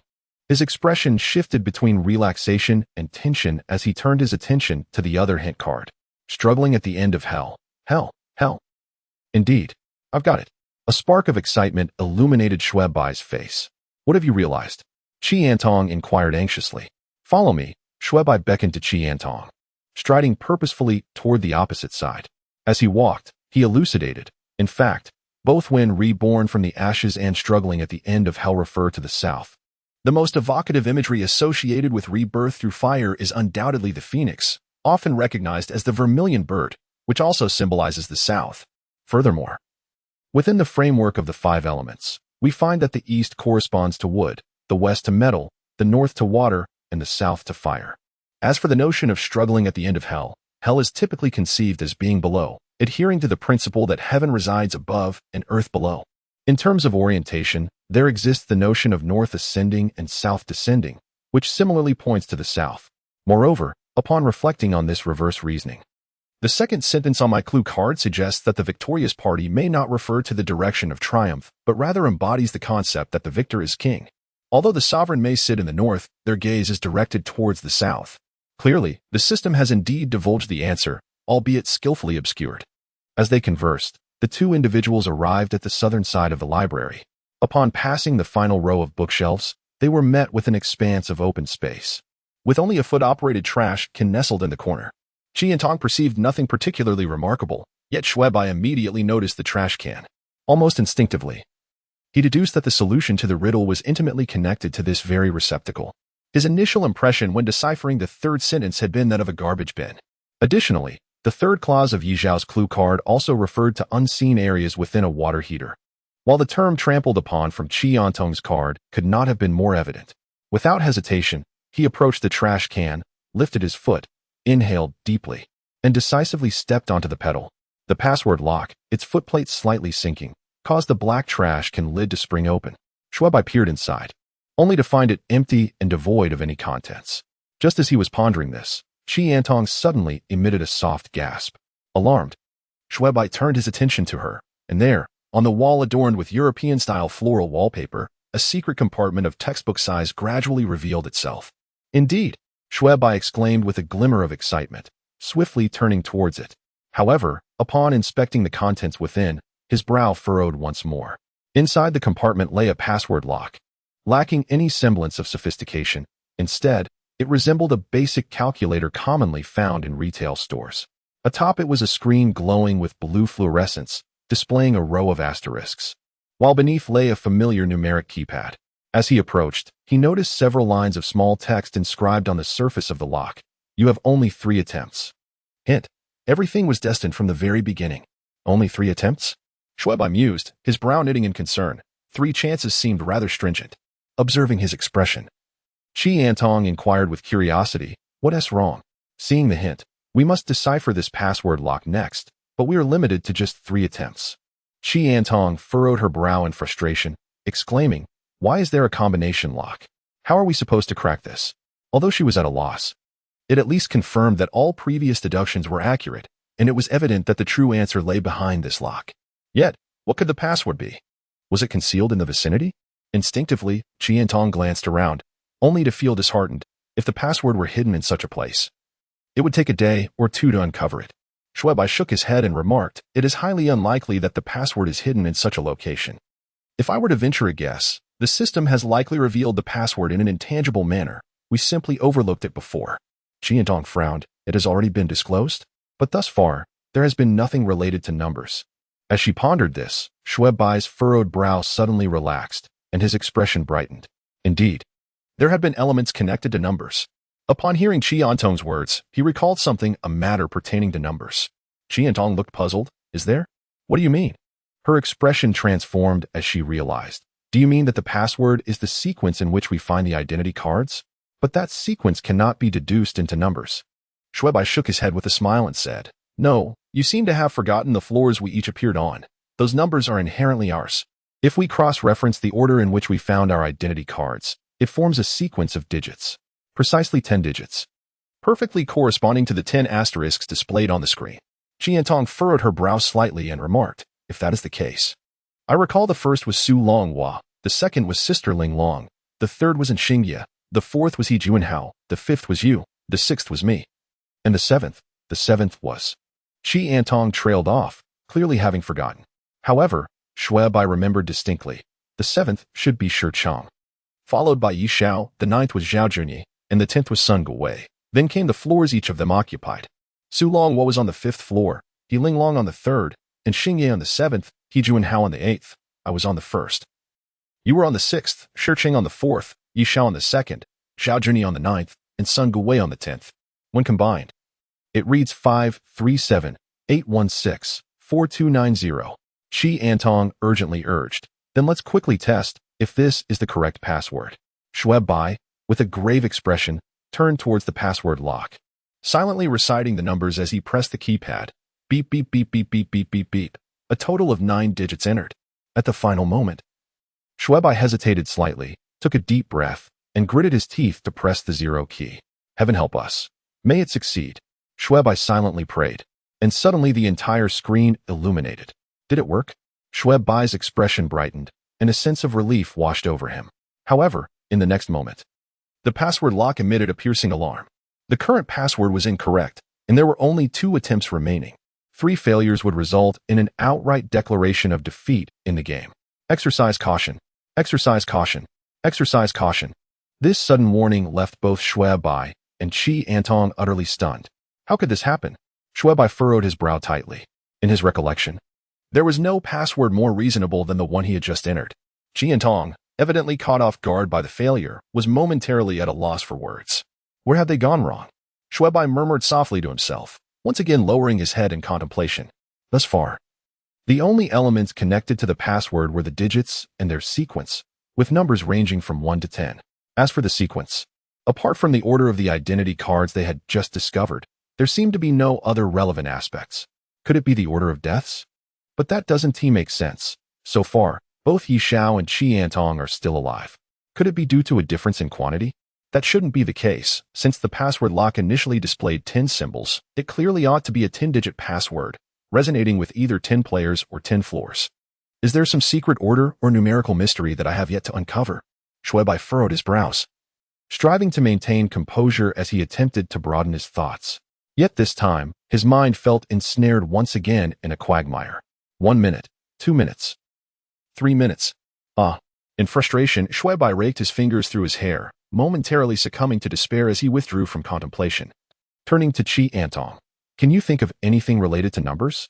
Qiantong knitted her brows, pondering briefly, but ultimately shook her head in resignation.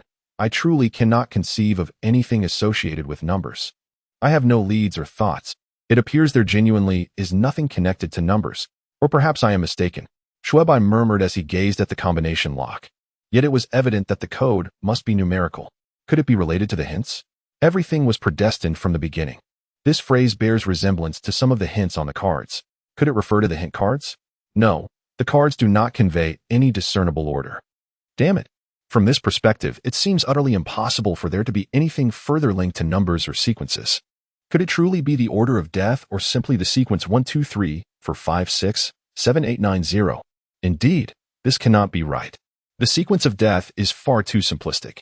Merely 1, 2, 3, 4, 5, 6, 7, 8, 9, 0 is insufficient. If someone were to find the password lock immediately, then this would undoubtedly represent the true final challenge. Such a sequence seems rather trivial. There must be aspects I have yet to consider. Surely, I have overlooked something. What could it be? What could it possibly be? I am merely a step away from the final hurdle. Just a moment from success. What could it be? As thoughts raced through Xue Bai's mind at an unprecedented speed, he still found himself at a standstill. Frustration washed over him as he gazed at the password lock, a sense of despair beginning to settle in. Noticing his troubled expression, Qiantong quickly offered words of comfort. Please, do not rush. Take your time. We still have time. Xue Bai cast a fleeting glance her way, managing a bittersweet smile. He then sank down to the ground, closed his eyes, and covered his head and ears, repeatedly whispering to himself to remain calm. Gradually, the tumultuous thoughts began to subside, and the once chaotic and heavy fog in his mind began to clear. becoming lighter with each passing moment. His breathing grew increasingly steady and smooth. Calm. Calm. There must be something I have yet to uncover. Cast aside distractions and reorganize one's thoughts. Since the password provides a hint, it must bear significant meaning. Everything was predestined from the very beginning. Wait, could the answer refer to this very phrase? It is indeed exactly 10 characters long. If that is the case, is it akin to the game of the brave that I experienced before? Everything was predetermined from the start. CYQKSJYJZD? No, that is incorrect. The password consists of 10 digits, and according to that game, Z must be at least 26. Have I guessed wrong again? Wait, the 9-key keyboard. A 9-key keyboard is indeed just right. Xue Bai's entire body jolted, and he quickly sprang up from the ground. Did you think of something? Qiantong asked eagerly upon seeing this. However, just as he reached out, he halted. Although the password lock also features a 9-key keyboard, there are no corresponding letters. What were the letters corresponding to the 9-key keyboard again? 1 ABC. 2 def. No, that would require 39 letters in total. And I remember there are 4 letters on the bottom row sharing the same key. Should it be that there are no letters above 1? As he pondered over the numbers, Xue Bai pressed the buttons on the password lock with determination. 2, 9, 7, 5, 7, 5, 9, 5, 9, 3. He emphatically pressed the final digit, holding his breath and fixating on the password lock. Current password input incorrect. Only one opportunity remains. 3 consecutive failures will result in immediate game over. Please proceed with caution. Please proceed with caution. Please proceed with caution. The repeated warnings resonated, emphasizing the gravity of the situation. What? How is this possible?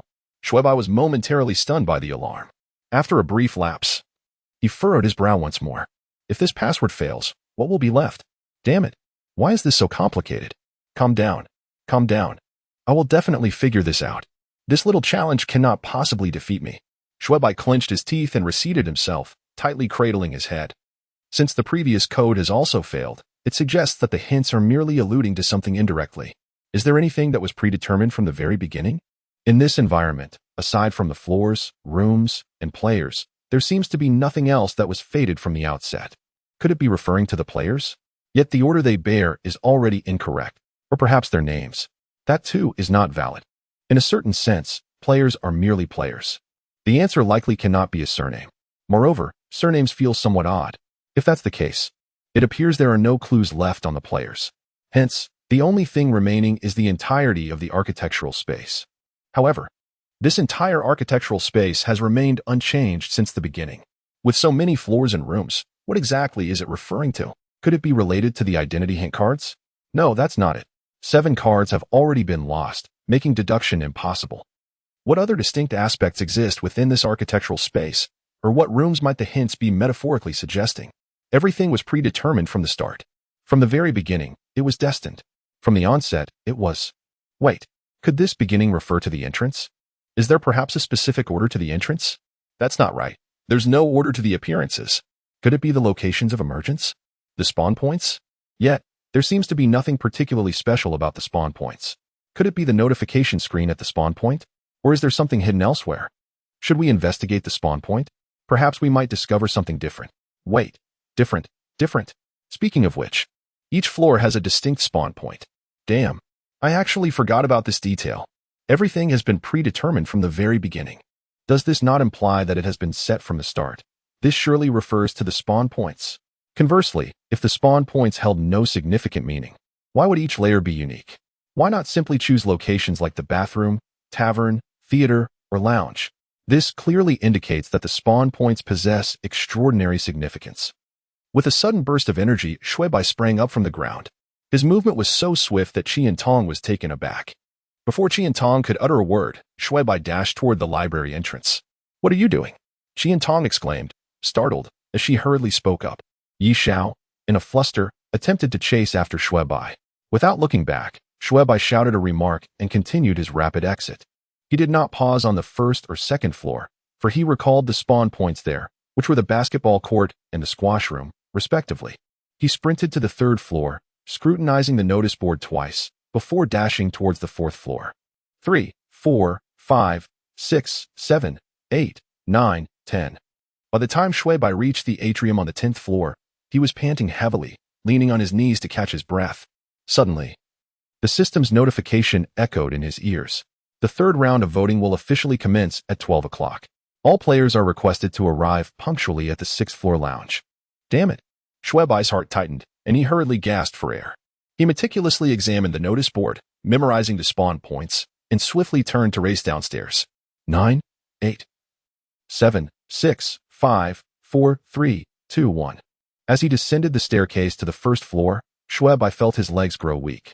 But with the impending voting crisis looming behind him, he dared not linger, hastening towards the library. When Qi Antong and Yi Xiao next beheld Xue Bai's breathless and disoriented state, they were visibly startled. Given his own injuries and blood loss, Yi Xiao was on the verge of tears, darting forward like a frightened cat. Qi Antong, equally concerned, moved to support him, asking, "Are you all right?" Xue Bai quickly reassured Yi Xiao with a few comforting words and waved off Qi Antong, uttering, "I'm fine," before making his way towards the keypad. He had now confirmed the spawn points on each floor.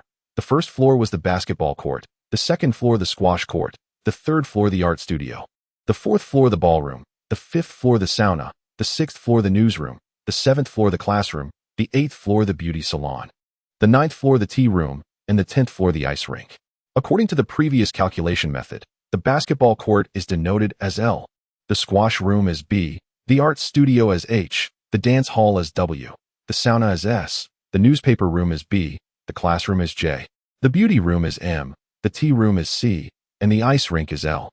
This corresponds to the sequence 524-972-5625. Xue Bai took a deep breath and reached out to press the password lock. "Wait," Qi Antong suddenly exclaimed. "This is the last chance. Are you sure?" Qi Antong's face paled slightly. It was no wonder she hesitated. If they failed this time, there would be no further opportunity. Xue Bai paused, shaking his head slightly.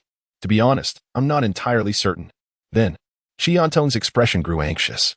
Xue Bai's words began to erode her confidence. However, after shaking his head, a peculiar light glimmered in Xue Bai's eyes. "Though I am uncertain of its correctness, I have faith in myself." Qi Antong was momentarily taken aback, biting her lip and falling silent. Yi Xiao cautiously glanced at him, then at the password lock, shrinking back and murmuring softly, "I'm scared." "Do not fear. I am here," Xue Bai reassured, ruffling her hair. Taking a deep breath, he resolutely pressed the password into the lock. 524-972-5625. As the final digit was entered, Qi Antong's entire being tensed with anxiety. Yi Xiao clutched Xue Bai's shoulder tightly, her fingers digging into his flesh, causing a slight ache. "Let it be a success. Let it be a success. Please, let it succeed." Xue Bai tightly clenched his fist. The brief moment of pause seemed to stretch into an eternity, and just as Qi Antong felt her heartbeat might explode from anxiety, a crisp chime resonated. "The current password has been successfully entered." The electronic voice announced melodiously, and before their eyes, the wall trembled violently, then split in two, slowly parting to the sides. Illuminated by the light, a slender passage emerged before the trio. Indeed, they had succeeded. Xue Bai exuberantly raised his fist. "We did it! We did it!" Qi Antong joyfully leaped up. "Let us proceed and take a look." The passage measured merely 6 or 7 meters, culminating in a staircase leading downward, revealing a space flickering with dancing flames. Upon descending the stairs, Xue Bai immediately spotted a grand door directly ahead. He paused momentarily, stepped forward to the entrance, and after a brief hesitation, he pushed it open with force. As the door creaked open, the system's voice echoed once more. "Congratulations to player Xue Bai. Congratulations to player Yi Xiao. Congratulations to player Qi Antong. Congratulations to the 3 for successfully completing the game. 38. Return. Congratulations to the 3 for successfully completing the game. Each of you has received a completion reward of 1 survival point and 1 attribute point. The game is now entering a 30-second countdown for exit preparation." Upon hearing the system announcement, Qi Antong let out a huge sigh of relief. Collapsing onto the ground, Xue Bai also felt an immense sense of relief wash over him. A hint of joy and relief involuntarily crept across his brow. Yet his body, worn out from fatigue and blood loss, succumbed to weakness, causing him to plop down onto the ground. Beside him, Yi Xiao gasped in shock and quickly crouched down. She resembled a silent pet, anxiously blinking her eyes at Xue Bai. After a brief moment of intense mental exertion, he experienced the after-effects of exhaustion, taking several seconds to regain some composure. Turning his head, he caught sight of Yi Xiao's pitiful and fearful gaze fixed upon him, warming his heart. This girl. He reached out to gently ruffle her hair, intending to speak, when suddenly another thought struck him. What will become of her in future instances? This realization brought a wave of concern to Xue Bai's mind. Although his initial impressions and intentions regarding Yi Xiao were less than noble, the journey they had traversed together had fostered a certain bond. To put it in the simplest terms, even caring for a pet can evoke feelings. How much more for someone he had painstakingly protected, even at the risk of his life? I truly cannot bear to leave this girl alone. What should I do? Furrowing his brow. Xue Bai suddenly recalled the inner world rules that Bai Xue had mentioned earlier, and he hurriedly looked up. At that moment, the system's voice echoed, announcing the end of the exit preparation countdown. The exit procedure was initiated. A beam of white light enveloped the three of them without further ado. In the fleeting moment illuminated by brilliant white light, Xue Bai seemingly heard the piercing scream of Yi Xiao. Instantly, he recalled the girl's reaction upon seeing the light, and a pang of anxiety gripped his heart. He urgently called out, System, I wish to invite player Yi Xiao to the next session of the fantasy world. The exit procedure has been initiated, and the invitation request will be sent upon successful departure.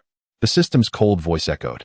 And before Xue Bai could utter another word, his mind clouded, and he completely lost consciousness. In a haze of dimness, he faintly perceived a shrill scream. A tightness seized Xue Bai's chest, and his scalp tingled as he abruptly sat up. Before him appeared the familiar transitional space, along with the equally familiar figure of Bai Xue, clad in a silver uniform reminiscent of a cosplayer portraying Ayanami Rei. Did my game invitation go through? Xue Bai immediately inquired upon seeing Bai Xue, still preoccupied with Yi Xiao. That's good, he sighed with relief. Although no response had yet come, at least the invitation had been sent. He believed that if Yi Xiao could see it, she would likely agree. With that matter settled, Xue Bai felt a weight lift off his shoulders, and he casually glanced at his right arm, only to find it completely unblemished. Not only were the bandages gone, but the scars had vanished as well. However, as soon as he relaxed his mind for a moment, he was engulfed by a profound sense of mental fatigue and weakness. Those who have experienced such a state of weariness can surely comprehend its torment. It is utterly exasperating. Stabai, is there any way to alleviate my mental exhaustion? Xue Bai furrowed his brow as he cast a glance at Bai Xue.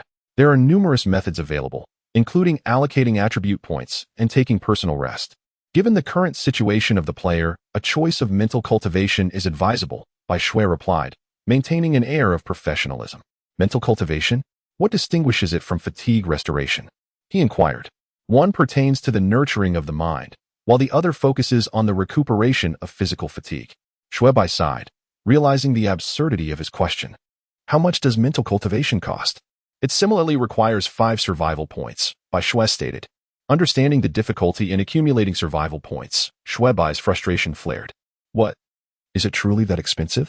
The player may also opt for self-induced slumber, with a suggestion to spend 1 survival point to redeem 1 day of rest in advance. Bai Xue continued, her smile unwavering. Xue Bai promptly shook his head. No way. 1 survival point is too costly. Besides, I still need to enter the fantasy world later.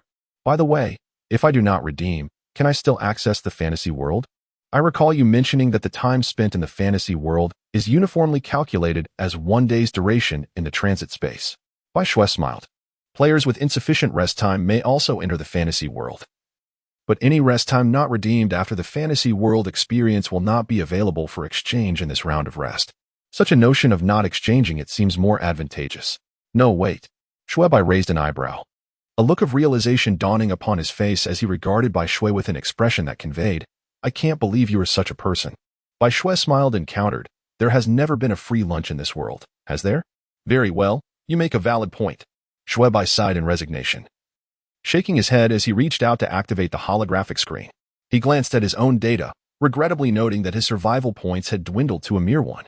However, after completing the survival challenge, they had transformed into 3 points. It seems I need to gather some survival points.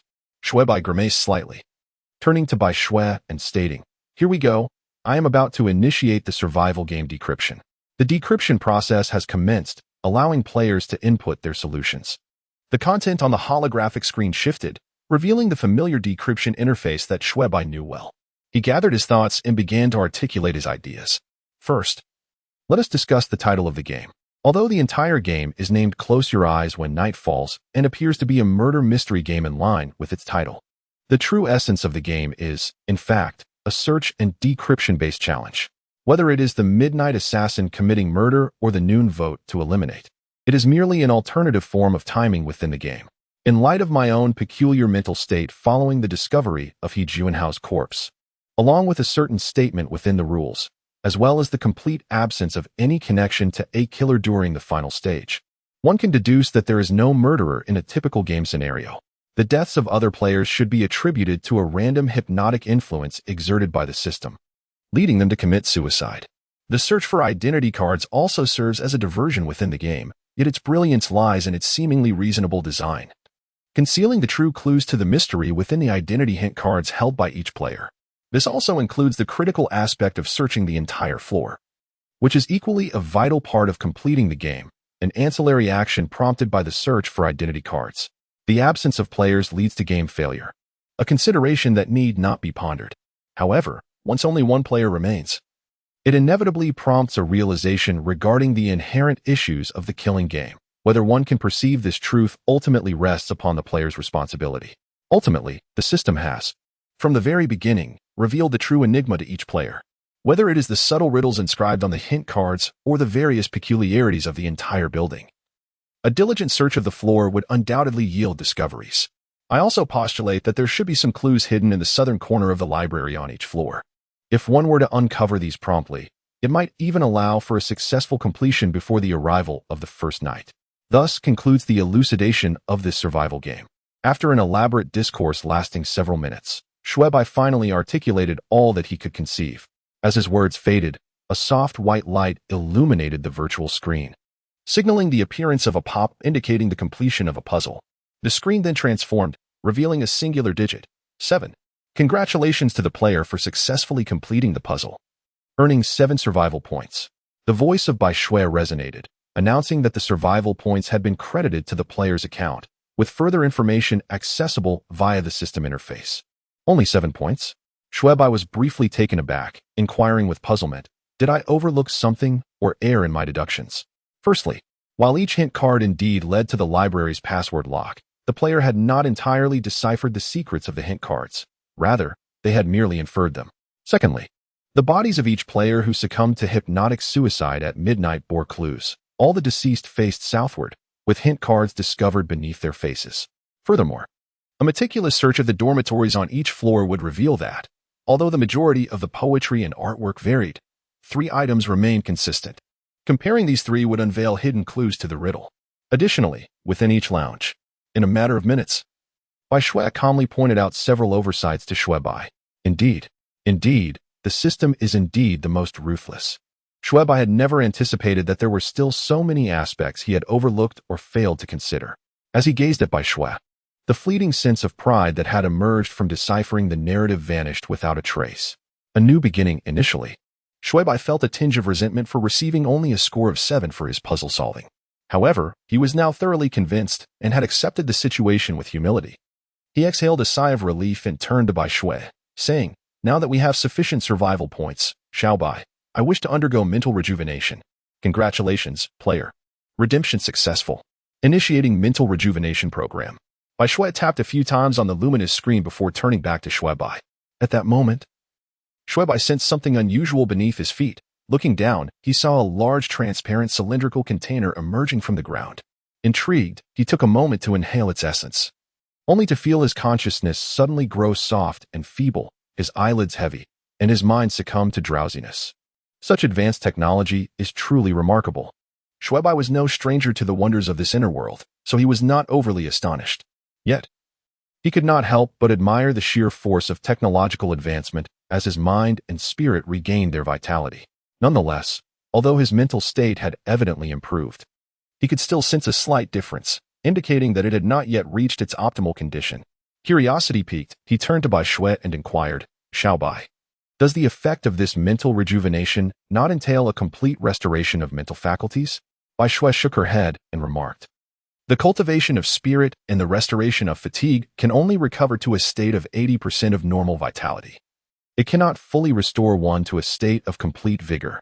Furthermore, repeated use will lead to a progressive diminishment of efficacy, ultimately rendering it ineffective. Is there such a rule? It seems this item is not omnipotent.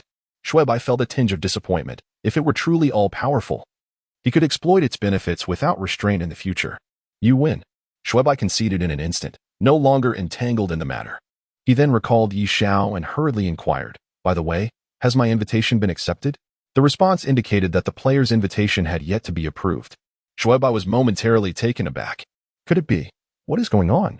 Has it really been this long without a response? Surely she hasn't been frightened by something like a beam of light again. The image of Yi Xiao startled by light flickered through his mind, causing him to feel uneasy. He quickly turned to Bai Xue and asked, "Is there any way to compel her to accept?" Bai Xue, maintaining a professional demeanor, replied, "In accordance with principles of fairness and protection, players do not possess the authority to forcibly compel another to accept an invitation." Damn. Xue Bai muttered a curse under his breath, then shifted his thoughts and asked, "What if I team up with her now?" Bai Xue shot him a glance and stated, "Even establishing a party cannot coerce other players into mandatory agreement to join. Additionally, the player currently has fewer than 5 survival points, thus unable to create a party. What about friends? Players cannot forcibly require others to accept friend requests. So, according to your assertion, I won't be able to contact her at all?" Indeed. Bai Xue nodded with a sense of finality. Xue Bai immediately felt a surge of irritation. Typically, he remained indifferent to certain matters or individuals. But once he fixated on something, like Yi Xiao, it became an obsession. Observing Xue Bai's demeanor, Bai Xue remarked, "If a player is concerned about another player, they can choose to quickly form a party." Xue Bai, still agitated, shot her a sidelong glance and retorted, "Don't you think your statement is contradictory? Just a moment ago, you mentioned there weren't enough survival points and that we couldn't forcibly recruit teammates.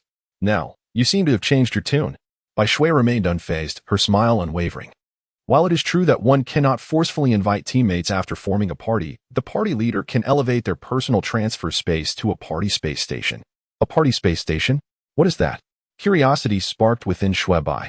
Are you suggesting there is more to it? What distinguishes this party space station from a personal transfer space? Surely, the members of the party don't all reside in the party space station? If it were true that all party members live together, that would indeed be delightful. At least it wouldn't be lonely. Bai Xue shook her head. Clarifying, the party space station does not accommodate all party players. Its purpose is to connect the individual transfer spaces of each party member. With the establishment of the team space station, members can enter and exit through the spatial gateways and can request access to a teammate's personal space via their respective gateways. Xue Bai was momentarily taken aback, contemplating the information before rolling his eyes at Bai Xue. "Isn't this just a reiteration of what I just mentioned?" Bai Xue replied earnestly, "The team space station serves merely as a communication hub, not a residential area. The crux of the matter is that once the team space is established, players within the team will be able to enjoy a team rest time system, which will replace the individual rest time system." Xue Bai was taken aback and quickly inquired, "What is the distinction between the two?" The team rest system allows for a fundamental rest time of 5 hours per round. Every 2 survival points can be exchanged for 1 day of rest time, with a maximum of 5 days that can be redeemed. This rest system is independent of the number of players in the team. The calculation remains the same regardless of the size of the team. Furthermore, the expenditure of survival points can be borne by a single team member or shared among multiple members. This indeed is promising news. It seems that the establishment of the team organization is inevitable. Bai Xue silently nodded, possibly apprehensive of Xue Bai's potential outburst. "Damn it. It appears I must expedite the formation of the team and simultaneously establish the team space station." Indeed, Xiao Bai would not have brought this up in vain. Xue Bai furrowed his brow and looked up again to Xiao Bai, asking, "How many survival points would be required to establish the team space station?" Establishing a squad requires the expenditure of survival points. However, constructing a squad space station calls for survival credits instead. Bai Xue explained that the initial construction of a basic squad space station necessitates 50 survival credits, and each additional teammate space will also demand 50 survival credits. "Is it really that many survival credits?" Xue Bai exclaimed, taken aback. "According to your reasoning, accommodating the first teammate in the squad space station would cost 100 survival credits?" Bai Xue simply smiled in silence. Xue Bai immediately grasped that his assumption was correct. "Well, regardless, I must earn survival points and survival credits alike. I suppose this merely adds another reason for me to strive harder," he reassured himself. Such matters would not change even if he protested. He could only concede. He began to contemplate ways to accumulate more survival points and credits as he was determined to establish a squad and create a squad space station. Otherwise, managing alone was overwhelmingly exhausting. While Xue Bai was lost in thought, Bai Xue suddenly spoke. Congratulations, player. The invitation to the fantasy world game that was previously sent has been accepted by the other party. Accepted? Xue Bai's face lit up with surprise. Bai Xue nodded slightly and stated, in light of the other party's acceptance of your invitation to the fantasy world game, the next session will employ a synchronous transmission mode. Players will be transported to the fantasy world simultaneously, though their locations will differ, so please pay attention. Xue Bai's heart skipped a beat. How could there still be a discrepancy in positions? Bai Xue explained, all teleportations in non-squad games are classified as dislocated teleportations. Only members of a squad enjoy the benefit of synchronized teleportation. Well, this really forces people to form squads, Xue Bai silently complained. Unwilling to engage in further conversation, he directly called out, Xue Bai, I am about to enter the fantasy world. Bai Xue responded, a friendly reminder. The player currently has one unallocated attribute point. Allocating attribute points can enhance survival rates. Xue Bai paused for a moment, recalling that he indeed had yet to assign that point. He quickly summoned the interface and, after some contemplation, decided to allocate the point to resilience. Although his primary focus was on agility and strength, he recalled nearly succumbing to blood loss previously and thus decisively chose to enhance his resilience. After allocating the attribute point, Xue Bai once again summoned Bai Xue to initiate the teleportation. Please select the world mode, difficulty level, and entry method for the fantasy world. Adventure mode, novice difficulty. Random entry. Congratulations to the player for confirming the selection. This entry will cost 1 survival point, which has been deducted. The countdown for entering the fantasy world begins. 3, 2, 1. Enter. 1. Wizards and hunters. The familiar glow, the familiar sensation, the familiar darkness. As Xue Bai opened his eyes once more, he found himself enveloped in boundless darkness. The system's voice resonated punctually. Congratulations, player, on entering the realm of fantasy in the novice difficulty adventure mode. The current world overview has been generated. The game is in standby mode for 5 minutes, during which a countdown has commenced. Players may actively summon the system interface to view relevant information by concentrating their thoughts. At the moment the system prompted, Xue Bai adeptly summoned the system interface. The interface appeared as usual, displaying lines of descriptive text. Current world overview. This continent is home to a diverse array of life forms. In the heart of the continent resides a group of humans known as the Hunter Clan, who survive through hunting. To the north of their territory lies a frigid expanse perpetually buffeted by fierce winds. To the east, a forest teems with countless wild beasts. To the south stretches an endless expanse of white desert and ocean. To the west, one encounters a withered jungle inhabited by numerous sorcerers. These sorcerers, who dance with shadows and the lifeless, have long harbored animosity toward the light-revering hunters, yet both parties remain in a delicate stalemate. Among these sorcerers stands an exceptionally powerful king. Within his abode lies a rare treasure chest containing invaluable treasures beyond compare. Main quest: acquire the Sorcerer King's treasure chest within 30 days. Quest reward: 20 survival points. Side quest: none, may be triggered randomly. Penalty for failure or death: deduction of 1 survival point. 20 survival points? When did the system become so generous? Upon seeing the task rewards, Xue Bai was momentarily taken aback. Moreover, this time the quest spanned a staggering 30 days. Was that not a bit excessive? He recalled that during his first encounter with the Goblin quest, he had been allotted merely a day and a night, and upon completion, he received a mere 10 survival points. Could it be that the difficulty of the quest had escalated? This increase was rather alarming. Furthermore, he hoped there would not be any hidden tricks this time, as there had been previously. As the saying goes, once bitten by a snake, one is afraid of a rope for 10 years. This time, Xue Bai chose to be cautious and meticulously reviewed the world overview once more.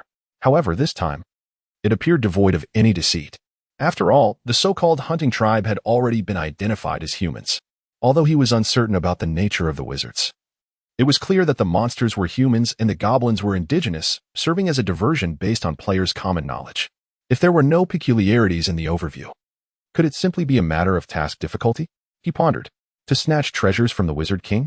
That indeed sounds exhilarating. Wizards, associated with darkness and the inanimate, seem to possess a far higher caliber than goblins. The Wizard King must be even more formidable.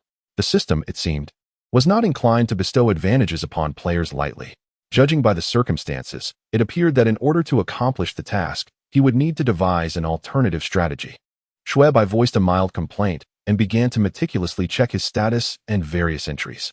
As the adventure was about to commence, he needed to ascertain his condition to prevent any unforeseen mishaps. To his surprise, upon inspection, he found some unexpected developments.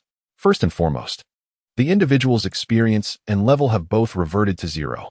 Furthermore, the equipment acquired from the Goblin Dungeon has also been lost, including the wooden spear that took considerable points to enhance, along with the remarkably adept green bow. The sole stroke of fortune lies in the retention of the skills acquired and honed during the previous Goblin Dungeon, albeit these skills remain at their respective levels, with their proficiency having been entirely reset. For instance, Xue Bai's once third-level thrusting skill, which had accumulated over 200 points of proficiency, has now been completely wiped. While such treatment is undeniably frustrating for Xue Bai, it is somewhat within his expectations. Otherwise, a weapon could be infinitely enhanced, rendering most dungeons trivial. Clearly, the system's nature would not permit such a scenario. Thus, the practice of confiscating weapons and equipment after each dungeon is anticipated. As for skills, they are fundamentally tied to proficiency or experience. Erasing them would be rather unreasonable. Player: Xue Bai level, 0 experience, 0-1 health, 10 survival points, 3 archery precision, 3 with merely 10 points of health. It seems unlikely that he could withstand more than a couple of hits. It appears that, upon emergence, besides seeking out Yi Xiao, he must also devise a method to level up swiftly. The thought of his health leads Xue Bai to recall the last moments in the Goblin Dungeon, where he sustained injuries, losing health in increments of 3 to 5 points at a time.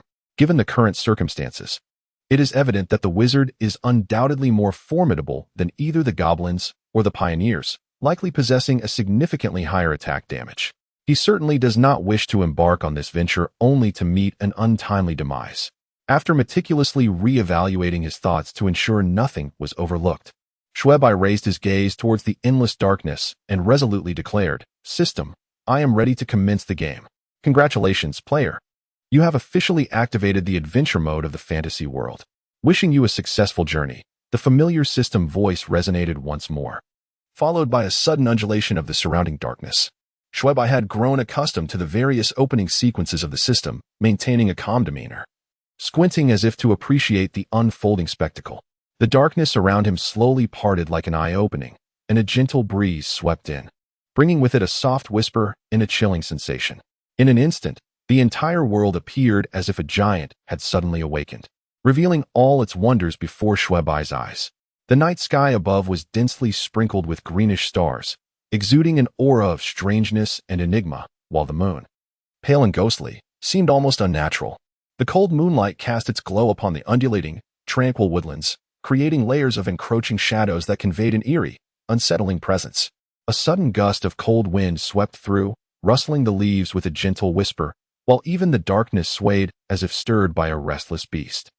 Xue Bai involuntarily shivered, 3 parts due to a creeping unease in his heart, 5 parts from the sudden chill, and the remaining 2 parts stemming from sheer discomfort. His senses were still subtly entwined in the confines of the previous game, and the abrupt transition to such an expansive setting felt undeniably awkward. However, Xue Bai quickly regained his composure, shaking off the chill that enveloped him. He refrained from dashing about, instead standing still to survey his surroundings. Regrettably, apart from the small clearing of roughly 4 or 5 square meters that seemed deliberately cleared, the dense forest surrounded him in all directions. This environment, I wonder where that girl, Yi Xiao, has been transported to. Heaven forbid anything has happened to her, but if she fears the light, surely she should be safe on such a dark night? As he surveyed the area, concern for Yi Xiao seeped into Xue Bai's thoughts. Yet, it was evident that now was not the time for worry about others. His own predicament was far from favorable. Ah well, worrying about her at this moment is indeed superfluous. My priority must be to rectify my own situation. Xue Bai sighed and shook his head. He scanned his surroundings once more, furrowing his brow in contemplation. What he needed to do now was to determine his first course of action. The ultimate goal was to complete the mission, and working backwards from that point, he realized he must acquire the Wizard King's treasure chest, in pursuit of an object. Excluding the third possibility of receiving it as a gift from others, one is left with 2 options: cunning acquisition or forceful seizure. The latter, clearly, is not a feat achievable by a solitary player. It necessitates the leveraging of power. As for the former, there must undoubtedly be clever methods to achieve it. Yet it seems that only those well-versed in the ways of the sorcerers can uncover such strategies. Upon surveying the general state of the world, it becomes apparent that both approaches require interaction with the protagonists of the narrative, the Hunter clan. To engage with the Hunter clan, one must first ascertain their location. Thus, to locate the Hunter clan, it is imperative to depart from this forested area. With this clarity, I now understand the subsequent course of action. I must find a way to navigate out of here. Gazing at the surrounding trees and the starry sky above, Xue Bai began to contemplate methods for discerning direction. There exist numerous techniques for orientation, whether through observing the stars or examining the growth rings of tree stumps. Although the dim stars above offered no semblance of the North Star or the Big Dipper, the conspicuous clearing beneath my feet, approximately 4 to 5 square meters, cleared of trees, provided an unintentional clue for direction finding. A closer inspection of the stumps revealed a consistent pattern in their sparse yet aligned arrangement. Merely establishing a direction is insufficient. The paramount concern lies in discerning the precise location of the Hunter tribe. However, it is evident that this fantastical realm is not as merciless as a survival game, where riddles and clues are meticulously concealed. After contemplating the matter twice, Xue Bai grasped the crux of the issue. He summoned the light screen, which promptly displayed the current overview of the world he wished to see. To the north of their survival zone lies a vast expanse of icy plains, perpetually battered by fierce winds. To the east, a dense forest teeming with countless beasts unfurls. To the south stretches an endless white desert interspersed with oceanic waters. To the west, a desolate jungle inhabited by sorcerers awaits. As he scrutinized the depiction of the world on the light screen, Xue Bai raised an eyebrow. Having already ascertained the answer in his mind, he had felt a sense of certainty, though he could not confirm the accuracy of his memories. Now, it seems he was entirely correct. The overview clearly delineates that to the north and south of the Hunter tribe's territory lie the icy plains and the desert ocean, indicating that the land beneath his feet cannot possibly be to the north or south. Only the east and west correlate with the wooded mountains and jungles. The term jungle typically evokes images of low shrubs, often associated with tropical landscapes, whereas mountain forest is more likely to refer to the towering, lush woodlands before him. Certainly, there exists a significant distinction. To the west of the Hunter's territory lies the withered jungle, a realm inhabited by sorcerers. Although the true nature of this withered jungle remains a mystery, its name undoubtedly carries an air of foreboding. At the onset of his journey, there were scant clues to guide him. These 2 points alone were sufficient for Xue Bai to make a decision. However, he was reluctant to venture forth recklessly, for wandering alone in the forest at night posed considerable peril. Indeed, being exposed in the bare clearing was far too conspicuous. Thus, Xue Bai stealthily approached the edge of the woods, randomly selected a tree, and descended it. He found a sturdy branch to lean against and closed his eyes to sleep.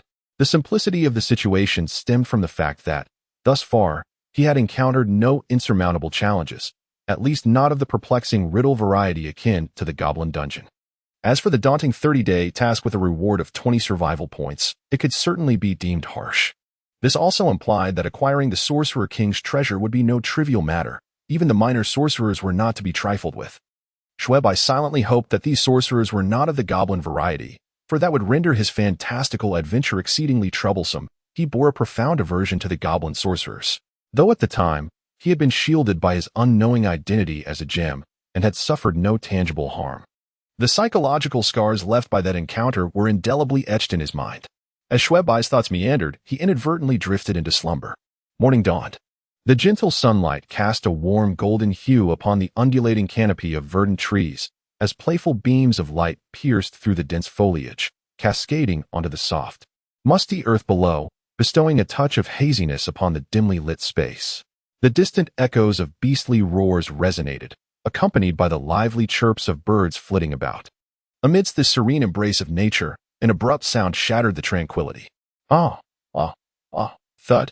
Xue Bai found himself ensnared in a dream, plummeting once more from a height. Startled, he screamed, only to find himself helplessly crashing to the ground. Then, he woke up, gripped by pain. Xue Bai, wincing as he rubbed his chest, opened his eyes to the ground beneath him, and moments later, he realized he had fallen from his bed. Coughing, he muttered a curse under his breath, feeling a mix of embarrassment and frustration. Though cushioned by a layer of soft leaves, the fall had been anything but gentle. His entire front throbbed with discomfort, and it took a while for him to regain his composure.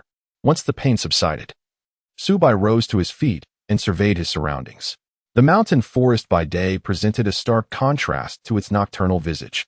The eerie silence of the night had vanished, replaced by a hazy interplay of light and shadow. It is time to take action.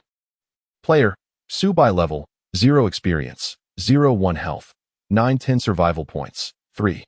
Time, 8:26. What? I lost a health point just from that fall. Xue Bai, with keen eyes, noticed that his health had plummeted to 90. A pang of discomfort coursed through him. This was far from an auspicious sign. In the previous dungeon, he had only sustained damage at the very end. Yet this time, he was losing health right from the start. He muttered a couple of complaints about the system, then glanced around, spotting a somewhat younger tree. He climbed it and broke off 2 sturdy branches. The forest he found himself in had been confirmed last night to be the eastern region of the hunting tribe's territory mentioned in the overview. It was evident that the multitude of wild beasts referenced in the overview was not a mere fabrication of the system. With that in mind, one could not venture forth without preparing 2 suitable weapons.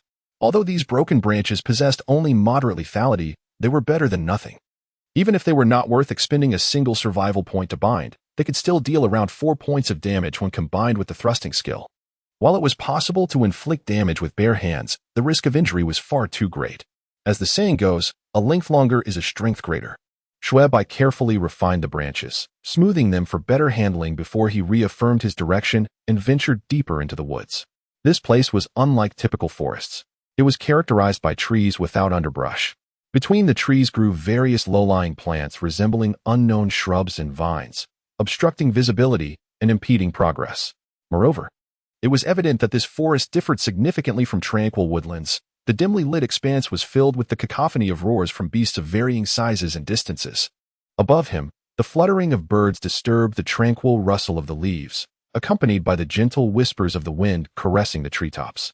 Occasionally, the sounds of animals traversing the surrounding vines and grasses would create a delightful cacophony. In essence, the atmosphere was undeniably vibrant. Xue Bai had always believed that an eerie silence in the woods was to be feared. Yet he now realized that an overly boisterous environment could evoke an equal measure of anxiety. He constantly worried that if he momentarily let his guard down, a shadow might suddenly leap out at him. Given his current physical state, he certainly could not contend with formidable creatures like bears, tigers, or wild boars. Perhaps he could manage a feeble confrontation with a skinny or disabled wolf. In any case, the thought of facing such ferocious beasts was hardly more comforting than dealing with a sorcerer.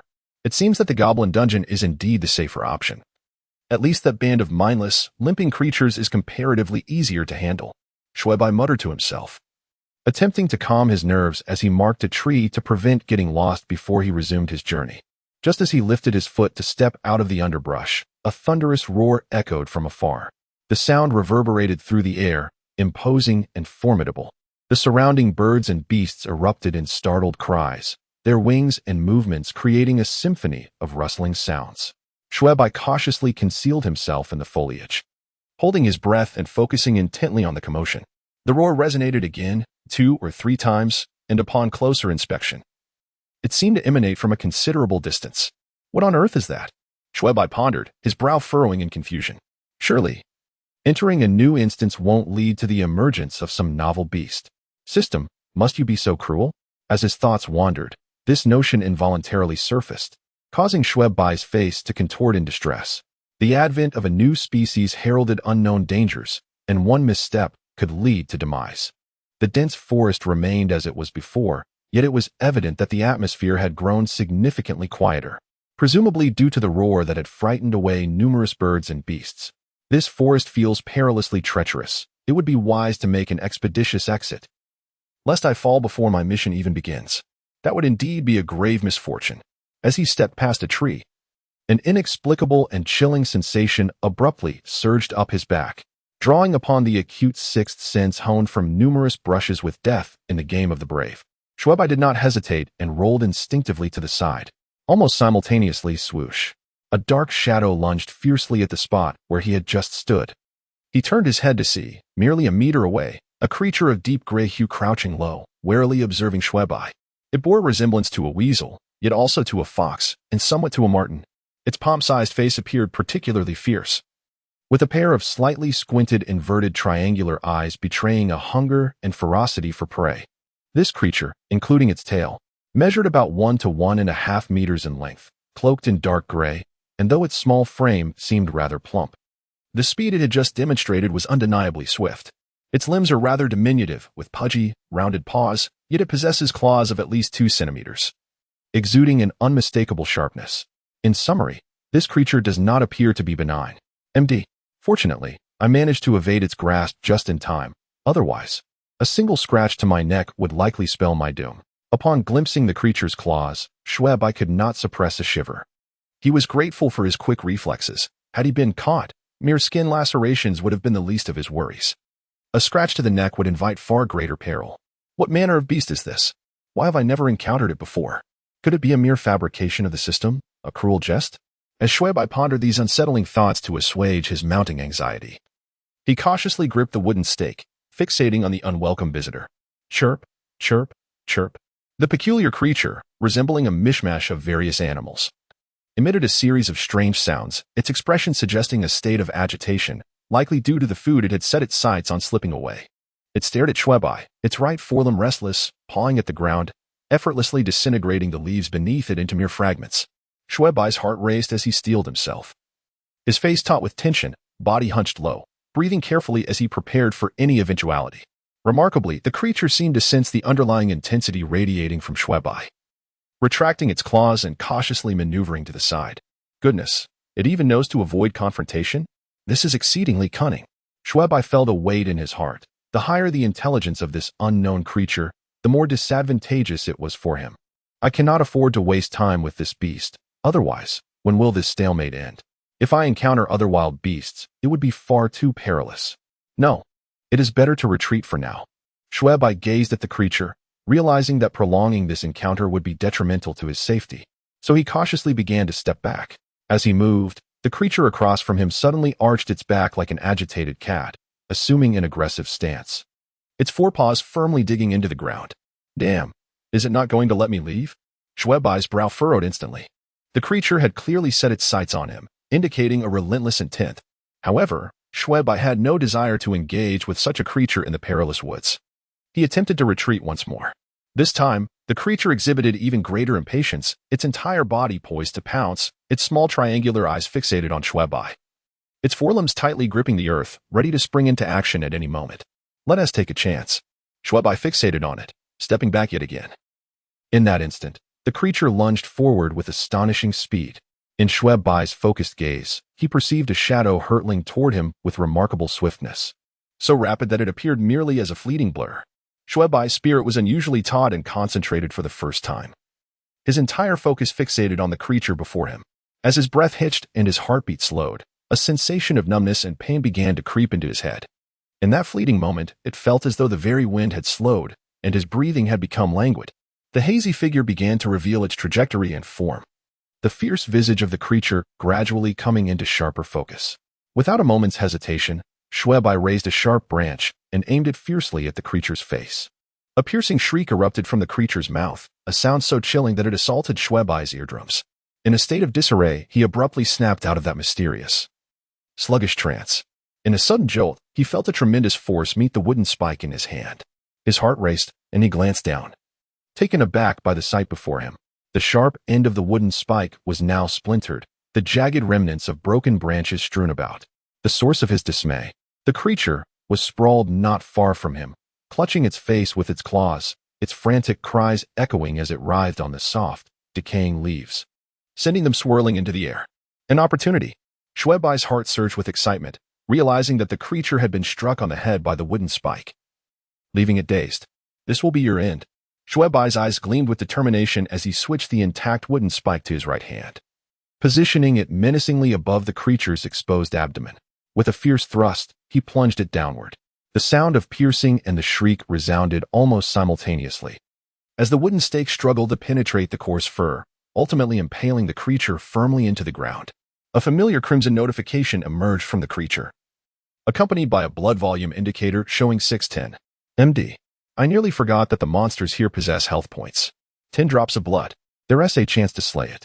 Xue Bai, previously consumed by anxiety, suddenly regained his focus upon seeing the notification and pressed down firmly on the wooden stake. The creature writhed violently, its immense strength causing the stake to tremble uncontrollably. Realizing the precarious situation, Xue Bai hastily applied more pressure to prevent the creature from breaking free. He had initially intended to retrieve another stake for a finishing blow, but given the current predicament, he could only grit his teeth and endure. 10 seconds. 30 seconds. A minute. Suddenly, a -1 appeared above the creature's head. Xue Bai stared in disbelief, though the exact circumstances eluded him. The fact that it was advantageous for him sufficed. In the subsequent minutes, the creature would lose 1 health point autonomously. For 6 minutes, the confrontation between man and beast persisted, until yet another -1 notification emerged, signaling that the creature finally ceased its struggle, collapsing lifelessly on the ground. 4. Attracted by the roasted meat. Ding. Congratulations to the player for earning 10 points of kill experience. Congratulations to the player on successfully leveling up. Your current level is 1, and you have earned 1 survival point. As the system notification chimed, the tension that Xue Bai had been holding on to dissipated in an instant, and he joyfully sank down onto the ground. He exhaled and wiped the beads of sweat from his forehead, feeling a profound sense of relief. Despite its unassuming appearance, this peculiar creature, though not large in stature, possessed considerable strength. Reflecting on the ordeal, Xue Bai felt a wave of trepidation wash over him.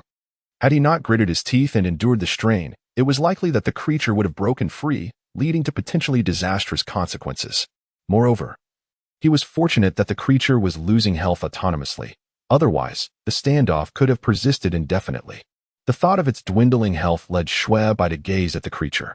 During that final moment of stalemate, he had begun to form a hypothesis. It seemed plausible that the creature was in a continuous state of blood loss, hence the gradual depletion of its health. This scenario appeared to be the most likely explanation. As for why he had not recognized this condition earlier, it was because in his previous encounter with the goblin dungeon, he had simply defeated the foes without a moment's pause. Given the circumstances, my deduction appears to be accurate. I hadn't anticipated the system's thoroughness in considering a bleeding mode. I wonder how the health loss would translate for players in the realm of fantasy. If it were to lose 1 point per minute, that would indeed be a regrettable yet acceptable outcome. Xue Bai murmured to himself as he raised his gaze to the upper right corner of his personal information. Player, Xue Bai level, 1 experience, 9-10 health, 15-15 survival points. 4. I am but a breath away from leveling up, with a little more effort. I shall surpass 20 health points. At that juncture, I should be able to withstand a few blows, he mused. Yet, upon reflection, this fantasy realm is far more comfortable than a survival game. At least here, death does not come swiftly. It is undeniably reminiscent of a game. A sudden thought struck Xue Bai. I almost forgot. I am in a world of fantasy. I wonder if the hide of this creature holds any value? He dragged the peculiar beast closer, examining its fur, which felt remarkably fine and of superior quality. Although Xue Bai had little knowledge of pelts or fur products, the texture alone suggested that this hide was indeed a valuable commodity, one that should not be squandered. Casting a glance around, he found no suspicious signs or imminent dangers. After a prolonged search, he finally unearthed a sharp stone. With considerable effort, he managed to skin the creature, revealing a hide that was slightly less than a meter in length and around 60 to 70 centimeters in width. This size was inadequate for crafting a vest or cloak, and it was marred with bloodstains. After inspecting it, Xue Bai rolled it up and decided to carry it for the time being. The remaining creature, a bizarre amalgamation of flesh and blood, was something Xue Bai could not bring himself to discard. He had not eaten since the break of dawn, and after expending considerable energy in a fruitless struggle with this beast, hunger gnawed at him. Unlike the renowned bear, he lacked the prowess to consume this creature raw, and roasting it was impossible without a source of water for cleansing. After some contemplation, Xue Bai decided to pierce the creature with a wooden spike and hoist it upon his shoulder, resolving to seek out a water source first. As he continued on his journey, the threat of the creature's attack made Xue Bai more cautious, inevitably slowing his pace. It was over an hour before he beheld a descent ahead, where the treetops gradually thinned to reveal a vast valley below. On the far side of the valley loomed a low mountain range, stretching endlessly across the horizon. Goodness gracious, when will this end? He lamented, gazing at the mountains that seemed to pierce the skyline. Having lost all sense of direction, he now relied solely on instinct to navigate. An aimless advance that felt utterly disheartening. The very act of traversing the forest demanded both patience and physical endurance, and the monotony could easily breed frustration. As Xue Bai wrestled with his own irritability, he was suddenly alerted by a rustling sound behind him. Turning swiftly, He noticed the nearby bushes quivering as if something were about to emerge. What the hell? Is this how I meet my end? Xue Bai, resolute and unhesitant, did not pause to ascertain what lay concealed within the thicket. With a swift determination, he began his descent down the slope. Wary of the potential presence of tigers or leopards, he was not inclined to surrender his life in such a manner. Having survived a game of survival that required intellect, it would be a disgrace to perish within the wooded realms of this fantastical world.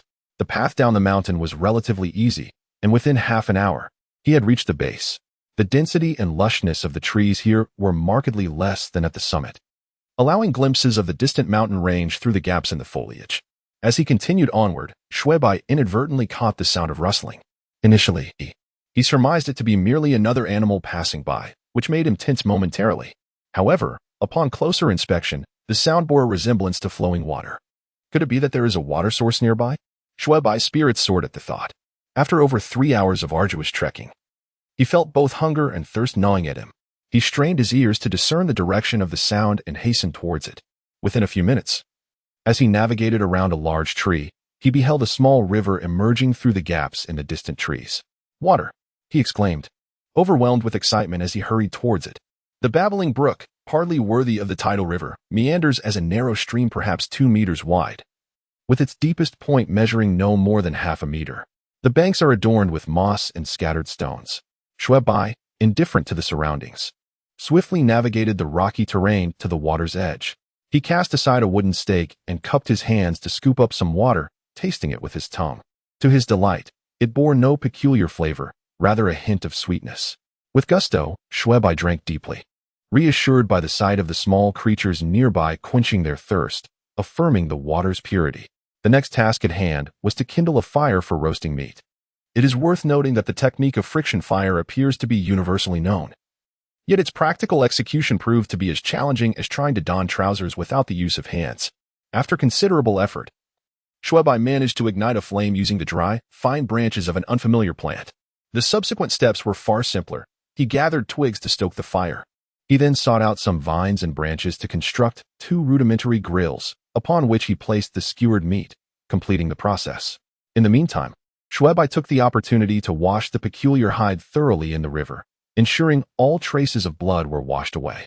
Next, he dutifully tended to the fire, turning the skewered meat while simultaneously drying the hide. The tantalizing aroma wafted through the air, stirring a ravenous hunger within Xue Bai. Unable to resist, he cast aside the partially dried hide and reached for the roasted meat on the grill. Gua! A peculiar and jarring cry echoed from above. A shadow descended from the sky. At that moment, Xue Bai was utterly unprepared, oblivious to the disturbance above him. The shrill sound was excruciatingly unpleasant, startling him profoundly. Before he could comprehend the situation, the shadow materialized before his very eyes. Quack! The discordant cry resonated once more. A pair of wings unfurled as the creature raised its head to sing. Xue Bai's expression morphed into one of bewilderment, bordering on the grotesque. In his lifetime, he had never encountered an exhibitionist, as such individuals are typically male and would not casually bare themselves in his presence. However, he had seen such figures in television shows or animated series. The poses of such displays were unmistakably iconic. Yet, at this moment, Xue Bai found himself face to face with an exhibitionist avian. This creature stood upright, towering nearly 2 meters high, with a wingspan of approximately 2.5 meters. Its back adorned with a cascade of lustrous black feathers, presenting an air of striking elegance. However, this peculiar creature's visage was entirely smooth and rosy, reminiscent of a plucked chicken or duck, with skin that gleamed with an almost ethereal sheen. Amusingly, it boasted an adorable countenance despite its hawk-like features. The proportions and arrangement of its eyes, nostrils, and beak conspired to create a face that exuded an air of innocent grievance. In summary, the scene was so enchanting that Xue Bai could hardly suppress the twitching of his lips. Initially filled with wariness, he found himself overwhelmed by a sense of the bizarre and the absurd upon the first glance at this creature. With a squawk, the creature cast a pitiful glance at Xue Bai, folding its wings and, in a remarkably human-like manner, extending its neck to gaze longingly at the roasted meat sizzling over the fire. It resembled an unworldly primitive, brimming with curiosity, though this strange hawk appeared rather endearing. Xue Bai remained cautious, gripping his wooden stake tightly, prepared for either a defensive strike or a hasty retreat. Yet, the The creature's focus was clearly elsewhere. It seemed unable to quell its curiosity, thrusting its beak forward and swiftly pecking at the roasted meat, tearing away a small piece of the crispy exterior that concealed tender flesh within. Xue Bai could not decipher the meaning behind its squawking. Yet the creature's demeanor suggested a contented spirit, devoid of any intent to attack. He felt a surge of relief. After all, a creature of such size, particularly a bird of prey, could prove formidable should it decide to engage. The creature had just circled above him, dropping down without a sound, leaving one utterly defenseless.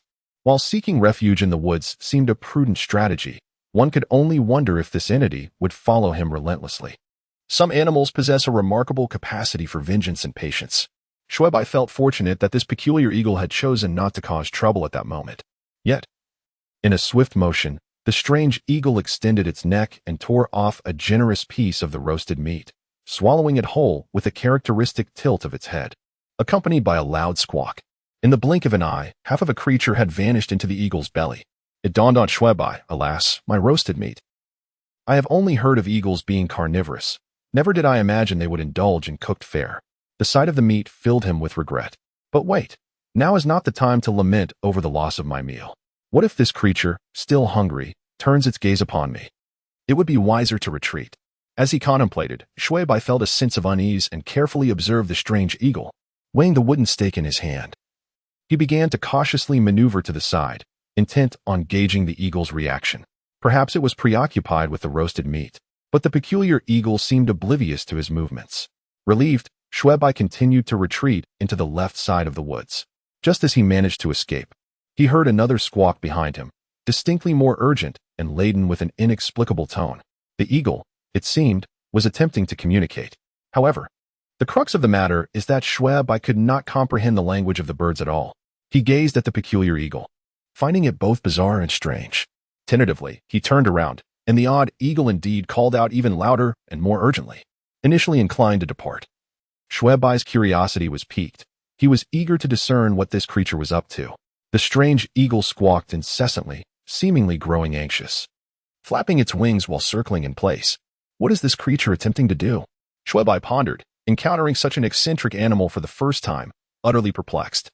In previous survival games, he had never encountered any animals. The last goblin dungeon had only featured goblins, and he had never heard of any bird resembling this peculiar eagle in the real world. Both oddities were engrossed in their own thoughts. Xue Bai contemplated for a moment, summoning his courage to step out of the forest while maintaining a heightened sense of vigilance, wary that the strange eagle might be deliberately luring him. The peculiar eagle clearly noticed Xue Bai's movement, flapping its wings and hopping about while squawking with a seemingly jubilant expression. Xue Bai felt an odd urgency in his heart. The sight of a peculiar eagle wearing a look of bewilderment akin to a husky seeing its owner was exceedingly strange. He cautiously tried to advance further, and the creature appeared to leap with even greater enthusiasm.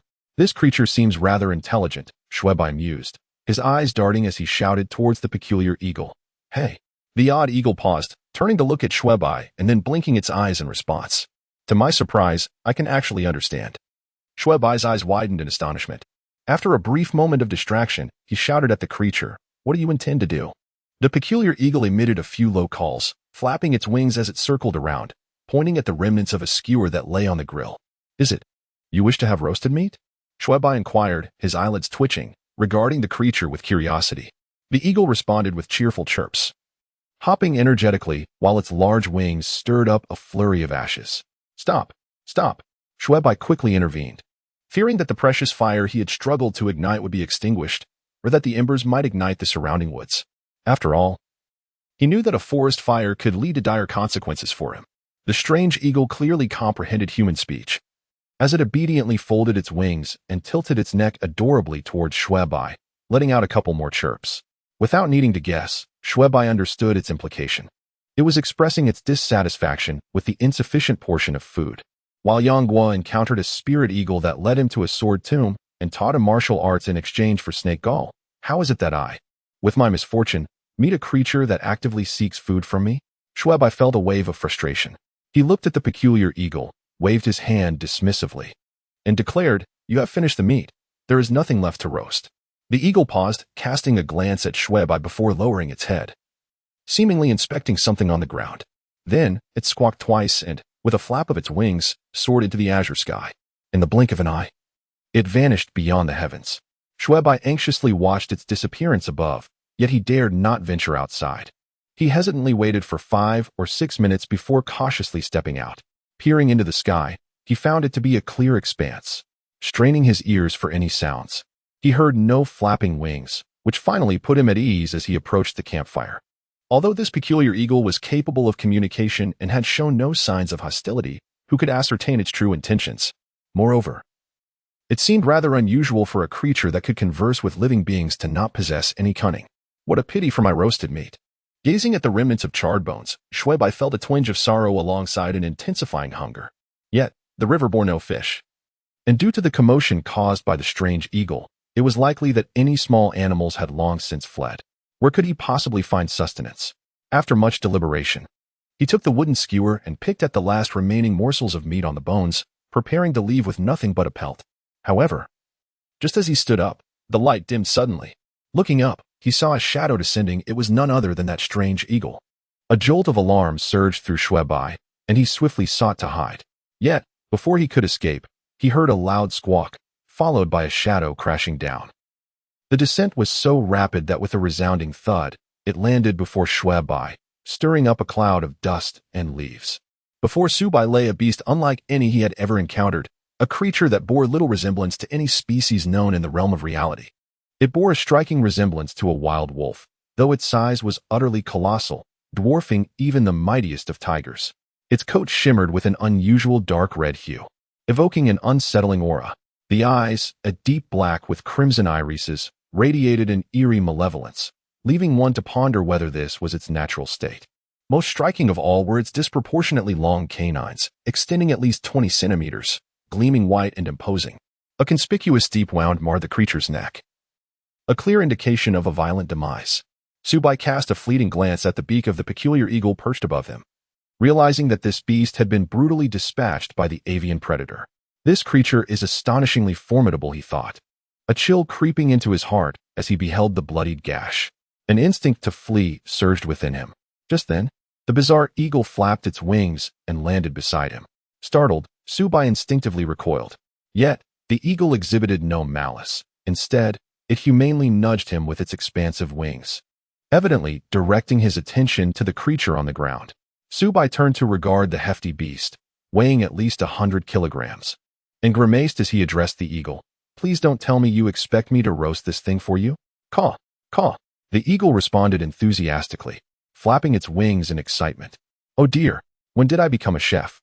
Isn't this supposed to be an adventurous quest in a fantasy world? Why has it turned out like this?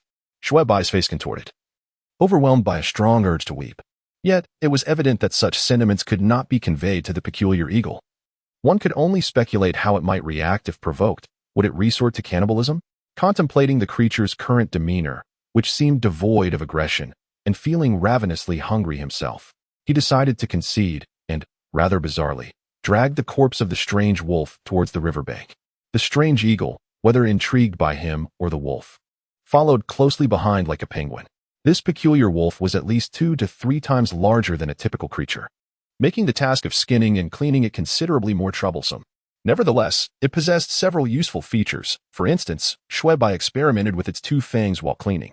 Although the tips were not particularly sharp, with a modicum of force, piercing through the wolf's hide proved to be relatively effortless. This is quite a valuable item.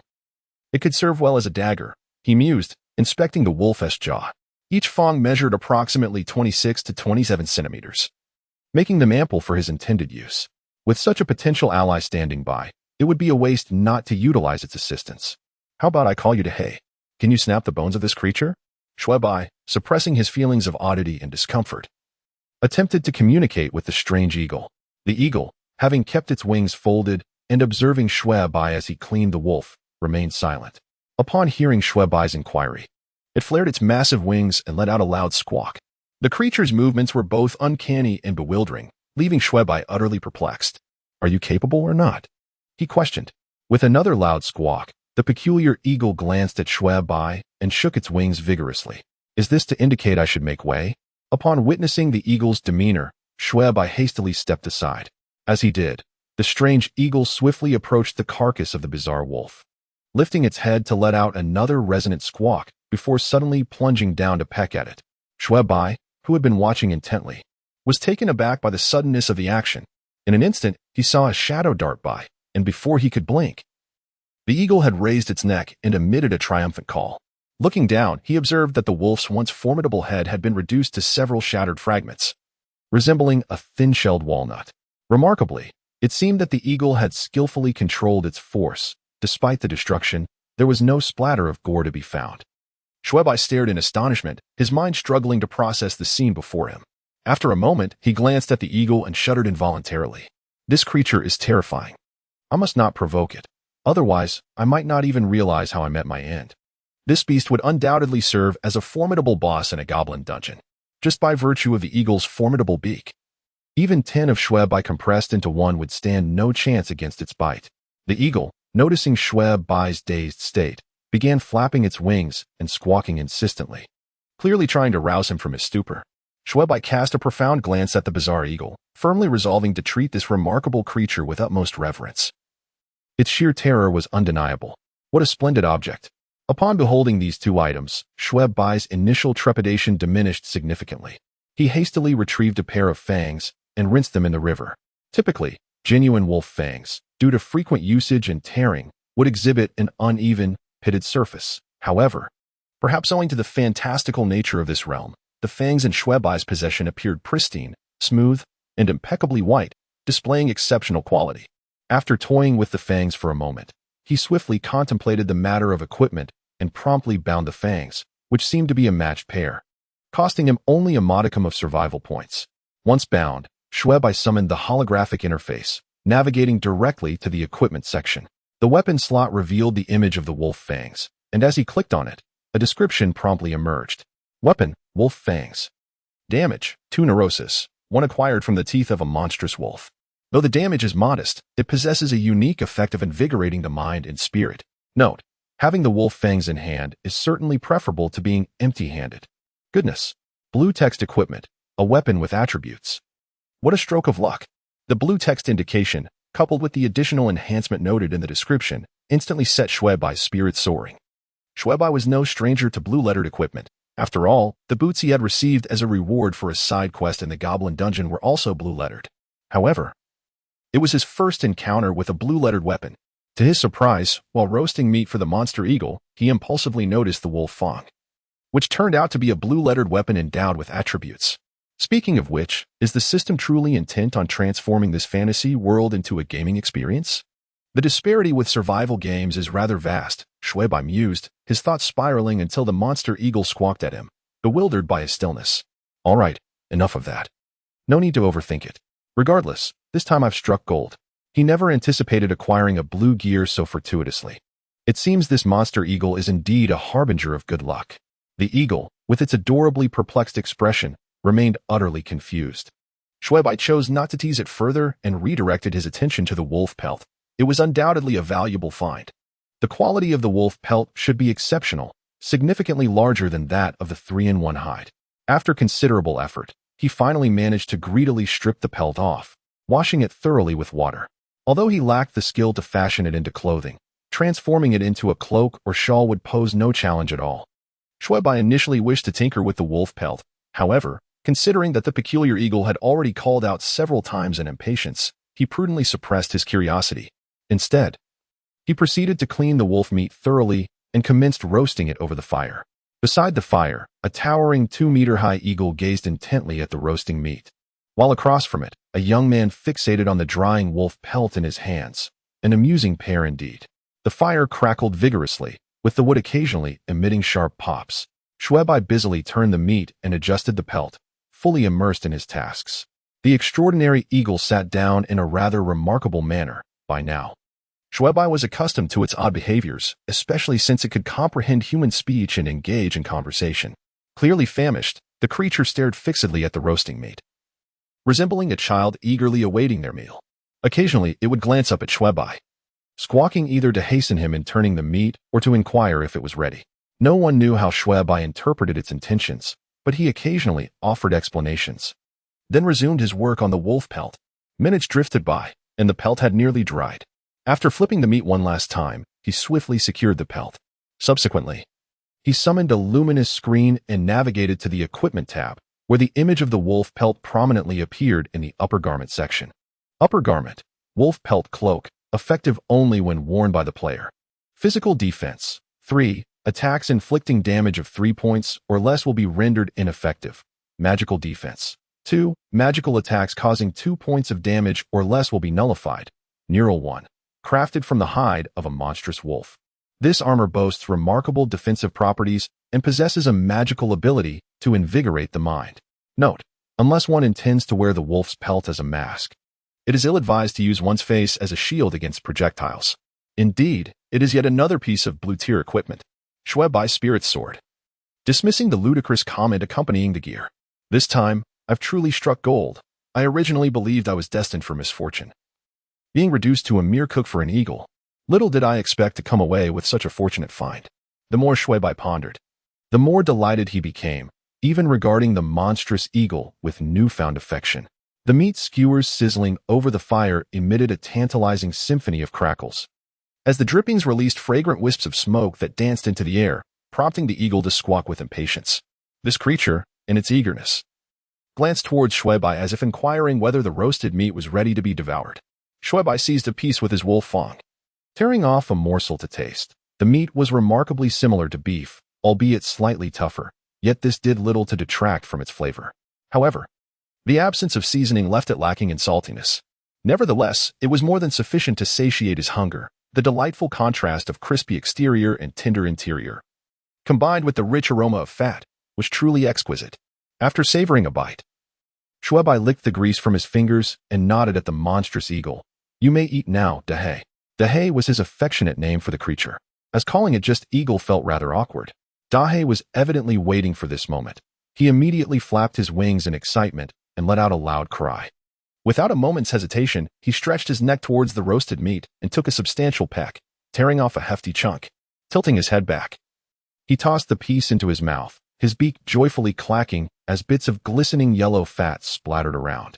Seeing Dahe enjoy the feast, Xue Bai, disregarding the potential for conflict over the food, reached out and grabbed a wolf leg for himself. However, Dahe was not so petty and seemed completely unconcerned. Xue Bai bit into the wolf leg, savoring each mouthful, while Dahe, with another triumphant cry, lunged at the roasted meat to tear off another piece. For several delightful minutes, the man and the eagle indulged in their feast, devouring the entire creature. Sated and content, Xue Bai reclined comfortably on the ground, while Dahe settled beside him, preening his feathers. After this shared moment, Xue Bai's wariness towards Dahe diminished significantly. Observing the bird's demeanor, he curiously inquired, "Dahe, have you always lived here?" With a few more cries, Dahe looked up at him, but the meaning of his calls remained elusive. Xue Bai dismissed any irritation, as he was merely seeking to alleviate his boredom. Yet, as he gazed at Dahe, a sudden thought struck him, and his brow lifted with renewed interest. "By the way, Dahe, do you know how to leave this place?" With another call, Dahe responded, prompting Xue Bai to continue, "Do you know where there are others? Others like me?" He gestured towards himself, pondering the possibilities. Dahe paused for a moment, blinking his eyes, and then began to croak loudly. Observing his wings flapping and his head raised towards the sky, it was evident that he understood. A surge of joy filled Xue Bai's heart as he turned over. "Can you find the way and lead me there?" With another round of croaking, Dahe flapped his wings once more and lifted his head. "Ha, it's working." Upon witnessing Dahe's response, Xue Bai immediately sprang to his feet. This was a classic example of finding light amidst darkness. Initially fearing he would become lost in this forest, he unexpectedly encountered a carnivorous beast. And rather than facing a dire fate due to the creature, he found himself rewarded with a pair of wolf fangs and a wolf pelt due to its gluttony. Moreover, it seemed that the issue of finding an exit had been resolved. Although Dahe agreed to guide him, Xue Bai understood the importance of safety, so he took some precautions. While coaxing Dahe, he tied one end of a soft vine to Dahe's leg and wrapped the other end around his own waist, then stubbornly climbed onto Dahe's back. With Dahe standing over 2 meters tall, there was ample space for him. "Dahe, let us depart." Despite being a man in his 20s, this was Xue Bai's first experience flying on an eagle, and he felt both nervous and exhilarated, his childlike spirit emerging. Suddenly, a whirlwind tore through the ground, swirling the ashes of the extinguished fire into a mass that split into several smaller whirls, dispersing outward. Xue Bai felt a jolt as Dehei took off from the ground. In a moment of disorientation, as the great black creature raised its arm, Xue Bai felt the pressure of the wind against his back, and he found himself soaring to a height of 5 or 6 meters alongside it. Though Xue Bai had little expertise regarding avian creatures, it was evident that this magnificent being, Dehei, could not be compared to any ordinary bird. With a powerful flap of its wings, it could elevate both itself and its passenger to an astonishing height of 7 or 8 meters. An act that seemed to defy the very laws of technology. In the span of half a minute, Dehei had whisked him high into the heavens. The world below opened up magnificently as he gazed around. The undulating mountain ranges stretched like a dragon, winding their way through the mist and merging with the horizon. Looking back, he beheld a lush forest sprawling for thousands of miles, where gentle breezes stirred the emerald waves like a cerulean sea, undulating in a ceaseless rhythm that evoked awe within him. Ahead, the mountains lay like a slumbering dragon, while beyond the undulating sea of verdant trees, an endless plain awaited, stretching beyond the limits of his vision. With the refreshing breeze caressing him and the breathtaking scenery before him, Xue Bai felt an exhilarating surge of spirit, compelling him to let out a howl reminiscent of a wolf. "Ooh, wah," Dehei responded in kind. The two, a man and his eagle, appeared quite mad amidst the vast sky. Following that wolfish cry, the pent-up frustrations from the previous 3 games, darkness, oppression, and irritation, were released in a cathartic wave. Xue Bai felt utterly liberated, patting Dehei affectionately on the neck, pointing ahead while shouting through the rushing wind, "Look, there. 5 dogs. Wow." It is often said that gazing at mountains can tire a horse.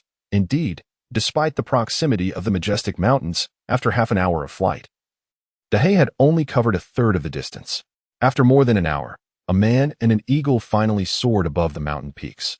The vista was unobstructed, and Xue Bai gazed into the distance, instantly enveloped by the sensation reminiscent of a grand 3D mythical epic.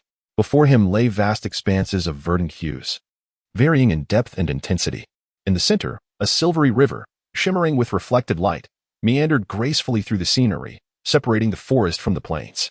On one side, the forest stood lush and vibrant, swaying elegantly in the breeze, while on the other, the plains were adorned with numerous clusters of wildlife. Shades of white, black, and brown dotted the landscape, creating a lively tableau. Xue Bai felt a surge of joy wash over him, as if the very air had become more invigorating. He patted the neck of his companion, Dehei, and pointed towards the plains, exclaiming, "Dehei, let us venture that way." With each passing moment, as the plains drew nearer, Xue Bai could hardly contain his exhilaration. The sight of the plains signified that they were at least one step closer to discovering the hunting tribe. Moreover, this breathtaking scenery was a tremendous thrill for him, prompting him to unleash a wild, soulful howl into the sky. To his delight, Dehei seemed to resonate with his spirit, joining him in a raucous call of enthusiasm. Xue Bai's heart soared, and he was about to speak when a sudden, resonant roar from a beast pierced through the rush of wind beside him. He crawled forward and peered down, witnessing flocks of startled birds erupting from the forest below, clearly disturbed by some commotion within the woods. "Help!" Xue Bai inexplicably thought of Yishao, his heart jolting in surprise. He quickly patted Dehei, calling out with urgency, "Dehei, stop. Let us descend and take a look." Understanding his intent, Xue Bai clutched tightly to its neck. Dehei, with a vigorous flap of its wings, abruptly halted its forward momentum. With a slight folding of its expansive wings, the pair began to spiral gracefully toward the ground. The cacophony of shrill cries echoed around them.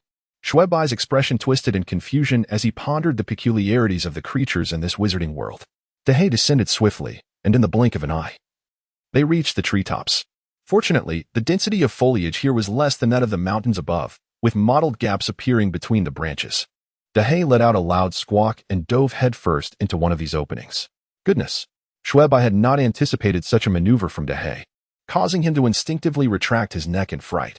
He felt a series of scrapes and scratches on his back, but thankfully, there was no significant pain. Even with his eyes shut, he could distinctly sense the dimming light filtering through his eyelids. Upon opening his eyes, his vision struggled to adjust momentarily. However, the cacophony of wind had ceased, and he could hear the abrupt halt of a raucous barking, evidently startled into silence by the imposing presence of Dehei.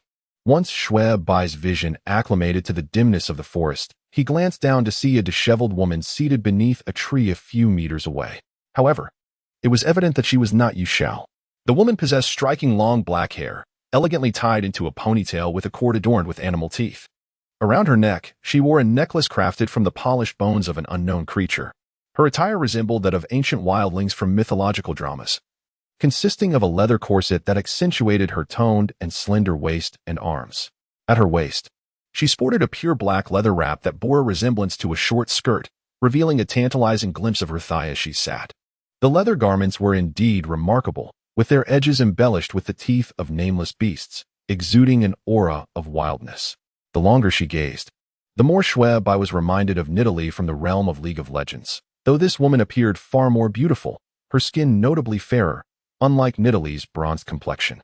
Moreover, there was an intangible quality that set her apart from the archetypal wild huntress. However, Xue Bai soon found his thoughts distracted as his gaze inadvertently drifted back to her thigh, lingering shamelessly for several moments. It was then that he noticed something amiss. Though the woman was looking at him, she seemed to hunch over, shielding her chest and abdomen. Perched atop the great black beast, Xue Bai steadied his gaze and, after scrutinizing her closely, discerned a hint of crimson seeping through her fingers, revealing that she was indeed injured. The instinct to protect the delicate stirred within him, and upon seeing her wound, his heart softened. He quickly surveyed his surroundings, his brow furrowing in concern. The woman was encircled by 3 unfamiliar black-furred beasts, evidently the source of the recent roar. These creatures appear to be approximately the size of Tibetan mastiffs, adorned with a striking golden mane around their necks. It remains uncertain whether this is an intentional trait or a natural endowment, as each of the 3 black beasts displays a menacing snarl. Their crimson gums and pristine white teeth are fully exposed, with 2 pairs of fangs radiating a chilling ferocity. Both the woman and the trio of dark-furred beasts are fixated on the large black figure in the sky, descending gracefully with Xue Bai upon its back. Xue Bai, lying behind the great creature, reveals only his head. At this moment, viewed from below against the light, he is virtually indistinguishable. The woman and the 3 black beasts evidently only perceive the vast shadow of the large black figure, completely oblivious to Xue Bai's presence. Xue Bai can distinctly observe the woman's already pallid complexion becoming even more ashen, her dark eyes wide with terror, and her body seemingly trembling. The trio of black beasts are clearly frightened as well, emitting a series of yelps akin to those of a castrated animal, before turning to flee, their movements appearing as if their legs have turned to jelly. The large black figure tilts its head back and lets out a resounding croak, then swiftly retracts its head and flaps its wings, propelling itself forward with remarkable speed. Before Xue Bai can fully comprehend the situation, he is met with a gust of wind that fills his mouth, causing him to choke on the cold air as he clings tightly to the back of the large black creature. The rushing wind roars past his ears, and he vaguely senses the creature diving. Then, as its momentum slightly falters, Xue Bai hears a heart-wrenching wail.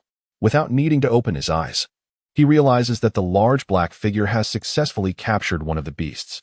With a swift turn, Dahe soared towards the woman, releasing its claws, causing the black-furred beast, now riddled with 6 bloody punctures, to crash to the ground with a pained cry, its body convulsing in its final moments.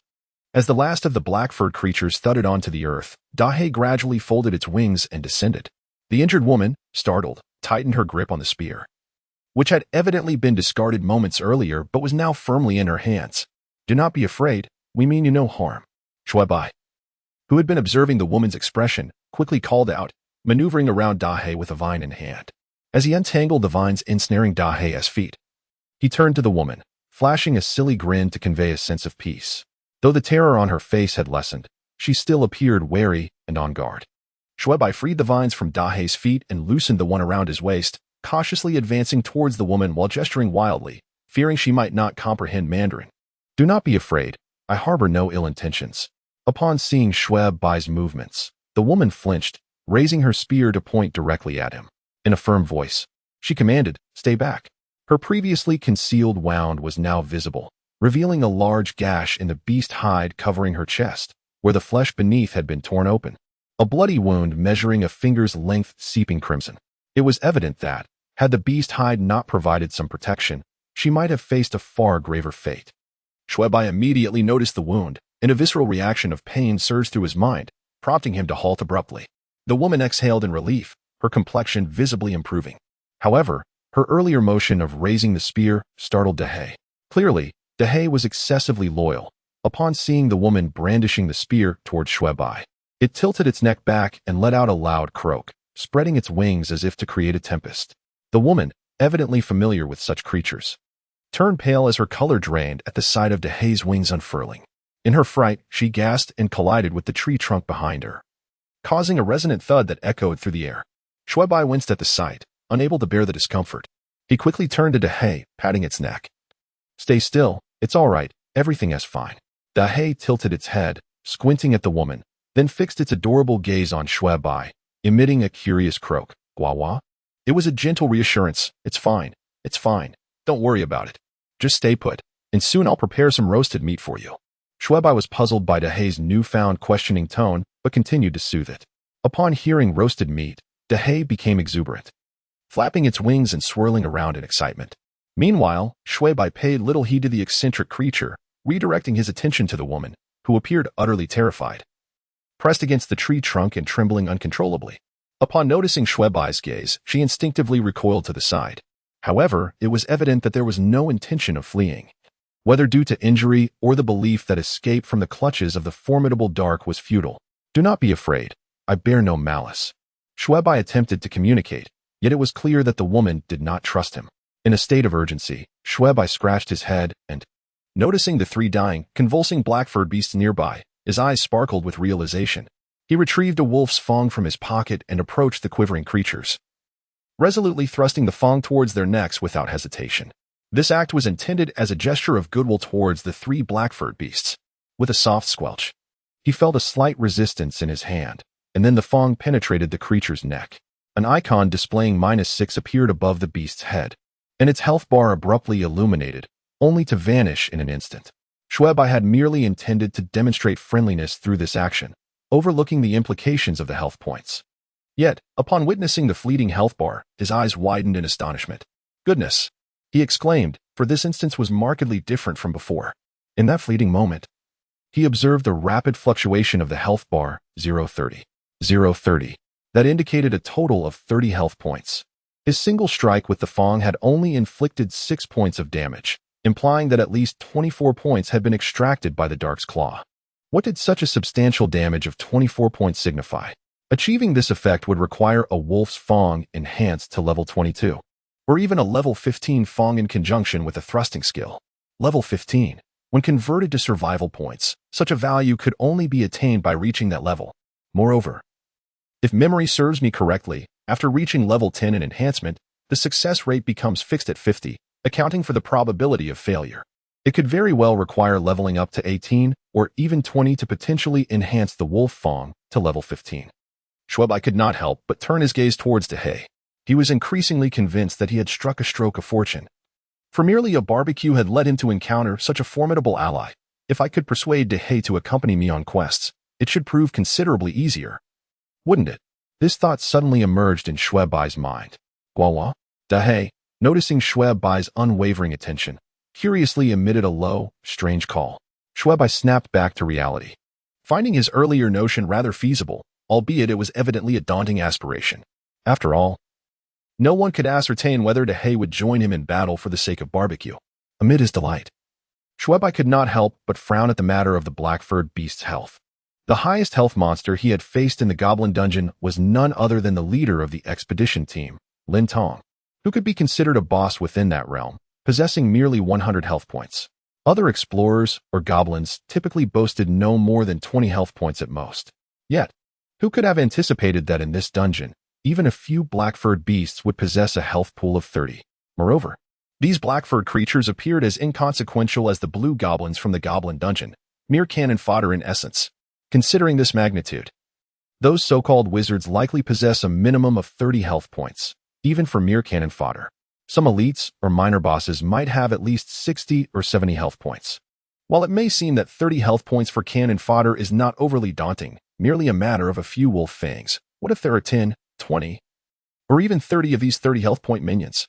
The difficulty of elimination would escalate significantly. One could even risk being surrounded to the point of demise once encircled. The challenge of breaking free would increase drastically. Contemplating this possibility, Xue Bai felt his heart sink. Thus far, the difficulty presented by this wizard dungeon has been climbing ever higher. Ding! In this fleeting moment of distraction, a system notification chimed. Congratulations, player. You have gained 30 points of kill experience. Congratulations, player. You have leveled up. Current level 2, gained 2 survival points. Congratulations, player. You have leveled up. Current level 3, gained 3 survival points. Player, Xue Bai level 3 experience, 930 health, 25 survival points, 9. To level up from 1 to 2 requires 10 points. From 2 to 3 requires 20 points. 30 points of experience would indeed allow for a seamless advancement of 2 levels. As I delve deeper into this fantastical world adventure, the challenges become increasingly formidable. However, there are indeed benefits to be gleaned from my endeavors. At the very least, accumulating experience and survival points has become considerably more manageable. It is a classic case of gains and losses. Xue Bai sighed and cast his gaze upon the remaining 2 black-furred beasts, unhesitatingly thrusting his wolf fang weapon forward. -6 ding. Congratulations, player. You have gained 30 points of kill experience. Congratulations, player. You have leveled up. Current level 4, earn survival points. 4 ding. Congratulations, player. You have gained 30 points of kill experience. The system chimed repeatedly, and Xue Bai glanced at the personal information displayed in the upper right corner. Player, Xue Bai level 4 experience, 3940 health, 30 survival points, 13. TSK. I must admit, the pace at which I am leveling up is indeed exhilarating. The increase in survival points surpasses that of the Goblin Dungeon by a significant margin. Xue Bai cast a quick glance at his survival points and decisively summoned the interface, switching to the enhancement screen, where he immediately selected the wolf fang weapon. 1, 2, 3, 4. The virtual fireworks erupted successfully 4 times. With survival points in abundance, he felt no hesitation, especially after discovering that the creatures within this game typically possessed high health. Consequently, Xue Bai spent 10 survival points to enhance the wolf fang to level 4.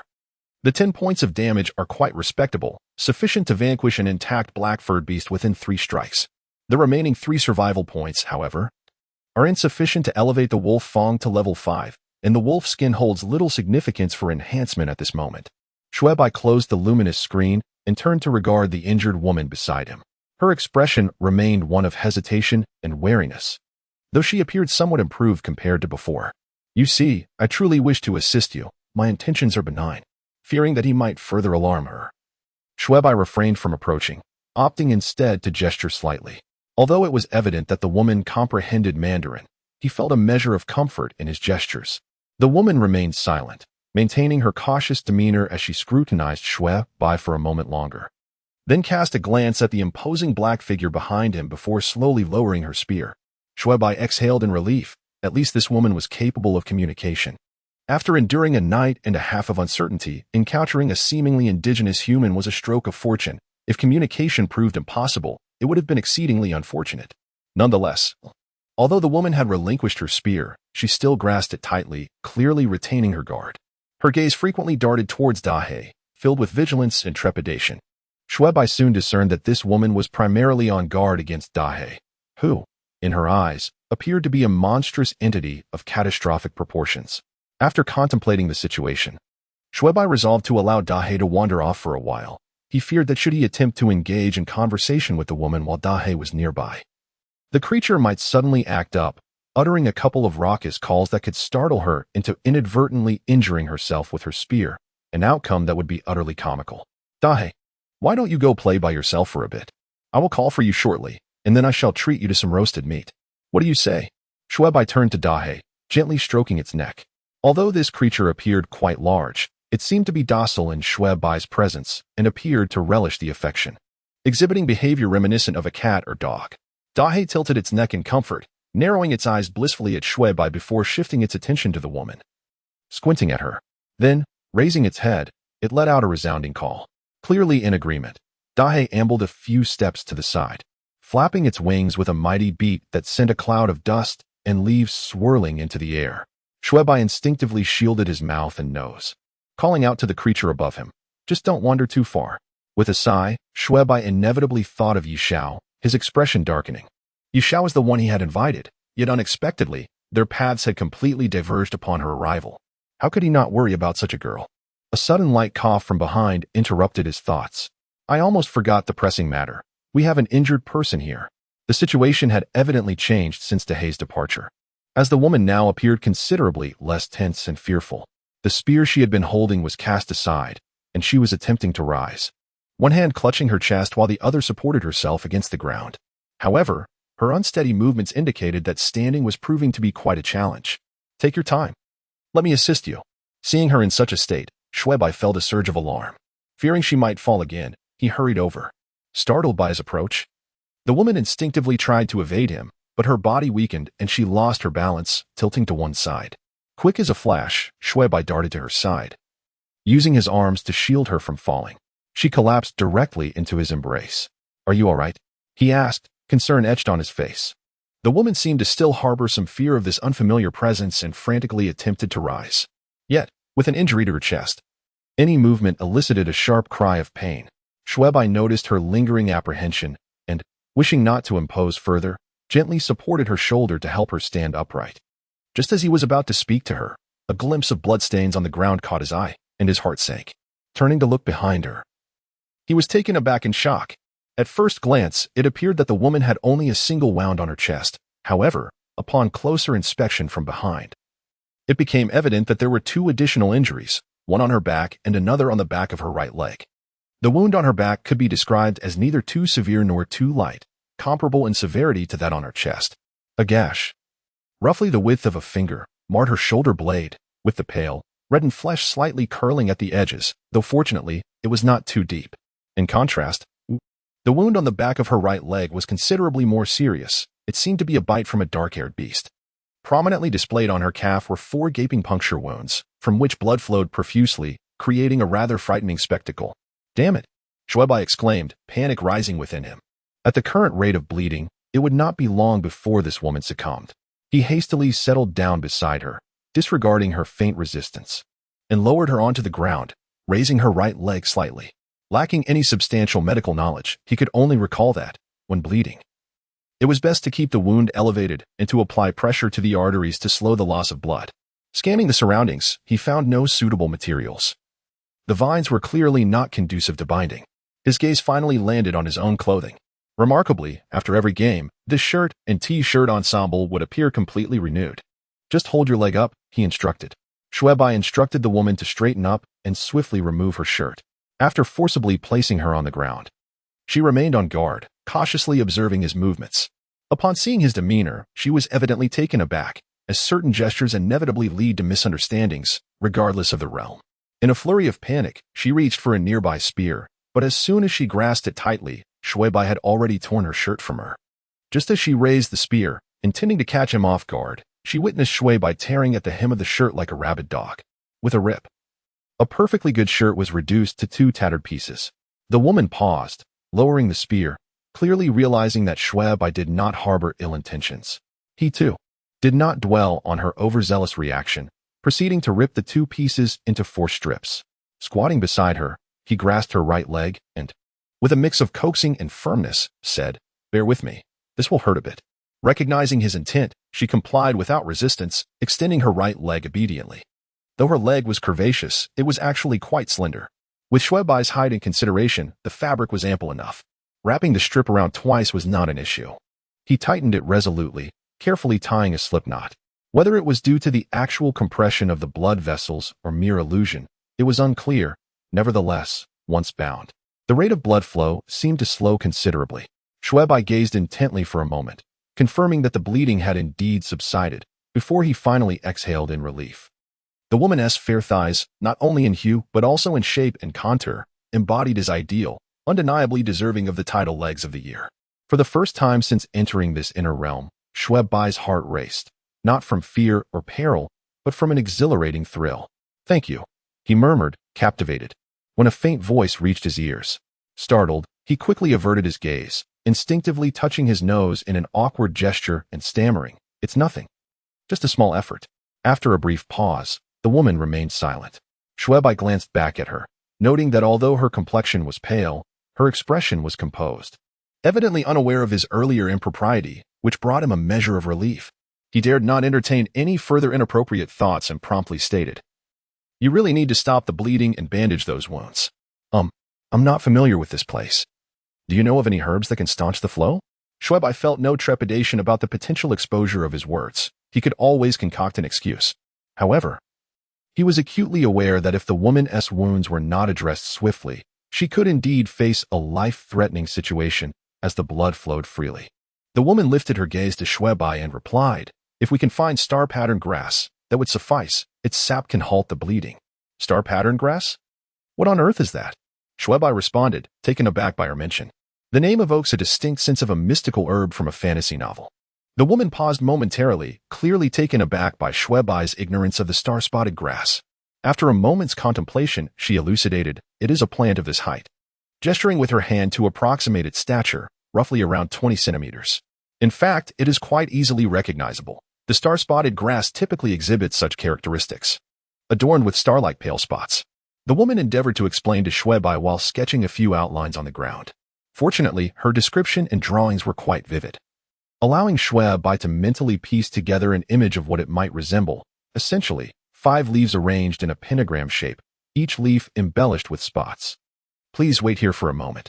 I shall quickly seek it out," Xue Bai instructed the woman before swiftly turning towards the adjacent grove. The star-spotted grass is indeed rather distinguishable, suggesting that this plant is relatively commonplace in this fantastical realm. Not having ventured far, Xue Bai soon stumbled upon this particular herb amidst a thicket of greenery, though it was challenging to spot amid the verdant surroundings. It matched the woman's description perfectly. Each specimen bore exactly 5 leaves, forming a pentagram, with irregular pale spots adorning the foliage. After approximately 10 minutes, Xue Bai had located around 30 specimens of star-spotted grass. Observing her reaction, Xue Bai immediately grew anxious and dashed over, asking, "Are you all right? Please, tell me how to use this. Is it not akin to electricity? If I were to crush it and apply it to the wound, would that suffice?" If we delay any further, he fears that this woman may depart from this world, and it would be a tremendous loss to find another native. He is counting on her to act as a guide and intermediary. The woman nodded, preparing to speak. Xue Bai fixed his gaze upon the unwashed starry grass, clenched his teeth, plucked a leaf, and resolutely shoved it into his mouth, chewing with fervor. He braced himself for an unpleasant taste, yet to his surprise, apart from the earthy flavor and the texture reminiscent of grass, it was not intolerable. Rather, the juice possessed a piquant essence akin to garlic or onion. He swiftly chewed through it, then fashioned a strip of cloth from the ground into a size suitable for a poultice, spitting the juice onto it. Lifting her leg, he declared, "Let me first tend to the wound on your leg." The woman regarded him strangely, about to utter a word, but Xue Bai, unable to wait, seized her right foot, raising her leg. "Wait," she exclaimed. Just as she uttered a word, Xue Bai pressed the poultice against her skin, startled by her cry of pain. He hurriedly removed the poultice and inquired, "What is wrong?" The woman cast an odd glance at him and his hands, her expression shifting through various stages of turmoil. Her lips clenched tightly and then relaxed, only to tighten once more. Ultimately, she seemed to concede, shaking her head in resignation. "Never mind. What an odd reaction." Xue Bai murmured quietly before saying, "Then I shall apply the medicine for you." The woman hesitated, glancing at him, and their eyes met for a few seconds before she softly responded with a hum. Seeing her consent, Xue Bai hurriedly reapplied the medicinal plaster. "All right. Hold on to the cloth for support while I secure it." The woman nodded and obediently complied. Xue Bai then took the remaining 2 strips of cloth, tied them together, and carefully wrapped the injury. Although the appearance was not particularly pleasing, it was securely bandaged. The injury on her calf seemed manageable, but the wounds on her back and chest. After tending to the calf, Xue Bai could not help but glance at the woman. The wound on her back was relatively straightforward, but the one on her chest. The woman bit her lip awkwardly, remaining silent. Observing her, Xue Bai, feeling suddenly devoid of any ulterior motives, looked at her wounds and contemplated removing his last remaining t-shirt. He had only 2 pieces of clothing. The shirt served as an outer layer while the t-shirt was a base layer. This left him nearly bare, and he immediately felt the chill of the forest against his skin. Shivering, he quickly grabbed the wolf pelt lying on the ground and draped it over himself. Just as he crouched down, her sudden exclamation startled him so much that the t-shirt slipped from his grasp, and he fell onto the ground with a thud.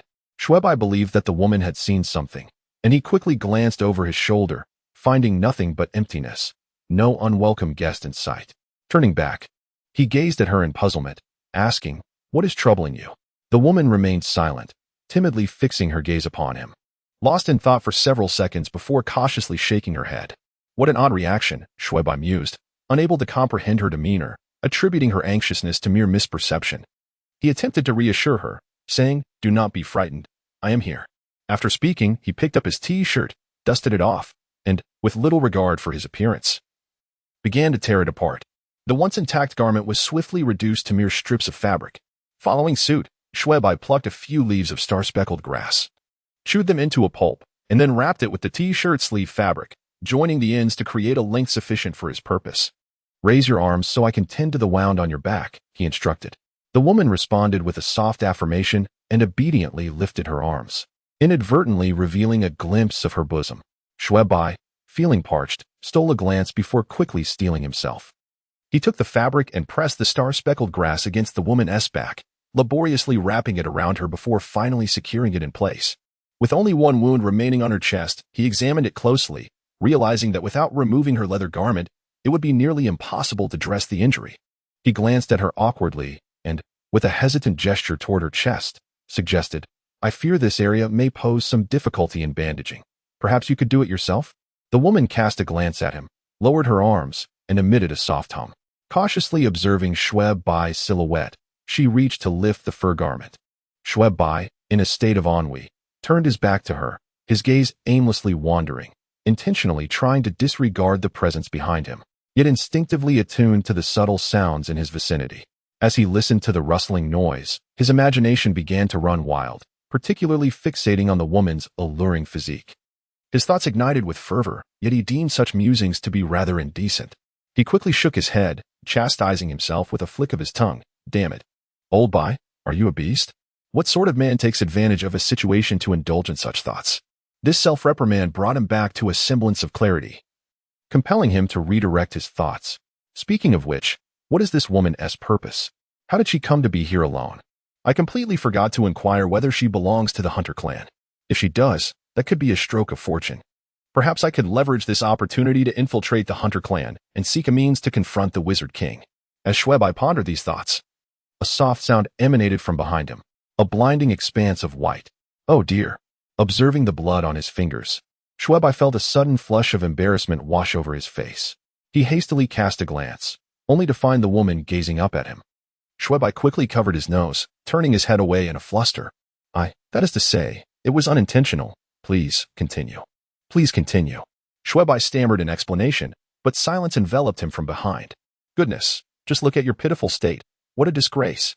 He shook his head vigorously, using his arm to wipe the blood from his nose, his hands now stained. "I am all right." Amidst his fluster, the woman's voice resonated from behind him. Xue Bai stiffened momentarily, clearing his throat awkwardly as he turned to face her while still covering his nose. Sighing with relief, he offered her an awkward smile, managing to utter, "As long as it's bandaged, that's all that matters, as long as it's bandaged." The woman, her cheeks tinged with a rosy hue, regarded him not with the usual shyness, but rather with concern as she inquired about his nose. "Are you all right?" Xue Bai felt an overwhelming sense of embarrassment at being caught bleeding, and the attention of the very person he was trying to avoid made the situation all the more awkward. "I'm fine, just a bit overheated." "Ha. Just a bit overheated." He laughed nervously, attempting to deflect the discomfort. He scolded himself inwardly for his lack of ambition. The woman glanced at him, reaching down to pick up the excess fabric on the ground, her intention unmistakable. Xue Bai felt a moment of embarrassment, but stepped forward to retrieve it. Hastily covering his nose, if the blood continued to flow, he might unwittingly achieve the peculiar accomplishment of an absurd death. After a brief silence, during which he pressed his nose, the bleeding gradually subsided. He took the opportunity to clean his nose and arm, composed himself, and turned to the woman, inquiring, I was in such a rush earlier that I didn't have the chance to ask, what is your name? Where do you come from? What brings you to this place?" The woman's expression shifted slightly as she looked at Xue Bai with an odd gaze, lost in thought. Did I say something wrong? Xue Bai felt a wave of awkwardness wash over him under her scrutiny. After a few seconds of contemplation, the woman shook her head. "This woman," Xue Bai murmured in confusion, intending to ask again. However, the woman spoke suddenly. "My name is Liu Wu. I am of the Hunter tribe, but my clan has been annihilated by the sorcerer tribe. I fled here to escape." Xue Bai was immediately filled with compassion. Although he had not experienced the pain of losing one's clan, he could only imagine how devastating it must be, especially for a young woman. Just as he was about to offer some comforting words, he furrowed his brow. Wait a moment. The woman had just mentioned being from the hunter tribe. Yet her clan had been destroyed by the sorcerer tribe. Could it be that the hunter tribe is divided into many clans? Is this sorcerer not what I had envisioned? It appears to be an entire clan? This is not what I imagined. As they set forth, Xue Bai cast a sidelong glance, his curiosity piqued yet restrained by an unspoken hesitation. After introducing herself, Liu Wu turned her gaze to Xue Bai and softly inquired, "You have yet to reveal your identity. What brings you to this place?" Indeed, the inquiry has arisen. Xue Bai had anticipated such a question. With a swift shift in thought, he replied, "I am called Xue Bai, hailing from the opposite side of this forest." He gestured toward the depths of the thicket, confident that his words were unverifiable and thus felt free to fabricate. Liu Wu scrutinized him for a moment longer, her gaze lowering as she seemed lost in contemplation. Choosing not to speak further, Xue Bai discreetly glanced at her chest, then cleared his throat, saying, "So, where do you intend to go next?" "I do not know." Liu Wu shook her head, a shadow of melancholy crossing her features. Observing her demeanor stirred a sense of compassion within Xue Bai. "Perhaps you might accompany me. I am planning to traverse the continent." The notion of exploring the continent was but a ruse. His true intent was to seek out the hunter clan. With such a native before him, it would be remiss not to leverage this opportunity. Liu Wu unexpectedly raised her head, scrutinizing Xue Bai intently, causing him to feel a mixture of discomfort and awkwardness, leading him to question his very existence. After a prolonged moment of silence, Liu Wu finally ceased her scrutiny and nodded in agreement. Xue Bai exhaled in relief, for her willingness to join him would greatly facilitate his endeavors. With a native like her as an intermediary, it should not be overly difficult to integrate into the hunting tribe's circle. By the way, how far is the nearest hunting tribe from here? After pondering for a moment, Xue Wu responded, "It should be about 3 days' journey." Xue Bai was taken aback. 3 days? Xue Wu nodded. "Goodness, 3 days seems rather excessive. Wouldn't that waste a tenth of our task time? This won't do. Perhaps we should set off earlier.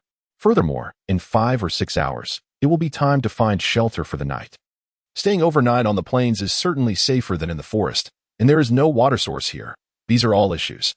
Xue Bai contemplated for a moment, gazing at Xue Wu, and inquired, "In your current condition, do you think you can manage the journey?" Xue Wu regarded him and nodded.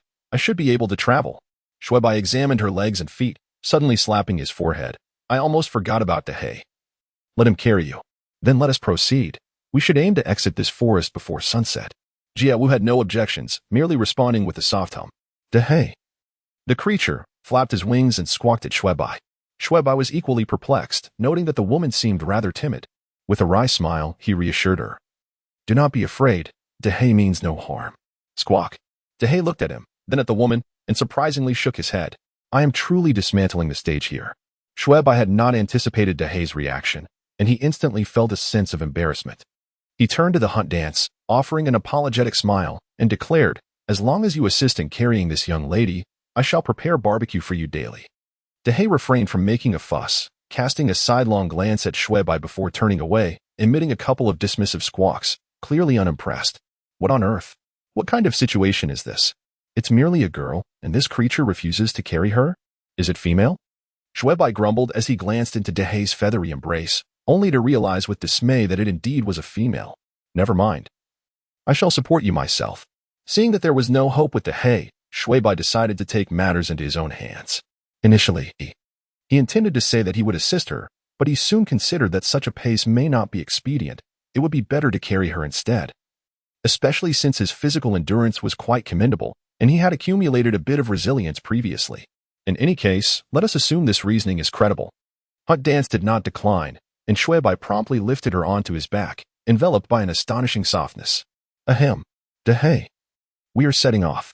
Xue Bai, blushing as he assumed a gentlemanly posture, adjusted Hunt Dance on his back, seemingly to ensure a more comfortable hold. As they traversed the forest, as long as one maintained a clear direction, they would eventually find their way out. Moreover, the location of the two had already reached the periphery of this woodland. The light filtering through the forest grew increasingly bright, while the scent of fresh grass and the tang of the wind became more pronounced. After walking for several more minutes, everything before me suddenly opened up. Ha ha ha. I'm out.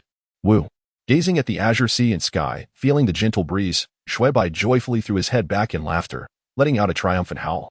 The silent Hunt Dance, resting quietly on his back, changed expression upon witnessing Xue Bai's exuberance, and as she began to rise, she was interrupted by Dahei, who mimicked Xue Bai's antics, tilting his head back to howl in a similar fashion. Initially anxious, Hunt Dance's expression softened upon hearing Dahei's call, and she resumed her humble posture. Noticing the commotion on his back, Xue Bai turned his head slightly to glance at Hunt Dance, puzzled. "What is the matter? Are you uncomfortable lying down? That noise you made could attract wild beasts, but with Dahei around, we should be fine." Hunt Dance offered an explanation. Observing Xue Bai's profile, before countering with a question of her own, "How did you come to know Dahei?" Xue Bai, slightly bewildered, recounted the circumstances to Hunt Dance, inquiring, "Is there a problem? By the way, I was meaning to ask you, what kind of creature is Dahei? From what you just implied, it seems quite formidable, and I can't shake the feeling that you're rather apprehensive of it." Hunt Dance paused for a moment, her curiosity piqued. "You actually don't know what type of animal it is? Ah, have I revealed too much? Surely not. Black owl? The term sorcerer is all too familiar to most people in reality. Here, sorcerer refers to a type of bird. When Xue Bai initially read Romance of the Three Kingdoms, he took the time to investigate this character, discovering that it indeed represents a kind of avian species, resembling an owl quite closely. In this light, Dahei's adorable appearance does bear a slight resemblance to an owl. Yet, I wonder where it learned that peculiar croaking. Xue Bai mused silently to himself. Dahei, however, was quite perceptive and immediately noticed Xue Bai's gaze upon it, promptly turning its cute face towards him. Quack? Its intelligence certainly surpasses that of a typical sorcerer. The world of fantasy is truly extraordinary. Nevertheless, there must be some distinguishing features of this black sorcerer, for I sense that even other animals harbor fear towards it. Xue Bai continued along the previous topic. Liu cast a sidelong glance at Xue Bai and remarked, "It is the king of the mountains and forests, swifter than the soul wolf. Not to mention its formidable offensive and defensive capabilities." This was the first time Xue Bai had heard of such a creature as the soul wolf, and his curiosity was piqued. Soul wolf? What is that? Xue Bai paused momentarily, following her. In the distance, the lush grass swayed gently in the breeze, and beyond that, a vast expanse of shimmering light caught his eye, the river's waters reflecting a myriad of colors under the sun. Unbeknownst to him, they had nearly arrived at the silvery river he had observed from above. Upon seeing the water, Xue Bai felt a surge of joy, momentarily forgetting his inquiry about the soul wolf. He settled in comfortably. He lifted the thigh of the hunt and turned to Dahei, saying, "Dahei, let us hasten to the riverbank for a respite.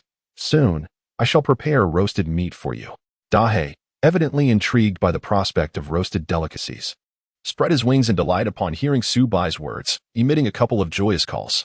Although the distance appeared short, it still took them a good 10 minutes to arrive. Upon reaching the riverbank, Xue Bai allowed the hunt to descend, finally stretching his limbs comfortably. Despite having managed physically throughout the journey, maintaining a single posture for an extended period was rather uncomfortable. Quack quack, Dahei called out to Xue Bai, flapping his wings. The gust of wind created by Dahei's movements sent a chill through Xue Bai, prompting him to wrap the wolf pelt tighter around himself. He understood Dahei's intent, merely urging him to commence the roasting. "Patience, my friend. There's nothing here to roast just yet.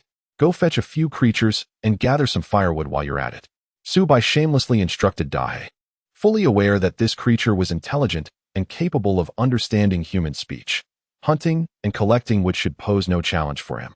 Dahei tilted his head and let out a call before soaring into the sky, heading towards the forest. As Xue Bai watched Dahei depart, he turned his gaze towards the other side, perhaps due to the encroaching dusk.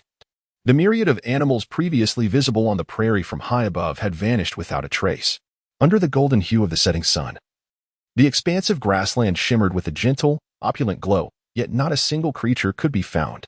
Only the soft whispers of the wind intermingled with the scent of wild grasses filled the air. Throughout his gaming experiences, Xue Bai had always encountered oppressive, dark themes filled with life and death, fear, night, and confinement.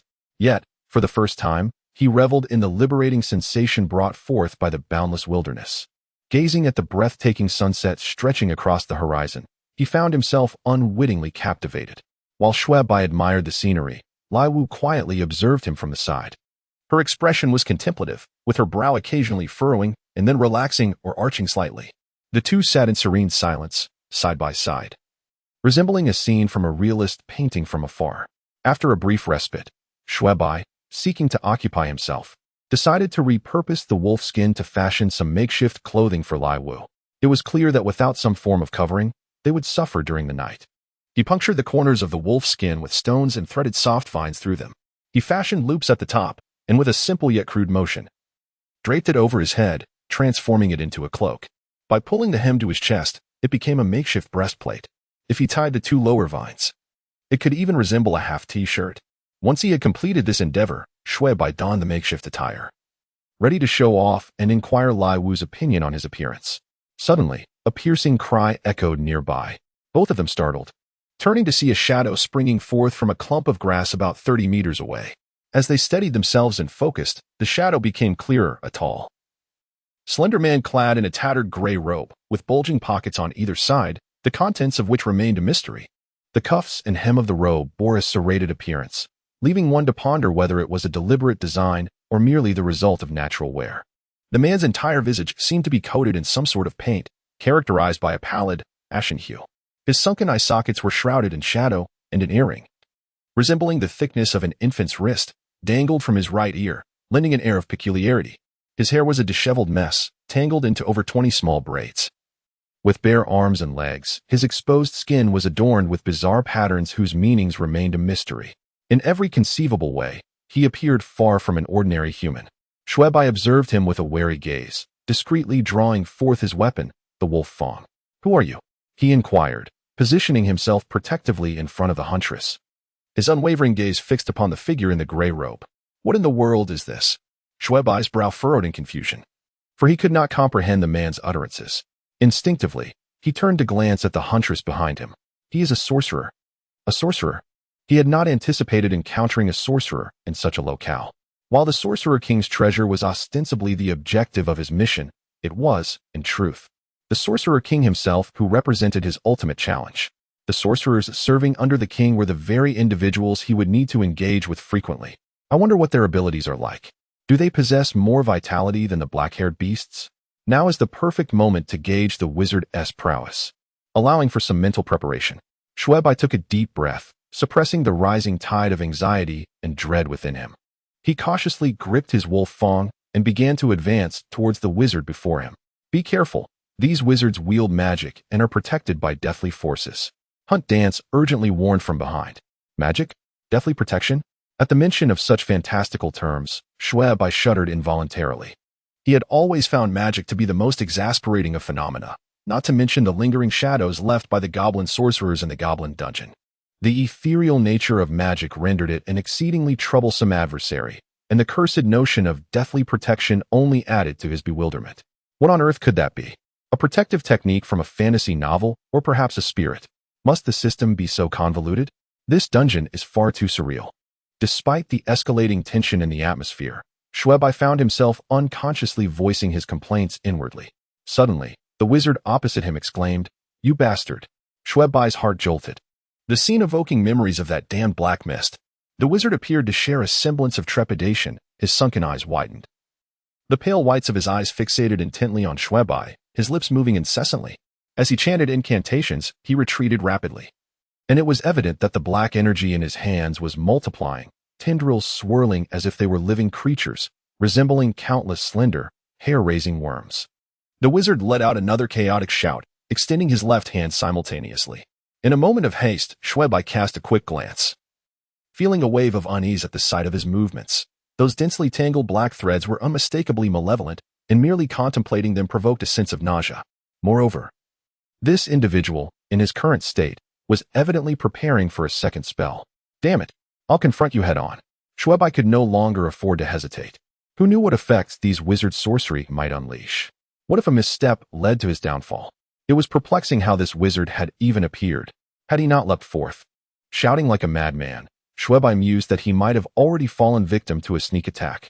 These chaotic thoughts flashed through his mind in an instant. Gritting his teeth, Xue Bai abruptly twisted his body, altering his trajectory and charging straight at the wizard. The wizard, evidently aware of Xue Bai's shift, displayed a slight change in expression.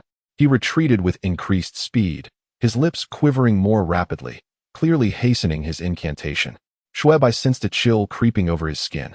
Yet this was the moment to muster his courage, speed, and determination. Suppressing his fear, He bit his tongue in the heat of the moment and propelled himself forward with all his might. In the blink of an eye, the distance between them shrank to a mere 3 meters. Unfortunately, Xue Bai wielded only a wolf's fang. Had he possessed a spear, he might have been able to strike. At this moment, the sorcerer slowly raised his right hand, and the black threads, resembling wriggling insects, twisted and turned with blinding speed. A chill surged through Xue Bai's mind. And as he observed the sorcerer's lips move, he instinctively darted to the side, not a moment to spare. There remained only 2 meters between them. The sorcerer hesitated for an instant, then suddenly aimed his left hand at Xue Bai. Before he could fully grasp the situation, a jolt surged through his lower body. In that instant, Xue Bai's complexion altered as he glanced downward, realizing that, unbeknownst to him, a swirl of dark energy had ensnared his lower half. Alarmed, he raised his gaze, only to find the sorcerer now aiming his right hand at him. The sorcerer's pallid visage split into a silent grin, revealing a crimson gum line and jagged, sharp teeth. The black orb on his right hand spun ominously, poised to unleash its power. No, Xue Bai's pupils constricted, akin to mere pinpricks. The sorcerer's grin widened, his mouth opening to emit a chilling note. A shadow flickered within his gaze, and in the next moment, the dark radiance from his palm erupted forth like a laser cannon from a science fiction film. Xue Bai's body was instantaneously hurled backward, and simultaneously, a spray of blood erupted from his mouth, transforming into a misty cloud of crimson, splattering the sorcerer's face. Thud. Xue Bai's body crashed onto the grass not far from Liu Wu, twitching slightly before succumbing to a complete limpness, falling silent. Xue Bai? Liu Wu's eyes trembled, her face ashen, as she raised her gaze to the sorcerer, her expression filled with despair and sorrow. The wizard cast a disdainful glance at her, uttering a series of incomprehensible sounds, the meaning of which remained elusive. He extended his slender tongue to lick the blood from his face, unleashing a peculiar, sinister laugh. Then, with an air of indifference, he slowly advanced towards Hunter Dance's, even stepping over Xue Bai's body. Hunter Dance's face turned ashen. She strained to push herself backward, feeling the numbing effects of the star-speckled grass take hold. Her back, chest, and right calf had lost nearly all sensation, rendering her unable to rise, let alone flee. The wizard loomed over her, continuing his nonsensical utterances. In despair, Hunter Dance glanced at Xue Bai, then looked up at the wizard, seemingly resigned, her entire being collapsing in defeat. The wizard, filled with excitement, let out a couple of shrill cries and reached for Hunter Dance's neck. She appeared devoid of life, as if prepared to meet her demise, remaining utterly still. She stared vacantly at Xue Bai, when suddenly, from the corner of her eye, a dark shadow surged forth. In the next instant, the wizard emitted a blood-curdling scream. It was Xue Bai. The once lifeless Xue Bai had now lunged at the wizard from behind, his left arm tightly constricting around the wizard, while his right hand wielded a wolf fang and plunged relentlessly into the wizard's shoulder and neck. Die, die, you shall perish.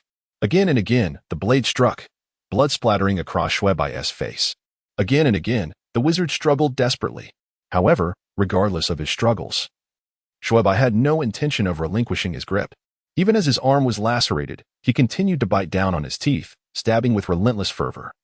Resembling a rabid dog, Lian Wu remained in a dazed state, her head tilted upward. 1 second, 2 seconds, 5 seconds, 10 seconds. The -10 icon had long since ceased to appear, and the 050 health bar had dimmed. Yet, Xue Bai paid no heed to it. Even the system's notification of gaining 50 kill experience and ascending to level 5 failed to rouse him. With a sigh, Xue Bai limply released his now weak left arm, allowing it to fall to the ground. His chest began to heave violently, each breath sounding like a bellows. He felt an overwhelming sensation of soreness coursing through his body, an uncontrollable twitching overtaking him. At last, Lian Wu regained her senses and, upon seeing Xue Bai convulsing on the ground beneath the weight of the sorcerer's corpse, was taken aback. "Are you all right?" she exclaimed, hastily dragging herself across the grass with her right leg. Xue Bai had settled into a semblance of calm, his complexion pale, his eyes bloodshot, and blood oozing from his mouth and nose. "Xue Bai, don't scare me. Are you okay?" Lian Wu anxiously reached out, patting his blood-soaked face. "Xue Bai, you suddenly..." Xue Bai coughed violently, expelling a mouthful of blood with a sickening sound. I am fine." He managed a strained smile towards the hunter, yet instinctively clutched his chest, or more precisely, the wolf pelt. In that moment of dire peril, his mind raced to its utmost limits. With no avenues left for escape, He resorted to pulling the wolf pelt over himself, hoping its protective qualities would mitigate the impending damage. Fortunately, the wolf pelt indeed served its purpose. However, the sorcerer's sinister orb of silken threads was utterly terrifying, though he could not fathom why those writhing black strands, seemingly mere decorations, failed to exert any influence. The overwhelming force that defied the laws of physics in the real world still inflicted a staggering 15 points of damage upon him. That was a substantial loss. Moreover, it was after the wolf pelt had absorbed the impact, considering he was merely at level 4, with a total of 30 health points. This meant that should he suffer a second blow, regardless of the wolf pelt's presence, his demise was inevitable. Seizing the moment while the sorcerer was unprepared, he resolved to strike with all his might. While such actions sound straightforward, they were entirely reliant on the increasingly adept functioning of his mind. Honed through the trials of survival games, calm, analytical, and contemplative, had it not been for this swift capacity for calm analysis and thought, he might not have conceived the idea of feigning death upon landing, and perhaps he would have perished long ago. Indeed, Xue Bai truly owed a debt of gratitude to the first survival game, the Braves game, although that event, rife with over 100 deaths, had not erased his fear of dying. It had at least acclimatized him to the concept of death, a rather peculiar state, one Xue Bai himself could scarcely articulate. However, this state enables him to confront death with a calmness that surpasses that of ordinary individuals, allowing him to regain composure more swiftly, steadily, and profoundly. For instance, just moments ago, I'm relieved you're unharmed. You truly frightened me. Jian Wu's expression softened slightly as he reached out to help Xue Bai push aside the lifeless body of the sorcerer. Perhaps it was merely an illusion. But Xue Bai felt that Jian Wu seemed a touch more liberated than before, perhaps due to their narrow escape from death. It's nothing. I'm like an indestructible cockroach. With a sense of lightness, Xue Bai took a deep breath and sat up. He jested with Jian Wu before diverting his attention to the corner of his vision where his personal profile was displayed, visible only to him. Player, Xue Bai level, 5 experience, 4960 health, 1535 survival points, 8. Indeed, it's 50 points of experience. This translates to 50 points of health. Damn, Xue Bai's expression darkened uncontrollably. 50 points of experience signified 50 points of health, given his current overall damage. He would need to strike the wolf's fang at least 5 times to secure a kill, unless he were to encounter another opportunity like just now. Otherwise, he could not guarantee whether he would land 5 blows on the sorcerer first or succumb to the sorcerer's attack. Such a creature was undoubtedly what awaited him in his upcoming tasks, if he aspired to seize the treasures of the Sorcerer King. Venturing into the sorcerer's lair was virtually unavoidable. This implies that the difficulty of the Wizarding Realm's instance has once again surpassed his expectations. It seems imperative to find a way to locate the Hunter tribe. Without their assistance against the Wizard clan, the completion of this task appears nearly impossible. Given that the system has mentioned the Hunter tribe, it is evidently for this purpose. Yet, I wonder how approachable the Hunters might be. If negotiations fail, it would spell disaster. On the other hand, the emergence of the Hunter dance must have been orchestrated by the system to facilitate my integration into the Hunter tribe. In retrospect, my initial assumption regarding the appearance of the Great Black being another method of balancing difficulty for players seems to hold true. It appears this instance is undoubtedly more challenging than the Goblin instance. Xue Bai could not suppress his frown. Hunter Dance observed Xue Bai's furrowed brow, curiosity and concern flickering in her eyes as she inquired, "Are you all right? Is everything fine?" Oh, I'm fine, just lost in thought. After all, there are certain matters that cannot be disclosed to Hunter Dance." She glanced at him, seemingly unconvinced, and casually responded with an "oh." She gestured towards the nearby wizard's corpse and said, "You should search through them. These fellows might possess some unique medicinal substances that could be beneficial to you." "Really?" Xue Bai paused momentarily, then cautiously reached into the pocket of the wizard's gray robe and pulled out several small leather pouches. "There really are some." Xue Bai was quite astonished, not expecting that Lai Wu would actually know about the items possessed by the wizards. However, upon reflection, it was not surprising, considering she was a member of the hunting tribe and should be quite familiar with wizards. He rummaged through both pockets and retrieved 5 small leather pouches. Upon opening them, he discovered they contained peculiar round objects in shades of black, red, and green, along with one pouch housing an unfamiliar insect carcass. Frowning, Xue Bai turned to Lai Wu and handed the items over, inquiring, "Are these the remedies you mentioned? They appear rather strange. What purpose do they serve?" Upon receiving the pouch, Xue Bai observed that they were indeed dark, pill-like substances. He hesitated, glancing between Lai Wu and the oddly pungent pills in his hand. Steeling himself, he bit down and placed one in his mouth. Remarkably, it dissolved instantly, releasing an overwhelming lang of fishy, sour, spicy, and astringent flavors that surged throughout his senses. Just as he contemplated expelling it, he was caught off guard by the intensity and swallowed it whole. Coughing and sputtering, Xue Bai found himself in a fit of nausea. "Are you all right?" Lai Wu asked, her expression filled with concern as she watched him struggle. "Cough. I'm fine. This is remarkably potent." Xue Bai gasped, tears streaming from his eyes as he stuck out his tongue, trying to alleviate the sensation, which was far more intense than a fusion of horseradish, mustard oil, and chili pepper. After regurgitating for a while, Xue Bai began to feel a surge of warmth enveloping him, accompanied by beads of sweat forming on his brow. Were it not for the slight increase in his health points displayed in the upper right corner of his profile, he might have doubted whether he had been led astray by the huntress. Enduring such discomfort for 5 or 6 minutes, the effects of the medicine finally subsided. At that moment, his health had fully replenished, and he found that, aside from a lingering fatigue in both spirit and body, he was otherwise quite well. "I never anticipated that this concoction could truly be so miraculous, capable of healing internal injuries. Indeed, the realm of fantasy is filled with wonders," he mused, spitting out a few more mouthfuls of saliva while inwardly grumbling. "Although the taste is excruciating, I must admit, its efficacy is undeniable. I wonder what the other pouches contain?" Contemplating this, Xue Bai pointed at several leather pouches and inquired of the huntress, "Are all the pills within these for healing?" The huntress shook her head and replied, "No, only the one you consumed earlier is for healing. The rest serve different purposes." Intrigued, Xue Bai asked, "What other purposes do they serve?"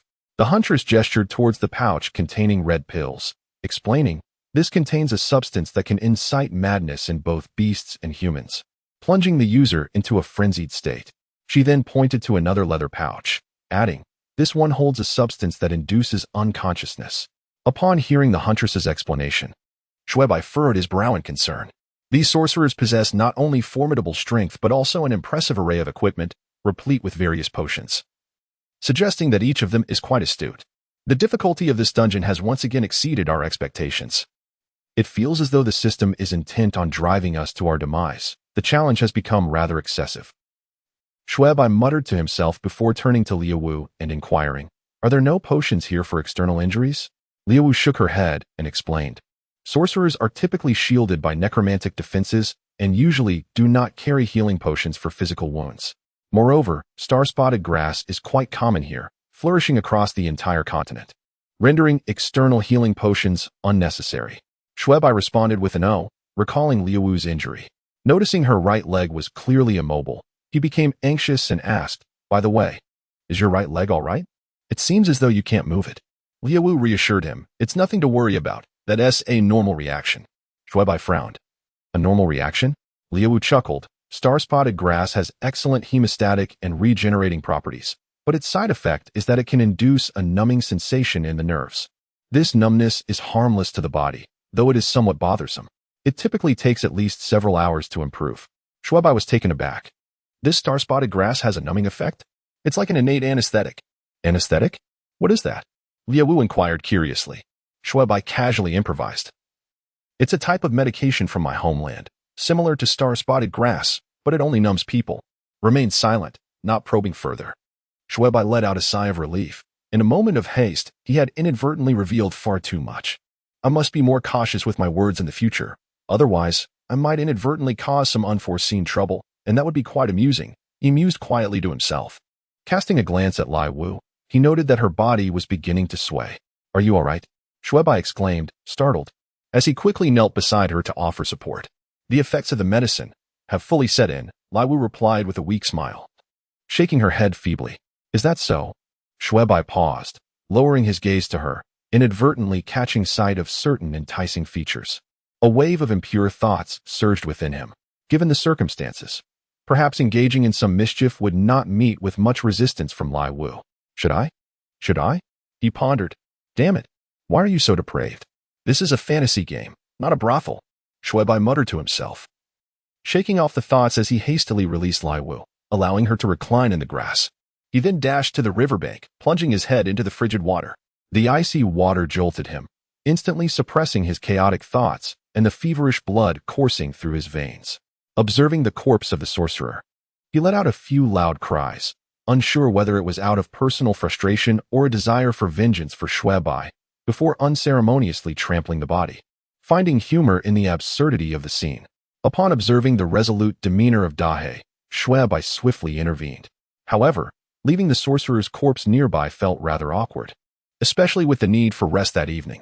He signaled to Dahe, instructing it to dispose of the sorcerer's body elsewhere. As dusk fell, Xue Bai busied himself with kindling a fire to roast meat.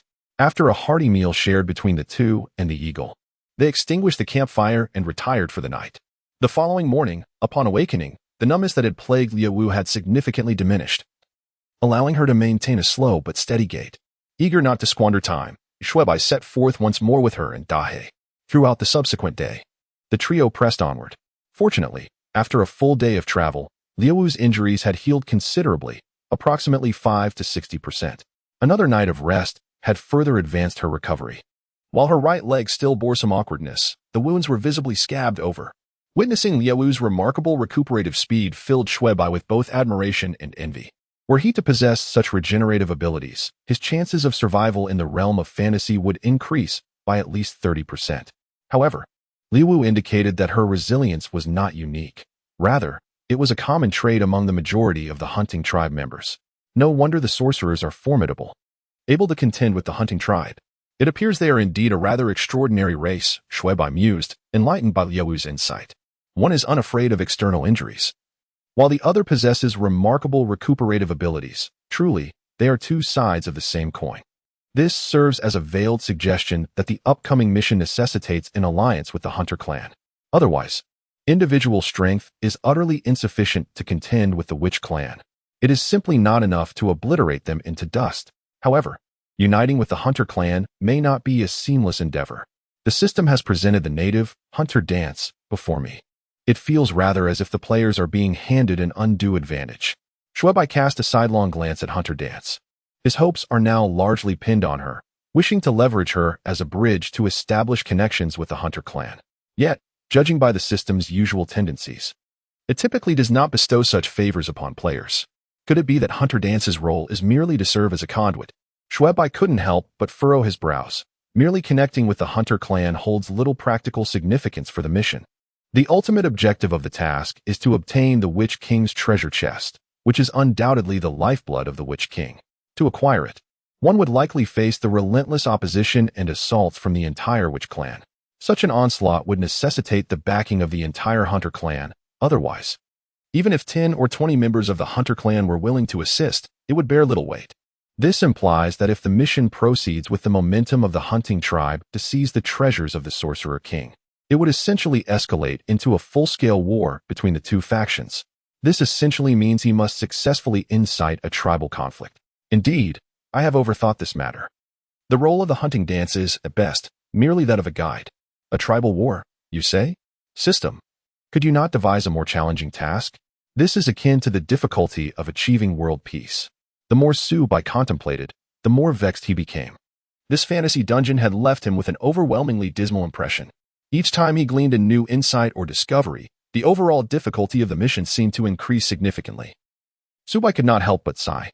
Hunting Dance, who had been following closely behind, noticed his sigh and gently patted him. What troubles you? Xue Bai turned to glance at her. His heart stirred, and he forced a smile. I was pondering whether, if we ventured into the territories of other hunting tribes, we might not be welcomed. Hunting Dance chuckled. Rest assured, the people of the hunting tribes are quite warm and hospitable. As long as your intentions are sincere, it is easy to forge friendships with them. Is that so? Then that is reassuring, relieving me of my concerns. Goodness, why does this increasingly feel like a scene from a fantasy novel? Never mind, I shall not dwell on it. I will know once we arrive at the hunting tribe's settlement. Xue Bai dismissed the chaotic thoughts swirling in his mind and focused on the journey ahead. Today, the pace is rather swift, Xue Bai muttered as Dahe swooped down, depositing the hefty creature it had captured onto the ground. With a flourish, it folded its wings and let out a triumphant squawk in Xue Bai's direction. My Dahe is the most formidable and impressive. Xue Bai affectionately ruffled its head, squatting down to examine the prey that resembled a yellow cow. Suddenly, he froze. The creature's neck bore a grotesque wound, approximately the size of an open palm, riddled with countless tiny punctures, resembling a mass of flesh puree. This injury was clearly not inflicted by Dahé. It appeared more akin to the result of a meat tenderizer's piercing. An unsettling thought crossed Xue Bai's mind, reminiscent of the ominous black spheres conjured by the sorcerer. A chill gripped his heart as he swiftly reached out to touch the creature's skin. The temperature of the blood and the extent of the bleeding indicated that this beast had recently perished. Could there be a sorcerer nearby? Xue Bai's heart raced, and he abruptly stood to face Dahé, urgently asking, "Dahé, where did you acquire this creature?" "What?" Dahé looked back at Xue Bai with a bewildered expression, clearly perplexed by his intense reaction. Meanwhile, the nearby hunter dance was stirred from curiosity, rising to inquire, "What is the matter? See for yourself." Xue Bai indicated towards the grotesque cow, continuing to fixate on Dahé. "I'm asking you, stop dawdling. Where did you bring this creature from? If my deductions are correct, this beast, resembling a yellow cow, was likely slain by a wizard, only to be opportunistically claimed by Dahé. Given the notoriety surrounding Dahé as recounted by Liu, it is reasonable to assume that those wizards would dare not voice their displeasure upon encountering him." "Quack, quack," Dahé called out twice, shaking his wings and gesturing towards a particular direction. "Let us go." Xue Bai glanced in that direction and quickly beckoned Liu to follow, having grown weary of the monstrous cow. Reluctantly, Dahé quacked a couple more times before flapping his wings and trailing behind them. The two navigated through the tall grass, occasionally glancing up at Dahé, who was responsible for guiding their path. Without Dahé, they would have undoubtedly lost their way numerous times. After advancing for nearly half an hour, Dahé emitted a quack. Xue Bai halted, and as he looked up at Dahé, he noticed Liu had suddenly stopped as well. She quickly inhaled, then said to Xue Bai, "There is a scent of blood. It must be nearby." No sooner had she spoken than distant shouts echoed, likely the result of spotting Dahé. Liu clearly heard the commotion and abruptly turned to Xue Bai, stating, "There may be people ahead, likely from the hunting clan. I think it would be best for Dahé to fly farther away, otherwise it could lead to misunderstandings." Xue Bai glanced at her and nodded. Indeed, Dahé's size was too conspicuous. Approaching too closely would inevitably raise suspicions. Xue Bai let out a sigh of relief, exchanging a silent glance with Liu before stealthily making their way toward the source of the sound. The two of them crept forward like thieves, covering a distance of several meters, when the eerie cries became increasingly distinct, as if they were right beside them. They shared another glance, crouched down cautiously, and slightly parted the grass in front of them to gain a clearer view. What Xue Bai beheld was a scene far removed from his expectations. Merely 2 meters ahead, with their backs turned to the pair, stood 2 sorcerers, chattering away in a bizarre manner, each clutching a black, grotesque orb. Opposite these sorcerers were 3 humans clad in animal skins, their attire strikingly similar to Liu's, clearly members of the hunter clan. Each of the 3 bore several long spears on their backs, while one was gripped in their hands, as they crouched low, warily observing the sorcerers. On the ground behind them lay a hunter, a gruesome gaping wound in his chest, blood gushing forth. It was evident that he would not survive for long. It was clear that the earlier cries had originated from this confrontation between the 2 groups. As Xue Bai assessed the situation, his mind began to piece together the sequence of events. It was apparent that these 2 factions had encountered each other by mere chance. Yet, he could hardly fathom that despite the hunters' numerical advantage of 4-2, they had still suffered a loss, with one of their comrades slain by the 2 sorcerers. With the odds at 4-2, one would expect the hunters to prevail. Thus, a 3-2 scenario should have favored the sorcerers. At this moment, the 2 wizards appeared somewhat peculiar, as if they were languid and lacking vitality. This was merely Xue Bai's personal observation, and he could not ascertain whether others shared his sentiments. Despite the fact that the sorcerers held their spell orbs at the ready, it was evident that none dared to cast them recklessly. Once they hurled their spell orbs, their imposing presence would dissipate, requiring considerable time to gather them anew. However, the hunters across from them would undoubtedly not grant them such a luxury. The wizards found themselves in a predicament, yet it was clear that the hunters were equally trapped. Any ill-considered action would provoke a counterattack from the wizards, and none possessed the confidence to evade the onslaught of the spell orbs. Thus, both parties remained stalemated in their positions. In truth, neither side held the advantage. It was a complete deadlock. Yet, for Xue Bai, this impasse presented a splendid opportunity. With both wizards facing away from him, he could stealthily approach and launch a surprise attack, potentially racking up an assured 50 experience points. However, The danger lay in the fact that both wizards clutched their spell orbs tightly. Should he strike from behind, the wizards could effortlessly retaliate, unleashing their orbs upon him. With only 35 points of health remaining, he could easily succumb to 2 hits, resulting in an inevitable game over. He had indeed come to rescue others, but he had no intention of sacrificing his own life. While the allure of the wizard's experience was tempting, one must live to enjoy such rewards. Perhaps a distraction could rattle them. Xue Bai furrowed his brow as he surveyed the scene, formulating a strategy in his mind. He beckoned to Hunt Dance with a subtle gesture and whispered a few words. Hunt Dance's expression softened, her eyes brightened, and she nodded in agreement. Xue Bai slightly relinquished his space, taking a deep breath as outside 2 wizards and 3 hunters remained locked in a standoff. He exchanged a knowing glance with Hunt Dance, extending his hand to signal. 1, 2, 3. In that instant, Hunt Dance sprang forth like a leopard. Her target was neither the wizards nor the hunters, but merely to divert their attention. The moment she dashed out, both the hunters and wizards were successfully captivated by her presence. The wizards were evidently taken aback, not anticipating another figure to emerge, especially one clad in the unmistakable garb of the hunters, leaving them startled. Here it comes. Seizing the opportunity presented by the wizard's astonished distraction, Xue Bai charged forward without hesitation. The attention of the 2 wizards and 3 hunters was completely ensnared by Hunt Dance, rendering them oblivious to his approach. In a few swift strides, he reached the nearest wizard, and without a moment's thought, launched a powerful kick. The force and speed of his strike were formidable. The wizard, barely registering the unusual sound from behind, instinctively turned, only to be met with the full impact of Xue Bai's kick against his back. With considerable strength, Xue Bai's blow sent the wizard staggering forward with a cry, tumbling onto the grass. In that tumult, the 2 wizard orbs in his grasp went momentarily haywire, twisting before vanishing entirely. At this juncture, both the wizards and the hunters regained their composure. The 3 hunters, no longer oblivious, let out a war cry, and one of them charged towards the fallen wizard. The remaining 2 surged forward to confront the last one. The sorcerer appeared peculiar, and upon catching sight of Xue Bai, he reacted as if confronted by something truly terrifying, gasping in shock and stumbling back. An opportunity. In his moment of panic, Xue Bai's eyes gleamed with intensity, and he resolutely charged forward. A fierce expression swiftly overtook his pallid face as he frantically shouted, hurling the sorcerer's ball towards Xue Bai. By the heavens! Xue Bai's heart skipped a beat. Without a second thought, he twisted to the side. The ominous black sorcerer's ball narrowly grazed his body, hurtling into the underbrush behind him. In the blink of an eye, the foliage erupted, leaving a gaping hole, the ground beneath marred by a dark, gaping pit. Wisps of black smoke coiled around it, resembling countless miniature serpents writhing in agony, swiftly shredding the surrounding grass to pieces. What on earth is this? Observing the multitude of twisted black tendrils, Xue Bai's complexion turned a sickly hue, a wave of nausea washing over him. Be careful. Not far away, the huntress exclaimed in alarm.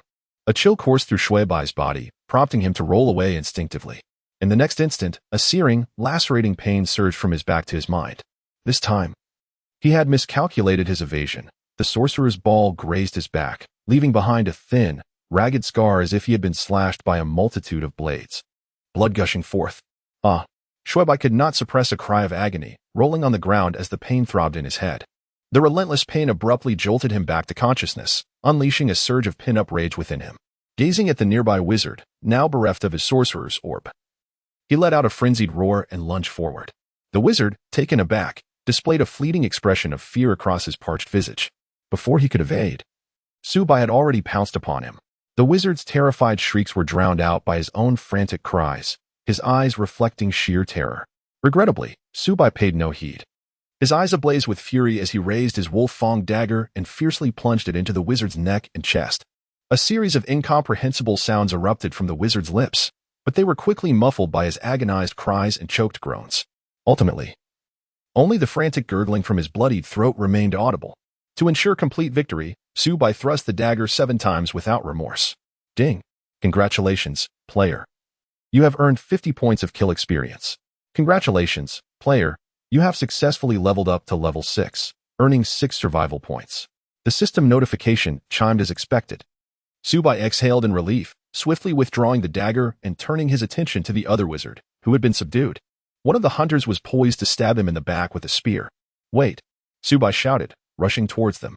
The 2 hunters, startled, instinctively retreated, brandishing their spears defensively as they regarded Xue Bai with suspicion. Meanwhile, the wizard, no longer restrained, struggled to rise. Xue Bai paid no heed to the two individuals, swiftly darting behind the sorcerer and promptly pinning him down. Without a moment's hesitation, he thrust his wolf fang weapon towards the sorcerer. A series of piercing sounds ensued, and several -10 damage notifications rapidly appeared. The sorcerer's health plummeted to 0 in an instant, and he collapsed to the ground, motionless. Congratulations, player. You have gained 50 points of kill experience. Upon hearing the notification, the pent-up tension within Xue Bai dissipated immediately. His body weakened, and he sank down to the ground. The nearby hunters gazed at Xue Bai with a mix of fear and vigilance. Meanwhile, Hunter Wu hurriedly approached, quickly crouching beside him with concern, asking, "Are you all right?" Player, Xue Bai level, 6 experience, 89-90 health, 30-40 survival points, 14. If only I were a little closer to leveling up. What a pity. Xue Bai sighed in regret upon noting his experience points. As Hunter Wu offered him support, he took hold of her hand and stood up. The expressions of the 3 hunters nearby had noticeably softened since Hunter Wu's arrival. Their wariness had significantly diminished. Now, upon seeing Xue Bai rise, the 3 exchanged glances, and one elder among them stepped forward, approaching the 2. Xue Bai regarded him with curiosity. The elder halted a few meters away, clasped his hands together in a gesture of gratitude, and said, "Thank you both for your assistance just now." After a brief exchange, Xue Bai subtly inquired about the information he sought. It turned out that the 3 individuals were indeed members of the hunting tribe, including the deceased on the ground. They had ventured far for a hunt. Unexpectedly, just as they encountered a promising prey, they found themselves confronted by 2 sorcerers. To their misfortune, after a while, they also encountered a black owl, and in the ensuing panic, one of their kin was stealthily attacked and killed by the sorcerers. As he recounted the tale, Zhu Wu could not help but glance at Xue Bai, whose expression suddenly turned peculiar. "I never imagined that Dehe would resort to ambushing others to seize their quarry, and indirectly cause a death. This complicates matters considerably." Regarding the unfortunate incident instigated by Dehe, Xue Bai found himself lacking in justification. Observing the 3 hunters before him, he secretly contemplated whether it would be prudent to keep Dehe out of sight from now on. Who could tell if these hunters might direct their ire towards him because of Dehe? If he truly became a target due to Dehe's actions, the consequences would be dire, especially since he hoped to leverage this opportunity to integrate himself into the hunting tribe. Xue Bai's thoughts were tumultuous, momentarily suppressing the discomfort from the wounds on his back. However, Zhu Wu remained attentive to him, noticing the blood seeping from his back, and hurriedly turned to the hunters, asking, "Do you have any hemostatic agents with you?" The leader of the group paused for a moment, but quickly regained composure and responded affirmatively, retrieving a leather pouch from his waist and handing it to Zhu Wu. Xue Bai, momentarily caught off guard by the inquiry from Liu Wu, suddenly became acutely aware of the searing pain in his back, involuntarily letting out a few muffled groans. "Just bear with it. I shall apply the medicine shortly." Liu Wu reassured him, hastily opening her leather pouch and extracting a substance that resembled a thick paste. Upon seeing it, Xue Bai's brow furrowed in distaste. The ointment looked utterly repulsive, evoking an unsettling sensation akin to the presence of insects within it. "What is this?" he inquired. "This is a refined remedy made from the star-patterned grass of our hunting tribe. It is significantly more effective than applying the grass directly, and the numbing effect is considerably milder," Liu Wu explained while applying it to his back. Xue Bai grunted in acknowledgement, which momentarily eased his worries. However, the next moment, he was yelping in agony. The star-patterned grass possessed a pungent flavor reminiscent of garlic and onion, and its application to an open wound was predictably excruciating. To the onlookers from the hunting tribe, Xue Bai's frantic movements seemed extraordinarily bizarre. They had long since acclimated to this remedy, and such a reaction was quite uncommon. Liu Wu found his antics both amusing and mortifying. Half annoyed and half anxious, she urged, "Please, try not to move. It will pass soon." Xue Bai yearned to retort, "What do you mean? Bear with it." Yet, upon reflection, he realized that when Liu Wu had applied the medicine to herself, she had not displayed such dramatics. And with 3 burly men observing, he could not afford to appear weak. Gritting his teeth and flushing with embarrassment, he managed to suppress his cries. Noticing his condition, Liu Wu hastened her actions. Determined to distract himself, Xue Bai lifted his gaze to the upper right corner. Uncertain whether it was a deliberate attempt by the system to gamify the experience, after applying the salve, his health bar began to flicker and rise. albeit at a sluggish pace, now reaching a modest 31 points. By the time the hunters finished administering the medicine, his health had leaped to 32 points. At this rate, it would take approximately half a minute to recover a single point. This remedy does possess some utility, Xue Bai mused inwardly, offering a grateful smile to the huntress. He then turned to address the other members of the hunter tribe, but was suddenly interrupted by a distant, peculiar cry. Gah! That sound was all too familiar to Xue Bai.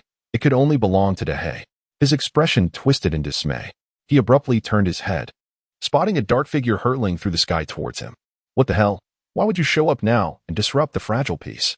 Xue Bai felt a pang of frustration. He had been worried that Dahei's appearance might lead the hunters to misinterpret the situation or direct their ire towards him. Yet here was Dahei, flying in uninvited. The others were equally taken aback by Dahei's unexpected arrival, particularly the three hunters. Upon seeing Dahei approach, their expressions shifted dramatically. Thankfully, these three had retained some sense of duty, recognizing Xue Bai and the huntress as their saviors, and frantically urged them, "Hurry. That is the bloodthirsty calamity bird." Their urgency was palpable. Xue Bai stood frozen, feeling acutely awkward. "Run, benefactors. Are you willing to risk your lives?" The three, noticing Xue Bai and the huntress remained immobile, grew frantic and rushed over to drag Xue Bai and the huntress away in haste. Dahei possessed exceptional vision. Keenly observing the commotion from afar, mistakenly believing that Xue Bai had encountered some misfortune. With a sudden, piercing cry, he flapped his wings and soared towards them in haste. The three hunters, upon witnessing this, were thrown into a state of panic. Two of them, seeing Xue Bai motionless, attempted to seize him and flee. Wait. He is not here to seek revenge. Yet, in that moment, who would heed his ramblings? The other two were unwilling to listen, intent only on dragging him forward.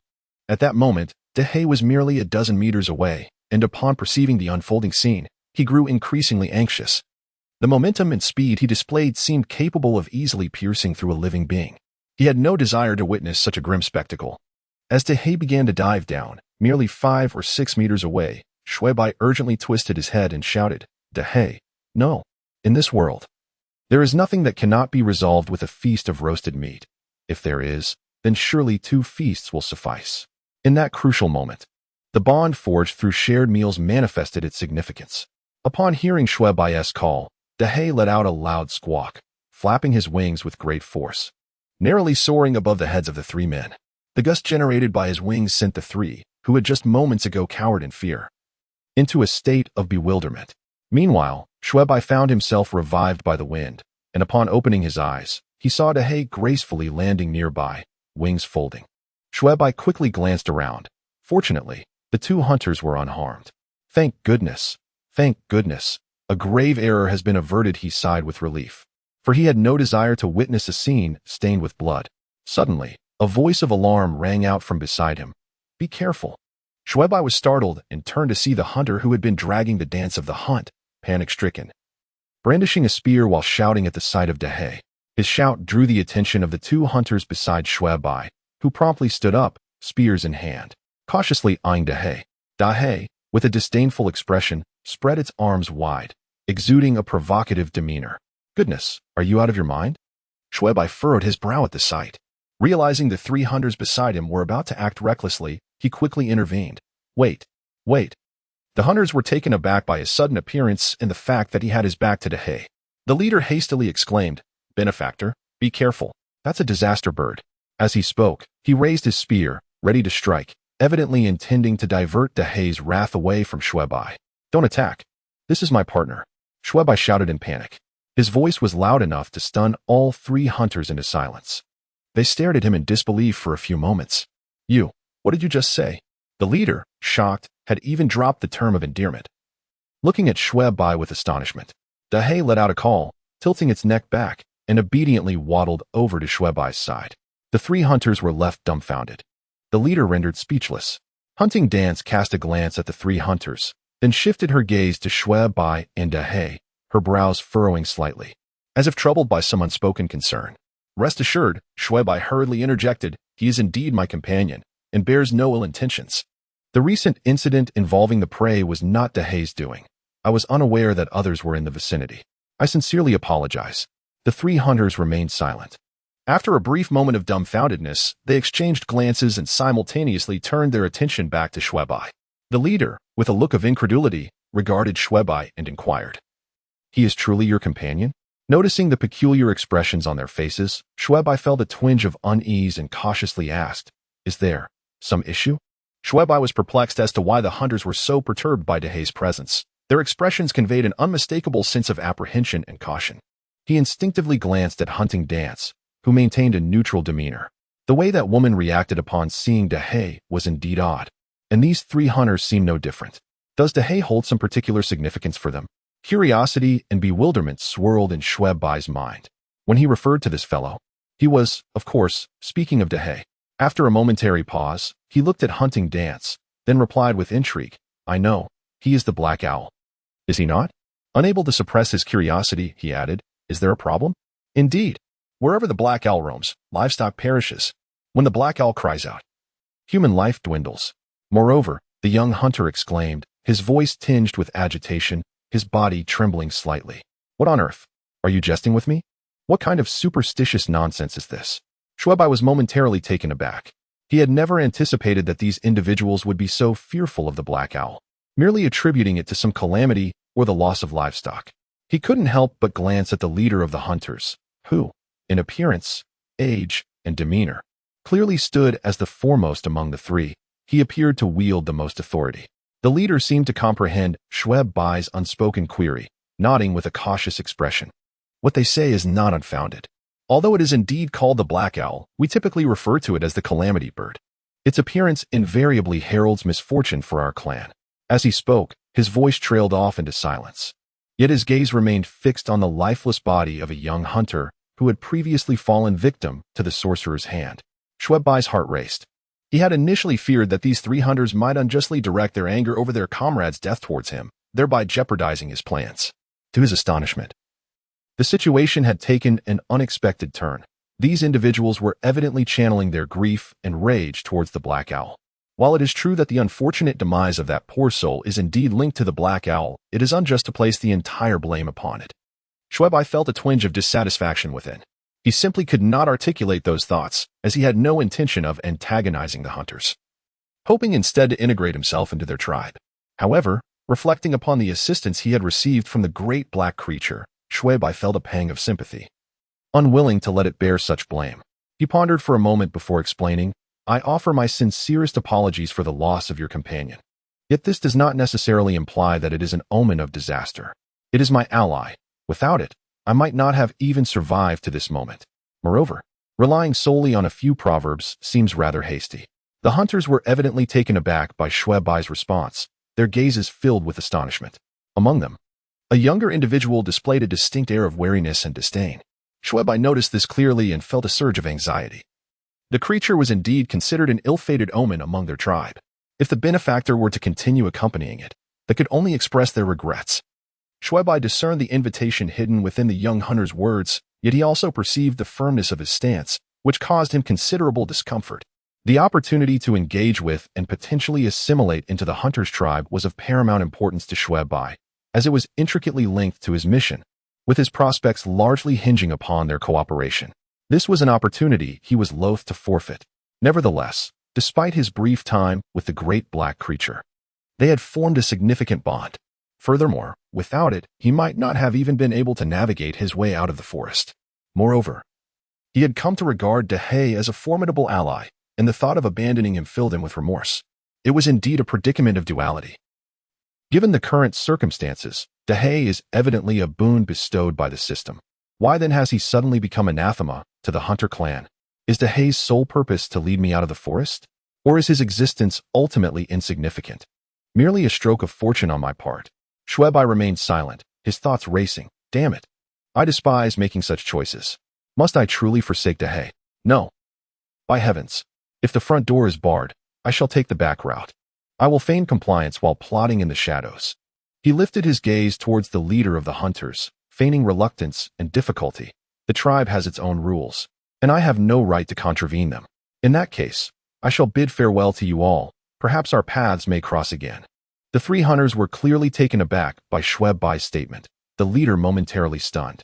He hadn't anticipated that this individual would reject his goodwill due to the calamity bird.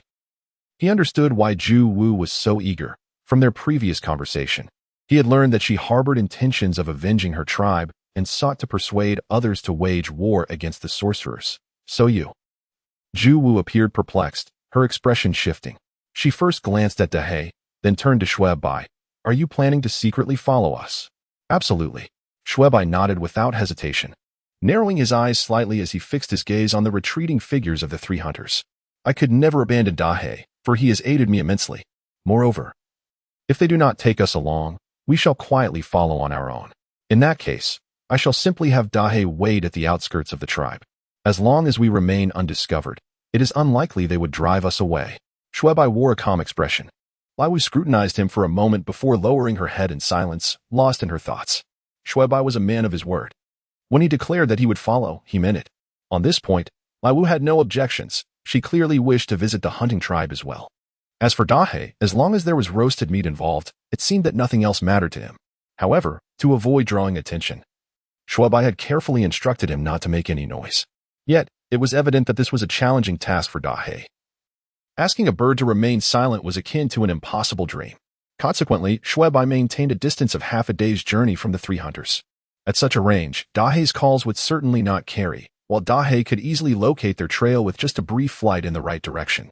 The trio, accompanied by one bird, trailed the three hunters for a day and night. As they stealthily approached the edge of a forest, they finally beheld their destination. It was a vast hunting tribe, standing just 100 meters beyond the trees. The outskirts of the tribe resembled an ancient military encampment, surrounded by a sturdy wooden palisade. The wood was robust, glistening with oil, and the sharpened tips were menacing, forming a serrated line that resembled jagged teeth. At the entrance stood 4 hunters from the tribe, unexpectedly brandishing long spears, clearly stationed as guards. Through the half-height fence, one could glimpse the layered, yurt-like structures resembling those in the tribal warfare game Xue Bai had played in the real world. The village buzzed with life, teeming with men, women, and children, suggesting a population of at least several hundred. What struck Xue Bai as particularly impressive were the 8 arrow towers positioned at each corner of the settlement, each manned by 2 fully armed archers, exuding an air of prestige. Is the tribe here? Xue Bai nodded and turned to look at Dahei. Although he had been reluctant to part with Dahei before, it was now evident that bringing him into the tribe would be quite inconvenient. The hostility displayed by the 3 hunters towards Dahei was unmistakable. To avoid unnecessary trouble and unforeseen events, Xue Bai felt it prudent to play it safe. Dahei, we will be entering the tribe for a while. You'll have to stay nearby for a few days, he said. Don't worry. I will come out to prepare some roasted meat for you whenever I can. If you agree, just give me a nod. Xue Bai held great regard for Dahei, treating him as a close friend. Satisfied, he patted Dahei affectionately and removed a large piece of roasted meat from his back, something he had prepared earlier that day. Intending to keep Dahei entertained for the time being, he presented the roasted meat before the great black wolf, who cast a reluctant glance in his direction. Go on. Go on. I will surely come out to see you and prepare roasted meat for you when I have the time, Xue Bai quickly coaxed. The great black wolf, looking quite pitiful, picked up the meat in its mouth, let out a soft whimper of reluctance, and then ventured deeper into the woods. The 2 of them tidied up their belongings and made their way towards the edge of the dense forest. A few minutes later, they emerged from the thicket, crossing the small river that lay between the woods and the tribe. The archers stationed at the lookout tower in the village had keen eyesight and immediately spotted them. One of the archers shouted loudly, "Who goes there?" while pointing his drawn bow in their direction. The shout resonated clearly, startling the villagers. A throng of hunters turned to look, but upon seeing only Xue Bai and the hunt dance, they remained calm and unperturbed. Naturally, Xue Bai and the hunt dance dared not make any sudden movements, as they were being directly targeted by the archer. They halted, swiftly raising their hands, and called out, "Don't shoot. We're one of you." The archer did not release his arrow, but 2 of the 4 guards at the entrance broke away and approached them, spears held at the ready. Seeing that no arrows were loosed, Xue Bai breathed a sigh of relief, fearing that these seemingly primitive individuals might act rashly and harm him. In the midst of his distraction, the 2 guards had already approached them closely. They held their spears aimed at Xue Bai and the hunt dance, scrutinizing them from head to toe, and their initial wariness noticeably lessened. Previously, to avoid suspicion, Xue Bai had shamelessly torn his pants into a pair of shorts, which were conveniently wrapped in the black wolf's pelt. As for the upper body, due to an injury on his back, He applied a layer of ointment and dared not cover it, opting instead to remain bare. In this state, he resembled a hunter, entirely embodying the attire of a native tribesman. "Who are you? From where do you hail?" One of the guards scrutinized the two and inquired. "Xue Bai," unsure of the appropriate response, directed his gaze toward the hunter. After all, this woman was a survivor from a tribe that had been annihilated, someone with a rooted background. The hunter, displaying remarkable understanding, addressed the guards. "We are from the Songyun tribe. Our tribe was destroyed by a sorcerer, and we barely managed to escape." The two guards exchanged glances and surprisingly did not pose any further questions. Instead, they instructed, "Since you are from the Songyun tribe, follow us." The hunter nodded, glanced at Xue Bai, and began to walk. Is it truly that simple? Merely stating the name of the tribe suffices? They do not conduct any thorough inquiries? Xue Bai caught up with the hunter, observing the approaching tribe while internally expressing his discontent. This is completely unguarded, isn't it? With a slight disguise, one could easily infiltrate. Are they not concerned about potential disturbances? Nevertheless, despite his complaints, Xue Bai found a certain appreciation for their approach, as it significantly reduced the difficulty of their infiltration. The man possessed thick brows and large, expressive eyes, exuding a commanding presence. His chiseled features conveyed a sense of rugged strength, and his muscular physique was striking. Particularly notable were the glaring scars adorning his body, which added an aura of intimidation. The most prominent scar stretched menacingly from his left shoulder to his right waist, the raw flesh appearing quite fearsome. Xue Bai couldn't help but steal a few glances, realizing that this individual was no ordinary person. The guards nearby immediately clasped their hands together in a gesture of reverence, greeting him respectfully as Elder Hunter. Elder? Goodness, this is quite an unusual impression, Xue Bai thought, taken aback by the title bestowed upon the middle-aged man. In his mind, elders were typically portrayed as wizened figures with white hair or youthful appearances. A far cry from this 30-something man, particularly one so reminiscent of a primal tribe. As the man spoke, his voice resonated with strength and clarity. Xue Bai inexplicably associated him with the skilled protagonist of martial arts and fantasy novels, pondering, could he be some sort of master? At that moment, the guard proceeded to introduce the two men. It turned out they were survivors from the Songyun tribe. Xue Bai was surprised to learn that their tribe had also fallen victim to the nefarious machinations of those corrupt and malevolent sorcerers. Elder Hunter shook his head in regret before suddenly placing a hand on Xue Bai's shoulder, saying, "But do not worry, since we are all of the Hunter tribe. The Northern Hunter tribe shall be your home from now on. Come, I shall take you to meet the chieftain." Xue Bai, caught off guard, was struck twice on the shoulder, leaving it numb and on the verge of giving way. He felt an urge to escape. However, upon hearing the mention of the clan leader behind him, he instantly regained his composure. Meeting the clan leader was indeed a fortuitous opportunity. Xue Bai was acutely aware of the precariousness of his identity, which could easily become a vulnerability, especially in the presence of someone as knowledgeable as the clan leader. Nevertheless, he understood that establishing familiarity with the clan leader could pave the way for deeper exchanges in the future, potentially encouraging him to rally the clan's strength against the sorcerers. Weighing the risks against the benefits, he chose to approach the clan leader. Yet, he found himself somewhat unaccustomed to the overtly familiar demeanor of the Elder of Bone Hunters. The simplicity of their customs felt, to someone like Xue Bai, a modern individual, somewhat ironic due to the cultural disparity. Nonetheless, this did not deter him from faithfully following in the footsteps of the Elder. Speaking of which, this fellow's grip is quite formidable. If translated into attributes, it would surely equate to at least 20 points of strength. If all the members of the Hunter clan possessed such combat prowess, significant achievements could be realized. Xue Bai muttered to himself while massaging his shoulder, his gaze drifting to the Elder's retreating figure as he began to survey his surroundings. The village was undoubtedly inhabited by the Northern Hunters, comprising men, women, and the elderly, though it was evident that the majority were young and strong. Though these individuals may not possess the formidable physique of Elder Huntbone, each exhibits a pronounced musculature, their abdominal muscles prominently defined, causing Xue Bai to feel a twinge of embarrassment.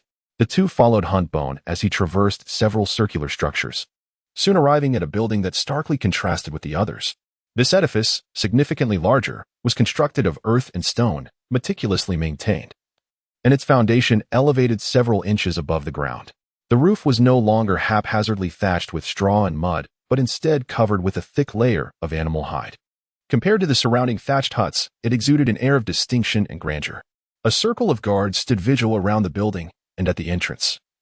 Framed by animal hide curtains, stood 2 rows of 6 formidable spear-wielding sentinels, each exuding an imposing presence. Hunbone led the 2 directly to the main entrance. Upon seeing him, the guards straightened, respectfully greeting him as elder. With a curt acknowledgement, Hunbone ascended the steps and called out, "Chief, I have brought them."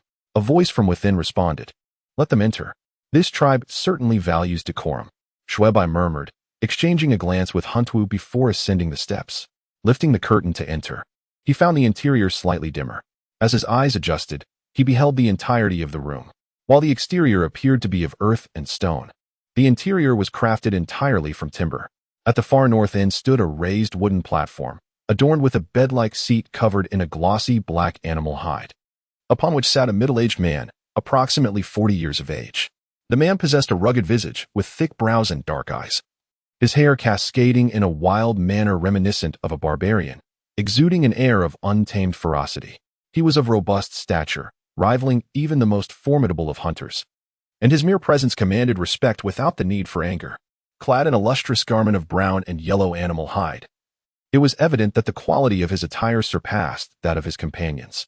His seating arrangement, demeanor, and aura unmistakably signified his status as the leader of his clan. To his right sat a similarly aged middle-aged man, equally imposing in build, though his countenance bore a gentler expression. Further down was another middle-aged man, adorned in attire of comparable grandeur, yet the animal hide eye patch covering one of his eyes suggested he was blind in that eye. On the left upper seat, a young man appeared to be in his early 20s, possessing not only a rugged appearance, but also an undeniable charm. His sharp eyebrows and bright eyes hinted at an innate vigor that persisted even in his unkempt hair. He wore a garment of seemingly superior animal hide, but it was his slightly fair complexion and subtly defined muscles that starkly contrasted with those of the others present, making him exceptionally noticeable. Xue Bai swiftly took note of this individual, his image conjuring the rather unsavory term dandy. He found himself stealing glances at the young man, reflecting on the fact that throughout any era or locale, there exist individuals of such ilk, and it seemed that even in this fantastical realm, the same held true. While labeling him a dandy might have been somewhat hasty, it was reasonable to assume that his status was not insignificant, given the seating arrangement and the current circumstances. It is evident that this individual holds a significant position within the Northern Hunt tribe. Otherwise, his presence here would be inexplicable. Behind this young man stands a peer of similar age, whose appearance is somewhat peculiar, clad in a seemingly ordinary leather skirt. He lacks the muscular build characteristic of a warrior. It remains unclear why he occupies this space, likely due to his role as the personal attendant to the seated figure. Beside him is an inconspicuous middle-aged man, presumably of elder status. As Xue Bai appraises the group, they, in turn, scrutinize him, each displaying a distinct expression. The tribe leader maintains a calm demeanor, exuding an air of seasoned composure. His tranquility suggests wisdom and restraint. The youthful individual in the seat appears somewhat disinterested, yet his gaze sharpens upon observing Liu Wu, raising an eyebrow in mild intrigue. The man behind him merely furrows his brow, lost in contemplation. Noticing the mutual examination, Liu Wu, demonstrating keen insight, initiates introductions. He gestures towards the head of the table, stating, "This is our leader, Chief Liu Wu of the Northern Hunt tribe." He proceeds to introduce the individuals on either side. "This is Elder Lilan of our tribe, and this is our young sub-leader, Liuing." As for the individual behind Liuing, his status seems insufficient for formal introduction. Once Liu Wu completes the introductions, Liu Wu immediately places his right hand over his chest and bows respectfully, proclaiming, "I am Liu Wu, a survivor of the Zhanyun tribe, and I humbly greet Chief Liu Wu, Elder Lilan, and young sub-leader Liuing." As she bent down, she discreetly exchanged a knowing glance with Xue Bai. Quick to respond, Xue Bai mimicked her gesture and offered a respectful salutation to the few individuals present. However, he refrained from using his true name, opting instead for the moniker suggested by Liu Wu, which was a precautionary measure to prevent the members of the Hunter clan from struggling to accept the true identity of this visitor from across the mountains. Yet, Xue Bai's momentary hesitation elicited a slight frown from Liu Ying and the young attendant behind him, indicating their discontent. The clan leader of the Hunter Mountain, however, displayed no visible displeasure. Instead, he furrowed his brow while observing the pair, and with a resounding voice, inquired, "You claim to be the remnants of the Zhanyun tribe. Has something befallen them?" A sorrowful expression overtook Liu Wu, her voice tinged with melancholy, The Songyan tribe was recently annihilated by the Sorcerer clan. Xue Bai and I were fortunate to escape death, as we were out hunting at the time. The revelation of the Songyan tribe's demise startled the clan leader, a flicker of surprise crossing his features before he adopted a contemplative silence. The expressions of the elders, Lu Lin and Lu Gu, were equally grave. Despite the hunter clan being divided into numerous tribes, they ultimately belonged to the same lineage. In contrast, Lu Ying's brows knit together as he cast a glance at Lu Wu, then shifted his gaze to his father seated at the head, exclaiming vehemently, "These despicable sorcerers have truly gone too far. If we allow their reckless actions to continue unchecked, who knows how many more of our kin will fall victim?" The young man behind Lu Ying's eyes brightened at this declaration, turning his gaze toward the young clan leader. After making this remark, Lai Ying casually glanced at Lai Wu before turning back to Lai Yun, stating, "Father, I believe it is essential for us to teach the wizard clan a lesson." Xue Bai's heart skipped a beat at these words, igniting a surge of excitement within him, compelling him to scrutinize Lai Ying more closely. This young clan leader certainly possesses a warrior spirit. It seems that if we are to accomplish our mission, we must devote considerable effort to him. While he pondered this, he heard the elder, Lai Shan, intone solemnly from the dais, "Waging war against the wizard clan is no trivial matter. It cannot be driven by momentary passion. We must deliberate carefully and not rush into action." With this statement, the atmosphere grew somber among Lai Ying, his attendants, Xue Bai, and Lai Wu. Lai Ying's lips moved slightly, yet he ultimately refrained from speaking, evidently harboring a certain trepidation towards his clan leader father. A palpable silence enveloped the gathering. Lai Shan, recognizing the tension in the air, suddenly donned a smile and addressed Xue Bai and Lai Wu. "Now that you are both in our Northern Lai clan, consider this place your home. I shall arrange accommodations for you at once, so you may settle in comfortably."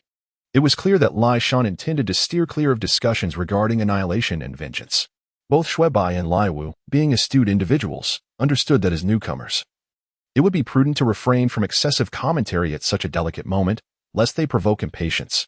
However, upon hearing his father's words, Lai Ying stood up and said, "I have no further matters to report and would not wish to disturb father and the elders in their deliberations. Allow me to escort them to their accommodations, which would also be more convenient." His self-nomination prompted Xue Bai to regard him with renewed interest. This fellow seems to be excessively enthusiastic. At 22, Xue Bai harbored a persistent illusion that the young patriarch, Xie Ying, was overly attentive, a notion that swiftly transformed into reality. As the four emerged from the council hall, the young patriarch wore a warm smile, politely gesturing to Hunt Dance, "Miss Hunt Dance. Please this way." Xue Bai felt utterly deflated, thinking to himself, "Goodness, in a primitive tribal society, must one speak as if in a Ming or Qing romantic drama? Shedding animal skins to utter sweet nothings. How unabashedly blatant. Moreover, I am being completely disregarded. When did I become the third wheel?" Xue Bai lamented, his frustration bubbling to the surface as the imminent peril of life and death momentarily receded, allowing his sarcastic nature to emerge. However, he maintained a facade of indifference. After all, in this predicament, one must bow their head under the eaves. From the recent interactions in the council hall, it was unclear what the true stance of the northern hunting tribe's patriarch was regarding the warlocks. Yet, this young patriarch had unambiguously revealed his inclination towards conflict. His initial strategy seemed to be to leverage the hunting tribe against the warlock clan, making this openly combative young patriarch a prime target for his persuasion.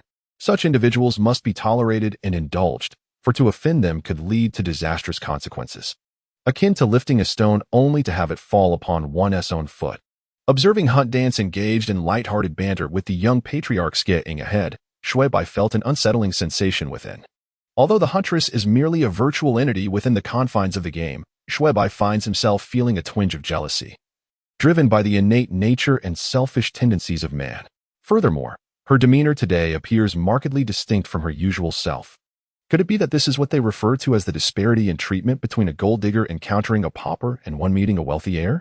Or perhaps she has realized that Lai Ying is a key player in the main conflict, and seeks to cultivate a rapport with him in hopes of inciting the Bai Lai clan to exact vengeance upon the wizard clan for their annihilation? Or is it simply a natural reaction of a single woman encountering a tall, rich, and handsome man? Xue Bai's thoughts swirl chaotically, devoid of a definitive conclusion. Yet it is evident that the huntress's attitude has indeed shifted. Well, if all else fails, I shall need to seize the opportunity to inquire later. A spark of inspiration ignites within Xue Bai, prompting him to courteously inquire, May I ask how I should address you? Although he currently lacks a direct connection with the young clan leader, lying, he recognizes the importance of forging a favorable relationship with the attendant by his side.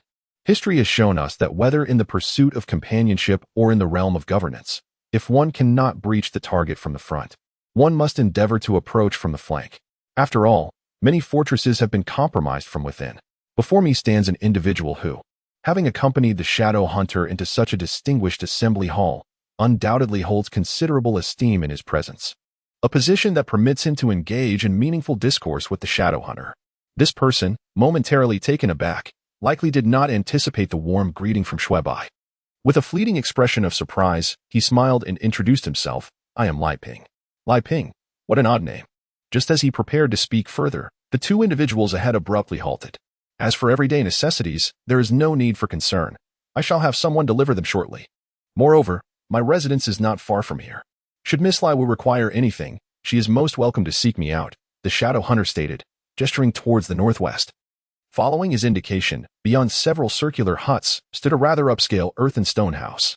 This dwelling, constructed of similar materials as the assembly hall, indeed exuded an air of sophistication, particularly when set against the backdrop of the surrounding thatched circular huts. People these days truly lack common sense. If others were to attack, such an obviously upscale structure would undoubtedly be the first to suffer, he mused inwardly.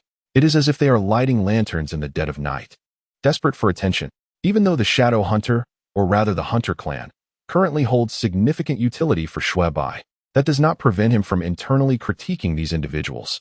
Thank you for your concern, young clan leader. Should I require assistance, I shall certainly impose upon you.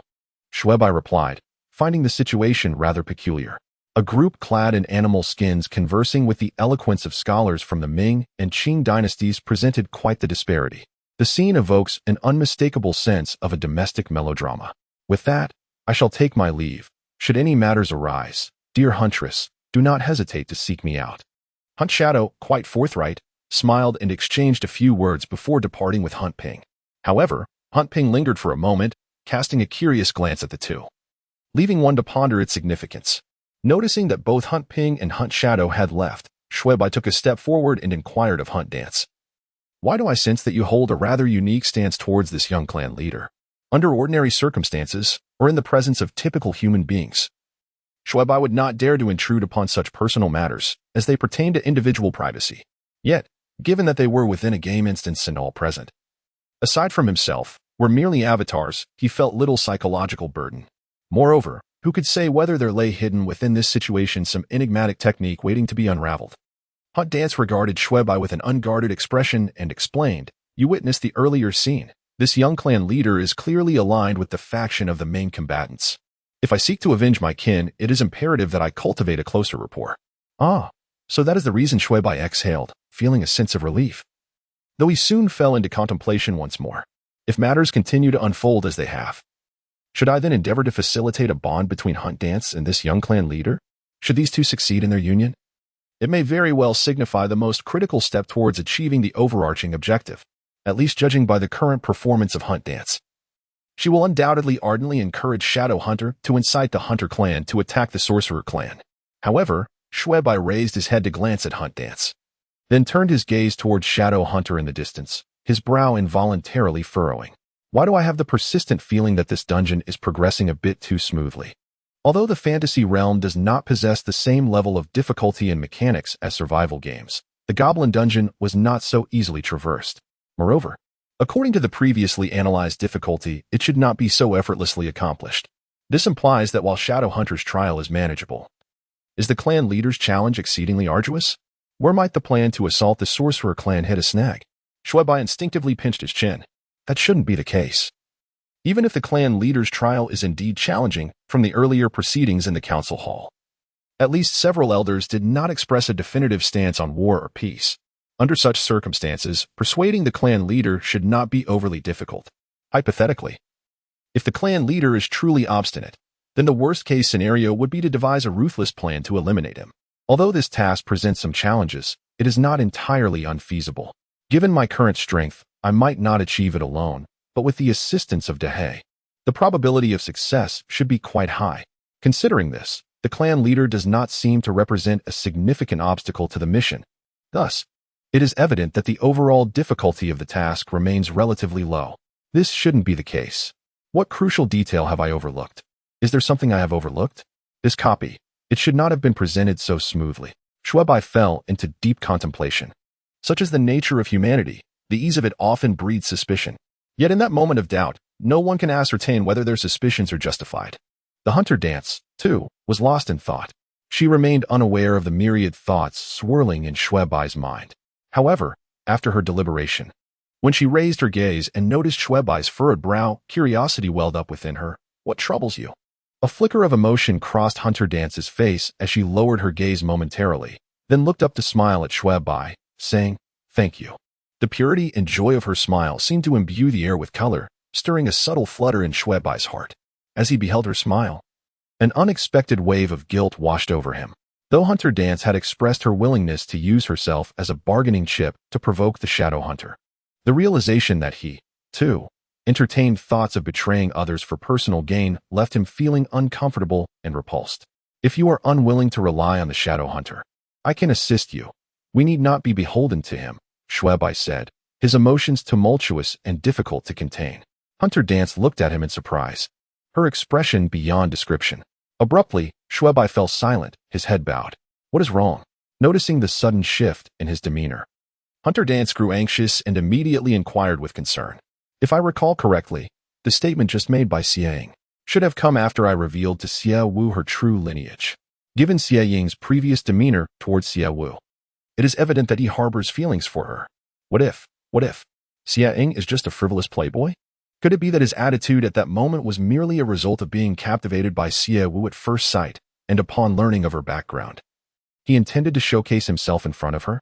Such goodwill, directed towards one who has experienced the annihilation of their clan, particularly a vengeful survivor, could indeed prove to be a fatal allure. If that is the case, who can truly ascertain whether Xie Ying is genuinely committed to the fight? Perhaps he has been merely speaking for the sake of it all along. Damn. From this perspective, it seems this young clan leader is not a virtuous individual at all. No. This actually clarifies the doubts I had earlier. It is highly likely that he never intended to assist Xie Wu in inciting the Hunter clan against the Sorcerer clan. All his declarations and posturing were merely a facade to win her affection. Thus, the mission has not simplified in the slightest. The most significant challenge of how to instigate the Hunter clan to attack the Sorcerer clan remains unresolved. Xue Bai suddenly lifted his head, the cloud of frustration that had briefly settled due to the challenge dissipating entirely. Xie Wu, startled by his abrupt movement, let out a sigh of relief and quickly asked, "What were you just thinking? Why such a strong reaction?" Xue Bai gazed at Liu Wu with a serious expression and remarked, "I believe it is unwise for you to place your hopes in Lian Ying, although I possess no tangible evidence. From my perspective, his previous statement may merely have been an attempt to win your favor." Liu Wu paused momentarily and instinctively asked, "Could it really be so?" Xue Bai anticipated her response. After all, not everyone can readily accept a complete dismissal of their expectations. He composed himself and elaborated, "Do you not find it peculiar? If this young clan leader genuinely harbored intentions to advocate for war, he would not have merely made a brief statement before lapsing into silence. Surely, he would assert his reasoning with vigor. Moreover, even if he possessed a slight inclination towards conflict, let us not forget that the one who governs this tribe is the leader of the Lianshan clan, not him. Should the Lianshan leader oppose an attack on the Laizhu, even his strongest advocacy would be futile. Furthermore, given the recent scenario where he fell silent after receiving a reprimand, it is evident that either he lacks genuine commitment to the cause or he is simply too afraid to defy his father. In either case, it implies that he cannot offer you any substantial assistance. Although Xue Bai's assertions lacked concrete evidence, they evidently struck a chord with Liu Wu as her demeanor visibly soured, revealing a hint of disappointment. Xue Bai contemplated offering encouragement, but suddenly found himself at a loss for words. After reflecting, he recognized that the dilemma Liu Wu faced was identical to his own. What should be done next? How could they compel the Laizhu to take action against the Wu clan? On the other side, as they rounded the circular building, Xue Bai and Lai Wu were completely obscured from view. Lai Ping quietly approached Lai Ying. "Young clan leader, may I be so bold as to inquire if you harbor an interest in Miss Lai Wu?" The young clan leader abruptly halted his steps and turned to face him. "What? Do you have something to say?" Lai Ping bent slightly, his demeanor respectful, yet a peculiar expression flickered across his face. Is it not apparent to you, young clan leader, that the relationship between Xue Bai and Miss Lai Wu is rather unusual? What do you mean? Lai Ying's expression turned slightly frosty. How could he possibly be unaware of the peculiar dynamics between the two? In any ordinary tribe, unmarried men and women would not exhibit such intimacy unless they were engaged, for the tradition of avoiding suspicion was deeply ingrained. Yet, since their appearance, the two had shown no inclination to maintain distance.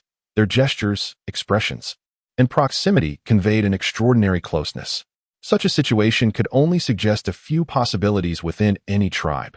They were either betrothed, related by blood, or bound in a master-servant relationship. Given their demeanor, a master-servant dynamic was entirely improbable, nor were they siblings, as their manner of address was distinctly different. Thus, it was evident that they were indeed betrothed. However, while he recognized this, it did not concern him, despite the fact that others could not claim a betrothed partner. One could never be too certain in matters of the heart. Naturally, such thoughts must remain unspoken. Therefore, when questioned about his sentiments and confronted with this issue, it was only natural for him to feel somewhat flustered. If the young clan leader wishes to pursue the enchanting Hunt Dance Maiden, then this individual known as Hunt Bai undoubtedly poses a significant obstacle. Rather than allowing him to linger in the way, it would be far more prudent to seize an opportunity to eliminate him. Hunt Ping spoke softly, yet each word dripped with an icy malice. After finishing, he cast a glance at Hunt Ping, who remained silent, yet evidently did not object. Hunt Ping felt assured in his heart, and a faint smile graced his lips. If the young clan leader is truly intent, I possess a method that could assist you in removing this impediment. Hunt Ping continued to remain mute, merely regarding him with a sidelong, frigid stare. Unperturbed, Hunt Ping leaned closer and whispered discreetly for a moment. What do you think of this plan, young clan leader? Hunt Ping furrowed his brow slightly, his gaze fixed upon the ground, lost in contemplation. A small-minded person is not a true gentleman. A man without guile is not a true hero. Young clan leader, the Hunt Dance Maiden is a paragon of beauty. You cannot simply stand idly by and watch her fall prey to this fellow, can you? Although we have separated them for now, who can predict what may transpire in the coming days? Moreover, the tribe is rife with youthful suitors. Once these two become familiar within the tribe, someone may take the initiative to propose. Regardless of the outcome, should anyone inquire about the connection between the Hunt Dance Maiden and that Hunt Bai, by then, even if you successfully capture the heart of the maiden, it might cast a shadow over both you and her in the eyes of the tribe. Hunt Ping spoke with eloquence, while Hunt Ying's frown deepened, his expression growing ever colder. Moreover, should the time come, it is better left unsaid. Lianping was about to continue when he was suddenly interrupted by Lianying's voice. Understanding the gravity of the situation, he promptly fell silent, his face betraying a look of trepidation. Lianying cast a cold glance in his direction before turning to organize matters concerning Xue Bai and Lian Wu, a hint of frostiness creeping into his gaze. Proceed as you have suggested, he stated, and I expect to see results swiftly. However, let me forewarn you, should this affair be exposed, do not expect my leniency. Unbeknownst to Xue Bai, Lianying was already plotting against him. He remained dutifully in his assigned quarters, the afternoon passing in an unusually tranquil manner. As dusk approached, several women from various tribes arrived, having been instructed to deliver bedding crafted from animal hides, along with provisions. Additionally, they presented 2 new outfits fashioned from animal skins. Though Xue Bai felt indifferent towards the attire, he did not harbor any disdain. Moreover, to integrate into the life of the hunting tribe, it was imperative to adapt one's clothing accordingly. Otherwise, any hint of peculiarity could lead to undesirable scrutiny. However, it was evident that the garments provided by the tribe were of little value. Upon attempting to don the animal skin skirt, Xue Bai discovered it to be disappointingly mundane, offering merely a defense bonus of 1, devoid of any additional attributes. Adhering to the principle that having something is better than nothing, he dutifully wrapped himself in the animal skin garment. As for his blue wolf pelt, which augmented his physical and magical defenses, he entrusted it to one of the tribal women, requesting her assistance in altering it. It must be said that the spirit of mutual assistance within the tribe is commendable. The woman readily accepted the task without hesitation. It was a somewhat rudimentary vest, essentially a wolf pelt with a neckline cut out and seams stitched on either side. Nevertheless, it could be considered a piece of clothing, providing some protection for the front and back, albeit lacking in length. Xue Bai was not particularly finicky. This garment was certainly superior to merely draping oneself in a wolf pelt. He donned the wolf pelt vest, adjusted it slightly, and felt satisfied with his appearance. After indulging in a moment of self-admiration, Xue Bai contemplated visiting the hunting grounds. As he stepped outside, he encountered Lai Ping approaching with 3 young individuals. Lai Bai and Lai Ping immediately spotted Xue Bai and called out to him, waving a hand. Curiosity piqued, Xue Bai strode toward them. Upon nearing, Lai Ping greeted him with a friendly smile, inquiring about his rest the previous night. The trio appeared ready for action. 2 of them wielded long spears, while the third bore a bow with a quiver of arrows slung across his back. They all seemed amiable, nodding and smiling at Xue Bai in acknowledgement. Is there something you need from me? Perhaps there are some social obligations at play? Or is this fellow from the hunting shadows attempting to court my favor for the sake of hunting dance? Xue Bai pondered, then smiled and said, Feel free to share what you have in mind. Lai Ping replied, As you are likely aware, the customs of the tribe dictate that every able-bodied youth must fulfill their duty by participating in the hunt.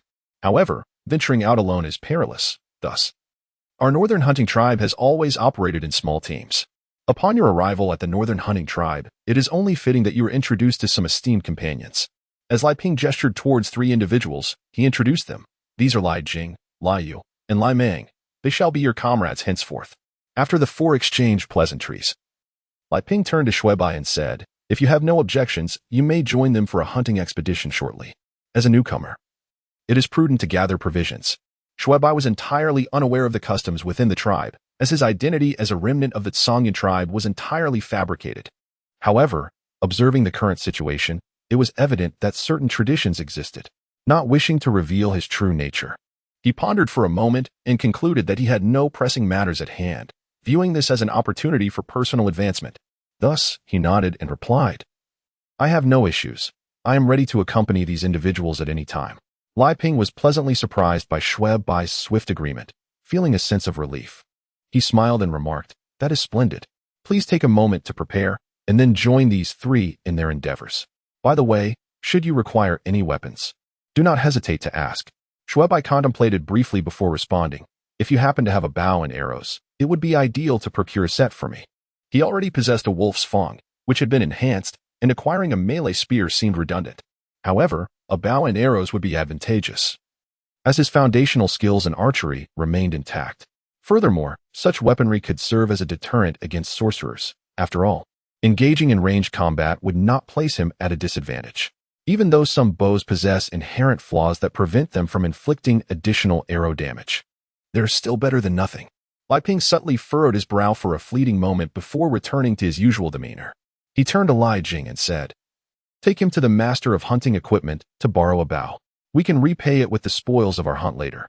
Of course, Lai Jing replied readily. Lai Ping then looked towards Xue Bai, instructing, You should accompany Lai Jing. Once you acquire the bow, you can set off immediately.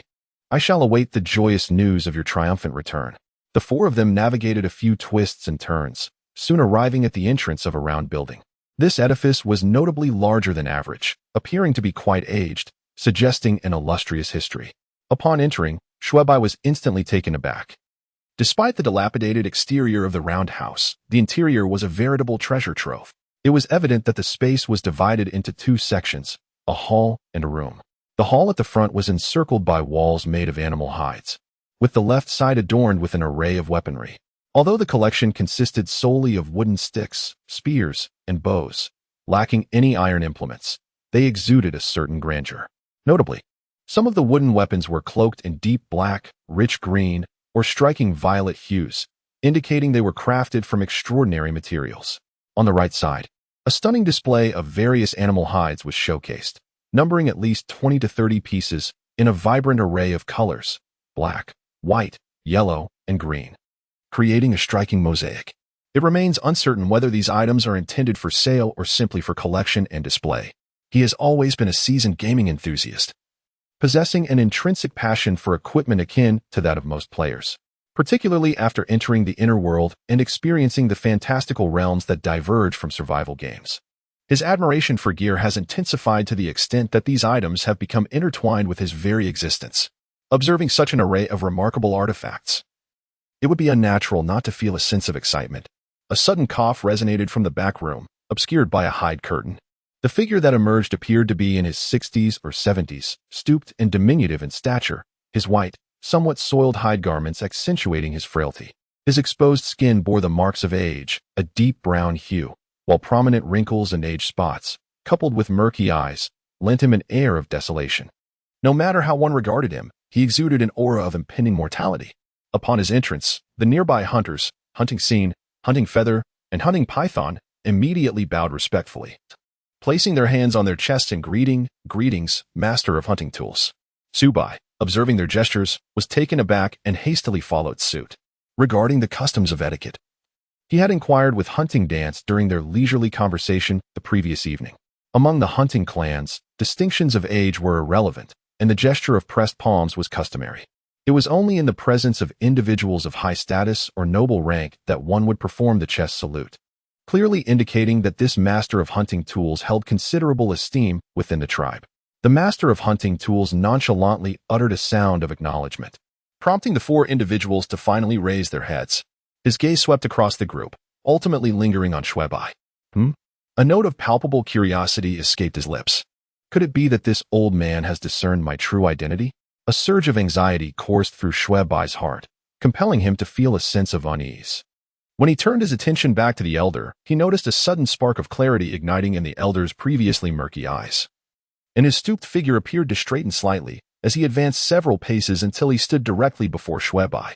A tumult of confusion enveloped Xue Bai, and instinctively, he took a step back. To his astonishment, the master of hunting tools was quicker still, grasping the vest he wore with a firm hand.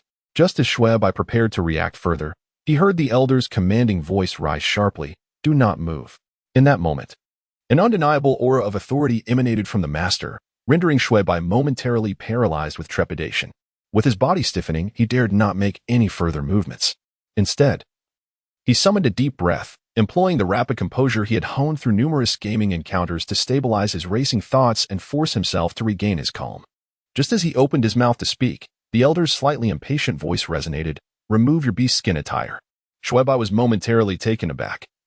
Yet upon witnessing the elder's urgent expression, he swiftly complied, shedding his vest and presenting it to him. He was acutely aware that he was within the confines of another's tribe, and such a prominent figure, steeped in status and authority, was not one to be trifled with lightly. The master accepted the vest and turned, making his way toward the central seating area. As he rounded the corner, he casually seized a common wooden spear from the surface, flipping it over with a deft motion. Xue Bai was perplexed about what was about to transpire when he observed the master of hunting stand beside the table, lifting his wooden spear to prod the ceiling. With a creak, the ceiling instantaneously opened outward, allowing a cascade of bright light to pour in. What a skillful display! Xue Bai momentarily stood in astonishment, a thought flitting through his mind. The master of hunting casually tossed the wooden spear aside and sat cross-legged in a vest. He carefully placed the vest on the wooden table, meticulously examining it with an intense focus. Xue Bai found this behavior exceedingly strange and turned to glance at the three hunters. Their faces, marked by curiosity, bore an air of familiarity towards the unfolding scene. What on earth is this master of hunting up to? Xue Bai mused silently, after scrutinizing the vest from all angles. The peculiar expressions on the master's face gradually subsided. He then looked up at the bewildered Xue Bai and inquired, "Young man, I do not recall seeing you in the tribe. Where do you hail from? Has the Tsangyan tribe also met its demise?" The master of hunting paused, furrowing his brow in contemplation, remarking to himself about the tumultuous times. Who would have thought that even with the change of the shaman king, chaos would still reign among these shamans? Xue Bai dared not interrupt his thoughts. The master of hunting again directed his gaze toward Xue Bai and said, "No wonder I have not encountered you in the tribe before. By the way, where did you acquire this fur garment?" Xue Bai replied, "I had this fur garment made by someone from our tribe." The master of hunting furrowed his brow further and asked, "And the fur itself? Where did you procure it? Indeed, you have inquired about the hide. Could it be that this fellow is coveting my wolf pelt?" Xue Bai's heart raced, and after a moment's contemplation, he realized that this hide was procured from his own hunting endeavors. "What did you say?" The master of hunting tools' expression shifted dramatically, filled with astonishment. However, it quickly turned dark. "Young man, it is prudent not to weave falsehoods." Startled by his reaction, Xue Bai soon regained his composure, his mind racing. From his demeanor, could it be that the master of hunting tools intends to deceive me for my wolf pelt? I must tread carefully, lest I fall into his trap.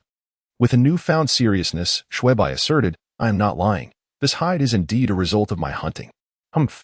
You claim to have hunted it? Do you even know what creature this hide belongs to? The master of hunting tools scoffed, his expression stern, his gaze fixed intently on Xue Bai. What creature do I not recognize? It was a black, peculiar wolf. Despite the master's cold demeanor, Xue Bai stood his ground, fully aware of the origins of the wolf pelt. Yet, he also recognized that this strange wolf must have been extraordinary, clearly not something a mere mortal could have slain. To clarify, he added, when I encountered it, it was already on the brink of death. Upon hearing Xue Bai mention the black peculiar wolf, the master's countenance froze. Once Xue Bai finished speaking, the master's expression transformed into one of disbelief. So, you truly did hunt this wolf? Xue Bai continued to assert, nodding firmly, absolutely true. The master of hunting tools fixed his gaze upon Xue Bai for a few moments, ultimately softening his expression, revealing a hint of embarrassment and peculiarity. He awkwardly cleared his throat twice and feigned calmness, stating, it seems I have misjudged you. Hearing his concession, Xue Bai inwardly breathed a sigh of relief. He had genuinely feared that this so-called master of hunting tools might insist on claiming his wolfskin coat, as greed often provokes the most common of misdeeds.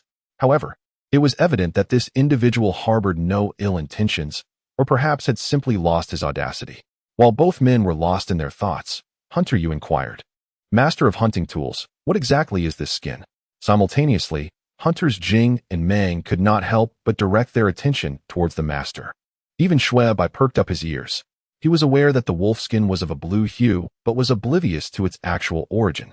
It had come from the wolf that Dehei had caught for him to roast. Who could possibly know the nature of that beast? The master of hunting tools cleared his throat with seriousness and remarked, it is understandable that you are unaware of the origin of this beast's hide, as you have never encountered such an animal. With that, he abruptly turned to Xue Bai and asked, do you recall what the creature you saw looked like? His vague inquiry seemed to be a deliberate attempt to probe Xue Bai further. Unfazed, Xue Bai replied, it was a large black wolf, approximately 2 meters in length, with blood-red eyes. When I encountered it, it was already on the brink of death, and I obtained this piece of skin only after it had perished. While conversing with a few individuals, Xue Bai suddenly recalled that he was still in possession of the wolf fawn. Initially, he contemplated showcasing it to them, but upon reflection, he realized that this item was his primary weapon. Should it attract unwanted attention, the consequences could be dire. To err on the side of caution, he decided against revealing it. Upon hearing this, the nearby Hunter Yu turned to the master of hunting tools, urgently inquiring, Master of hunting tools, could you enlighten us on what manner of creature this black wolf truly is? The master regarded him with a measured glance and replied in a calm, resonant tone, it is known as the soul wolf. Intrigued, Hunter Yu asked, what exactly is a soul wolf? The soul wolf is a perilous beast that dwells within the mountains and forests, possessing formidable strength. Even the common saber-toothed tiger and spotted leopard are no match for it. However, the most remarkable aspect of the soul wolf is not its power, but rather its unique ability to counteract the sorcerer clan. Whether it be the soul wolf's teeth, blood, or fur, each possesses extraordinary effects against sorcerers. The teeth and blood of the soul wolf can bypass the necromantic defenses of the sorcerer clan, while its fur not only instills fear in sorcerers, but also provides resistance against the myriad effects of sorcery. Hunter Yu and his companions were left in astonishment, exclaiming, is it truly that formidable? Xue Bai's heart also raced. No wonder those sorcerers' magical spheres appear so intimidating yet yield little substance. After all this time, it seems the effectiveness comes from the soul wolf's pelt. I must indeed have stumbled upon a treasure. The master of hunting tools nodded in agreement, stating, the soul wolf is inherently the nemesis of sorcerers, though it is exceedingly rare. If there were sufficient quantities of soul wolf blood, fangs, and bones, we could forge weapons that would greatly enhance our kin's chances against the sorcerers. Upon finishing his statement, he turned to Xue Bai and remarked, speaking of which, you are indeed fortunate, my young friend, to have encountered a soul wolf. By the way, I have yet to learn how you prefer to be addressed. The master of hunting tools continued, young Hunter Bai, I have a request I hope you might consider. Xue Bai, observing the amiable smile on the elder's face, felt an unsettling premonition and cautiously inquired, what request might that be, master? The master of hunting tools appeared slightly hesitant, clearing his throat before stating, I wish to engage in a transaction with you, young Hunter Bai, to exchange your wolf pelt for some items of value. What do you think? Indeed. He has his eye on the soul wolf pelt. Xue Bai's heart raced. No wonder half the walls in this room are adorned with animal skins. He is clearly a collector. The moment the master of hunting tools spoke, Xue Bai had surmised that the elder coveted the wolf pelt. Now, it seemed his suspicions were confirmed. However, this wolf pelt held great significance for him. He did not wish to part with it unless absolutely necessary. Yet, it was evident that the master of hunting tools was a prominent figure among the hunters. If he were to decline, who could say what unfavorable repercussions might ensue? What if this fellow, harboring a petty grudge, sought to make his life difficult in the future over such a trivial matter? That would be a loss indeed. Xue Bai found himself in a profound dilemma, his countenance betraying his inner turmoil.